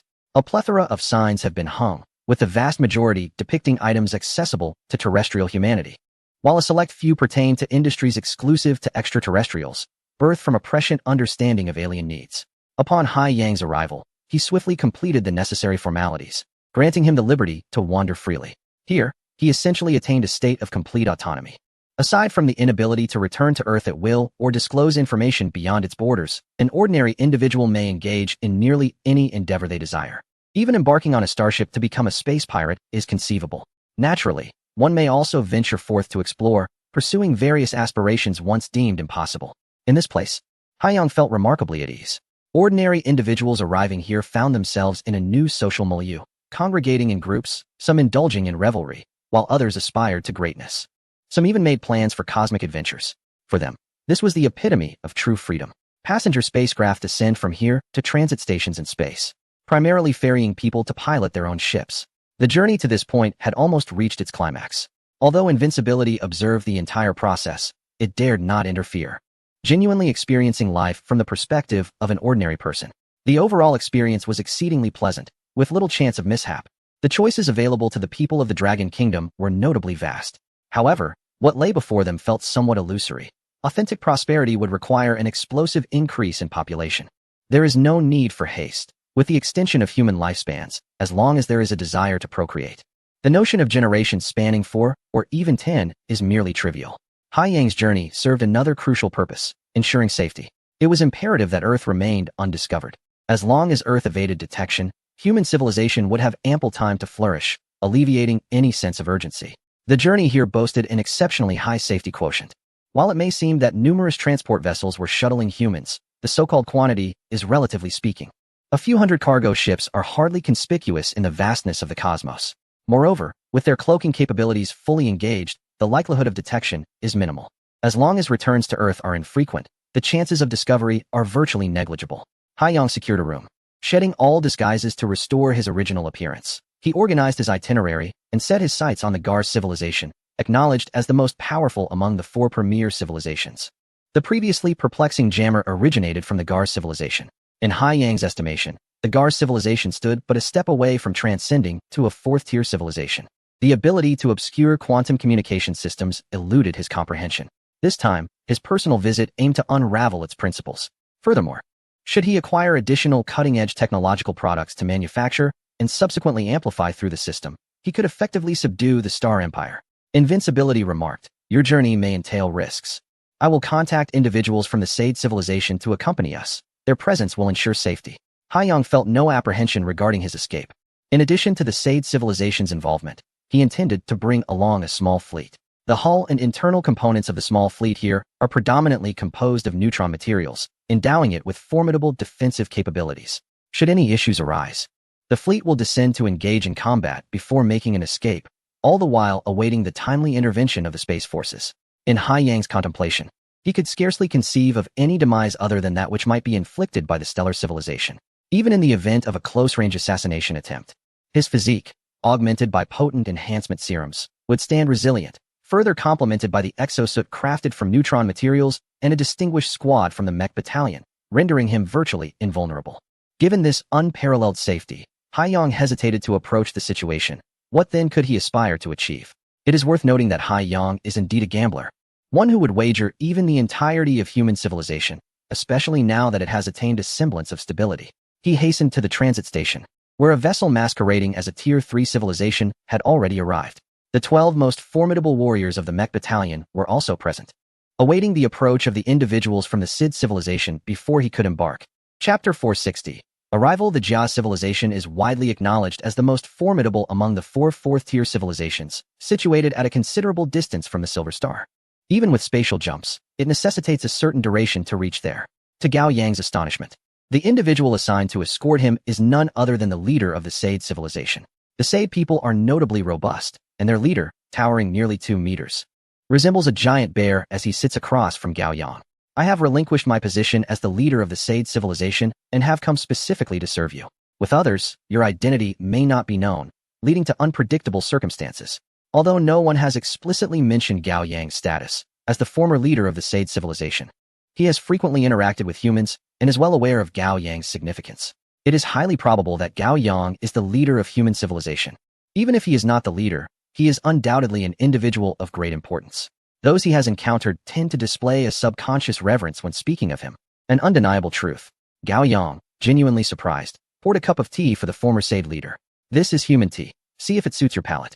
The former Sade leader raised the cup and took a sip, nodding slightly. The taste is quite pleasant. By the way, my name is O. You may call me that during our journey. In the Sade language, O signifies wisdom, though it is phonetically transcribed as O. Gao Yang pondered for a moment. Will you be accompanying me throughout the journey? It would be better for me to accompany you. My status as a third-tier civilization will not command much respect there.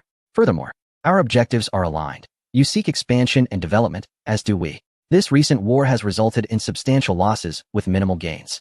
The destructive power of our weapons has left us with scant spoils. We must endeavor to grow and expand during this period. Otherwise, should another third-tier civilization break through, it could pose significant danger. While speaking, O observed Gao Yang. Without human civilization, they would be in peril. However, with the presence of human civilization, even in the face of severe losses, they can maintain high-intensity combat. Of course, this hinges on the precondition that the source of danger for the Sade civilization does not stem from human civilization. Gao Yang nodded gently. I am not responsible for the expansion plans of human civilization. My primary purpose in visiting the Jia civilization is to procure advanced technological products for research and understanding. Additionally, I hope to glean insights into the Star civilization through my interactions with the Jias. O nodded in understanding. I am not in charge of the specific operations either. The expansion and diplomatic engagements with other fourth-tier civilizations are the responsibilities of my subordinates. I merely need to be present there, accompanying you throughout. Just give me a hint regarding your purchases. Communicating with an astute individual indeed proves to be effortless. O's implication is clear. He can accompany Gao Yang for the entirety of the journey, enhancing their leverage. Having someone of O's stature by his side undoubtedly facilitates Gao Yang's endeavors. As the spaceship continued to jump through space, Gao Yang took the opportunity to learn more about O. Understanding the Sade civilization is also a matter of personal interaction. In their interactions, O consistently adopts a remarkably humble stance, which under normal circumstances would be appropriate given the superiority of human civilization. However, the current situation is anything but ordinary. As human civilization is shrouded in secrecy, O continues to lower his demeanor, either gambling on the belief that humanity will ultimately usurp the celestial civilization or harboring ulterior motives. If the latter is true, it can only pertain to technology, and it is highly probable that he seeks such advancements. Unlike the technological barriers that exist between other civilizations, humanity and the Sidian civilization are akin to two grasshoppers in the same boat, both poised for rebellion, augmenting each other's combat prowess without issue. Unlike other civilizations that face constraints, nevertheless, O refrains from stating this outright, and Gao Yang would not proactively bring it up.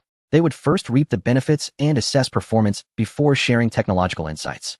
With humanity's population insufficient, it would be unreasonable to decline assistance from a civilization willing to lend its might. The spacecraft swiftly traverses the starry expanse, making consecutive jumps through the vast emptiness of the universe. Each leap reveals a desolate panorama, the cosmos being overwhelmingly immense. For a fourth-tier spaceship, such traversals require considerable time. With each successive jump, the same myriad of stars appears, densely packed across the heavens, indistinguishable in their arrangement. Without star maps or spatial jump technology, humanity would find itself utterly stranded amidst this celestial wilderness. During this voyage, Gao Yang contemplates the notion of explorers. In a universe teeming with civilizations, countless realms remain unexplored. Thus, explorers emerge, charting each planet, marking them, and documenting their diverse conditions. Throughout this endeavor, they uncover various treasures and earn rewards in the form of enriched star maps. Most importantly, they savor the thrill of exploration and pioneering. Gao Yang muses that in the future, When humanity stands atop the pinnacle of cosmic civilizations, he too shall take to the stars as an explorer, penning a travelogue to be published among the myriad civilizations of the universe, inspiring extraterrestrials to yearn for the life of an adventurer. Lost in his thoughts, O's imposing figure approaches Gao Yang from behind. We are nearly there. After 100 jumps, we shall arrive at our destination. Before coming here, Gao Yang had indeed acquainted himself with the J-Psi civilization, which, compared to many others he had encountered, is remarkably straightforward. Upon its development, the J-Psi civilization immediately embarked on a mission of colonization. Thus, the core regions occupied by the J-Psi civilization are vast. In terms of habitable planets, they command over 1,000, transforming these worlds into suitable homes. Of course, the J-Psi civilization also possesses more central domains of authority, known as the J-Psi Ring, a colossal circular structure far larger than a planet, its outer rim radiating brilliance akin to a star, while the inner circle serves as a habitat for inhabitants and a hub for various commercial activities. Surrounding the J-Psi Ring are numerous patrol ships and massive commercial vessels. Upon arrival, Gao Yang is greeted by a palpable sense of prosperity. In contrast to the previously extinguished fourth-tier civilizations, the Jar civilization manifests a far more ostentatious presence. A multitude of spacecraft traverse the bustling commercial district surrounding the Jar's ring, creating a vibrant atmosphere. The expanse of activity is equally vast. The leader of the Sid civilization remarked with a hint of aloofness, "To gain entry into the Jar's ring, one must submit an application and provide a valid rationale. For the time being, it is prudent to refrain from entering. Let us first procure a commercial cruiser to ascertain the situation." Hai Yang possesses scant knowledge of the Jar civilization, having never ventured here before. All insights have been gleaned through the Sid civilization. It is evident that the leader of the Sid civilization is far more informed than he. "Understood," O replied, activating his personal terminal. A virtual interface promptly materialized, displaying an array of cruiser designations and pertinent information for Hai Yang's selection. Chapter 461, The True Flight. Surrounding the core circle of the Jia civilization, an immense array of cruise ships resembles a bustling marketplace. For other civilizations engaging in trade and exchange, it is akin to visiting a grand shopping mall, albeit one that requires a reservation for entry, compelling visitors to explore the smaller shops in the vicinity first. Gao Yang perused the list of cruise ships, his gaze settling upon a spherical vessel. This one, the Eternal Water World. The Eternal Water World is a leisure cruise ship, primarily dedicated to entertainment and featuring a variety of trading options. 90% of its interior is composed of water, essentially transforming it into an artificial underwater realm. Gao Yang's choice of this particular cruise ship stemmed from the fact that the Jia civilization originated from aquatic sentient beings. Aquatic intelligent life forms constitute a significant portion of the cosmic races, yet they are relatively scarce among the more powerful factions. Of the four fourth-tier civilizations, only the Jia civilization is comprised of aquatic sentient beings. In Gao Yang's view, the survival challenges faced by marine intelligent species are comparatively lower, while the difficulty of technological advancement is exceedingly high. With minimal pressure and a high developmental threshold, the civilization's growth is inherently restrained. Nonetheless, civilizations that evolve in such an environment typically possess a robust foundation. Visiting the Eternal Water World not only offers a glimpse into the primordial conditions of the Jia civilization, but also presents a high probability of encountering individuals from the Jia civilization, allowing for potential interaction. The inhabitants are likely to possess advanced technological products. With a clear objective in mind, the spacecraft traversed the void in a single leap, arriving at the Eternal Water World. The colossal spherical cruise ship loomed in space, its numerous gates wide open. Through these entrances, the liquid world within was visible from afar. As the spacecraft approached, a communication link was established. After a brief identity verification, the vessel glided into the cruise ship, coming to rest upon the water's surface. Gao Yang disembarked and gazed down at the crystal-clear water, conducting a simple analysis. The water contained only ordinary minerals, representing the most basic form of H2O. As he observed the liquid, Gao Yang pondered the future. If humanity were to become immensely powerful, would residing on their home planet become a privilege? Would those living elsewhere attempt to replicate Earth's environment? Or would new habitable planets be revered as elite, relegating those on Earth to a status of obsolescence? A smile crept across Gao Yang's face, realizing the futility of such concerns, for everything lies within the dominion of his will. Whatever he envisioned could become reality. Donning a breathable mask, Gao Yang leaped into the water. The depths teemed with a kaleidoscope of fish, diverse in form and resplendent in color. Yet all shared a singular characteristic: beauty, adhering to the laws of aesthetic harmony. He gradually swam deeper, encountering swift aquatic vehicles and patrolling underwater warriors. These sentinels bore gill-like structures upon their necks, embodying the true essence of aquatic intelligent species. As he brushed past the patrolling warriors, Gao Yang reached the genuine underwater world, the core region of the entire cruise ship, constructed within the vast aquatic sphere. The architectural style of underwater structures is entirely distinct from that of terrestrial edifices. Ground-level constructions must take gravity into account, necessitating a focus on structural integrity and indoor design, particularly within a 2-meter height limit. Conversely, underwater architecture grapples with the challenges of buoyancy and water pressure. While gravity does exert some influence, its impact is marginal. Consequently, conventional streets are absent, replaced instead by a network of narrow passages. Shops are spherical in shape, featuring multiple circular entrances. Upon entering, one discovers that the interior is lined with shelves on all sides. Unlike terrestrial stores, where shelves are typically restricted to a height of 2 meters, ensuring accessibility for patrons, underwater, the ceiling can also accommodate items for selection. As Gao Yang meanders through this aquatic realm, he observes an array of products beneath the waves, including exquisite gemstones and numerous high-tech gadgets. Many of these artifacts, once treasures of human civilization, now appear rather trivial to him. The majority are remnants of a third-tier technological advancement, lacking the sophistication of fourth-tier civilization. Nevertheless, this underwater world proves to be an exceptional locale for leisure and exploration. It is a perfect setting for leisurely photographs and relaxation, particularly after an extended period spent on land. A dip in the cool depths is remarkably refreshing.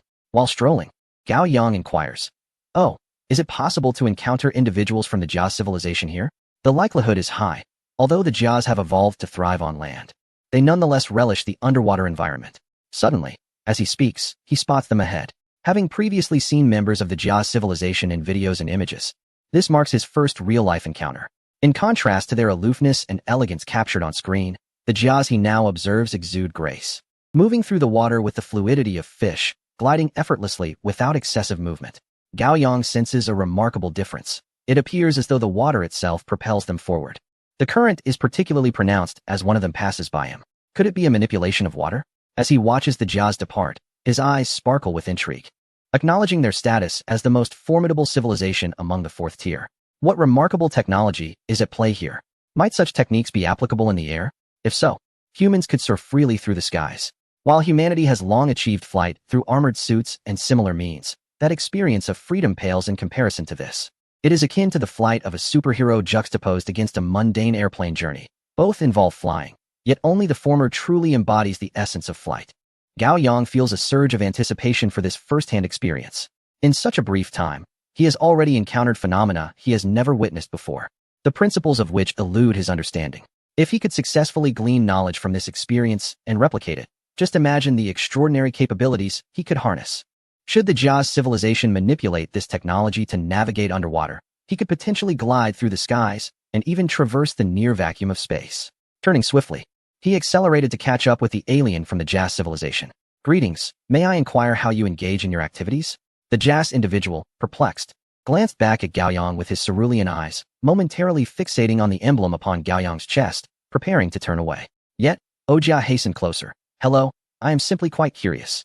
The Jas representative regarded Ojia with a similar sense of bewilderment, pondering the identity of this individual from the Sade civilization. Prior to the war, he had not even heard of the Sade civilization. However, in the aftermath of the conflict, he held a profound respect for them. The Sade civilization had valiantly won this war through their fearless tenacity. Nearly everyone aware of the war's entirety held a singular assessment of the Sade civilization, undeniably formidable. Chapter 462, A Unique Environment. To outsiders, the Sid civilization has emerged victorious in a war that seemed almost unwinnable, and astonishingly, it accomplished this in a remarkably brief period. While the duration of that arduous conflict may have felt interminable to the Sid civilization, to extraterrestrial observers, it transpired in the blink of an eye, merely a year.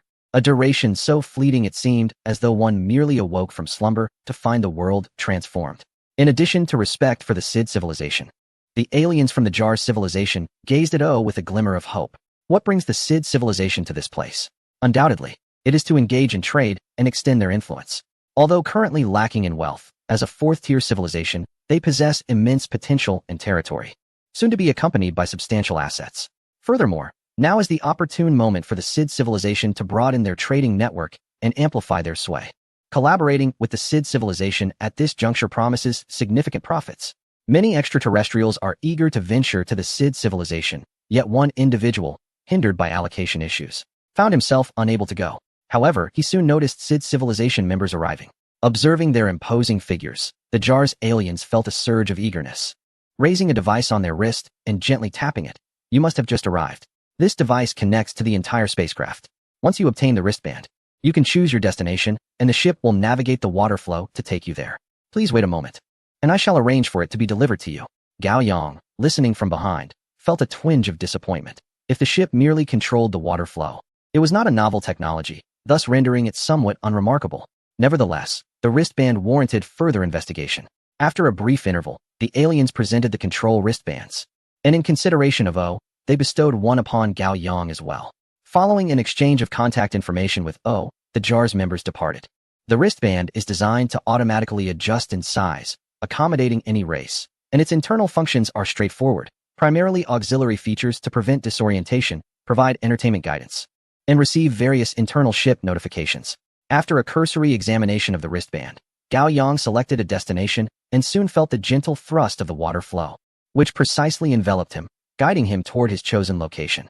The sensation of being cradled by the water was quite pleasant, allowing him to breathe easily and observe his surroundings comfortably. During this journey, Gao Yang opened a communication channel. "I believe the individual we just encountered could be worth reaching out to. He likely wishes to connect as well, but had pressing matters to attend to, hence his early departure." Oh nodded in agreement. "That's fine. Shall I take the initiative to contact him? Let us not rush. Let us explore a bit longer. If he doesn't seek you out, we can reconsider later," Gao Yang suggested, preparing to continue wandering. He felt somewhat like Lu Lao Lao entering the Grand View Garden, marveling at everything unfamiliar. The recent blunder had made it clear that such occurrences should not be taken lightly. Many things, due to their novelty, often lead to misunderstandings. Yet their underlying principles could be quite simple. The flowing water guided them to the far end of the trading area. This section was modest, akin to a souvenir shop in a tourist attraction, while the true essence of the locale lay in the recreational zone beyond. Upon passing through the trading area, one can rent a submarine, which is entirely submerged in water. Additionally, one may reserve an underwater room, which also lies beneath the waves, offering a unique experience. Yet, Gao Yang pondered why one would need a room to dwell underwater when floating freely would suffice. Further reflection led him to realize that even on land, humans require shelter, while animals simply utilize the sky as their blanket and the earth as their bed. A curious parallel indeed. Choosing to embrace his humanity, Gao Yang opted for a room to immerse himself in the joys of aquatic life. Oh, ever the shadow, trailed closely behind Gao Yang while keenly observing him. It appeared that Gao Yang was wholly engaged in this experience. However, he found the nature of this engagement somewhat meaningless, even bordering on absurdity. Why would one wish to experience life as a fish? Despite his internal reservations, he remained silent, opting instead to observe more closely and even learn. From an initial lack of understanding, O gradually began to genuinely appreciate Gao Yang's joy and the thrill of experiencing the unfamiliar, traversing uncharted paths. Such delight was palpable. In this profound engagement, Gao Yang wandered the cruise ship, eventually purchasing several Tier 4 products under O's identity. Most of the technology was already within Gao Yang's grasp. The remaining unfamiliar technologies were not due to a lack of capability, but rather because terrestrial beings had no need to develop products for aquatic creatures. For instance, there were devices designed for marine life to utilize on land, filled with water, akin to a diver's suit. Yet, the technologies presented had their merits, and Gao Yang procured a set, intending to dismantle them upon his return. After a thorough exploration, O's passage issues were resolved, allowing them to proceed to the Ring of Gars. Returning to the spaceship with O, Gao Yang struck an unusual figure in O's eyes. The cruise ship had lightened his once pretentious demeanor. Particularly, the assortment of items aboard, deemed useless by O, left him speechless. What was the purpose of acquiring so many seemingly unnecessary things?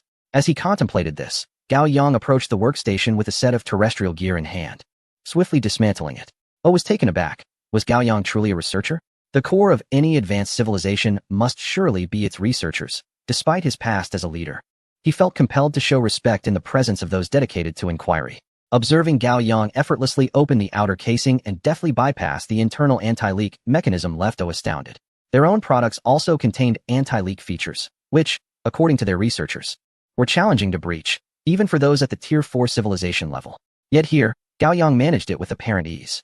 What did this signify? It suggested that the nearly pinnacle Tier Gar civilization was outstripped by humanity. Did this imply that human civilization had already brushed against the threshold of Tier 5? Or perhaps even crossed it, poised to confront stellar civilizations at any moment? The thought sent a chill down O's spine. In contrast, during their confrontations with the fourth-tier civilizations, they never felt such tension. After all, engaging in conflict under constrained circumstances resulted in relatively minor casualties and limited destruction. However, when two fifth-tier civilizations are at war without any restrictions, the unrestricted use of various planet-destroying weapons leads to dire consequences. The closer the proximity, the greater the peril. Yet, they are now irrevocably entwined with human civilization. After dismantling the device, Gao Yang let out a silent sigh. The most valuable technology here was the leakage prevention system. However, he had already discovered its limits during a previous 10,000-fold amplification, not to mention the products of the fourth-tier civilizations. Even the creations of the stellar civilization held a significant probability of being deciphered by him. Chapter 463. A bold move. As Gao Yang prepared to reassemble the recently disassembled components, he suddenly noticed a peculiar look in O's eyes. For you? O was taken aback for a moment, followed by a wave of delight. Thank you. For Gao Yang and the Jia civilization, the technology they had already mastered was a prized possession for the Sade civilization. Although his demeanor was somewhat embarrassing, akin to accepting charity, he had long adjusted his mindset. The survival of the Sade civilization was heavily reliant on human civilization. Moreover, these components were indeed of great significance to them. The same technology, if entrusted to their researchers, would require decades or even centuries to comprehend. However, without the leakage prevention devices, they could grasp the technology within a few years, significantly shortening their path to mastery. Setting down a pile of parts, Gao Yang approached the window, gazing at the increasingly closer Jia's ring, and casually inquired, why doesn't the Jia civilization reside on its home planet? Instead, they opt for the Jia's ring? It wasn't merely the Jia civilization. The civilizations you previously extinguished also created numerous planets. O joined Gao Yang by the window, explaining, the Jia's ring is, in fact, their home planet, or rather, a part of it. Many civilizations, in their early developmental stages, overexploited the resources of their respective planets, resulting in conditions that rendered them uninhabitable. Alternatively, the climate of their home planet may have become unsuitable for habitation, compelling the inhabitants to adapt. After all, failure to adapt would lead to extinction. Gao Yang was somewhat surprised. He had never encountered such an explanation before. However, it was understandable that when humanity was at the nascent stage of a Type 1 civilization, the exploitation of Earth had already reached critical levels. Had Gao Yang not stepped forward to redirect the course of development, a third world war might have ensued. After all, the Dragon Nation and the Bald Eagle were destined to clash for global supremacy, much like the transitions seen during the First and Second World Wars. The Dragon Nation's ambition to surpass the Bald Eagle would inevitably lead to conflict. In a world where major powers possessed nuclear weapons, the next confrontation could very well devolve into a cataclysmic struggle for survival, or it might trigger a massive resource extraction for further development. By the time humanity reached a Type 2 civilization, Earth would likely be stripped bare. In light of this comparison, it became evident why these advanced civilizations did not require their home planets. Conversely, later civilizations, guided by their predecessors, were able to procure resources from uninhabited planets right from the outset, thereby safeguarding their home worlds effectively. As he pondered these thoughts, the spacecraft drew ever closer to the Jia's ring. The internal luminescence became visible, with bright lights illuminating the edges. Within, mountains, lakes, forests, and rivers unfolded, resembling a planet, albeit one of an unusual shape. Just as he was absorbed in his reflections, Gao Yang suddenly noticed a spherical spacecraft gliding through space, devoid of visible thrusters. It was not a perfectly symmetrical sphere. Intricate patterns adorned its surface, creating an impression of natural elegance, quite beautiful indeed. As Gao Yang was deep in thought, he suddenly sensed a surge of energy gathering, and in the next moment, two figures materialized within the spacecraft. Upon witnessing their graceful forms and distinctive silver attire, Gao Yang instinctively lowered his head. Aliens from the starry civilization. What manner of technology is this? Teleportation, perhaps? They can traverse the bounds of the spacecraft with such ease? As for the levitation within the vessel, Gao Yang could discern the mastery of electromagnetic control. O also hurriedly bowed his head, uttering, "Greetings, esteemed sirs." The two individuals from the starry civilization exchanged glances of mild surprise as they surveyed the interior of the spacecraft. One of them approached the control console, glancing at the disassembled equipment with a hint of astonishment. "It appears we underestimated you. You have concealed your capabilities quite adeptly. You have even managed to dismantle the leakage prevention devices of the caste civilization. Your technology in the SID domain is alarmingly close to a fifth-tier civilization." The leader of SID felt a chill run down his spine. "No, It is merely that we have devoted our efforts in recent years to developing ways to bypass such leakage prevention devices, thus gaining some proficiency in this area. Preposterous. Technological advancement is systematic. While one may excel in a specific domain, it is improbable to be so disproportionately ahead in such a short span. The representatives of the starry civilization remained poised and elegant, turning their attention towards the edge of the spacecraft. They raised their hands and knocked on the wall, producing a crisp, resonant sound. In an instant, an overwhelming force seemed to envelop the interior of the spacecraft, causing it to violently invert, exposing the true outer shell of the vessel. A neutron material shell, indicative of fifth-tier technology. We truly misjudged the situation. O was momentarily stunned, grappling with the implications of this revelation. Instinctively, he cast a glance towards Gao Yang, seeking guidance on how to navigate this precarious moment. However, his subtle gesture did not go unnoticed by the representatives of the starry civilization. In the next heartbeat, one of them stood before Gao Yang, observing him with keen interest. A third-tier alien? Yet you stand in front of O. It seems fortune smiles upon us. We have stumbled upon a secret. He spoke with a hint of amusement, prompting Gao Yang to raise his gaze defiantly. We are of the human civilization. Human civilization? The representatives of the starry civilization hesitated, seemingly sifting through their knowledge of humanity when suddenly, a sharp dagger materialized in Gao Yang's hand, crafted from neutron material. The dagger swiftly reversed direction and plunged upwards into the neck of the starry civilization representative. A pale blue liquid gushed forth, and without a moment's pause, Gao Yang channeled the energy from his armor into the dagger. The starry civilization individual, utilizing electromagnetic propulsion, lacked resistance to such energy, rendering them vulnerable to the overwhelming pressure. Gao Yang acted with lightning speed, causing O's eyes to widen in disbelief.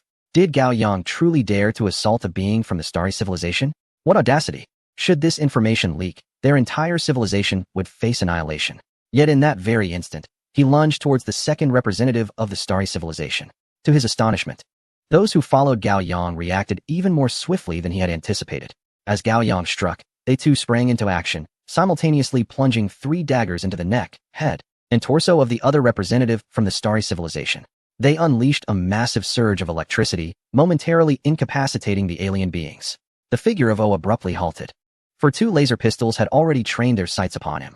Should he dare to advance further, death would surely follow. Their demise would send out a signal. Another mech warrior clutched a black box in hand, a jamming device from the Jia civilization, remarkably effective. To their astonishment, there were even signs of life. Their vitality was astonishingly robust. Had they not let their guard down, we might not have stood a chance against him. First, we must confine them with neutron material, maintaining comprehensive surveillance. A dagger followed by a continuous electric shock, for if we falter, they could very well escape. Is this the essence of a fifth-tier civilization?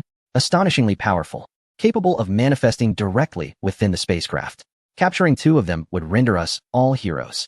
O stood dazed to one side, his expression one of bewilderment. Are these humans truly so oblivious? Once discovered, those who conspire against the star civilization would lead their entire civilization to ruin. Chapter 464. Pack and Depart.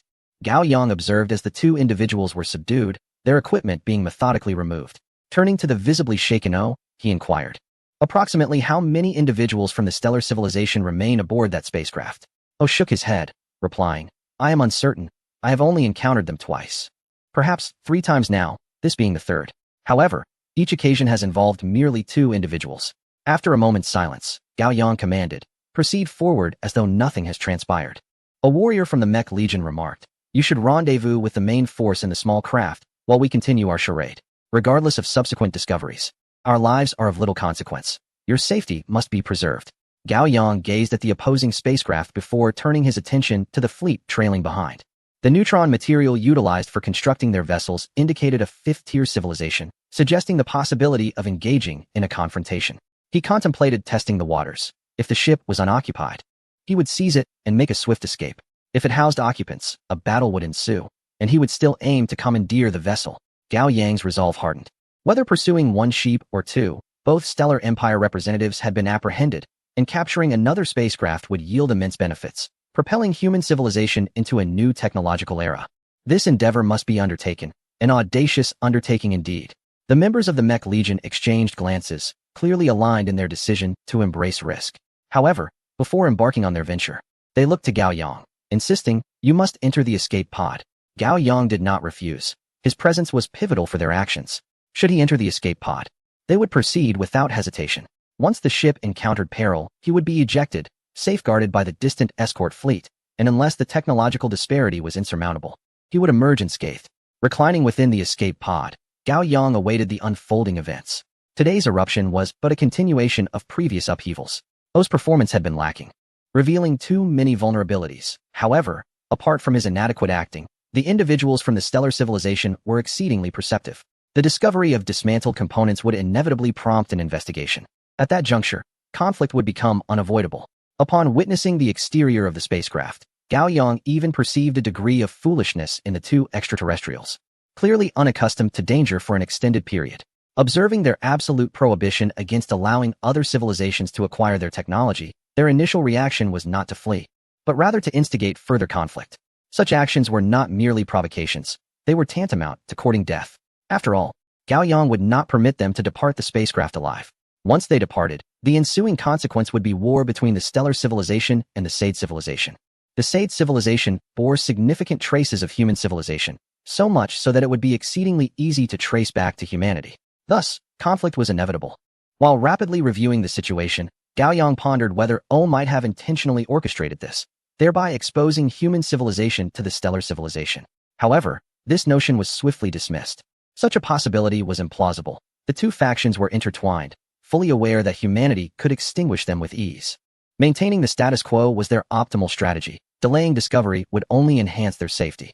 As Gao Yang contemplated these matters, the Mech Legion had already commenced their operation.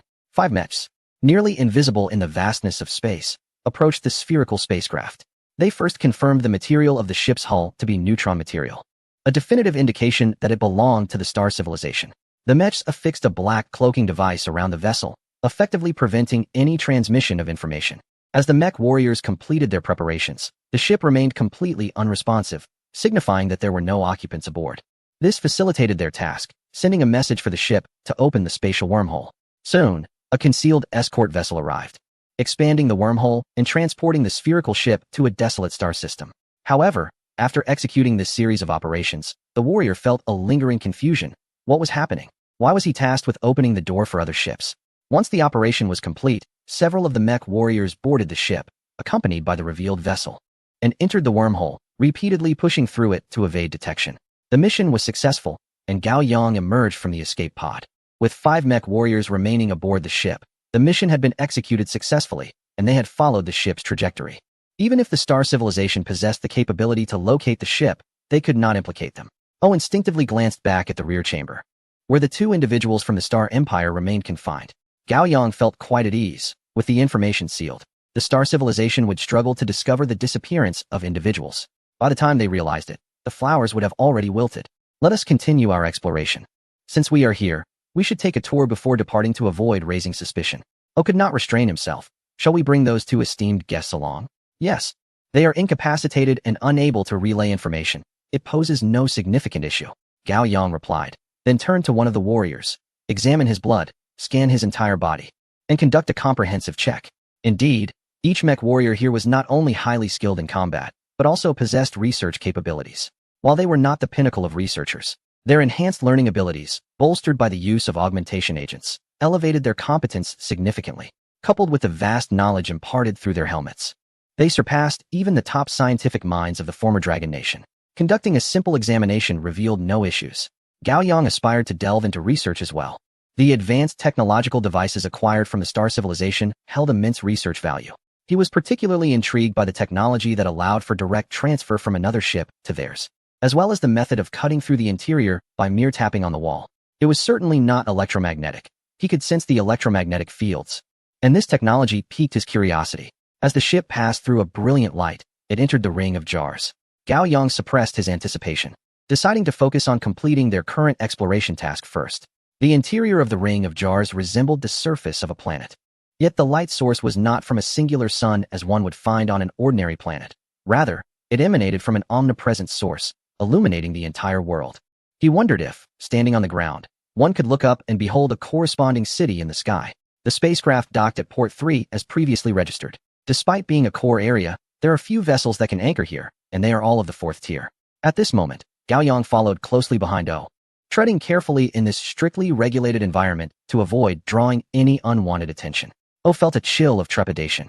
He had witnessed Gao Yang and his subordinates eliminate 2 individuals from the stellar civilization and subsequently push their spacecraft away. Moreover, the fact that the stellar civilization personnel had breached the spacecraft's exterior using 5th-tier technology left him increasingly convinced that human civilization had attained 5th-tier status.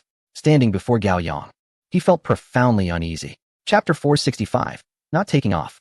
Oh, deep within his heart, harbored a profound admiration. As a newcomer to the 4th-tier civilization, he found himself confronted by the 4th-tier Gar civilization. Had he slain one of its denizens, he would likely have contemplated fleeing as well. After all, the consequences of capture could be dire. Gao Yang, however, remained remarkably composed, daring to explore the Gar's ring, a true display of audacity. Though fear gripped him, he had already boarded this proverbial pirate ship and could only follow Gao Yang obediently. The number of outsiders visiting the Gar civilization was relatively scarce, which bore its own advantages. Every individual granted entry to this realm received corresponding privileges. As the two descended from their spacecraft, they were promptly greeted by representatives of the Gar civilization, who courteously escorted O to the trading center. In this moment, O exuded the air of a leader, trailing behind the Gar's individual with an undeniable poise.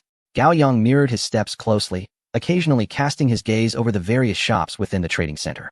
O's arrival captivated nearly everyone's attention. The patrons of the trading center regarded him as a prized gem. It was common knowledge that the Seed civilization was on the brink of explosive development. As victors of the survival war, they were poised to dominate the entire star region. Yet, they required trading partners. Among the 4 4th-tier civilizations, prior commercial interactions had occurred. Naturally, the more esteemed civilizations wielded dominion over those of lesser status, profiting significantly from these exchanges. Collaborating with civilizations was inevitable, yet the merchants within each civilization differed, all eagerly anticipating O's engagement. O's unique status as the former leader of the Seed civilization made his presence at this sensitive juncture all the more significant. He was undoubtedly here for trade. Individuals practically ached to ensnare O's attention, yearning for dialogue. As O surveyed the surroundings, he found himself at a loss regarding which establishment to approach, waiting for a signal from Gao Yang. With a glance, Gao Yang processed the information about the shops in his mind. The shops here were modest in size, clearly serving merely as facades to attract customers. For instance, one shop selling spacecraft boasted a mere 5-meter-wide entrance. How could that be feasible? It was at this moment that O identified a target, the shop selling spacecraft. With a casual stride, he entered one of the many establishments, leaving the other sellers visibly disheartened. Upon stepping inside, O's eyes widened in astonishment. What lay before him was utterly unexpected. Gao Yang, too, was taken aback, not in performance, but genuinely astounded. From the exterior, the shop appeared quite small, yet upon entry, the internal space revealed itself to be vast, encompassing at least several thousand square meters. A myriad of spacecraft was meticulously arranged within. Was this some kind of mustard seed space? A flower representing an entire world? A leaf symbolizing enlightenment? No. Gao Yang quickly discerned that something was amiss. This was a form of imaging technology. Attempting to reach out to touch the adjacent door, he indeed felt the presence of a door frame that had seemed non-existent in his visual perception. Nevertheless, this imaging technology was remarkably sophisticated, blurring the lines between reality and illusion with such finesse that even he had been deceived. The level of technical prowess was astoundingly high. Gao Yang gently tapped his fingers on the fabric of his trousers, and the synthesized message reached O's neural interface. Inquire about this virtual imaging technology. Only then did O realize it was a fabrication. He had been pondering the nature of this technology himself. After all, the ability to expand the confines of a small room to such an extent was beyond their theoretical understanding. If it were indeed true, the disparity would be staggering. O cast a puzzled glance at the service personnel beside him, inquiring, "This imaging technology is quite impressive. Where can it be purchased?" The attendant smiled and replied, "If you like, I can arrange for a set to be gifted to you shortly." O nodded, remarking, "It feels remarkably lifelike, far superior to our comparable products." Indeed, this imaging system, in conjunction with gravity and the omnidirectional platform, could achieve an astonishingly realistic effect, representing the latest advancement in imaging technology from the Jia civilization. As O took a few steps forward, his physical form remained stationary, yet the surrounding visuals began to recede. Moving left, the imagery also shifted in that direction, clearly indicating that the omnidirectional platform was centered around him. Observing the photon information, he approached a smaller spacecraft and asked, "Could you provide an overview of this vessel's functionalities?" Of course, the attendant responded courteously, beginning to elaborate on the details for O. Gao Yang listened attentively from the side, absorbing the technical information and seeking out innovations he lacked. After a thorough explanation, O prompted the attendant to introduce the next vessel. The attendant was exceedingly accommodating, showing no signs of frustration, despite O not yet expressing a firm intention to purchase. After all the spacecraft had been presented, O declared, "I would like to place an order for one of each vessel." Understood. Where should the spacecraft be delivered? To the home planet of the Sade civilization. Very well. Upon exiting the shop, O was once again met with the gazes of many onlookers, but he had now mastered the art of navigation. Entering another establishment to inquire about weapon capabilities. Based on Gao Yang's requirements, he selected a limited number of weaponry. He was uncertain of the criteria Gao Yang utilized for his selections, so he simply followed suit. They meandered from one shop to another. In a realm where day and night held no distinction, and rest was unnecessary, they continued their exploration for half a month, amassing a staggering array of samples. In terms of star currency, the value had reached into the hundreds of millions, a testament to the magnitude of their procurement. After concluding their shopping excursion, O returned to the spacecraft, which then departed. The personnel at the trading center were left bewildered. Samples had been purchased without any formal orders or specific agreements regarding cooperation. What was the purpose of acquiring so many samples? For personal use? Perhaps the decision would be made upon their return, the Jia civilization's representatives mused, temporarily setting the matter aside. Life was so interminably long that they had grown accustomed to patience, believing that what was destined to arrive would do so in due course. Such was the nature of existence. On the spacecraft, O exhaled a sigh of relief. The pressure he had endured over the past half-month had been considerable. At this moment, he could pose a question. Given your civilization's fifth-tier technological prowess, is there truly a need to purchase their products? Gao Yang wished to assert that there indeed existed numerous technologies he had yet to elevate to the pinnacle of the fourth tier, particularly those initial augmentation technologies. Even with enhancements reaching 1,000-fold, they still fell considerably short of the standards set by a fourth-tier civilization. Nevertheless, it was prudent not to express this overtly, as allowing O to misconstrue their status as a fifth-tier civilization held certain advantages, particularly in ensuring O's compliance. There were always merits to be found. O nodded with a hint of admiration, acknowledging that their ascension to a fifth-tier civilization was not without justification. Especially remarkable was their ability to achieve such status without detection by the stellar civilization, quietly emerging as a fifth-tier entity. As the spaceship embarked on its return journey, it paused after several jumps, during which O was transferred to a different vessel to return first, while Gao Yang needed to delve into more significant matters. The most substantial gain from this expedition was undoubtedly the spaceship of the stellar civilization. Following that were the two stellar beings, and lastly, the items seized from them. This was genuine fifth-tier technology. With just a modicum of effort, Gao Yang could unravel some of the technology within, amplify it, and then take flight. Chapter 466. The Unexpected Turn of Events. The ship that carries two star civilization vessels will arrive at the designated location after an extensive series of consecutive jumps. The destination is a barren planet, a mere 700 light-years from the ring of Jiaz. While the planet appears desolate, it possesses an atmosphere that provides a degree of concealment from the prying eyes of the cosmos. Upon the arrival of Gao Yang's ship, he refrained from immediate entry, opting instead to survey the surroundings for any potential dangers before descending onto the planet's surface. The definition of a barren planet is manifold, with the most straightforward interpretation being one devoid of value. However, this particular planet holds considerable worth. Any rocky planet can yield abundant resources, enabling the construction of numerous spacecraft. The resources on a single planet could indeed forge an entire fleet.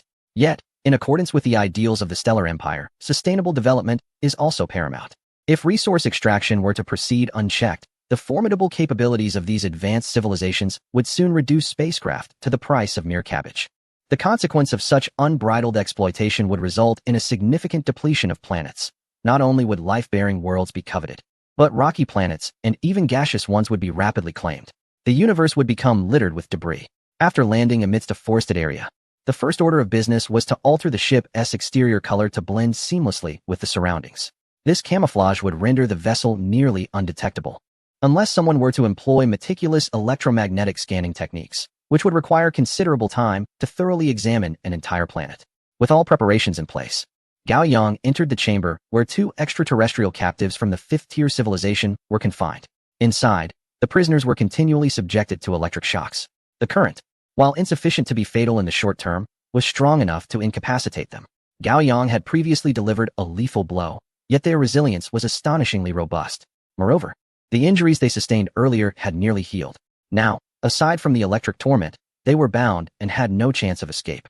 This terrifying vitality left Gao Yang astounded, prompting him to reflect on Ren Wuxing, who had survived relentless torment for years. It seemed that martial prowess and biological evolution might be two sides of the same coin. Disengaging the current from one of the aliens, the captive suddenly lifted his gaze towards Gao Yang. Were you the one standing behind the Sade civilization, aiding them in winning this war? Gao Yang nodded lightly. Indeed. What civilization are you from? How could you silently ascend to the 5th tier right under our noses? His tone was filled with disbelief. If the technological prowess of a 4th-tier civilization had exceeded his comprehension, he could still grasp that notion. But to learn that there was a civilization he had never before encountered, one he had only glimpsed once, was utterly astonishing. It's a pity that you could not suppress your aggression towards us. Our civilization will undoubtedly track you down and eradicate you. Gao Yang chose not to linger on this topic, recognizing that engaging in a dialogue led by the captives would yield no valuable insights. How did you enter our spacecraft from yours? The alien replied with an expressionless demeanor. Is it possible for us to traverse through our ships to any location, including other vessels? Gao Yang felt a chill run down his spine. He contemplated the notion of a teleportation device. If each extraterrestrial vessel possessed something akin to a portal, then wherever the ship arrived, its occupants could follow. Did that imply that the ship taken by humans was akin to a ticking time bomb? It was conceivable that the bomb had already detonated, and the few ships he had brought along had been annihilated. Perhaps humanity had already been discovered. It was also plausible that aliens were already aboard, curiously awaiting their arrival at the destination, which could be right here. Without hesitation, Gao Yang initiated quantum communication with the opposing ship. The connection established, he learned they were taking a circuitous route, intending to detour for half a month before proceeding. He listened intently as a voice on the other end declared, "The situation has changed. Initiate self-destruction immediately. All information must be obliterated. No trace of humanity can remain." Affirmative. There were no further inquiries, and then the signal was lost. The loss of the quantum communication signal indicated only one possibility. The communication device had been destroyed. Upon receiving the order, it would self-destruct. Everything must be eradicated. Gao Yang was uncertain of the truth behind the alien's words, but he could not afford to take risks. For the future of an entire civilization was at stake. He promptly attempted to reconnect. This time, the voice on the other end belonged to O, self-destruct. O hesitated momentarily. Has the matter been exposed? It was possible that other extraterrestrial beings from different civilizations could reach the ship, traversing through a means he could not comprehend, and they might see that the last ship in contact was yours. O fell silent for a while. Will the Sade civilization encounter trouble? Unknown. If so, let us proceed with self-destruction. The communication was severed once more. Gao Yang gazed at the alien before him, observing a shift in its gaze. Panic. Gao Yang astutely recognized the significance of this. It suggested that what he had just said might indeed be true, and he had effectively severed the lead. Let us converse. I harbor no desire to harm you, nor do I possess any significant malice towards your civilization. We merely wish to survive, to live freely. Provide me with what I require, and you shall live, until the day we can confront the celestial civilizations on equal footing, at which point I will release you. The alien from the celestial civilization lowered its head, remaining silent. It even felt a twinge of regret for having spoken so flippantly moments ago. Gao Yang signaled for his companions to separate the two aliens. Questioning them together was not advisable. As they relocated the individuals, Gao Yang's expression turned slightly cold. He had brought only the elite, and now their ranks had been halved, all because of a single utterance. This sensation was decidedly unpleasant. His only course of action was to acquire as much knowledge and technology as possible, enabling humanity to swiftly regain its strength. The interrogation could be postponed. Gao Yang's gaze fell upon the assortment of small objects carried by the two extraterrestrials. There were rings, belts, and what appeared to be vials of some sort of elixir. All these items were enveloped in a shielding device, preventing any signals from escaping. This arrangement facilitated a more thorough examination. Gao Yang first picked up a vial resembling a potion. Fully equipped, he entered a completely sealed room, extracted a single drop from within the vial, and proceeded with the analysis. The results revealed that this liquid contained an immense amount of energy. If utilized as fuel, this minuscule vial could power a terrestrial vehicle for several years. However, it was evident that employing such a resource merely to operate a car would be an extravagant waste. Chapter 467, The Chasm. Gao Yang speculated that this was an energy elixir designed to replenish the consumption of high-level intelligent beings. He had no intention of using it, as there were no animals of equivalent stature for experimentation. Testing it on extraterrestrials could lead to complications. Either the alien perished or unexpectedly gained strength, becoming uncontrollable. Regardless of the outcome, neither scenario was suitable. Just as Gao Yang was prepared to abandon the endeavor, he unexpectedly discovered that the test tube he used for isolating the detection reagent had softened. In the area where the tube had softened, the liquid was in motion. Gao Yang's first reaction was to hold his breath. and his second was to ascertain whether he was hallucinating. It was practically impossible for him to be seeing things. Upon further examination, Gao Yang beheld a life form, a silicon-based organism. The glass was composed of silica. Gao Yang's expression suddenly turned grave. This entity possessed the capacity to create life. Currently, this life was still rudimentary, devoid of intelligence, and exceedingly minute, yet it was indeed life. It was still expanding, gradually consuming the surrounding glass, and then reproducing and growing. Gao Yang preserved a portion of the liquid and poured the remainder onto the external soil. He returned to the spacecraft, approaching the robot and shaking the liquid in his hand. Are you creating life? The extraterrestrials gazed at the vial in Gao Yang's hand. Otherwise, how could there be so many civilizations in the universe? With our guidance, the birth of life becomes simpler, and the emergence of civilizations unfolds more smoothly. Gao Yang pondered for a moment. Do you possess the formula for this? The creation of life is not as straightforward as one might think. The value of this substance is exceedingly high, and the likelihood of manufacturing it is virtually non-existent. Gao Yang was momentarily taken aback. Did they truly have the formula? However, no matter how he pressed further, the other party remained silent. Gao Yang discerned that they possessed a certain naivety, as if they had never experienced hardship and thus remained innocent. It was indeed a foolish notion to directly inform someone, I know the secrets of your civilization, and it is on the brink of destruction. When subsequently questioned by Gao Yang, their silence would only lead to his capture, resulting in an uncertain fate. Now, given their non-committal responses, Gao Yang surmised various implications. He deemed that since their vitality was remarkably robust, they could endure interrogation. He assigned the task of questioning to the Mech Legion while he turned back to continue his research on the myriad small entities. Upon investigation, Gao Yang discovered a distinct technological gap. There existed a vast chasm between 4th and 5th-tier civilizations. Among these numerous items, he could employ some with difficulty, but dismantling them posed a challenge. The outer shells were composed of neutron material. Destruction was possible, but would obliterate the contents within. Yet, without forceful destruction, there was no means to access them. Faced with this technological impasse, there were two potential courses of action. One was to glean knowledge from the extraterrestrials and subsequently amplify it. Or the other was to enhance the technology from the 4th-tier civilization, following the path of the Jar civilization. Gao Yang contemplated first assessing the situation of the two extraterrestrials being interrogated. They had endured considerable torment, yet remained resolutely silent. Among ordinary humans, those with unwavering resolve can endure torment, and individuals from advanced civilizations possess even greater fortitude. However, interrogation is not without its purpose. During the process, a device is placed upon their heads, attempting to read and analyze their neural signals. With sufficient data, patterns can inevitably be discerned and decoded.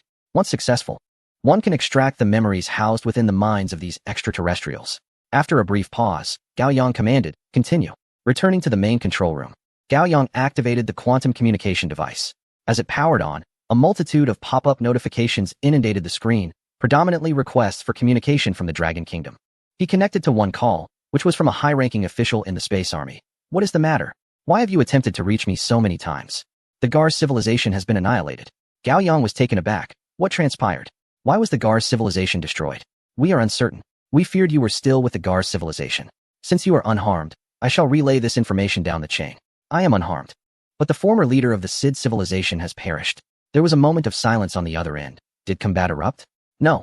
The situation is complex and inappropriate to discuss here. I will provide you with an address. We have procured a shipment that should already be en route to the Sid civilization. Please deliver it to the address I provide and leave immediately. Understood. General Feng on the other end sensed the gravity of the situation. He refrained from further inquiries and prepared to follow Gao Yang's instructions while readying for potential conflict. Gao Yang severed the communication and returned to the chamber housing the extraterrestrials. The Gar civilization has been annihilated. The previously unresponsive beings of the Starlight civilization raised their gazes towards Gao Yang and finally spoke. The events that transpired in the Gar civilization are not surprising. Are you not concerned that all other civilizations might harbor secrets? That they may wait until they are sufficiently powerful to turn against you? The extraterrestrials remained silent. Gao Yang drew a chair closer and sat down. You regard it as inconsequential. You believe all civilizations are merely your playthings, tools for your amusement. You also assume that the technological gap you have created cannot be bridged by these lesser civilizations. Your clandestine excursions, shrouded in mystery, deny these civilizations the opportunity to observe and learn from your advancements. Rising to his feet, Gao Yang declared, I will ensure your survival, that you may witness humanity's ascendancy beyond your own. By the way, I am human. The extraterrestrials finally spoke again. You are indeed unique, and your concealment is profound. Yet you are quite naive. Gao Yang exited the room, organizing the array of items belonging to the extraterrestrials, and turned to several guards. You remain here. Continue your scrutiny of them. I shall return to Earth. Understood. The quantum communication jammer must remain operational. It will undoubtedly prevent them from sending any alerts. Gao Yang switched to a smaller spacecraft and hastened back to the Dragon Kingdom. The situation had changed, drawing the attention of the Starlight civilization, which would undoubtedly spare no effort in its investigation, potentially uncovering some form of advanced technology. It is imperative to unravel this collection of personal belongings before the other party discovers human civilization. Gao Yang harbors considerable confidence in this endeavor. Although he may not fully comprehend the intricacies, he is backed by the entirety of the Dragon Kingdom. Furthermore, he had previously initiated a training program for researchers. In addition to various privileges, he has ensured that all the knowledge he possesses remains within the Dragon Kingdom for the benefit of all. Recognizing that the learning process is time-consuming, he has equipped researchers with helmets designed to directly extract memories, embodying a thoughtful approach. The researchers of the Dragon Kingdom will undoubtedly rise to meet his expectations. While it may be said that Gao Yang is invincible in research, the truth is that he relies entirely on the system.